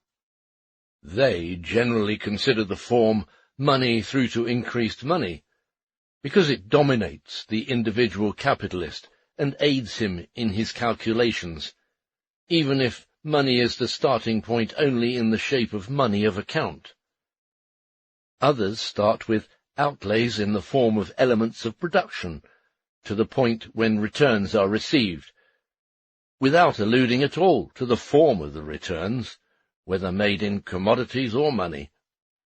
For instance, quote, "The economic cycle, the whole course of production, from the time that outlays are made till returns are received. In agriculture, seed time is its commencement, and harvesting its ending." Unquote. S. P. Newman, Elements of Political Economy, Andover and New York. Others begin with increased commodity, the third form. Says Thomas Chalmers, in his work On Political Economy, 2nd edition, Glasgow, 1832, quote, "The world of trade may be conceived to revolve in what we shall call an economic cycle, which accomplishes one revolution by business, coming round again, through its successive transactions, to the point from which it set out. Its commencement may be dated from the point at which the capitalist has obtained those returns by which his capital is replaced to him, whence he proceeds anew to engage his workmen, to distribute among them in wages their maintenance, or rather the power of lifting it, to obtain from them, in finished work, the articles in which he specially deals, to bring these articles to market, and there terminate the orbit of one set of movements, by effecting a sale, and receiving in its proceeds a return for the whole outlays of the period." Unquote. As soon as the entire capital value invested by some individual capitalist in any branch of production whatever has described its circuit, it finds itself once more in its initial form, and can now repeat the same process.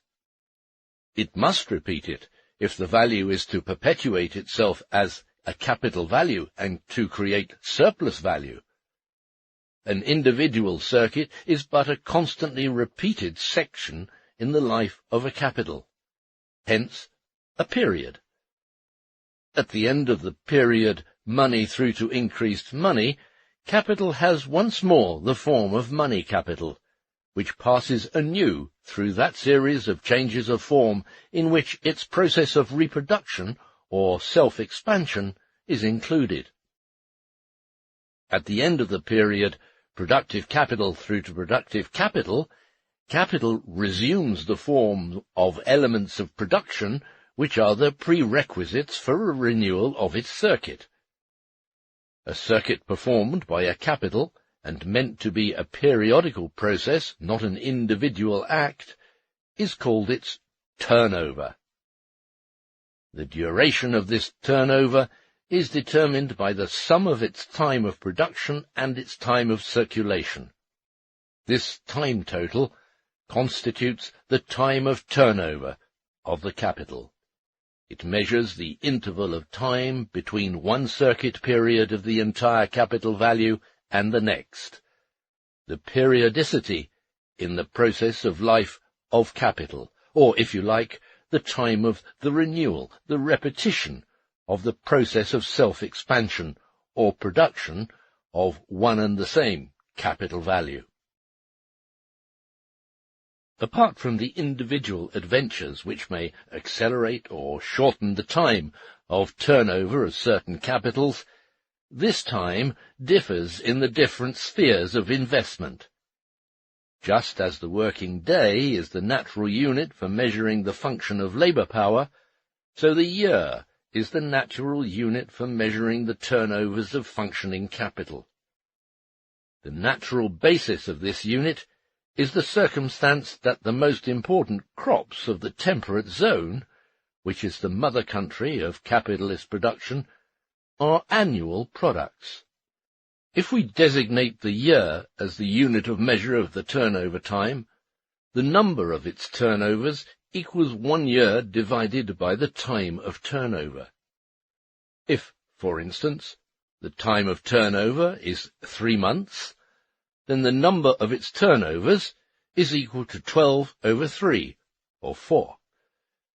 Capital is turned over 4 times per year.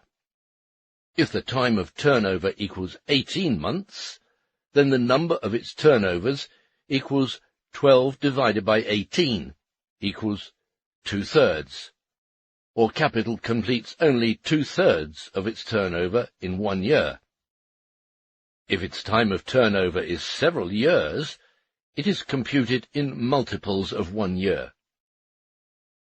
From the point of view of the capitalist, the time of turnover of his capital is the time for which he must advance his capital in order to create surplus value with it and receive it back in its original shape. Before examining more closely the influence of the turnover on the processes of production and self-expansion, we must investigate 2 new forms which accrue to capital from the process of circulation and affect the form of its turnover. Chapter 8. Fixed Capital and Circulating Capital. Section 1. Distinctions of Form. We have seen in Volume 1, Chapter 8, that in relation to the products toward the creation of which it contributes, a portion of the constant capital retains that definite use form in which it enters into the process of production. Hence it performs the same functions for a longer or shorter period in ever-repeated labour processes. This applies, for instance, to industrial buildings, machinery, etc., in short, to all things which we comprise under the name of instruments of labour. This part of constant capital yields up value to the product in proportion as it loses its own exchange value together with its own use value. This delivery of value, or this transition of the value of such means of production to the product which it helps to create, is determined by a calculation of averages. It is measured by the average duration of its function, from the moment that the means of production enters into the process of production to the moment that it is completely spent, dead and gone, and must be replaced by a new sample of the same kind, or reproduced. This, then, is the peculiarity of this part of constant capital, of the labour instruments proper. A part of capital has been advanced in the form of constant capital, that is, of means of production, which function as factors of the labour process so long as they retain the independent use form in which they enter this process. The finished product, and therefore also the creators of the product, so far as they have been transformed into product, is thrust out of the process of production and passes as a commodity from the sphere of production to the sphere of circulation. But the instruments of labour never leave the sphere of production once they have entered it. Their function holds them there. A portion of the advanced capital value becomes fixed in this form, determined by the function of the instruments of labour in the process. In the performance of this function, and thus by the wear and tear of the instruments of labour, a part of their value passes on to the product, while the other remains fixed in the instruments of labour, and thus in the process of production. The value fixed in this way decreases steadily, until the instrument of labour is worn out, its value having been distributed during a shorter or longer period over a mass of products originating from a series of constantly repeated labour processes. But so long as they are still effective as instruments of labour, and need not yet be replaced by new ones of the same kind, a certain amount of constant capital value remains fixed in them, while the other part of the value originally fixed in them is transferred to the product and therefore circulates as a component part of the commodity supply.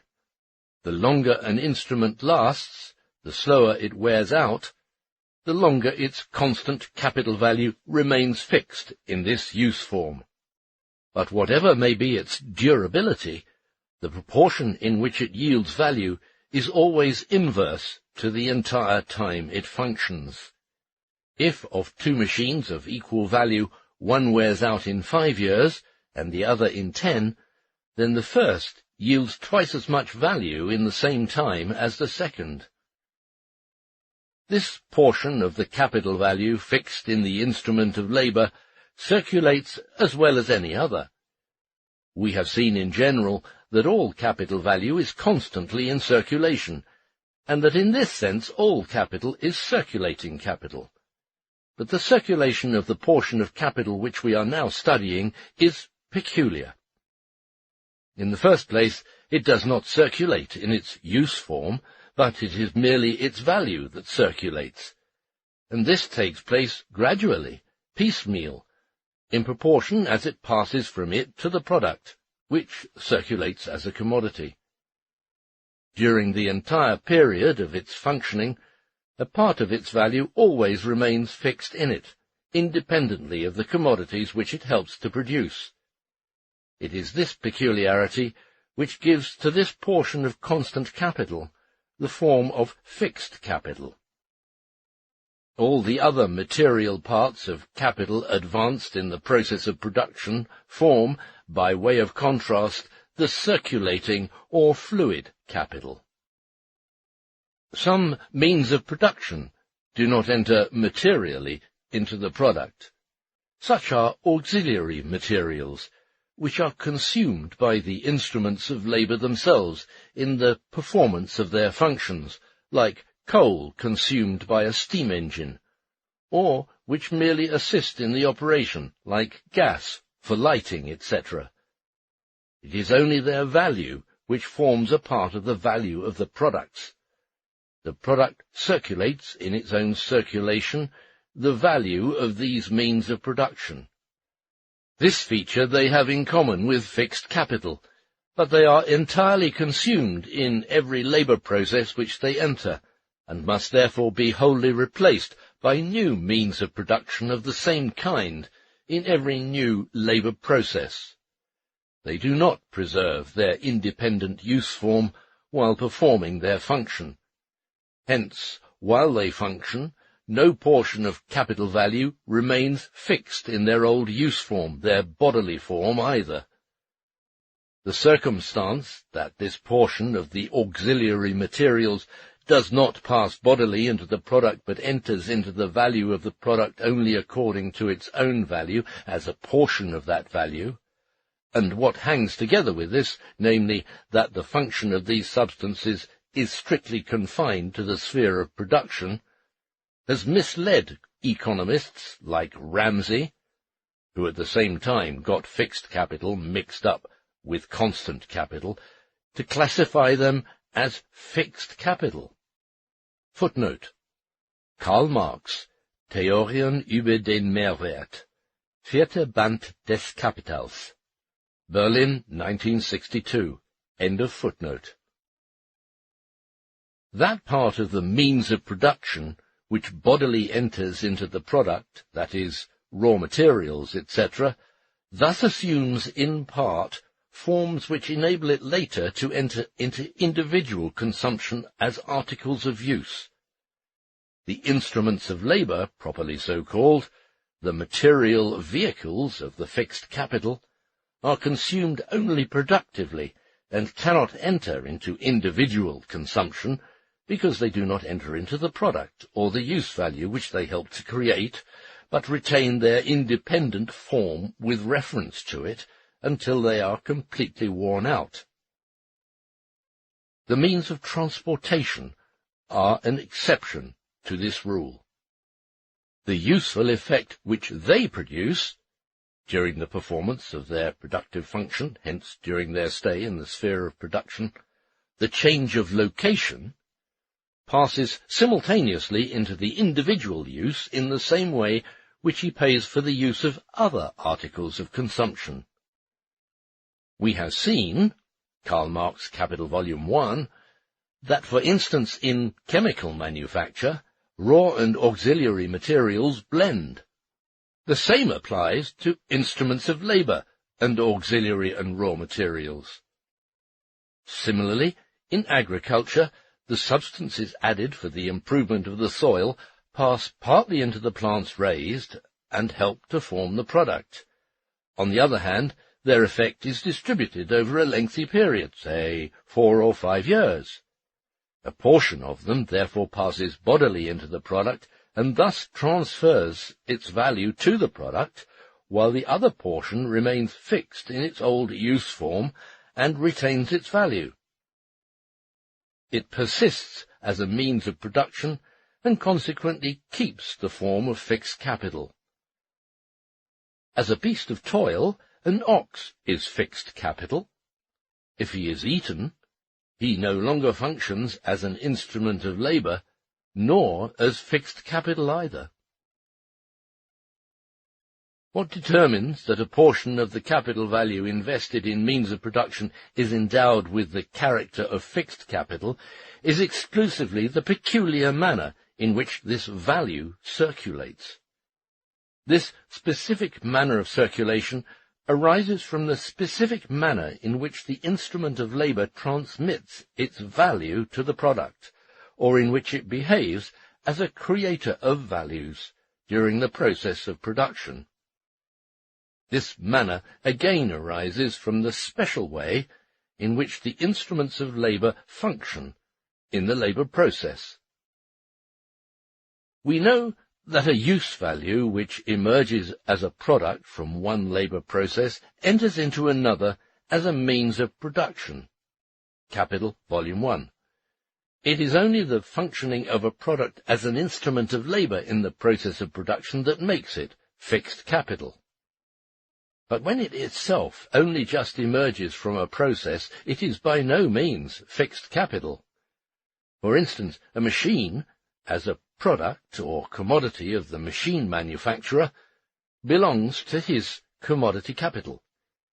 It does not become fixed capital until it is employed productively in the hands of its purchaser, the capitalist.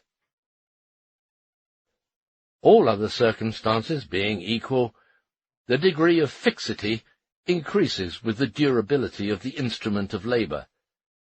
It is this durability that determines the magnitude of the difference between the capital value fixed in instruments of labour and that part of its value which it yields to the product in repeated labour processes. The slower this value is yielded, and value is given up by the instrument of labour in every repetition of the labour process, the larger is the fixed capital, and the greater the difference between the capital employed in the process of production and the capital consumed in it. As soon as this difference has disappeared, the instrument of labour has outlived its usefulness, and has lost, with its use value, also its value. It has ceased to be the depository of value. Since an instrument of labour, like every other material carrier of constant capital, parts with value to the product only to the extent that together with its use value it loses its value, it is evident that the more slowly its use value is lost, the longer it lasts in the process of production, the longer is the period in which constant capital value remains fixed in it.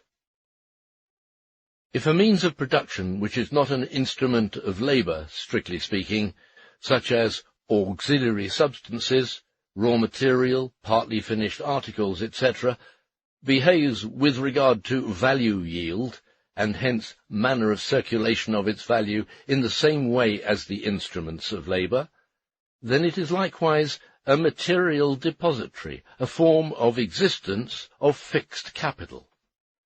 This is the case with the aforementioned improvements of the soil, which add to it chemical substances whose influence is distributed over several periods of production or years. Here, a portion of the value continues to exist alongside the product, in its independent form, or in the form of fixed capital, while the other portion of the value has been delivered to the product and therefore circulates with it.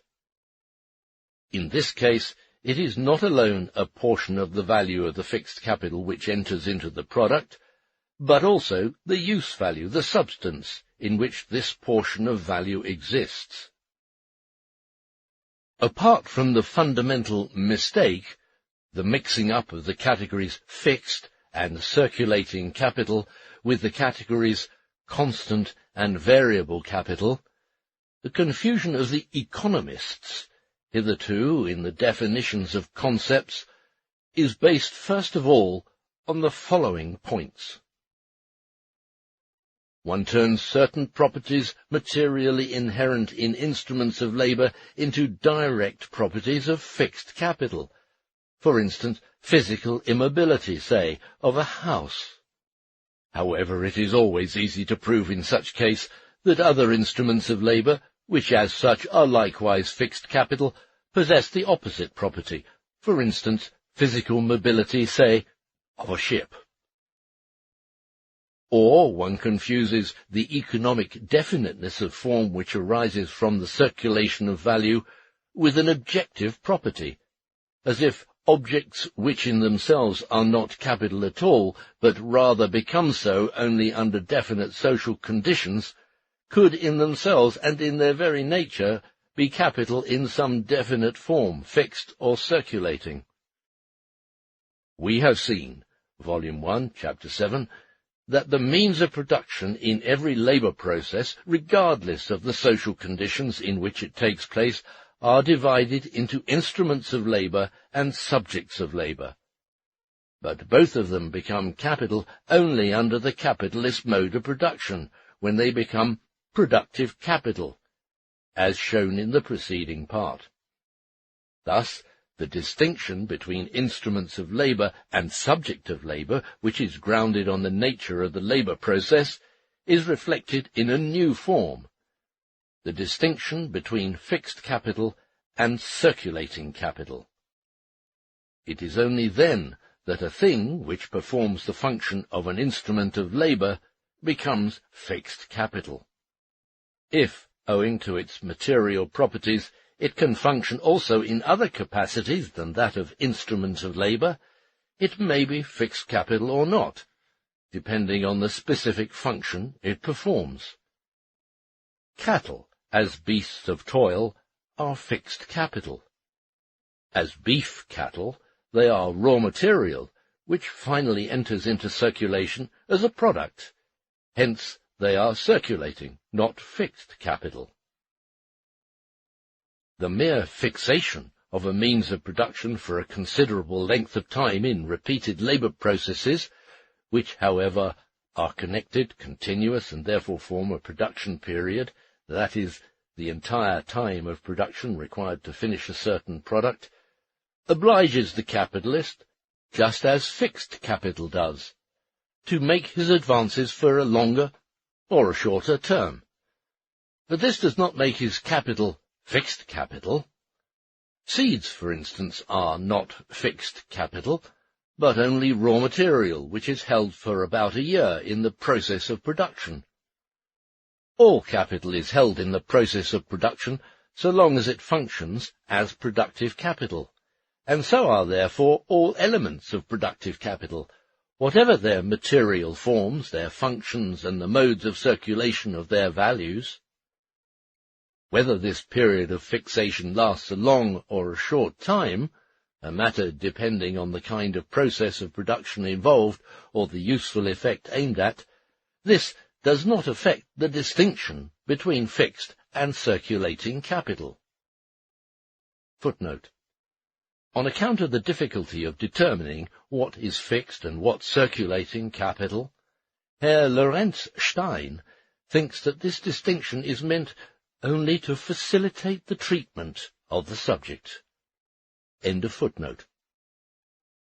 A part of the instruments of labour, which includes the general instruments of labour, is either localized as soon as it enters the process of production as an instrument of labor, that is, prepared for its productive function, such as, for instance, machinery, or is produced from the outset in its immovable, localized form, such as improvements of the soil, factory buildings, blast furnaces, canals, railways, etc. The constant attachment of the instrument of labor to the process of production in which it is to function is here also due to its physical mode of existence. On the other hand, an instrument of labor may physically change continually from place to place, may move about, and nevertheless be constantly in the process of production. For instance, a locomotive, a ship, beasts of burden, etc. Neither does the immobility in the one case bestow upon it the character of fixed capital, nor does mobility in the other case deprive it of this character. But the fact that some instruments of labor are localized, attached to the soil by their roots, assigns to this portion of fixed capital a peculiar role in the economy of nations. They cannot be sent abroad, cannot circulate as commodities in the world market. Title to this fixed capital may change, it may be bought and sold, and to this extent may circulate ideally. These titles of ownership may even circulate in foreign markets, for instance in the form of stocks. But a change of the persons owning this class of fixed capital does not alter the relation of the immovable, materially fixed part of the national wealth to its movable part. The peculiar circulation of fixed capital results in a peculiar turnover. That part of the value which it loses in its bodily form by wear and tear circulates as a part of the value of the product. The product converts itself, by means of its circulation, from commodities into money. Hence the same applies to the value part of the instrument of labor circulated by the product, and this value drips down in the form of money from the process of circulation in proportion as this instrument of labor ceases to be a depository of value in the process of production. Its value thus acquires a double existence. One part of it remains attached to its use form or bodily form belonging in the process of production. The other part detaches itself from that form in the shape of money. In the performance of its function, that part of the value of an instrument of labor which exists in its bodily form constantly decreases, while that which is transformed into money constantly increases, until the instrument is at last exhausted, and its entire value, detached from its corpse, is converted into money. Here the peculiarity of the turnover of this element of productive capital becomes apparent. The transformation of its value into money keeps pace with the pupation into money of the commodity which is the carrier of its value. But its reconversion from the money form into a use form proceeds separately from the reconversion of the commodities into other elements of their production, and is determined rather by its own period of reproduction, that is, by the time during which the instrument of labor wears out, and must be replaced by another of the same kind. If a machine worth £10,000 lasts for, say, a period of 10 years, then the period of turnover of the value originally advanced for it amounts to 10 years. It need not be renewed, and continues to function in its bodily form until this period has expired. In the meantime, its value circulates piecemeal as part of the value of the commodities whose continuous production it serves, and it is thus gradually transformed into money, until finally at the end of 10 years it entirely assumes the form of money, and is reconverted from money into a machine. In other words, has completed its turnover. Until this time of reproduction arrives, its value is gradually accumulated in the form of a money reserve fund to start with. The remaining elements of productive capital consist partly of those elements of constant capital which exist as auxiliary and raw materials, partly of variable capital invested in labour power. The analysis of the labour process and of the process of producing surplus value, Volume 1, Chapter 7, showed that these different components behave quite differently as creators of products and as creators of values. The value of that part of constant capital which consists of auxiliary and raw materials, the same as of that part which consists of instruments of labour, reappears in the value of the product as only transferred value, while labour power adds an equivalent of its value to the product by means of the labour process, in other words, actually reproduces its value. Furthermore, one part of the auxiliary substances, fuel, lighting gas, etc., is consumed in the process of labour without entering bodily into the product, while the other part of them enters bodily into the product and forms its material substance. But all these differences are immaterial so far as the circulation and therefore the mode of turnover is concerned. Since auxiliary and raw materials are entirely consumed in the creation of the product, they transfer their value entirely to the product. Hence, this value is circulated in its entirety by the product, transforms itself into money, and from money back into the elements of production of the commodity. Its turnover is not interrupted, as is that of fixed capital, but passes uninterruptedly through the entire circuit of its forms, so that these elements of productive capital are continually renewed in kind. As for the variable component of productive capital, which is invested in labour power, be it noted that labour power is purchased for a definite period of time. As soon as the capitalist has bought it and embodied it in the process of production, it forms a component part of his capital, its variable component. Labour power acts daily during the period of time in which it adds to the product not only its own value for the whole day, but also a surplus value in excess of it. We shall not consider this surplus value for the present. After labour power has been bought, and it has performed its function, say for a week, its purchase must be constantly renewed within the customary intervals of time.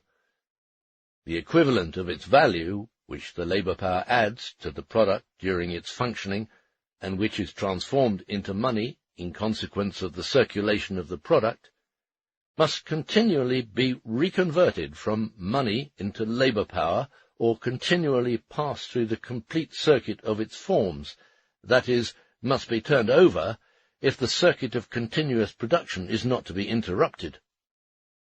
Hence, that part of the value of the productive capital which has been advanced for labour power is entirely transferred to the product. We constantly leave the question of surplus value out of consideration here, passes with it through the two metamorphoses belonging in the sphere of circulation, and always remains incorporated in the process of production by virtue of this continuous renewal. Hence, however different otherwise may be the relation between labour power, so far as the creation of value is concerned, and the component parts of constant capital which do not constitute fixed capital, this kind of turnover of its value labour power shares with them, in contradistinction to fixed capital. These components of the productive capital, the parts of its value invested in labour power and in means of production which do not constitute fixed capital, by reason of their common turnover characteristics, confront the fixed capital as circulating or fluent capital. We have already shown, in Capital Volume 1, Chapter 6, that the money which the capitalist pays to the labourer for the use of his labour power is nothing more or less than the form of the general equivalent for the means of subsistence required by the labourer. To this extent, the variable capital consists in substance of means of subsistence. But in this case, where we are discussing turnover, it is a question of form. The capitalist does not buy the labourer's means of subsistence, but his labour power.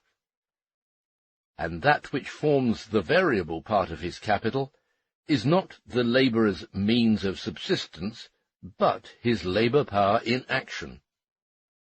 What the capitalist consumes productively in the labour process is the labour power itself, and not the labourer's means of subsistence.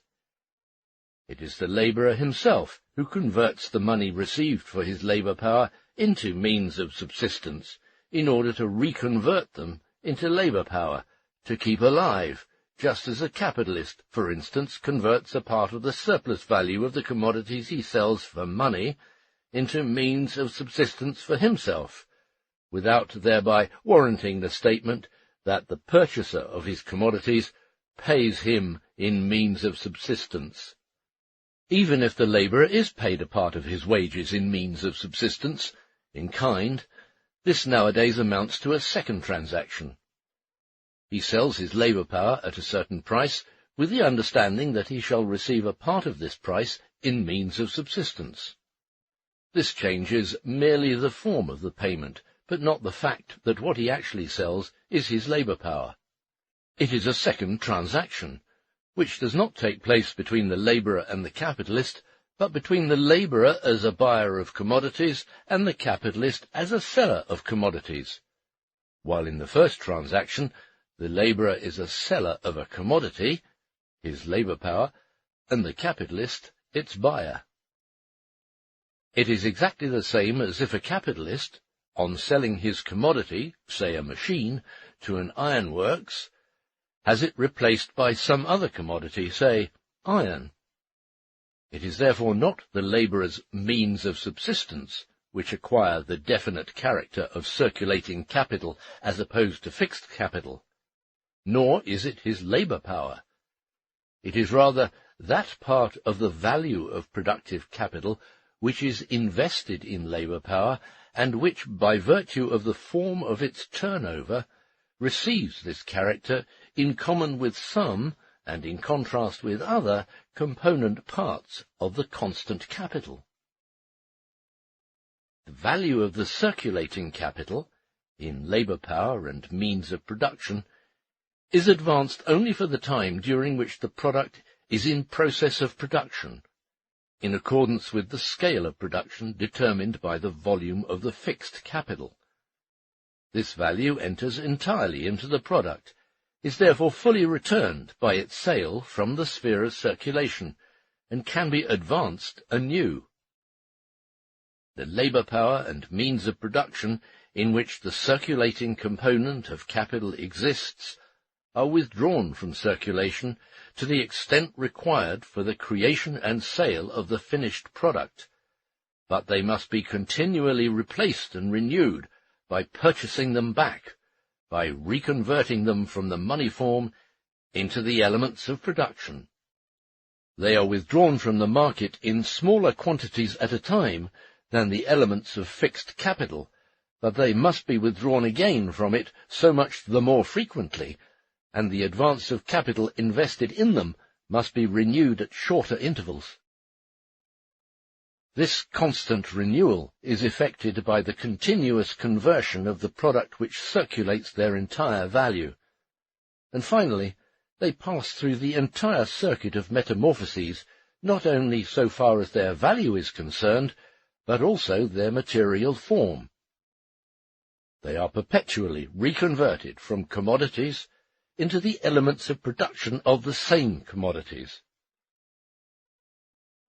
Together with its own value, labour power always adds to the product surplus value, the embodiment of unpaid labour. This is continuously circulated by the finished product and converted into money just as are other elements of its value. But here, where we are primarily concerned with the turnover of capital value and not with that of the surplus value occurring at the same time, we dismiss the latter for the present. From the foregoing, one may conclude the following. 1. The definiteness of form of fixed and circulating capital arises merely from the different turnovers of the capital value functioning in the process of production, or of the productive capital. This difference in turnover arises in its turn from the different manner in which the various components of productive capital transfer their value to the product. It is not due to the different parts played by these components in the generation of product value, nor to their characteristic behaviour in the process of self-expansion.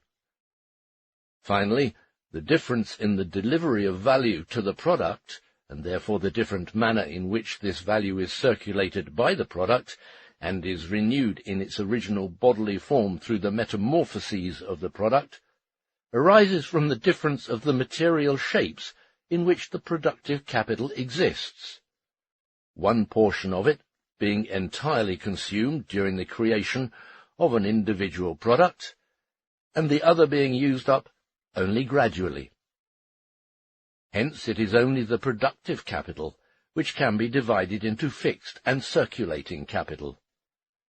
But this antithesis does not apply to the other two modes of existence of industrial capital, that is to say, commodity capital and money capital.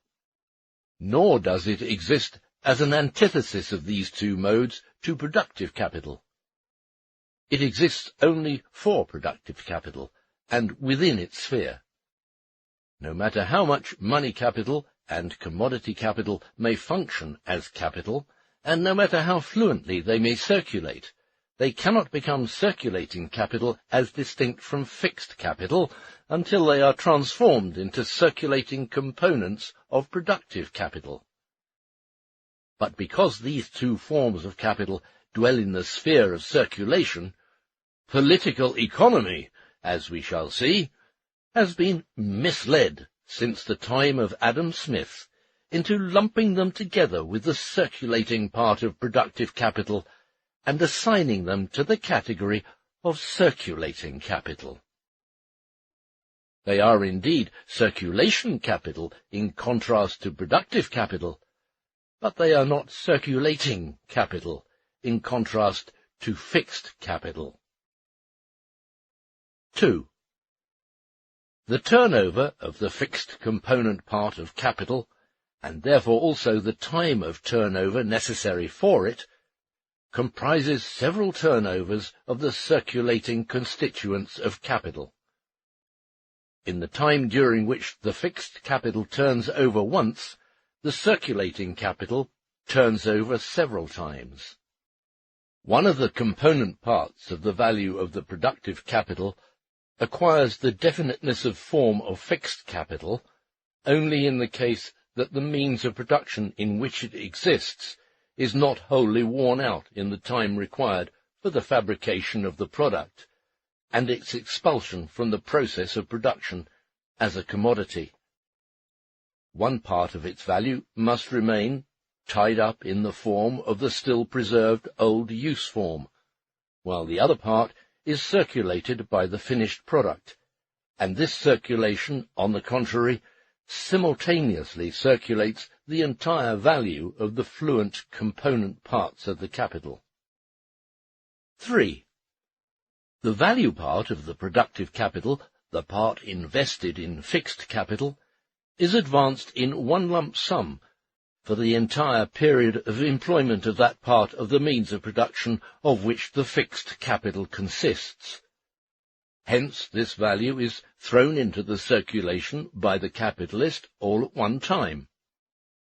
but it is withdrawn again from the circulation only piecemeal and gradually, by realizing the parts of value which the fixed capital adds piecemeal to the commodities. On the other hand, the means of production themselves, in which a component part of the productive capital becomes fixed, are withdrawn from the circulation all at one time, to be embodied in the process of production for the entire period in which they function. But they do not require for this period any replacement by new samples of the same kind, do not require reproduction. They continue for a longer or shorter period to contribute to the creation of the commodities thrown into circulation, without withdrawing from circulation the elements of their own renewal. Hence they do not require from the capitalist a renewal of his advance during this period. Finally, the capital value invested in fixed capital does not pass bodily through the circuit of its forms during the functioning period of the means of production in which this capital value exists, but only as concerns its value, and even this it does only in parts and gradually. In other words, a portion of its value is continually circulated and converted into money as a part of the value of the commodities, without being reconverted from money into its original bodily form. This reconversion of money into the bodily form of the means of production does not take place until the end of its functioning period, when the means of production has been completely consumed. 4. The elements of circulating capital are as permanently fixed in the process of production, if it is to be uninterrupted, as the elements of fixed capital. But the elements of circulating capital, thus fixed, are continually renewed in kind. The means of production by new products of the same kind, labour power by constantly renewed purchases, while in the case of the elements of fixed capital, neither they themselves are renewed, nor need their purchases be renewed, so long as they continue to exist. There are always raw and auxiliary materials in the process of production, but always new products of the same kind, after the old elements have been consumed in the creation of the finished product. Labour power likewise always exists in the process of production, but only by means of ever-new purchases, frequently involving changes of persons. But the same identical buildings, machines, etc., continue to function during repeated turnovers of the circulating capital in the same repeated processes of production. Section 2. Components, replacements, repairs, and accumulation of fixed capital. In any investment of capital, the separate elements of the fixed capital have different lifetimes, and therefore different turnover times. In a railway, for instance, the rails, sleepers, earthworks, terminals, bridges, tunnels, locomotives, and carriages have different functional periods and times of reproduction. Hence, the capital advanced for them has different times of turnover. For a great number of years, buildings, platforms, water tanks, viaducts, tunnels, cuttings, dams, in short, everything called works of art in English railroading, do not require any renewal. The things which wear out most are the tracks and rolling stock. Originally, in the construction of modern railways, it was the prevailing opinion, nursed by the most prominent practical engineers, that a railway would last a century, and that the wear and tear of the rails was so imperceptible that it could be ignored for all financial and other practical purposes. 100 to 150 years was supposed to be the life of good rails. But it was soon found that the life of a rail, which naturally depends on the speed of the locomotives, the weight and number of trains, the diameter of the rails, and on a multitude of other attendant circumstances, did not exceed an average of 20 years.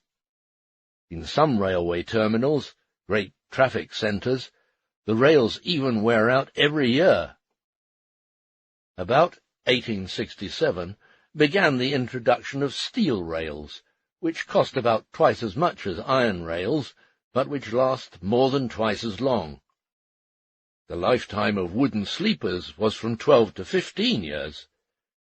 It was also ascertained with regard to the rolling stock that freight cars wear out faster than passenger cars.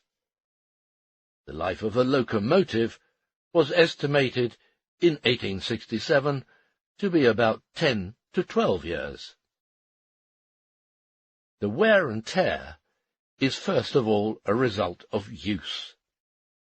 As a rule, quote, "the wear of the rails is proportionate to the number of trains," unquote.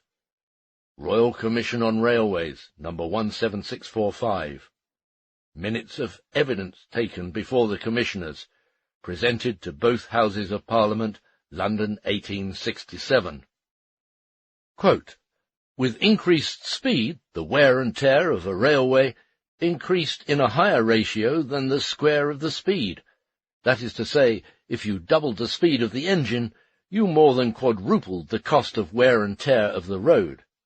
Unquote. Royal Commission on Railways, number 17046.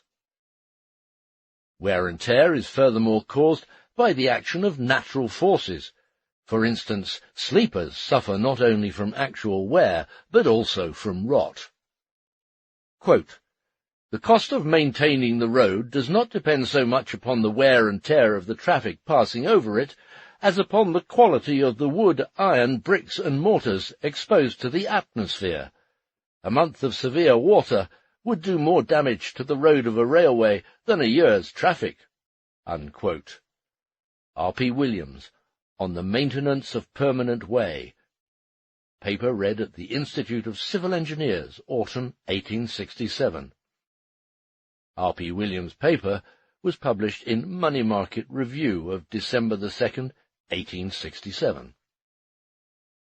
Finally, here as everywhere else in modern industry, the moral depreciation plays a role.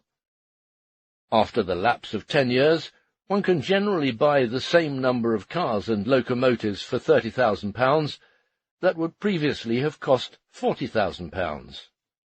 Depreciation in the rolling stock must be set at 25% of the market price, even when there is no depreciation whatever in its use values.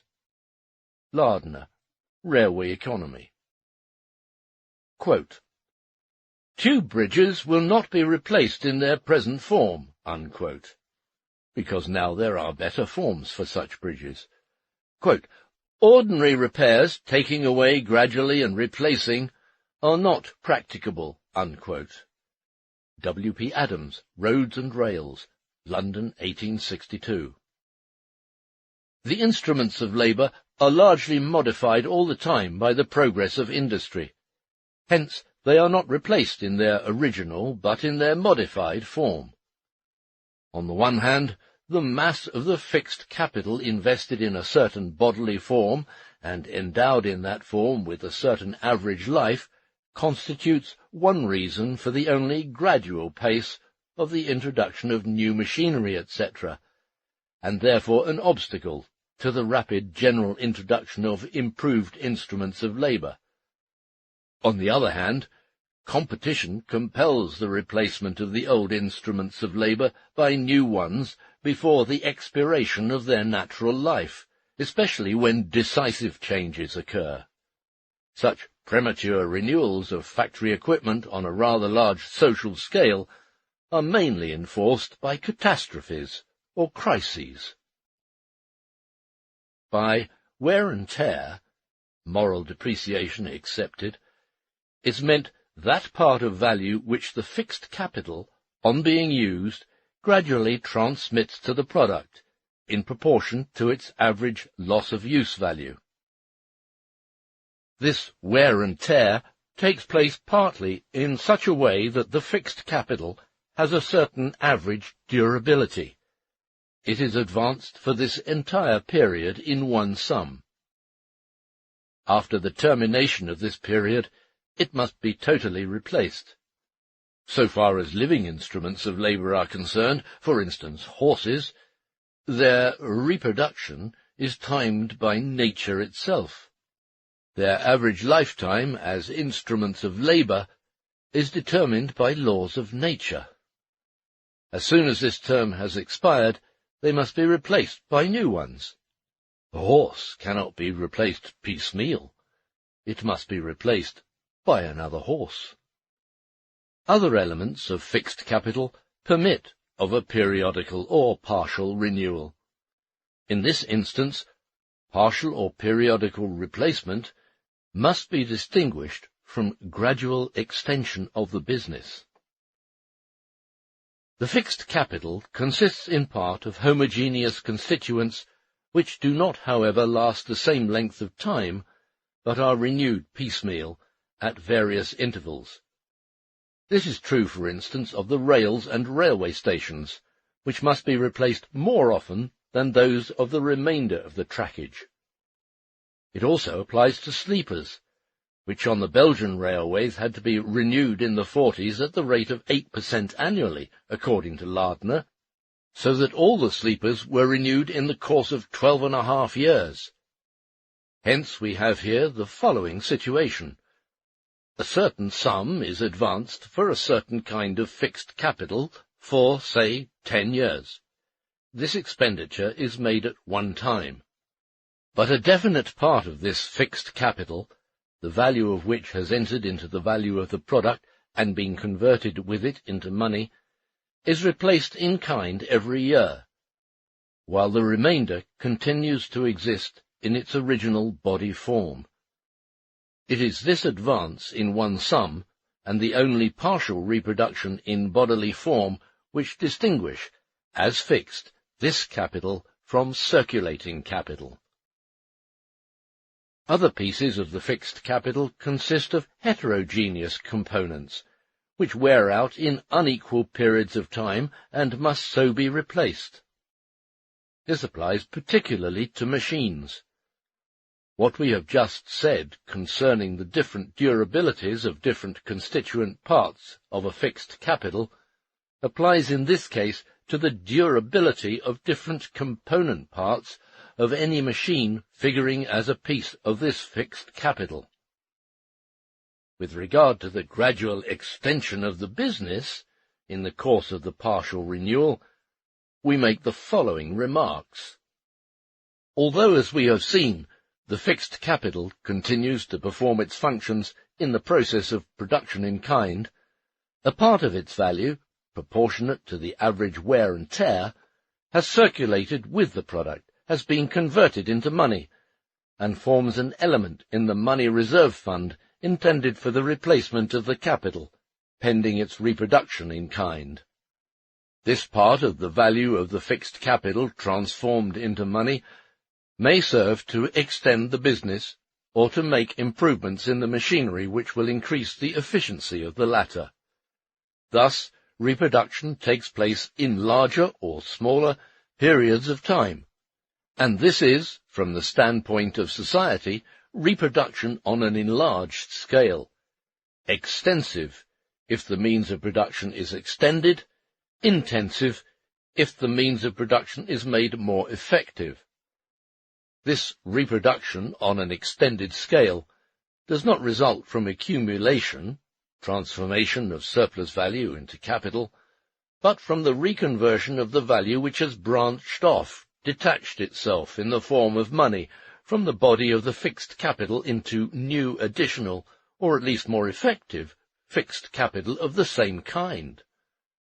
Of course, it depends partly on the specific nature of the business, to what extent and in what proportions it is capable of such gradual addition, hence also in what amount a reserve fund must be collected to be reinvested in this way, and what period of time this requires. To what extent, furthermore, improvements in the details of existing machinery can be made, depends, of course, on the nature of these improvements and the construction of the machine itself. How well this point is considered at the very outset in the construction of railways is shown by Adams. Quote, "The whole structure should be set out on the principle which governs the beehive, capacity for indefinite extension. Any fixed and decided symmetrical structure is to be deprecated, as needing subsequent pulling down in case of enlargement." Unquote. This depends largely on the available space. In the case of some buildings, additional stories may be built. In the case of others, lateral extension, hence more land is required.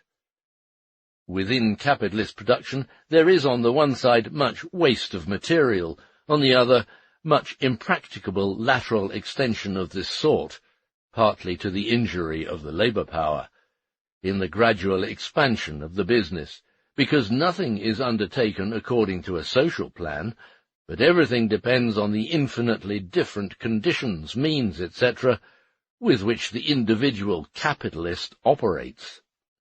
This results in a great waste of the productive forces.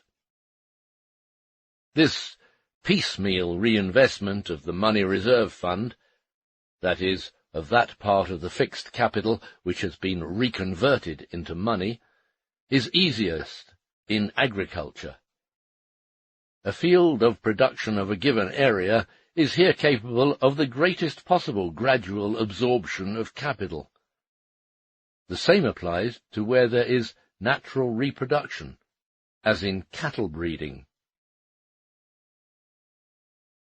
Fixed capital entails special maintenance costs. A part of this maintenance is provided by the labour process itself. Fixed capital spoils if it is not employed in the labour process. See Volume 1, Chapters 8 and 15, on wear and tear of machinery when not in use. The English law therefore explicitly treats it as waste if rented lands are not cultivated according to the custom of the land. W. A. Holdsworth, Barrister at Law, The Law of Landlord and Tenant, London, 1857. This maintenance resulting from use in the labour process is a free gift inherent in the nature of living labour. Moreover, the preservative power of labour is of a twofold character. On the one hand, it preserves the value of the materials of labour by transferring it to the product. On the other hand, it preserves the value of the instruments of labour without transferring this value to the product, by preserving their use value through their activity in the process of production. The fixed capital, however, requires also a positive expenditure of labour for its maintenance in good repair.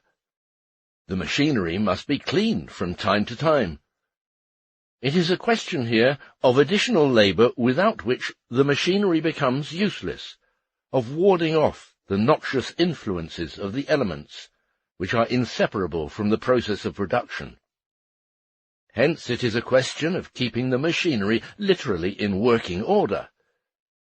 It goes without saying that the normal durability of fixed capital is calculated on the supposition that all the conditions under which it can perform its functions normally during that time are fulfilled, just as we assume, in placing a man's life at 30 years on average, that he will wash himself. It is here not a question of replacing the labour contained in the machine, but of constant additional labour made necessary by its use.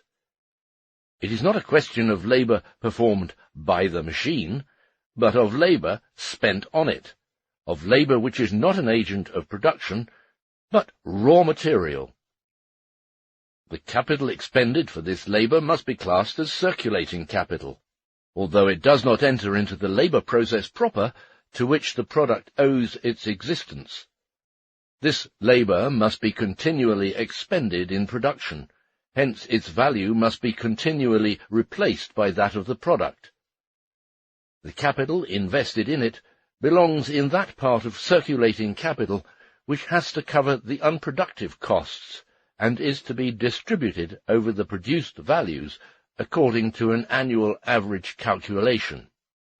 We have seen in Capital Volume 1 that in industry proper this labour of cleaning is performed by the working men gratis during the rest periods, and for that very reason often also during the process of production itself, and most accidents can be traced to this source. This labour does not figure in the price of the product. As far as that goes, the consumer receives it gratis. On the other hand, the capitalist thus does not pay the maintenance costs of the machine. The labourer pays in persona, and this is one of the mysteries of the self-preservation of capital, which in point of fact constitute a legal claim by the labourer on the machinery, on the strength of which he is a co-owner of the machine, even from the standpoint of bourgeois law. However, in various branches of production, in which the machinery must be removed from the process of production for the purpose of cleaning, and where, therefore, the cleaning cannot be performed in between, as for instance in the case of locomotives, this maintenance work counts as current expenses, and is therefore an element of circulating capital.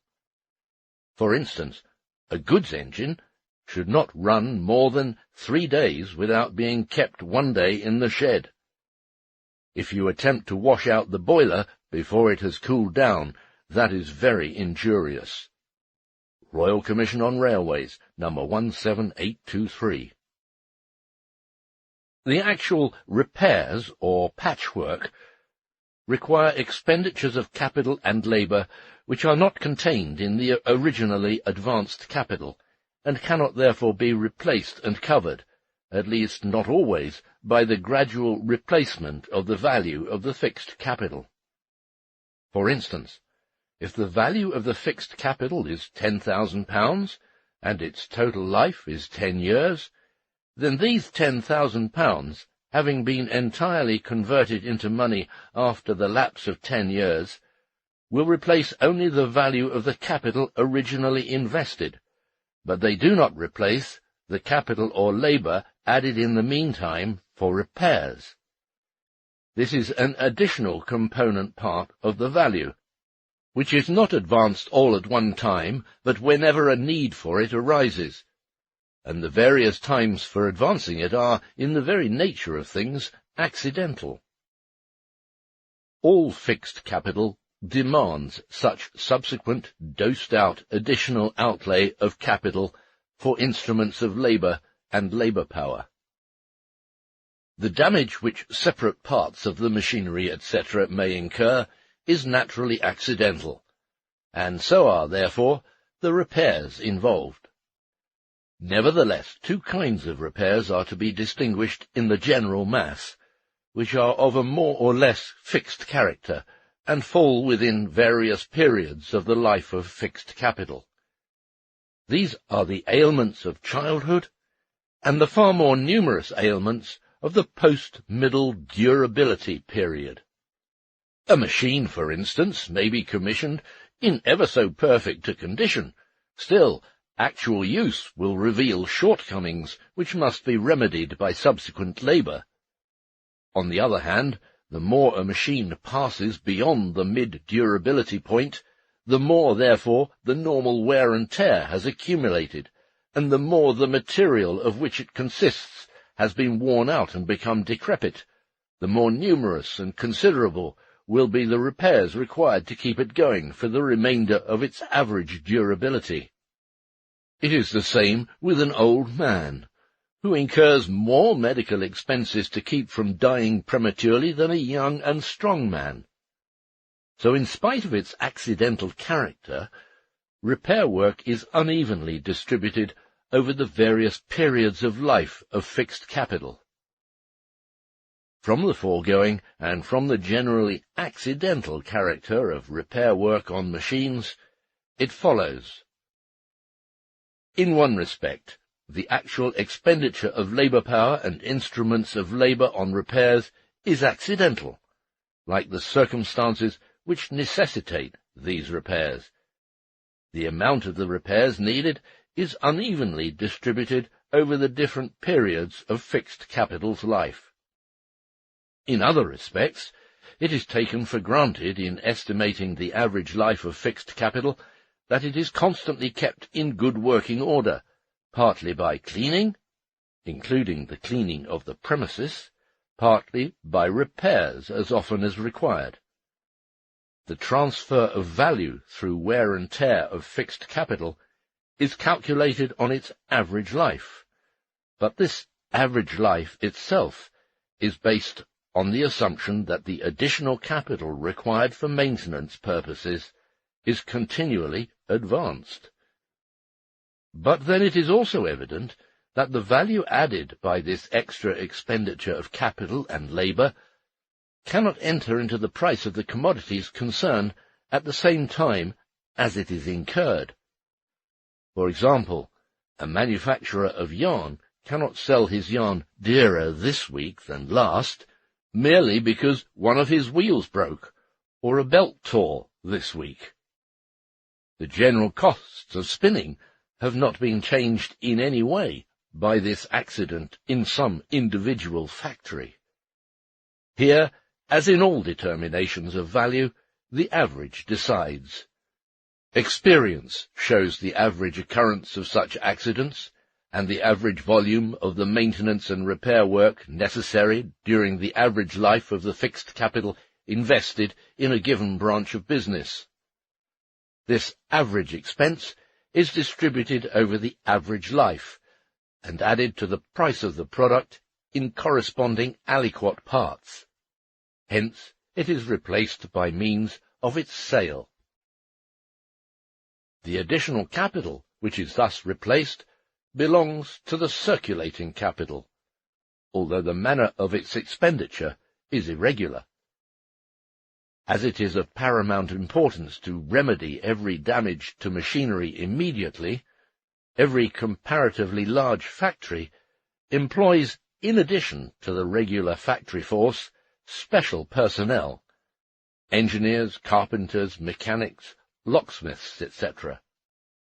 Their wages are a part of the variable capital, and the value of their labour is distributed over the product. On the other hand, the expenses for means of production are calculated on the basis of the aforementioned average, according to which they form continually a part of the value of the product, although they are actually advanced in irregular periods, and therefore enter into the product or the fixed capital in irregular periods.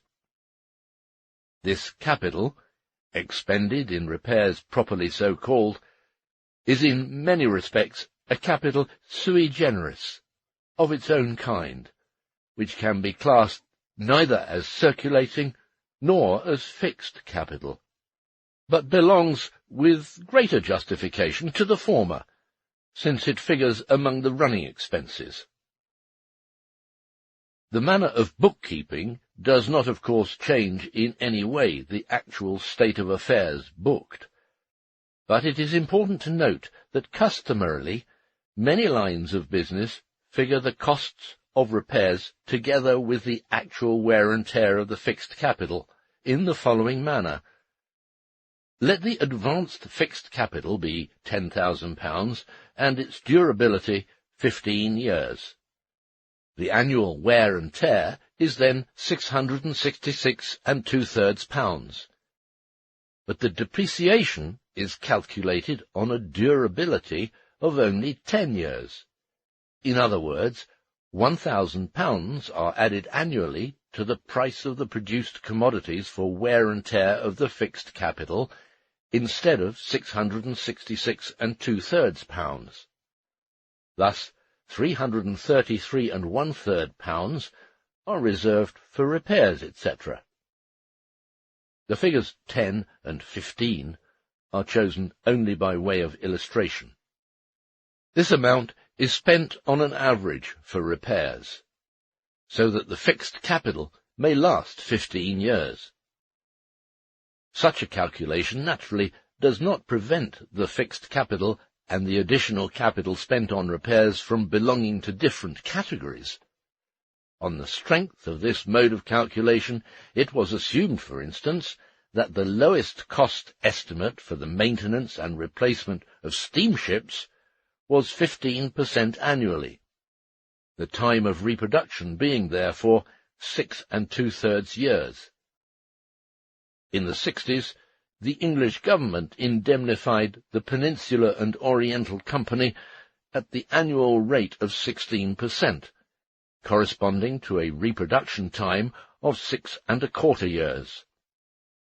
On railways, the average life of a locomotive is 10 years, but the depreciation, counting in repairs, is taken as 12.5%, which brings down its durability to 8 years.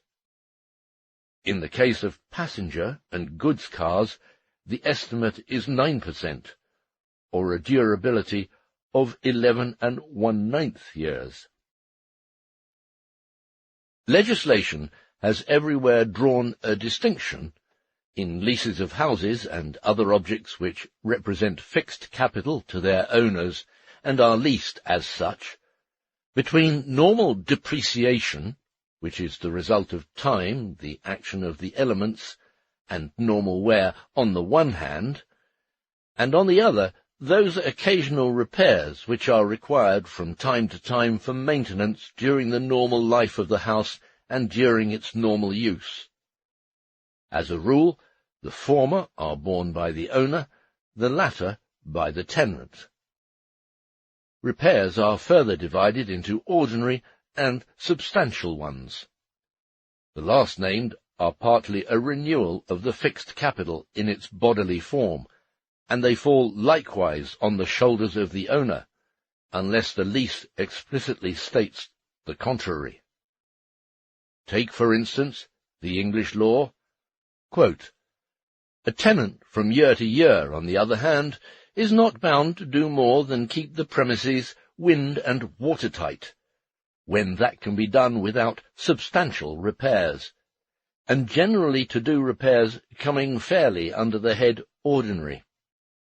Even with respect to those parts of the premises which are the subject of ordinary repairs, regard must be had to their age and general state and condition when he took possession, for he is not bound to replace old and worn-out materials with new ones, nor to make good the inevitable depreciation resulting from time and ordinary wear and tear." Unquote. Holdsworth, Law of Landlord and Tenant. Entirely different from the replacement of wear and tear and from the work of maintenance and repair is insurance, which relates to destruction caused by extraordinary phenomena of nature, fire, flood, etc. This must be made good out of the surplus value, and is a deduction from it. Or, considered from the point of view of society as a whole, there must be continuous overproduction, that is, production on a larger scale than is necessary for the simple replacement and reproduction of the existing wealth, quite apart from the increase in population, so as to be in possession of the means of production required to compensate for the extraordinary destruction caused by accidents and natural forces. In point of fact, only the smallest part of the capital needed for replacement consists of the money reserve fund.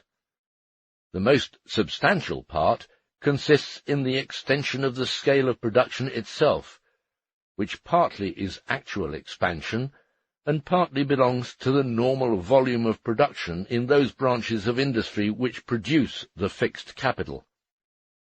For instance, a machine factory must arrange things so that the factories of its customers can annually be extended, and that a number of them will always stand in need of total or partial reproduction. On determining the wear and tear as well as the costs of repairs, according to the social average, great disparity necessarily appears, even in the case of capital investments of equal size, operating otherwise under equal conditions and in the same branch of industry. In practice, a machine, etc., lasts with one capitalist longer than the average period, while with another it does not last so long. With the one, the costs of repairs are above, with the other below average. But the addition to the price of the commodities resulting from wear and tear and from costs of repairs is the same, and is determined by the average. The one, therefore, gets more out of this additional price than he really added, the other less. This circumstance, as well as all others which result in different gains for different capitalists in the same line of business with the same degree of exploitation of labour power, tends to enhance the difficulty of understanding the true nature of surplus value. The line between repairs proper and replacement, between costs of maintenance and costs of renewal, is rather flexible. Hence the eternal dispute, for instance in railroading, whether certain expenses are for repairs or for replacement, whether they must be defrayed from current expenditures or from the original stock. A transfer of expenses for repairs to capital account instead of revenue account is the familiar method by which railway boards of directors artificially inflate their dividends. However, experience has already furnished the most important clues for this. According to Lardner, the subsequent labour required during the early life of a railway, for example, quote, ought not to be denominated repairs, but should be considered as an essential part of the construction of the railway, and in the financial accounts should be debited to capital and not to revenue, not being expenses due to wear and tear or to the legitimate operation of the traffic, but to the original and inevitable incompleteness of the construction of the line. Unquote. Lardner, Railway Economy. Quote, the only sound way is to charge each year's revenue with the depreciation necessarily suffered to earn the revenue, whether the amount is actually spent or not. Unquote. Captain Fitzmaurice, Committee of Inquiry on Caledonian Railway. Published in Money Market Review, 1867. The separation of the replacement and maintenance of fixed capital become practically impossible and purposeless in agriculture, at least when not operated by steam. According to Kirchhoff, Handbuch der landwirtschaftlichen Betriebslehre, Dresden, 1852, quote, wherever there is a complete, though not excessive, supply of implements, of agricultural and other implements and farm appliances of every description, it is the custom to estimate the annual wear and tear and maintenance of the implements, according to the different existing conditions, at a general average of 15 to 25% of the original stock. Unquote. In the case of the rolling stock of a railway, repairs and replacement cannot be separated at all. Quote, we maintain our stock by number. Whatever number of engines we have, we maintain that. If one is destroyed by age, and it is better to build a new one, we build it at the expense of revenue, of course, taking credit for the materials of the old one as far as they go. There is a great deal left. There are the wheels, the axles, the boilers, and in fact a great deal of the old engine is left. Unquote. T. Gooch, Chairman of Great Western Railway Company, Royal Commission on Railways numbers 17327 to 17329. Quote, repairing means renewing. I do not believe in the word replacement. Once a railway company has bought a vehicle or an engine, it ought to be repaired, and in that way admit of going on forever. Unquote. Royal Commission on Railways, number 17784. Quote, the engines are maintained forever out of this eightpence halfpenny. We rebuild our engines. If you purchase an engine entirely, it would be spending more money than is necessary. Yet there is always a pair of wheels or an axle or some portion of the engine which comes in, and hence it cheapens the cost of producing a practically new engine." Unquote. Royal Commission on Railways, number 17790. Quote, "I am at this moment turning out a new engine every week, or practically a new engine, for it has a new boiler, cylinder, or framing." Unquote. Royal Commission on Railways, number 17823, Archibald Sturrock, Locomotive Superintendent of Great Northern Railway, 1867. The same with coaches. Quote, "In the course of time, the stock of engines and vehicles is continually repaired. New wheels are put on at one time, and a new body at another. The different moving parts most subject to wear are gradually renewed, and the engines and vehicles may be conceived even to be subject to such a succession of repairs that in many of them not a vestige of the original materials remains. Even in this case, however, the old materials of coaches or engines are more or less worked up into other vehicles or engines, and never totally disappear from the road. The movable capital, therefore, may be considered to be in a state of continual reproduction, and that which in the case of the permanent way must take place altogether at a future epoch, when the entire road will have to be relaid, takes place in the rolling stock gradually from year to year. Its existence is perennial, and it is in a constant state of rejuvenescence." Unquote. Lardner, Railway Economy. This process, which Lardner here describes relative to a railway, does not fit the case of an individual factory, but may well serve as an illustration of continuous partial reproduction of fixed capital, intermingled with repairs within an entire branch of industry, or even within the aggregate production considered on a social scale. Here is proof of the length to which adroit boards of directors may go in manipulating the terms repairs and replacement for the purpose of extracting dividends. According to the quoted paper read by R.P. Williams, various English railway companies wrote off the following sums from the revenue account as averages over a number of years for repairs and maintenance of the permanent way and buildings, per English mile of track annually. London and North Western, £370, Midland, £225, London and South Western, £257, Great Northern, £360, Lancashire and Yorkshire, £377, South Eastern, £263, Brighton, £266, Manchester and Sheffield, £200. These differences arise only to a very minor degree from differences in the actual expenses. They are due almost exclusively to different methods of calculation, according to whether items of expenses are debited to the capital or the revenue account. Williams says so in so many words that a lesser charge is booked because this is necessary for a good dividend, and a higher charge is booked because there is a greater revenue which can bear it. In certain cases, the wear and tear, and therefore its replacement, is practically infinitesimal, so that nothing but costs of repairs have to be charged.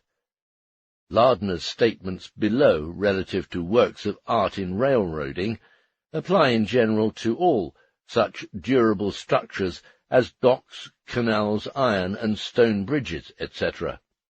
Quote, "The wear and tear which, being due to the slow operation of time acting upon the more solid structures, produces an effect altogether insensible when observed through short periods, but which, after a long interval of time, such, for example, as centuries, must necessitate the reconstruction of some or all, even of the most solid structures.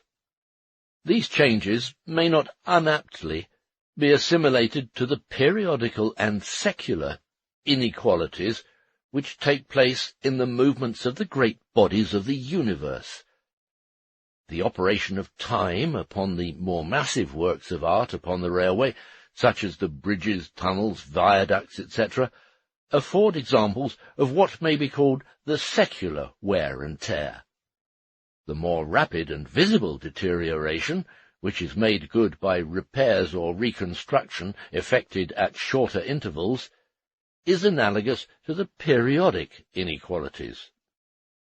In the annual repairs is included the casual damage which the exterior of the more solid and durable works may from time to time sustain, but independently of these repairs, age produces its effects even on these structures, and an epoch must arrive, however remote it be, at which they would be reduced to a state which will necessitate their reconstruction.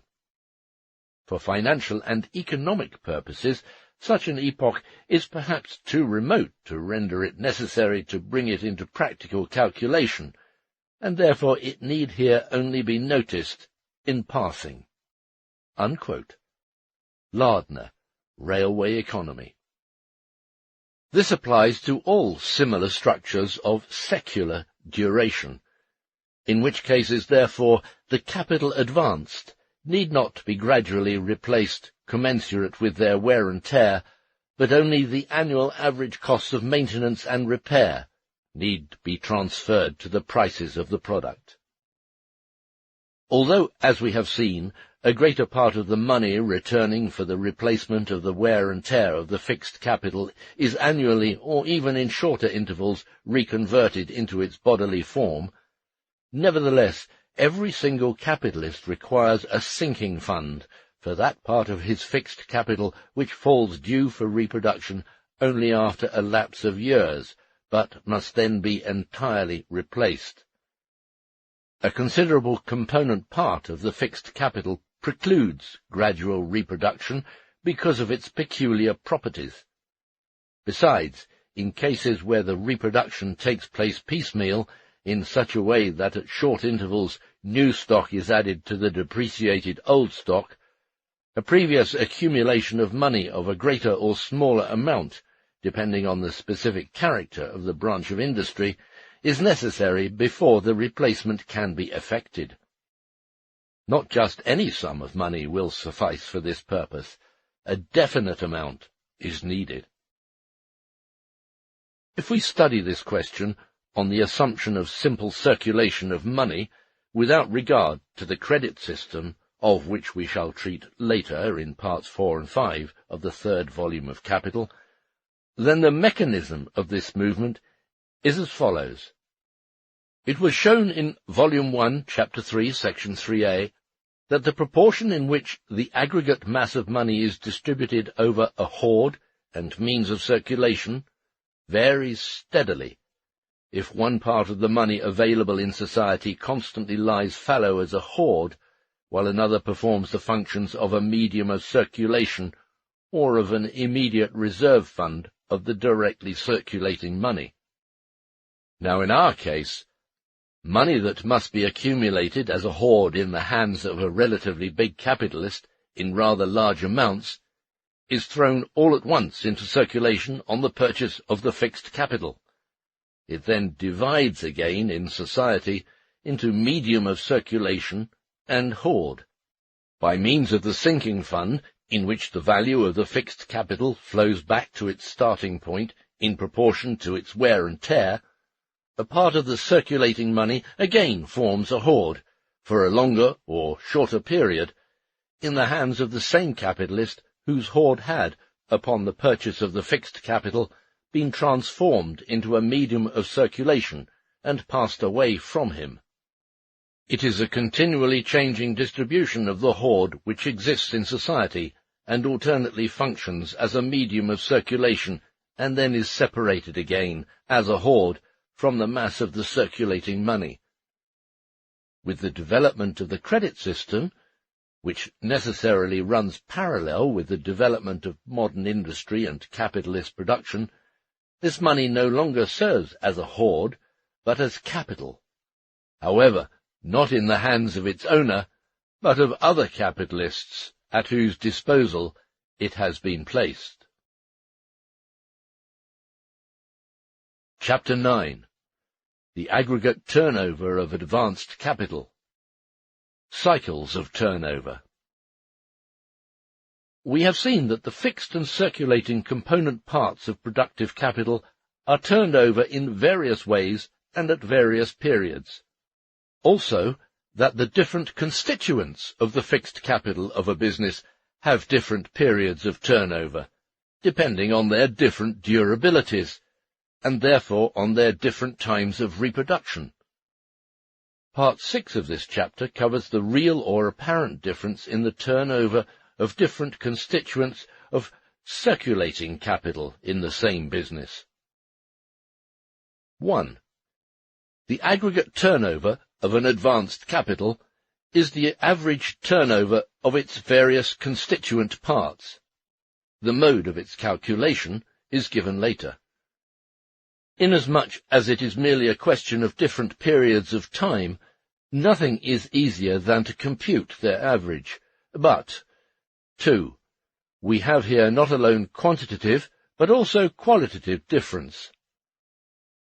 The circulating capital entering into the process of production transfers its entire value to the product, and must therefore be continually replaced in kind by the sale of the product, if the process of production is to proceed without interruption. The fixed capital entering into the process of production transfers only a part of its value, the wear and tear, to the product, and despite this wear and tear, continues functioning in the process of production. Therefore it need not be replaced in kind until the lapse of intervals of various duration, at any rate not as frequently as the circulating capital. This necessity of replacement, the reproduction term, is not only quantitatively different from the various constituent parts of fixed capital, but, as we have seen, a part of the perennial fixed capital, that which lasts longer, may be replaced annually or at shorter intervals and added in kind to the old fixed capital. In the case of fixed capital of different properties, the replacement can take place only all at once at the end of its period of durability. It is therefore necessary to reduce the specific turnovers of the various parts of fixed capital to a homogeneous form of turnover, so that they will remain different only quantitatively, namely according to duration of turnover. The quantitative identity does not come about if we take as our starting point productive capital through to productive capital, the form of the continuous process of production. For definite elements of productive capital must be constantly replaced in kind, while others need not. However, the form money through to increased money undoubtedly yields this identity of turnover. Take, for instance, a machine worth £10,000, which lasts 10 years, of which 1/10 or £1,000 is annually reconverted into money. These £1,000 have been converted in the course of 1 year from money capital into productive capital and commodity capital, and then reconverted from this into money capital. They have returned to their original form, the money form, just like the circulating capital, if we study the latter in this form, and it is immaterial whether this money capital of £1,000 is once more converted at the end of the year into the bodily form of a machine or not. In calculating the aggregate turnover of the advanced productive capital, we therefore fix all its elements in the money form, so that the return to that form concludes the turnover. We assume that value is always advanced in money, even in the continuous process of production, where this money form of value is only that of money of account. Thus we can compute the average. 3. It follows that even if by far the greater part of the advanced productive capital consists of fixed capital, whose period of reproduction, hence also of turnover, comprises a cycle of many years, the capital value turned over during the year may, on account of the repeated turnovers of the circulating capital within the same year, be larger than the aggregate value of the advanced capital. Suppose the fixed capital is £80,000 and its period of reproduction 10 years, so that £8,000 of it annually return to their money form, or it completes 1/10 of its turnover. Suppose further the circulating capital is £20,000 and its turnover is completed 5 times per year. The total capital would then be £100,000. The turned-over fixed capital is £8,000, the turned-over circulating capital 5 times £20,000, or £100,000. Then the capital turned over during 1 year is £108,000, or £8,000 more than the advanced capital. 1 plus 2/25 of the capital have been turned over. 4. Therefore, the turnover time of the value of the advanced capital differs from its actual time of reproduction or from the actual time of turnover of its component parts. Take, for instance, a capital of £4,000 and let it turn over, say, 5 times a year. The turned-over capital is then 5 times £4,000, or £20,000. But what returns at the end of each turnover to be advanced anew is the originally advanced capital of £4,000. Its magnitude is not changed by the number of turnover periods, during which it performs anew its functions as capital, apart from surplus value. In the illustration under number 3, then, the sums assumedly returned into the hands of the capitalist at the end of 1 year are a sum of value amounting to £20,000, which he invests again in the circulating constituents of the capital, and b, a sum of £8,000, which has been set free by wear and tear from the value of the advanced fixed capital.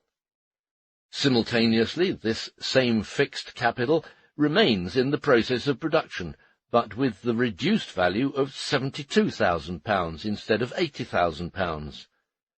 The process of production, therefore, would have to be continued for 9 years more before the advanced fixed capital outlived its term and ceased to function as a creator of products and values, so that it would have to be replaced. The advanced capital value, then, has to pass through a cycle of turnovers, in the present case a cycle of 10 annual ones, and this cycle is determined by the life, hence the reproduction or turnover time, of the applied fixed capital. As the magnitude of the value and the durability of the applied fixed capital develop with the development of the capitalist mode of production, the lifetime of industry and of industrial capital lengthens in each particular field of investment to a period of many years, say of 10 years on an average. Whereas the development of fixed capital extends the length of this life on the one hand, it is shortened on the other by the continuous revolution in the means of production, which likewise incessantly gains momentum with the development of the capitalist mode of production. This involves a change in the means of production, and the necessity of their constant replacement, on account of moral depreciation, long before they expire physically. One may assume that in the essential branches of modern industry, this life cycle now averages 10 years. However, we are not concerned here with the exact figure. This much is evident. The cycle of interconnected turnovers embracing a number of years, in which capital is held fast by its fixed constituent part, furnishes a material basis for the periodic crises. During this cycle, business undergoes successive periods of depression, medium activity, precipitancy, crisis. True, periods in which capital is invested differ greatly, and far from coincide in time. But a crisis always forms the starting point of large new investments. Therefore, from the point of view of society as a whole, more or less, a new material basis for the next turnover cycle. Footnote: urban production is bound to a cycle of days, rural production, on the contrary, to one of years.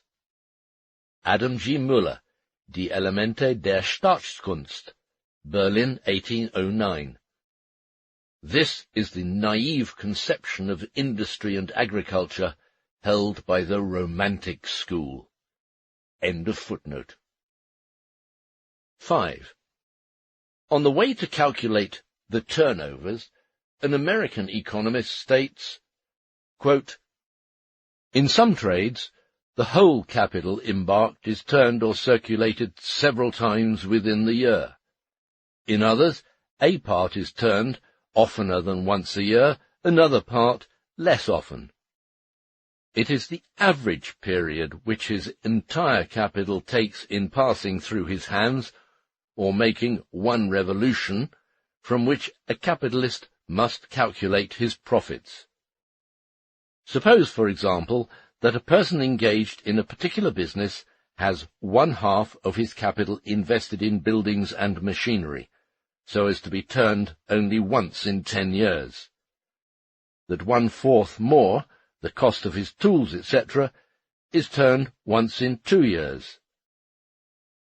And the remaining 1/4, employed in paying wages and purchasing material, is turned twice in 1 year. Say that his entire capital is $50,000. Then his annual expenditure will be $25,000 divided by 10 equals $2,500, plus $12,500 divided by 2 equals $6,250, plus $12,500 multiplied by 2 equals $25,000, total $33,750. The mean term in which his capital is turned being about 16 months. Unquote.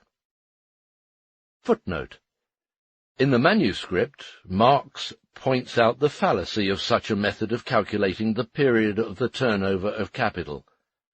The mean term of turnover, 16 months, given in the quotation, was calculated with account taken of a profit of 7.5% on the aggregate capital of $50,000.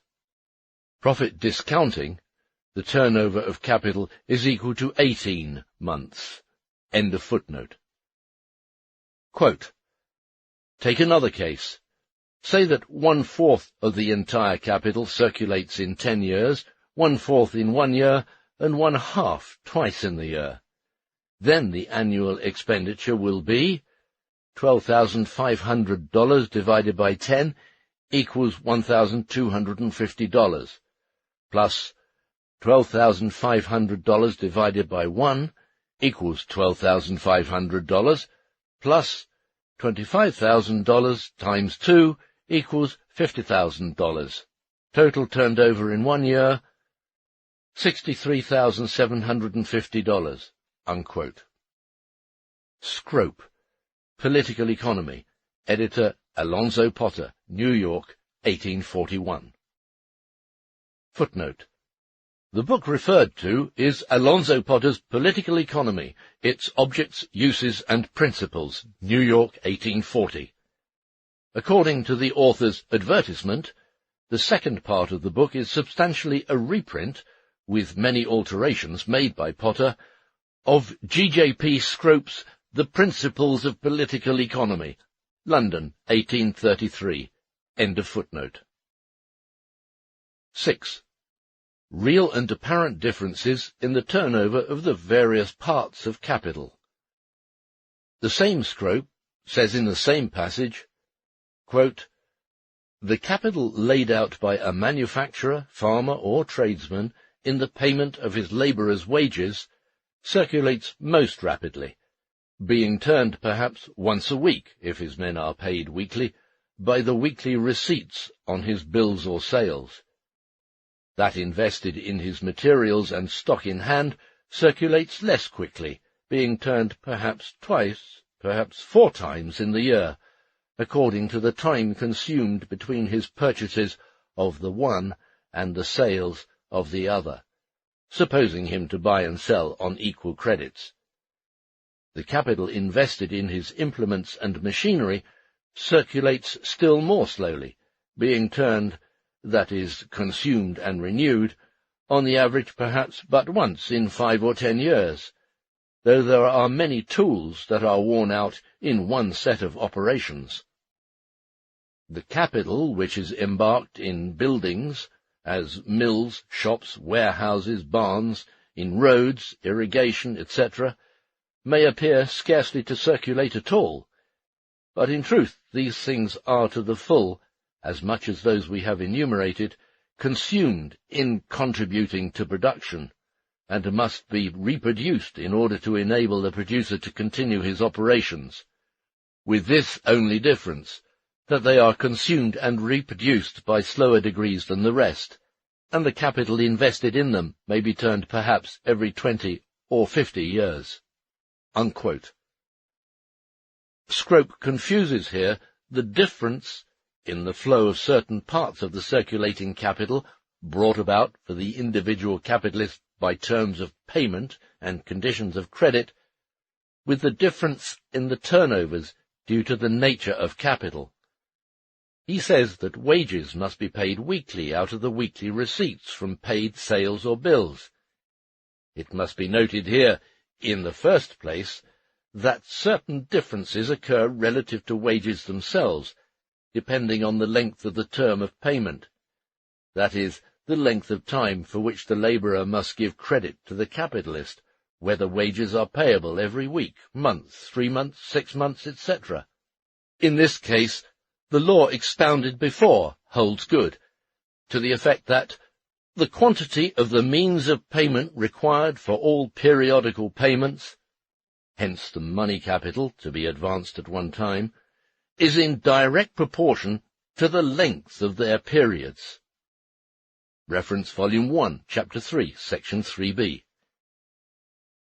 In the second place, it is not only the new value added in the process of production by the week's labour which enters completely into the weekly product, but also the value of the raw and auxiliary materials consumed by the weekly product. This value circulates with the product containing it. It assumes the form of money through the sale of the product, and must be reconverted into the same elements of production. This applies as much to the labour power as to the raw and auxiliary materials. But we have already seen in Chapter 6, Section 2b, that continuity of production requires a supply of means of production different for different branches of industry, and different within one and the same branch of business for different component parts of this element of the circulating capital, for instance, for coal and cotton. Hence, although these materials must be continually replaced in kind, they need not always be bought anew. The frequency of purchases depends on the size of available stock, on the time it takes to exhaust it. In the case of labour power, there is no such storing of a supply. The reconversion into money of the part of capital laid out in labour power goes hand in hand with that of the capital invested in raw and auxiliary materials, but the reconversion of the money on the one hand into labour power, on the other into raw materials, proceeds separately on account of the special terms of purchase and payment of these two constituents, one of them being bought as a productive supply for long periods, the other, labour power, for shorter periods, for instance, a week. On the other hand, the capitalist must keep a stock of finished commodities besides a stock of materials for production. Let us leave sales difficulties aside. A certain quantity of goods must be produced, say, on order.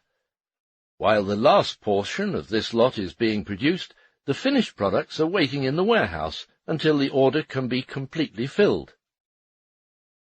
Other differences in the turnover of circulating capital arise whenever some of its separate elements must stay in some preliminary stage of the process of production, drying of wood, etc., longer than others. The credit system, to which Scrope here refers, as well as commercial capital, modifies the turnover for the individual capitalist. On a social scale, it modifies the turnover only insofar as it does not accelerate merely production, but also consumption.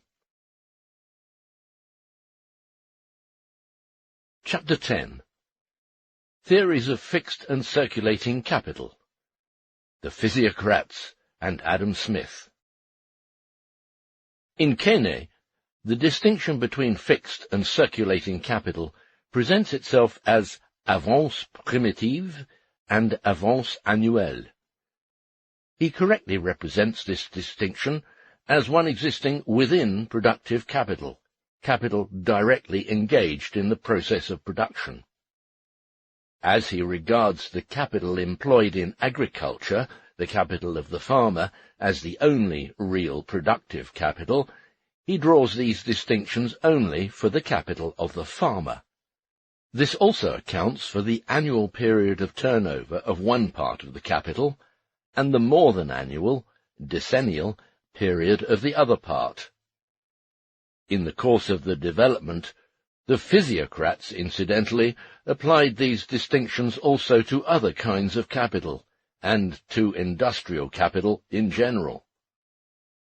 The distinction between annual advances and others of longer duration has retained such importance for society that many economists, even after Adam Smith, return to this definition.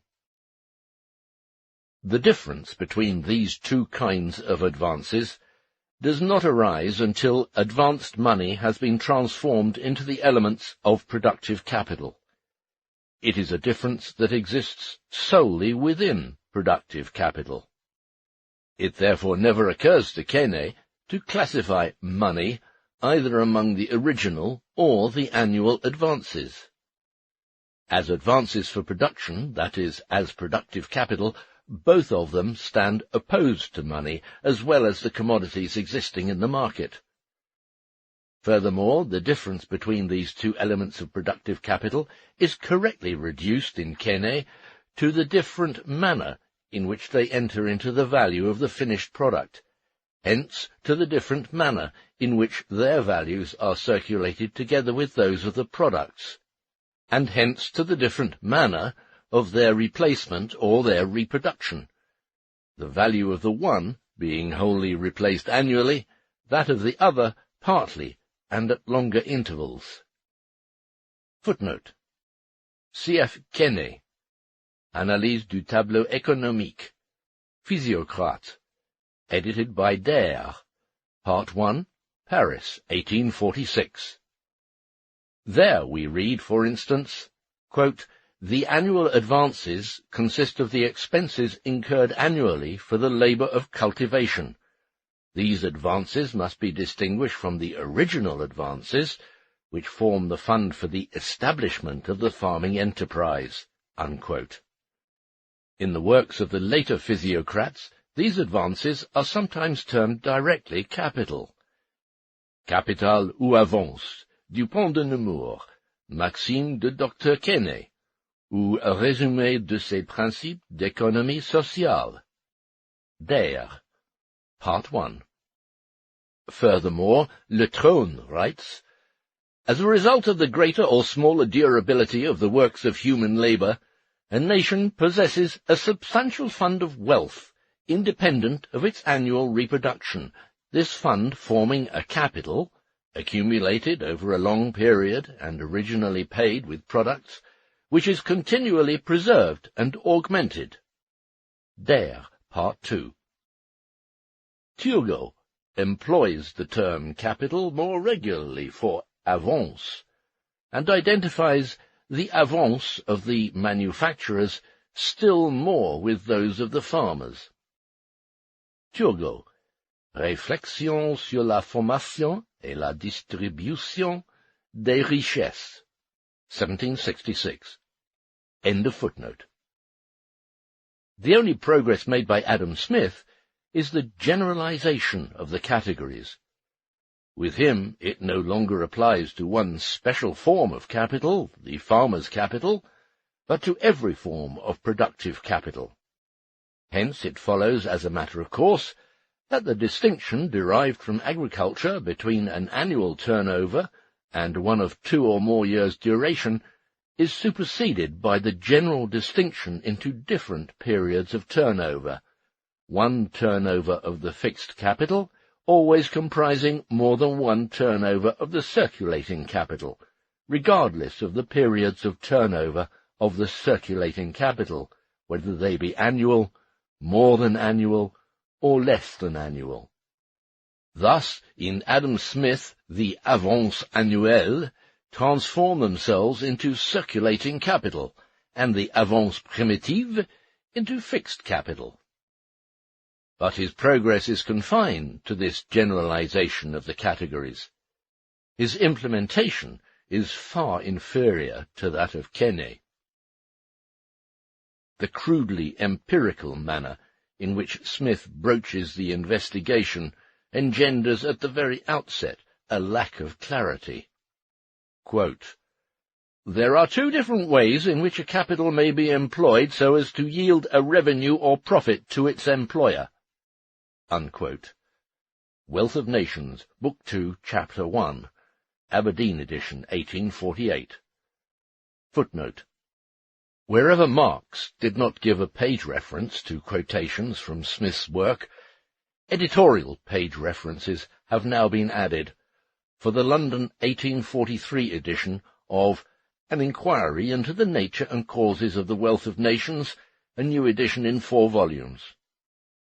All the following quotations from Smith have been checked with this edition. Engels, end of footnote. The ways in which value may be invested so as to perform the functions of capital to yield surplus value to its owner are as different and varied as the spheres of investment of capital. It is a question of the different branches of production in which capital may be invested. If put in this way, the question implies still more. It includes the question of the way in which value, even if it is not invested as productive capital, can function as capital for its owner, for instance as interest-bearing capital, merchant's capital, etc. At this point, we are already miles away from the real subject of the analysis, viz., the question of how the division of productive capital into its different elements, apart from their different spheres of investment, affects their turnover. Adam Smith immediately continues, quote, "First, it may be employed in raising, manufacturing, or purchasing goods, and selling them again with a profit." Unquote. Volume 2, page 254. He does not tell us anything else here than that capital may be employed in agriculture, manufacture, and commerce. He speaks therefore only of the different spheres of investment of capital, including such in which, as in commerce, capital is not directly embodied in the process of production, hence does not function as productive capital. In so doing, he abandons the foundation on which the physiocrats base the distinctions within productive capital and their effect on the turnover. More, he uses merchant's capital as an illustration in a problem which concerns exclusively differences within the productive capital in the product and value-creating process, which in turn causes differences in its turnover and reproduction. He continues, quote, "The capital employed in this manner yields no revenue or profit to its employer while it either remains in his possession or continues in the same shape." Unquote. Volume 2, page 254. The capital employed in this manner. But Smith speaks of capital invested in agriculture, in industry, and he tells us later that a capital so employed divides into fixed and circulating capital. But investment of capital in this manner cannot make fixed or circulating capital of it. Or does he mean to say that capital employed in order to produce goods and to sell these at a profit must be sold after its transformation into goods, and by means of the sale must, in the first place, pass from the possession of the seller into that of the buyer, and in the second place change from its bodily form, goods, into its money form, so that it is of no use to its owner so long as it either remains in his possession or continues in the same shape? In that case, the whole thing amounts to this: the capital value that formerly functioned in the form of productive capital, in a form peculiar to the process of production, now functions as commodity capital and money capital, in forms peculiar to the process of circulation, where it is no longer either fixed or circulating capital. And this applies equally to those elements of value which are added by raw and auxiliary material, that is, by circulating capital, and to those which are added by the wear and tear of instruments of labour, hence by fixed capital.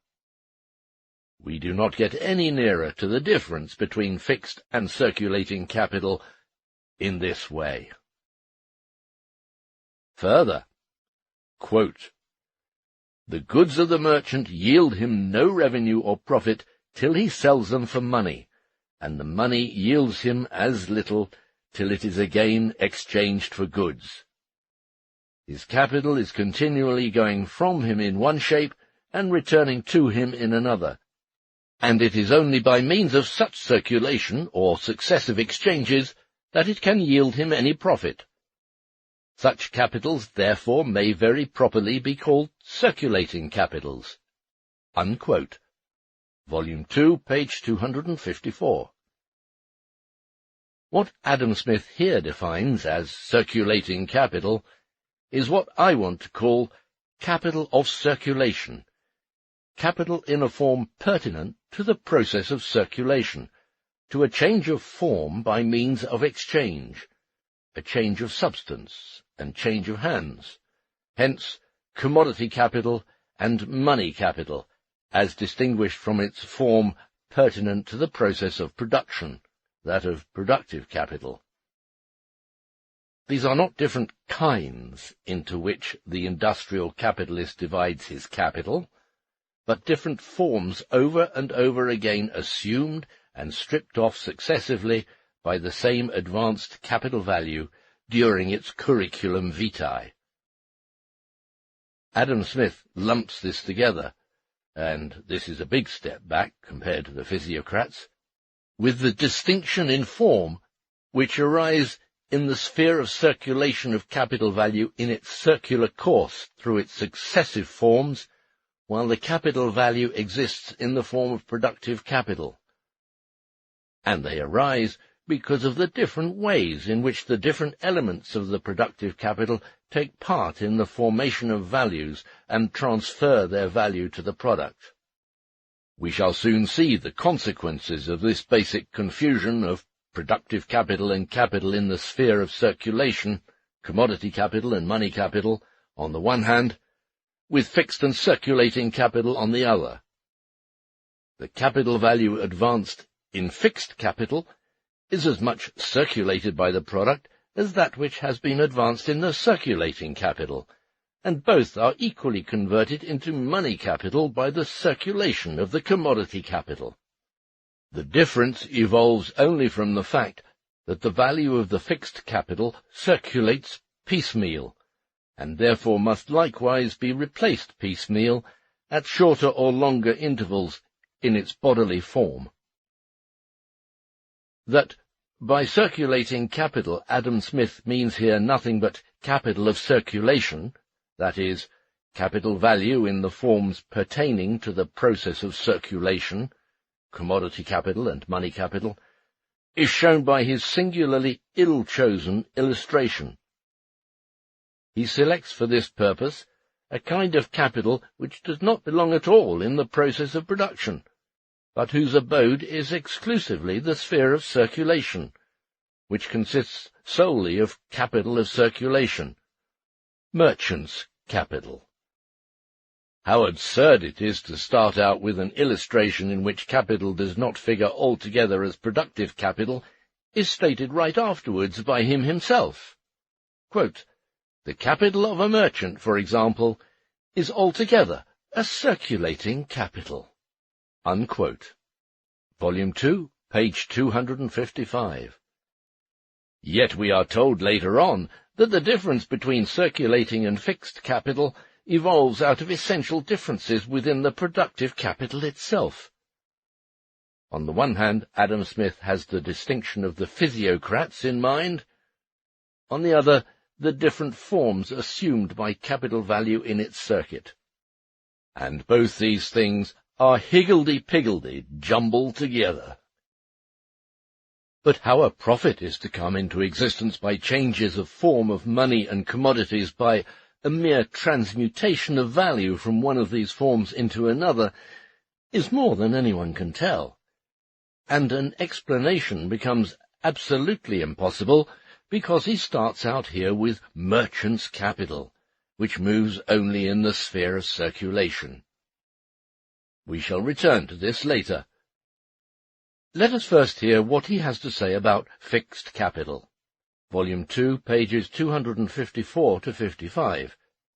Quote, "Secondly, it, capital, may be employed in the improvement of land, in the purchase of useful machines and instruments of trade, or in such like things as yield a revenue or profit without changing masters, or circulating any further.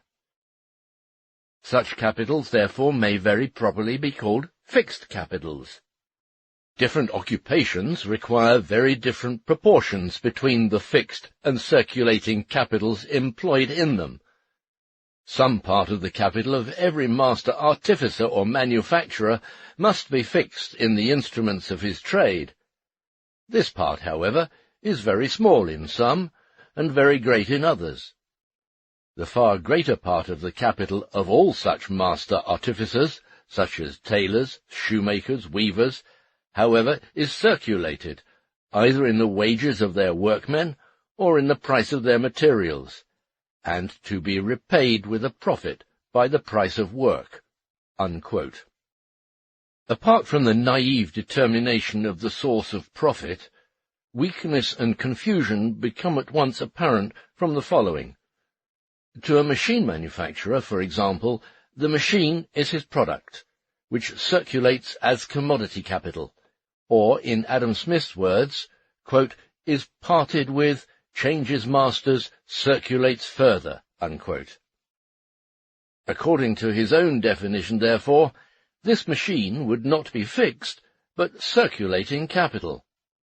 This confusion is again due to the fact that Smith mixes up the distinction between fixed and circulating capital evolved out of the manifold circulation of the various elements of productive capital, with differences in the form assumed by the same capital, which functions as productive capital within the process of production, and as circulation capital, that is to say, as commodity capital or money capital, within the sphere of circulation.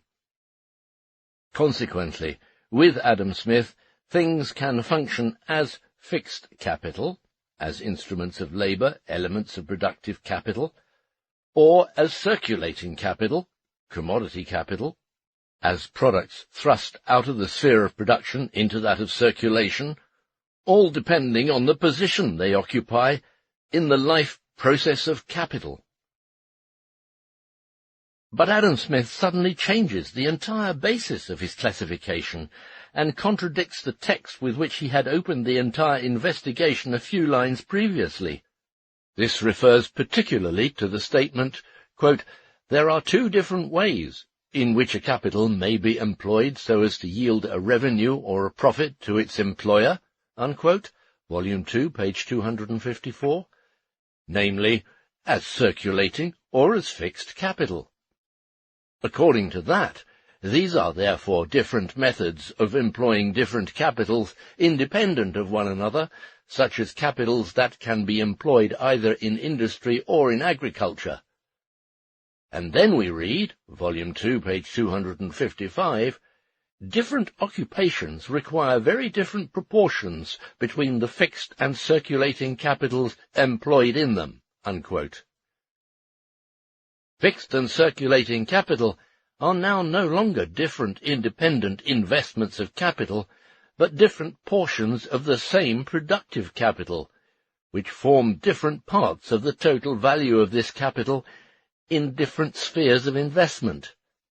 Hence we have here differences arising from an appropriate division of the productive capital itself, and therefore valid only with respect to it. But this runs counter to the circumstance that merchant's capital, being merely circulating capital, is opposed to fixed capital. For Adam Smith says himself, quote, "The capital of a merchant, for example, is altogether a circulating capital," unquote. Volume 2, page 255. It is indeed a capital performing its functions solely within the sphere of circulation, and as such stands opposed in general to productive capital, the capital embodied in the process of production. But for this very reason it cannot be contrasted as the circulating component part of productive capital to its fixed component part. In the illustration Smith gives, he designates the, quote, "instruments of trade," unquote, as fixed capital, and the portion of capital laid out in wages and raw materials, including auxiliary materials, as circulating capital, quote, "repaid with a profit by the price of the work," unquote. And so, he starts out, in the first place, from the various constituents of the labour process, from labour power, labour and raw materials on the one hand, and instruments of labour on the other. But these are constituents of capital, because a sum of value which is to function as capital is invested in them. To this extent they are material elements, modes of existence of productive capital, that is to say, of capital functioning in the process of production. But why is one of these parts called fixed? Because, quote, "some parts of the capital must be fixed in the instruments of trade," unquote. Volume 2, page 254. But the other part is also fixed, in wages and raw materials. Machines, however, and, quote, "instruments of trade, or such like things, yield a revenue or profit without changing masters, or circulating any further. Such capitals, therefore, may very properly be called fixed capitals," unquote. Volume 2, page 254. Take, for instance, the mining industry. No raw material at all is used there, because the subject of labour, such as copper, is a product of nature, which must first be appropriated by labour. The copper to be first appropriated, the product of the process, which circulates later as a commodity, or commodity capital, does not form an element of productive capital. No part of its value is invested in it.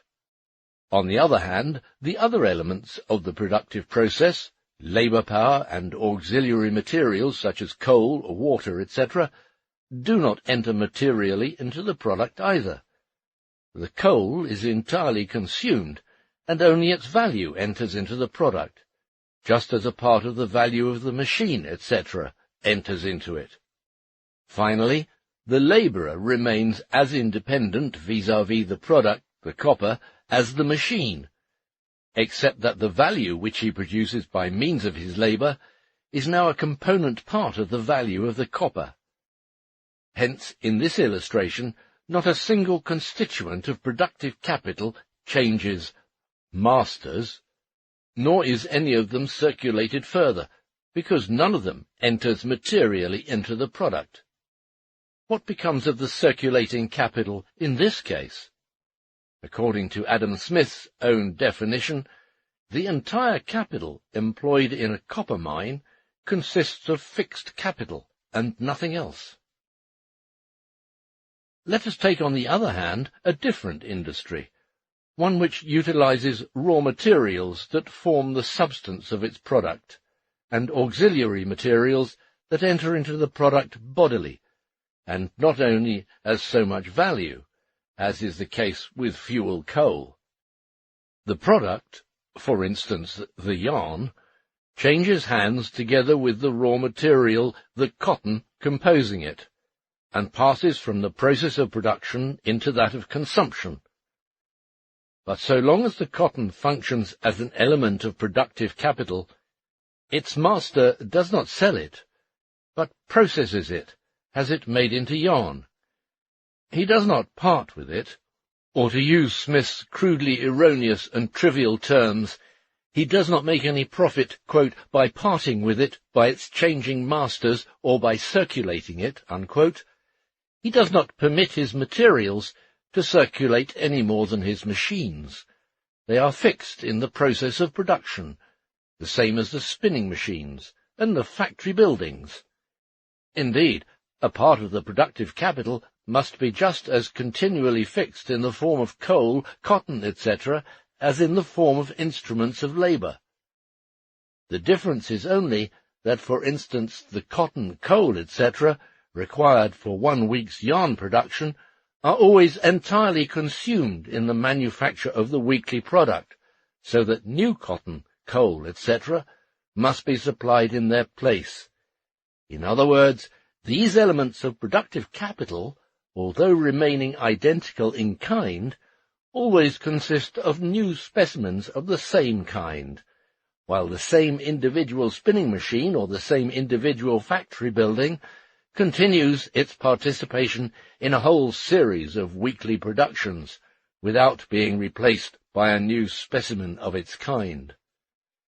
As elements of the productive capital, all its constituent parts are continually fixed in the process of production, for it cannot proceed without them, and all the elements of productive capital, whether fixed or circulating, equally confront, as productive capital, the capital of circulation, that is, commodity capital and money capital. It is the same with labour power. A part of the productive capital must be continually fixed in it, and it is the same identical labour powers, just as it is the same machines, that are everywhere employed for a certain length of time by the same capitalist. The difference between labour power and machines in this case is not that the machines are bought once and for all, which is not so when they are paid for in instalments, while the labourer is not. The difference is, rather, that the labour expended by the labourer enters wholly into the value of the product, while the value of the machines enters only piecemeal. Smith confuses different definitions when he says of circulating capital as opposed to fixed, quote, "The capital employed in this manner yields no revenue or profit to its employer, while it either remains in his possession or continues in the same shape," unquote. Volume 2, page 254. He places the merely formal metamorphosis of the commodity, which the product, the commodity capital, undergoes in the sphere of circulation, and which brings about the change of hands of the commodities, on the same level as the bodily metamorphosis, which the various elements of productive capital undergo during the process of production. He indiscriminately jumbles together the transformation of commodities into money and of money into commodities, or purchase and sale, with the transformation of elements of production into products. His illustration for circulating capital is merchant's capital, which is converted from commodities into money and from money into commodities, the change of form commodity to commodity, pertaining to the circulation of commodities. But this change of form within the circulation signifies for the industrial capital in action that the commodities into which the money is reconverted are elements of production, instruments of labour and labour power. That, therefore, the change of form renders the function of industrial capital continuous, renders the process of production a continuous one, or a process of reproduction. This entire change of form takes place in circulation. It is this change of form that brings about the real passage of the commodities from hand to hand. But the metamorphoses gone through by productive capital within its process of production are, on the contrary, metamorphoses that pertain to the labour process and are necessary to transform the elements of production into the desired product. Adam Smith clings to the fact that a part of the means of production, the instruments of labour proper, serve in the labour process, quote, yield a profit to their master, unquote, as he erroneously expresses it, without changing their bodily form, and wear out only by degrees, while the other part, the materials, change, and by virtue of this very change attain their destination as means of production. This difference in the behaviour of the elements of productive capital in the labour process forms, however, only the point of departure of the difference between fixed and non-fixed capital, not this difference itself. That follows from the fact alone that this different behaviour exists in equal measure under all modes of production, capitalist and non-capitalist. To this different behaviour of material elements corresponds, however, the transmission of value to the product, and to this in turn corresponds the replacement of value by the sale of the product. That, and that alone, is what constitutes the difference in question. Hence, capital is not called fixed because it is fixed in the instruments of labour, but because a part of its value laid out in instruments of labour remains fixed in them, while the other part circulates as a component part of the value of the product.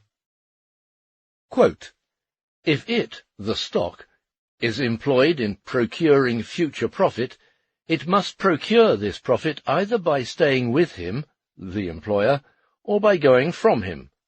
In the one case it is a fixed, in the other it is a circulating capital. Unquote. Page 189. What strikes one here above all is that this crudely empirical conception of profit derived from the outlook of the ordinary capitalist, which wholly contradicts the better, esoteric understanding of Adam Smith.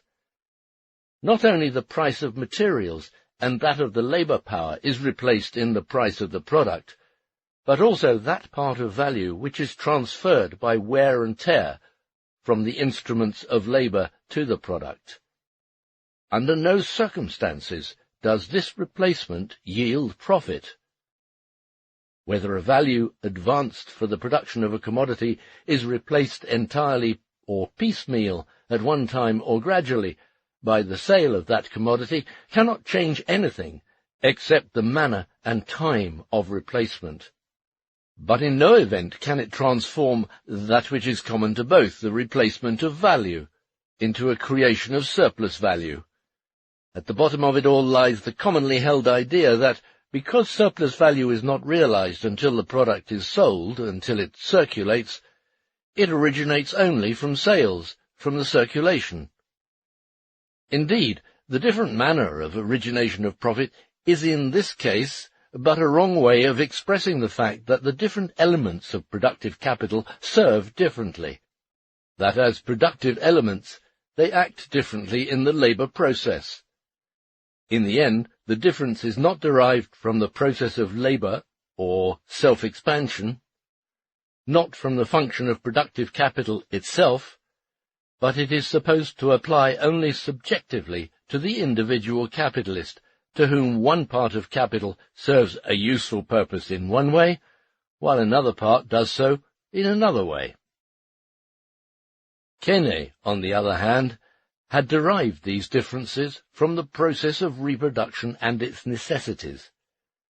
In order that this process may be continuous, the value of the annual advances must annually be replaced in full out of the value of the annual product, while the value of the investment capital need be replaced only piecemeal, so that it requires complete replacement and therefore complete reproduction only in a period of, say, 10 years, by a new material of the same kind. Consequently, Adam Smith falls far below Keynes. So there is therefore absolutely nothing left to Adam Smith for a definition of fixed capital, except that it is instruments of labour which do not change their shape in the process of production and continue to serve in production until they are worn out, as opposed to the products in the formation of which they assist. He forgets that all elements of productive capital continually confront in their bodily form, as instruments of labour, materials, and labour power, the product, and the product circulating as a commodity, and that the difference between the part consisting of materials and labour power, and that consisting of instruments of labour, is only this: with regard to labour power, that it is always purchased afresh, not bought for the time it lasts, as are the instruments of labour. With regard to the materials, that it is not the same identical materials that function in the labour process throughout, but always new materials of the same kind. At the same time, the false impression is created that the value of the fixed capital does not participate in the circulation, although, of course, Adam Smith previously explained the wear and tear of fixed capital as part of the price of the product.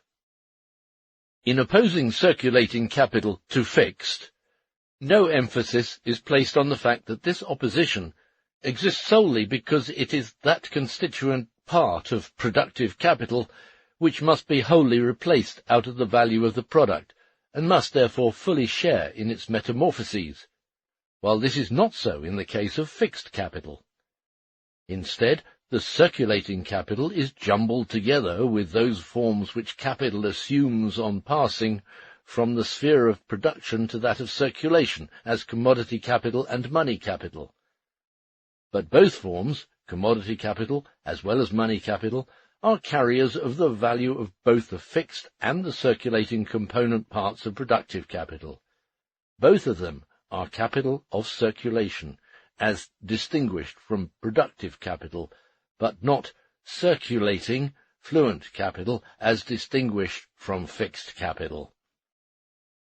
Finally, owing to the wholly erroneous explanation that profit is made by fixed capital staying in the process of production, and by circulating capital leaving it and being circulated, and also on account of the identity of form assumed in the turnover by the variable capital and the circulating constituent of the constant capital, their essential difference in the process of self-expansion and of the formation of surplus value is hidden, so that the entire secret of capitalist production is obscured still more. The common designation, circulating capital, abolishes this essential difference. Political economy subsequently went still farther, by holding fast not to the antithesis between variable and constant capital, but to the antithesis between fixed and circulating capital as the essential and sole delimitation. After Adam Smith has designated fixed and circulating capital as two particular ways of investing capital, each of which yields a profit by itself, he says, quote, "No fixed capital can yield any revenue but by means of a circulating capital. The most useful machines and instruments of trade will produce nothing without the circulating capital, which affords the materials they are employed upon the maintenance of the workmen who employ them." Unquote. Page 188. Here it becomes apparent what the previously used expressions yield a revenue, make a profit, etc. signify, viz., that both parts of capital serve as creators of product. Adam Smith then gives the following illustration. Quote, "That part of the capital of the farmer which is employed in the instruments of agriculture is a fixed, that which is employed in the wages and maintenance of his labouring servants is a circulating capital." Unquote. Here the difference between fixed and circulating capital is correctly applied only to difference in circulation, to the turnovers of different constituent parts of productive capital. Quote, "He makes a profit of the one by keeping it in his own possession, and of the other by parting with it. The price or value of his labouring cattle is a fixed capital." Unquote. Here he is again when he says it is the value, not the material element, to which the difference applies. Quote, "In the same manner as that of the instruments of husbandry, their maintenance, that of the labouring cattle, is a circulating capital in the same manner as that of the labouring servants. The farmer makes his profit by keeping the labouring cattle, and by parting with their maintenance." Unquote. The farmer keeps the fodder of the cattle, he does not sell it. He uses it to feed the cattle, while he uses the cattle themselves as instruments of labour.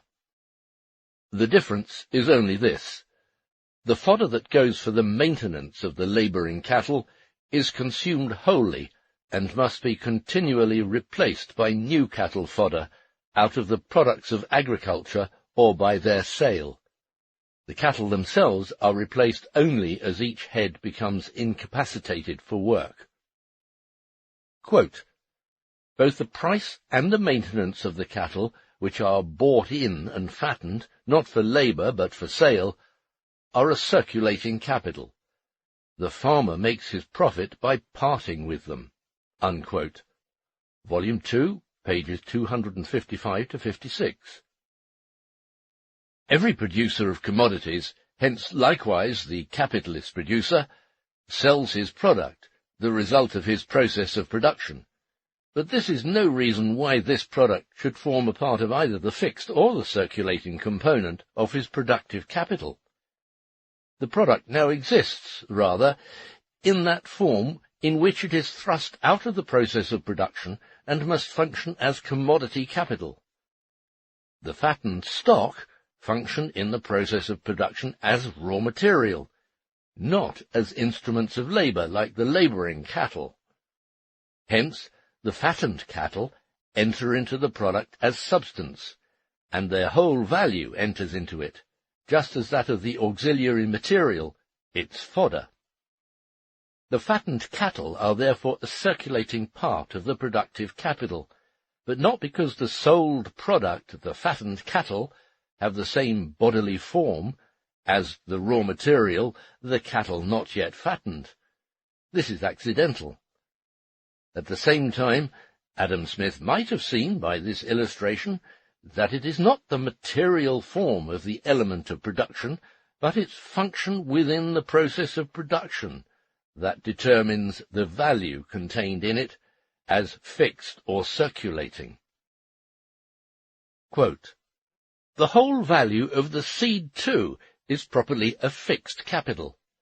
Though it goes backwards and forwards between the ground and the granary, it never changes masters, and therefore it does not properly circulate. The farmer makes his profit not by its sale, but by its increase." Unquote. Volume 2, page 256. At this point, the utter thoughtlessness of the Smithian distinction reveals itself.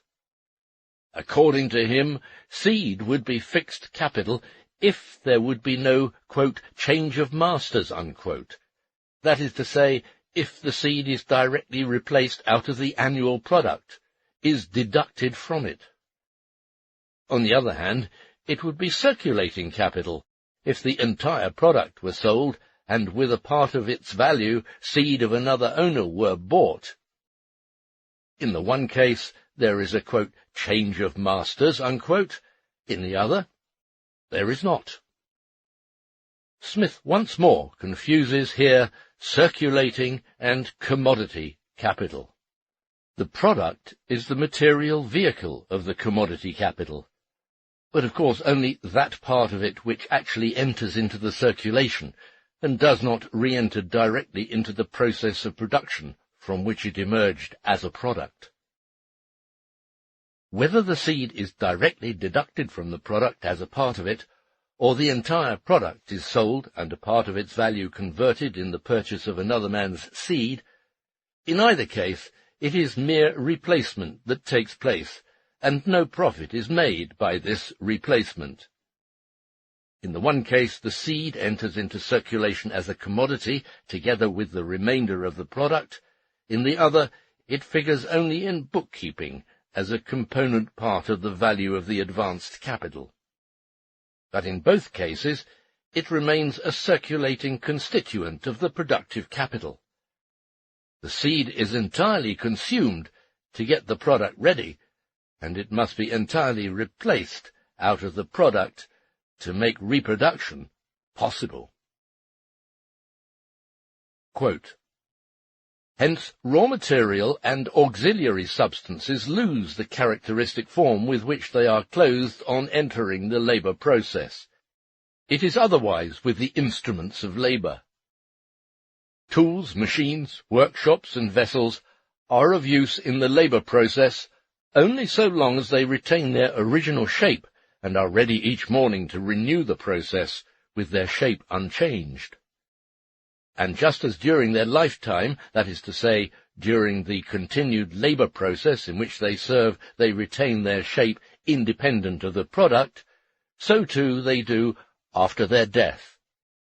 The corpses of machines, tools, workshops, etc., are always separate and distinct from the product they help to turn out. Unquote. Means of production are consumed in different ways to form the product.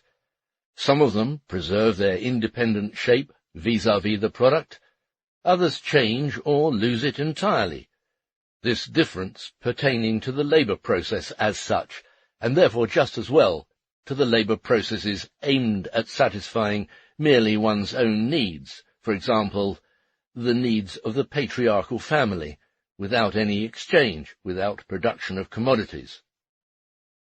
Capital, Volume 1, Chapter 8. Adam Smith falsifies the different ways, 1, by introducing here the totally irrelevant definition of profit, claiming that some of the means of production yield a profit to their owner by preserving their form, while the others do so by losing it. 2, by jumbling together the alterations of a part of the elements of production in the labour process with the change of form, purchase and sale, that is characteristic of the exchange of products, of commodity circulation, and which at the same time includes a change in the ownership of the circulating commodities. The turnover presupposes reproduction effected by circulation, hence by the sale of the product, by its conversion into money, and its reconversion from money into its elements of production. But since a part of the capitalist producer's own product serves him directly as means of production, he appears as a seller of it to himself, and that is how the matter figures in his books. In that case, this part of the reproduction is not brought about by circulation, but proceeds directly. However, the part of the product thus serving again as means of production replaces circulating, not fixed capital, since 1, its value passes wholly into the product, and 2, it itself has been wholly replaced in kind by a new specimen out of the new product. Adam Smith tells us now what circulating and fixed capital consist of. He enumerates the things, the material elements, which form fixed, and those which form circulating capital, as if this definiteness were inherent in these things materially, by nature, and did not rather spring from their definite function within the capitalist process of production. And yet in the same chapter, Book 2, Chapter 1, he makes the remark that although a certain thing, for example a dwelling, which is reserved as stock for immediate consumption, quote, may yield a revenue to its proprietor, and thereby serve in the function of a capital to him, it cannot yield any to the public, nor serve in the function of a capital to it, and the revenue of the whole body of the people can never be in the smallest degree increased by it, unquote. Page 186. Here, then, Adam Smith clearly states that the property of being capital is not inherent in things as such, and in any case, but is a function with which they may or may not be invested, according to circumstances. But what is true of capital in general is also true of its subdivisions. Things form constituent parts of the circulating or fixed capital, depending on what function they perform in the labour process. A head of cattle, for instance, as labouring cattle, instrument of labour, represents the material mode of existence of fixed capital, while as cattle for fattening, raw material, it is a constituent part of the farmer's circulating capital. On the other hand, the same thing may now function as a constituent part of productive capital, and now belong to the fund for direct consumption. A house, for instance, when performing the function of a workshop, is a fixed component part of productive capital. When serving as a dwelling, it is in no wise a form of capital. The same instruments of labour may in many cases serve either as means of production or as means of consumption. It was one of the errors following from Adam Smith's idea that the property of being fixed or circulating capital was conceived as inherent in the things themselves. The mere analysis of the labour process, Capital Volume 1, Chapter 7, shows that the definitions of instruments of labour, materials of labour, and product change according to the various roles played by one and the same thing in the process. The definitions of fixed and non-fixed capital are based in their turn on the definite roles played by these elements in the labour process, and therefore also in the value formation process.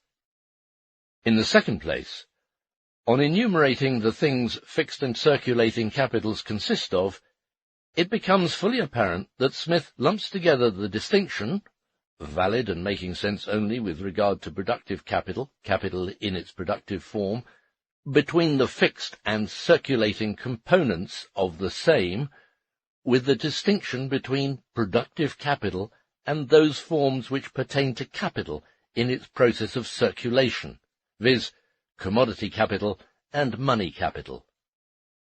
He says in the same passage, pages 187 and 188, quote, "The circulating capital consists of the provisions, materials, and finished work of all kinds that are in the hands of their respective dealers, and of the money that is necessary for circulating and distributing them, etc." Unquote. Indeed, if we look more closely, we observe that here, contrary to his previous statements, circulating capital is again equated to commodity capital and money capital, that is to say, to two forms of capital which do not belong in the process of production at all, which do not form circulating or fluent capital as opposed to fixed, but capital of circulation as opposed to productive capital. It is only alongside these that the constituents of productive capital advanced in materials, raw materials or semi-finished products, and really incorporated in the process of production, then play a role again. He says, quote, "The third and last of the three portions into which the general stock of the society naturally divides itself is the circulating capital, of which the characteristic is that it affords a revenue only by circulating or changing masters. It is composed likewise of four parts. First, of the money." Unquote. But money is never a form of productive capital, of capital functioning in the productive process. It is always only one of the forms assumed by the capital within its process of circulation. Quote, "Secondly, of the stock of provisions which are in the possession of the butcher, the grazier, the farmer, from the sale of which they expect to derive a profit. Fourthly and lastly, of the work which is made up and completed, but which is still in the hands of the merchant and manufacturer. And thirdly, of the materials, whether altogether rude or more or less manufactured, of clothes, furniture, and buildings, which are not yet made up into any of those three shapes, but which remain in the hands of the growers, the manufacturers, the mercers and drapers, the timber merchants, the carpenters and jointers, the brickmakers, etc." Unquote. Numbers 2 and 4 contain nothing but products which have been thrust out as such from the process of production and must be sold, in short, which now function as commodities, hence as commodity capital, and which therefore have a form, and occupy a place in the process in which they are not elements of productive capital, no matter what may be their eventual destination, that is, whether in order to answer their purpose, use value, they should finally be allotted to individual or productive consumption. The products mentioned in 2 are foodstuffs, in 4 all other finished products, which in turn consist only of finished instruments of labour or finished articles of consumption, foodstuffs other than those mentioned under 2. The fact that Smith at the same time speaks of the merchant shows his confusion. Once the producer sells his product to the merchant, it no longer constitutes any form of his capital. From the point of view of society, it is indeed still commodity capital, although in other hands than those of its producer. But for the very reason that it is a commodity capital, it is neither fixed nor circulating capital. In every kind of production not meant for the satisfaction of the producer's direct needs, the product must circulate as a commodity, that is, it must be sold, not in order to make a profit on it, but that the producer may be able to live at all. Under capitalist production, there is to be added the circumstance that when a commodity is sold, the surplus value embodied in it is also realized. The product emerges as a commodity from the process of production, and is therefore neither a fixed nor a circulating element of this process. Incidentally, Smith here argues against himself. The finished products, whatever their material form or their use value, their useful effect, are all commodity capital here, hence capital in a form characteristic of the process of circulation. Being in this form, they are not constituent parts of any productive capital their owner may have. This does not in the least prevent them from becoming, right after their sale, in the hands of their purchaser, constituent parts of productive capital, either fixed or circulating. Here it is evident that things which for a certain time appear in the market as commodity capital, as opposed to productive capital, may or may not function as circulating or fixed constituents of productive capital after they have been removed from the market. The product of the cotton spinner, yarn, is the commodity form of his capital, is commodity capital as far as he is concerned. It cannot function again as a constituent part of his productive capital, neither as material of labour nor as an instrument of labour. But in the hands of the weaver, who buys it, it is incorporated in the productive capital of the latter as one of its circulating constituent parts. For the spinner, however, the yarn is the depository of the value of part of his fixed as well as circulating capital, apart from the surplus value. In the same way, a machine, the product of a machine manufacturer, is the commodity form of his capital, is commodity capital to him, and so long as it stays in this form, it is neither circulating nor fixed capital, but if sold to a manufacturer for use, it becomes a fixed component part of a productive capital. Even if by virtue of its use form the product can partly re-enter as means of production into the process from which it originated, for instance, coal into coal production, precisely that part of the output of coal which is intended for sale represents neither circulating nor fixed capital, but commodity capital. On the other hand, a product, due to its use form, may be wholly incapable of forming any element of productive capital, either as material of labour or as an instrument of labour.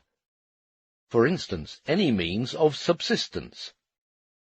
Nevertheless, it is commodity capital for its producer, is the carrier of the value of his fixed as well as circulating capital, and of the one or the other, according to whether the capital employed in its production has to be replaced in whole or in part, has transferred its value to the product in whole or in part. With Smith in number 3, the raw material not worked up, semi-finished products, auxiliary substances, does not figure on the one hand as a component part embodied in the productive capital, but actually only as a special kind of use values, of which the social product can at all consist, as a special kind of commodities existing alongside the other material constituent parts, means of subsistence, etc., enumerated under numbers 2 and 4. On the other hand, these materials are indeed cited as incorporated in the productive capital, and therefore as elements of it in the hands of the producer. The confusion is evidenced by the fact that they are partly conceived as functioning in the hands of the producer, quote, in the hands of the growers, the manufacturers, etc., unquote, and partly in the hands of merchants, quote, mercers, drapers, timber merchants, unquote, where they are merely commodity capital, not component parts of productive capital. Indeed, Adam Smith wholly forgets here, in enumerating the elements of circulating capital, the distinction, applying only to the productive capital, between fixed and circulating capital. He rather places commodity capital and money capital, that is, the two forms of capital typical of the process of circulation, in opposition to the productive capital, but that quite unconsciously. Finally, it is a striking fact that Adam Smith forgets to mention labour power when counting off the constituent parts of circulating capital. There are two reasons for this. We have just seen that, apart from money capital, circulating capital is only another name for commodity capital. But to the extent that labour power circulates in the market, it is not capital, no form of commodity capital. It is not capital at all. The labourer is not a capitalist, although he brings a commodity to market, namely his own skin. Not until labour power has been sold, has been incorporated in the process of production, hence not until it has ceased to circulate as a commodity, does it become a constituent of productive capital. Variable capital, as the source of surplus value, a circulating component part of productive capital with reference to the turnover of the capital value invested in it. Since Smith here confuses the circulating capital with commodity capital, he cannot bring labour power under the head of circulating capital. Hence, The variable capital here appears in the form of commodities the labourer buys with his wages, viz., means of subsistence. In this form, the capital value invested in wages is supposed to belong to circulating capital. That which is incorporated in the process of production is labour power, the labourer himself, not the means of subsistence wherewith the labourer maintains himself. True, we have seen, Capital, Volume 1, Chapter 23, that from the point of view of society, the reproduction of the labourer himself by means of his individual consumption is likewise part of the process of reproduction of social capital. But this does not apply to the individual, isolated process of production which we are studying here. The, quote, acquired and useful abilities, unquote, page 187, which Smith mentions under the head of fixed capital, are, on the contrary, component parts of circulating capital, since they are, quote, abilities, unquote, of the wage labourer, and he has sold his labour together with its, quote, abilities, unquote. It is a great mistake on the part of Adam Smith to divide the entire social wealth into 1, a fund for immediate consumption, 2, fixed capital, and 3, circulating capital. According to this, wealth would have to be divided into 1, a consumption fund, which does not form any part of functioning social capital, although parts of it can continually function as capital, and 2, capital. Accordingly, one part of the wealth functions as capital, the other as non-capital, or consumption fund.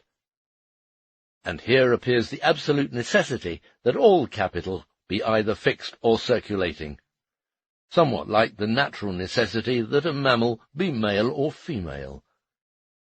But we have seen that the antithesis between fixed and circulating capital applies solely to the elements of productive capital, that consequently there is, besides these, a considerable amount of capital, commodity capital and money capital, existing in a form in which it can be neither fixed nor circulating.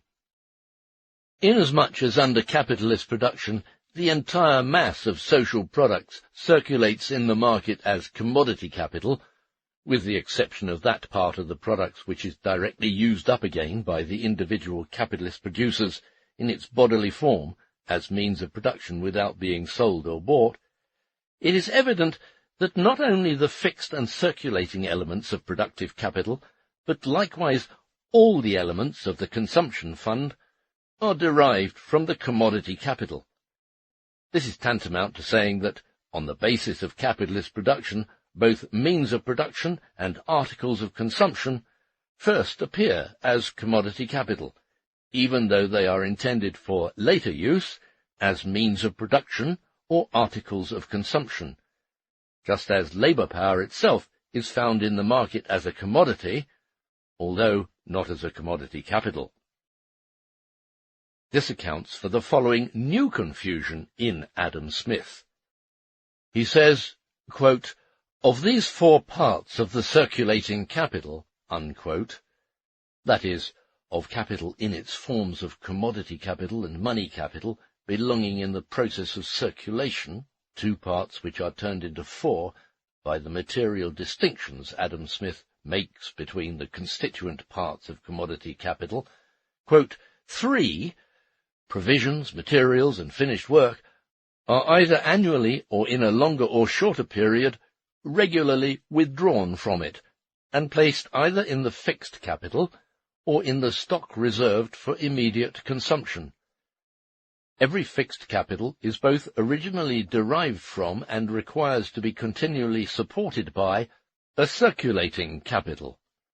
All useful machines and instruments of trade are originally derived from a circulating capital which furnishes the materials of which they are made and the maintenance of the workmen who make them. They require, too, a capital of the same kind to keep them in constant repair, unquote. page 188. With the exception of that part of the product which is constantly consumed again as means of production directly by its producers, the following general proposition applies to capitalist production. All products reach the market as commodities, and therefore circulate for the capitalist as the commodity form of his capital, as commodity capital, regardless of whether these products must or can function in their bodily form, in accordance with their use values, as elements of productive capital, of the process of production, as means of production, and therefore as fixed or circulating elements of productive capital, or whether they can serve only as means of individual, not of productive consumption. All products are thrown upon the market as commodities.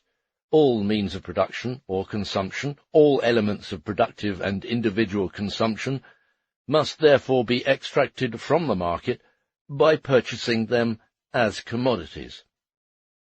This truism is of course correct. It applies for this reason to the fixed as well as the circulating elements of productive capital, to instruments of labour as well as material of labour in all forms.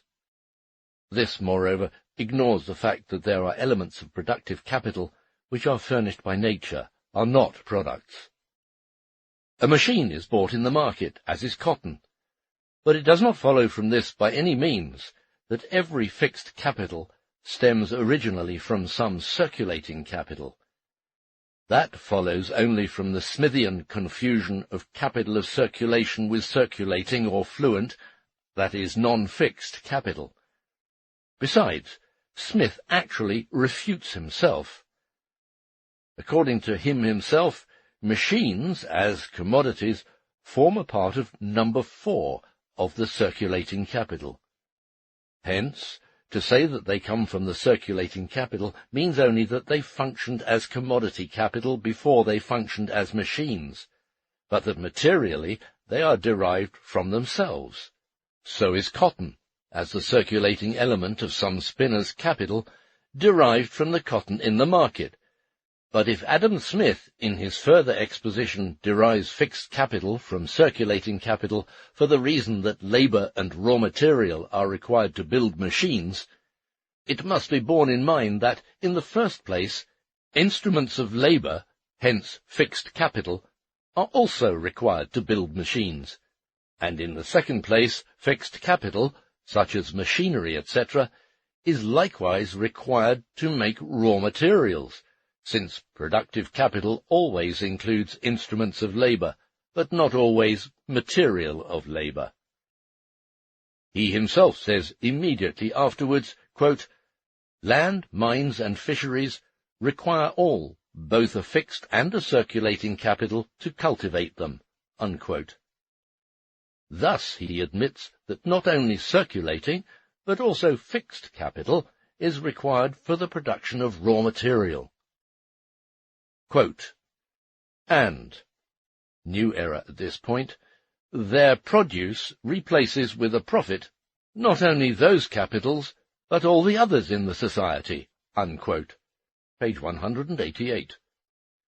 This is entirely wrong. Their produce furnishes the raw material, auxiliary material, etc., for all other branches of industry, but their value does not replace the value of all other social capitals. It replaces only their own capital value, plus the surplus value. Adam Smith is here again in the grip of his physiocratic reminiscences. Considered socially, it is true that the part of the commodity capital which consists of products that can serve only as instruments of labour must, unless they have been produced to no purpose, cannot be sold, sooner or later function as instruments of labour.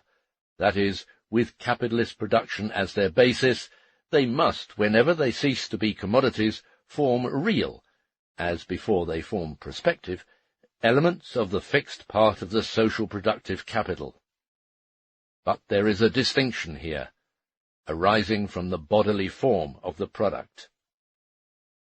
A spinning machine, for instance, has no use values, unless it is used for spinning, unless therefore it functions as an element of production, and consequently, from the point of view of the capitalist, as a fixed component part of a productive capital.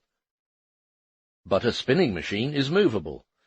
It may be exported from the country in which it was produced, and sold abroad, directly or indirectly, for raw materials, etc., or for champagne.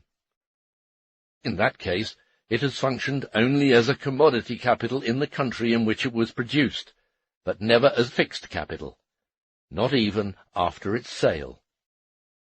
Products, however, which are localized by being anchored in the soil, and can therefore be used only locally, such as factory buildings, railways, bridges, tunnels, docks, etc., soil improvements, etc., cannot be exported bodily, neck and crop. They are not movable. They are either useless, or as soon as they have been sold must function as fixed capital in the country that produced them.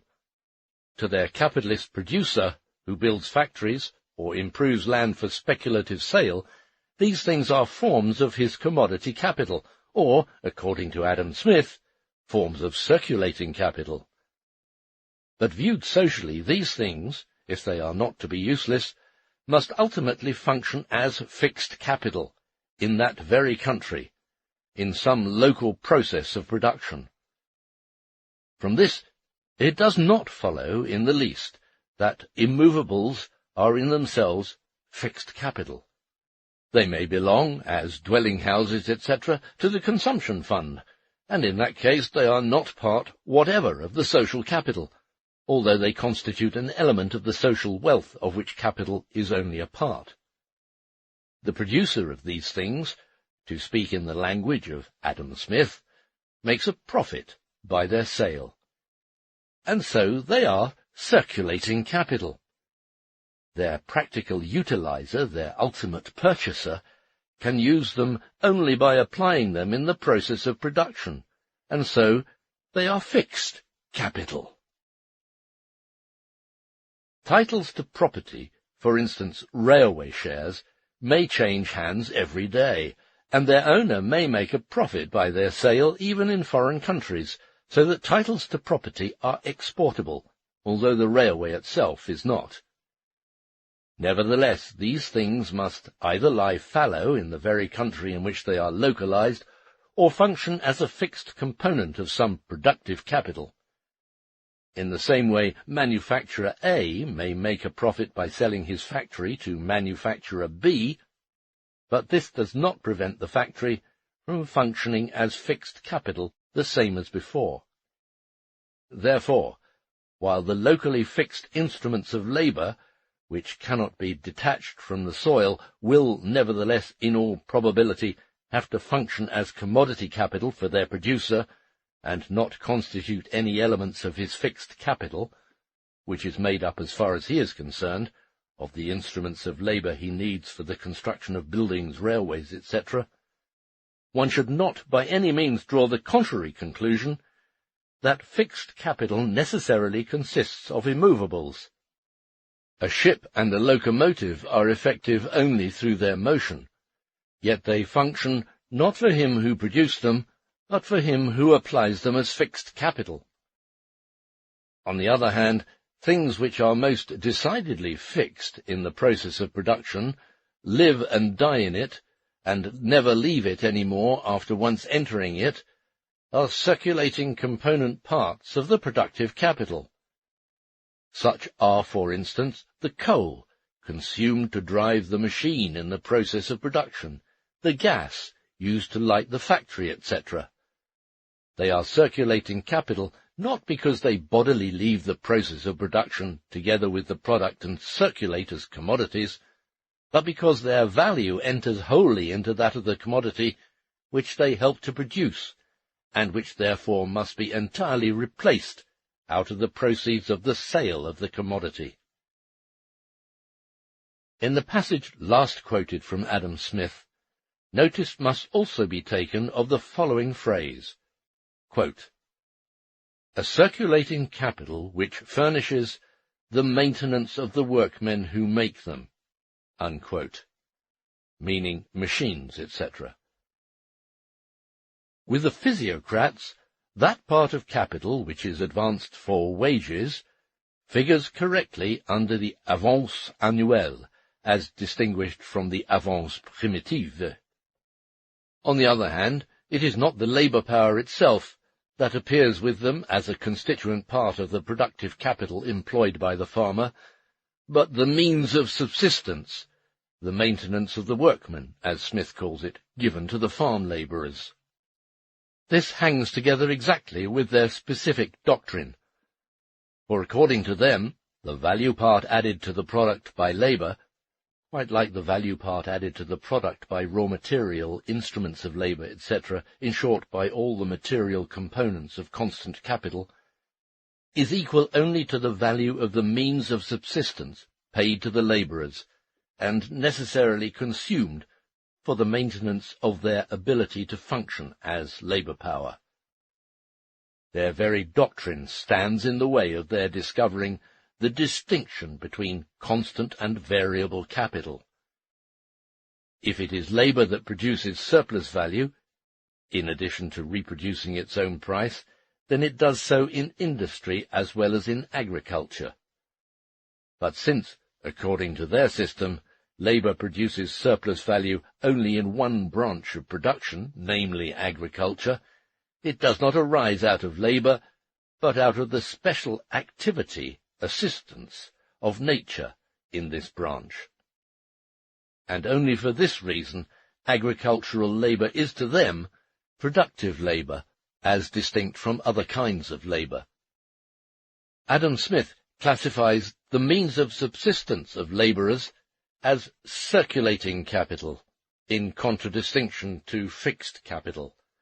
1. Because he confuses circulating, as distinguished from fixed capital, with forms of capital pertaining to the sphere of circulation, with capital of circulation, a confusion uncritically accepted. He therefore mixes up commodity capital and the circulating component of productive capital, and in that case it is a matter of course that whenever the social product assumes the form of commodities, the means of subsistence of the labourers as well as those of the non-labourers, the materials as well as the instruments of labour themselves, must be supplied out of the commodity capital. 2. But the physiocratic conception also lurks in Smith's analysis, although it contradicts the esoteric, really scientific, part of his own exposition. Generally speaking, the advanced capital is converted into productive capital, that is, it assumes the form of elements of production which are themselves the products of past labour, among them labour power. Capital can function in the process of production only in this form. Now, if instead of labour power itself, into which the variable part of capital has been converted, we take the labourer's means of subsistence, it is evident that these means, as such, do not differ, so far as the formation of value is concerned, from the other elements of productive capital, from the raw materials and the food of the labouring cattle. On which ground Smith, in one of the passages quoted before, places them, after the manner of the physiocrats, on the same level. The means of subsistence cannot themselves expand their own value or add any surplus value to it. Their value, like that of the other elements of the productive capital, can reappear only in the value of the product. They cannot add any more to its value than they have themselves.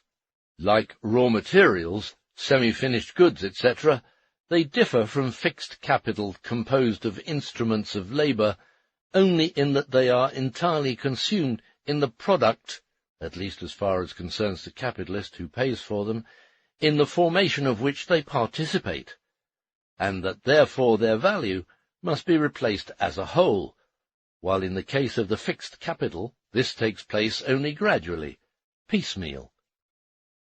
The part of productive capital advanced in labour power, or in the labourer's means of subsistence, differs here only materially, and not in respect of the process of labour and production of surplus value from the other material elements of productive capital. It differs only insofar as it falls into the category of circulating capital, together with one part of the objective creators of the product, materials Adam Smith calls them generally, as opposed to the other part of these objective product creators which belong in the category of fixed capital. The fact that capital laid out in wages belongs in the circulating part of productive capital, and unlike the fixed component of productive capital, shares the quality of fluency with a part of the objective product creators, the raw materials, etc., has nothing whatever to do with the role played in the process of self-expansion by this variable part, as distinct from the constant part of capital. This refers only to how this part of the advanced capital value is to be replaced, renewed, hence reproduced out of the value of the product of means of the circulation. The purchase and repurchase of labour power belong in the process of circulation. But it is only within the process of production that the value laid out in labour power is converted, not for the labourer but for the capitalist, from a definite constant magnitude into a variable one, and only thus the advanced value is converted altogether into capital value, into self-expanding value. But by classing, like Smith, the value expended for the means of subsistence of the labourers instead of value laid out in labour power as the circulating component of productive capital, the understanding of the distinction between variable and constant capital, and thus the understanding of the capitalist process of production in general, is rendered impossible. The determination that this part of capital is variable capital in contrast to the constant capital spent for material creators of the product is buried beneath the determination that the part of the capital invested in labour power belongs, as far as the turnover is concerned, in the circulating part of productive capital, and the burial is brought to completion by enumerating the labourer's means of subsistence instead of his labour power, as an element of productive capital. It is immaterial whether the value of the labour power is advanced in money or directly in means of subsistence. However, under capitalist production, the latter can be but an exception. Footnote: to what extent Adam Smith has blocked his own way to an understanding of the role of labour power in the process of self-expansion of value is proven by the following sentence, which, in the manner of the physiocrats, places the labour of labourers on a level with that of labouring cattle. Quote, not only his, the farmer's, labouring servants, but his labouring cattle are productive labourers. Unquote. Book 2, Chapter 5, page 243. By thus establishing the definition of circulating capital as being the determinant of the capital value laid out for labour power, this physiocratic definition without the premise of the physiocrats, Adam Smith perhaps killed among his followers the understanding that that part of capital which is spent on labour power is variable capital. The more profound and correct ideas developed by him elsewhere did not prevail, but this blunder of his did. Indeed, other writers after him went even further. They were not content to make it the decisive definition of the part of capital invested in labour power to be circulating, as opposed to fixed capital. They made it the essential definition of circulating capital to be invested in means of subsistence for labourers. Naturally associated with this is the doctrine that the labour fund, consisting of the necessary means of subsistence, is of a definite magnitude, which on the one hand physically limits the share of the labourers in the social product, but on the other has to be fully expended in the purchase of labour power.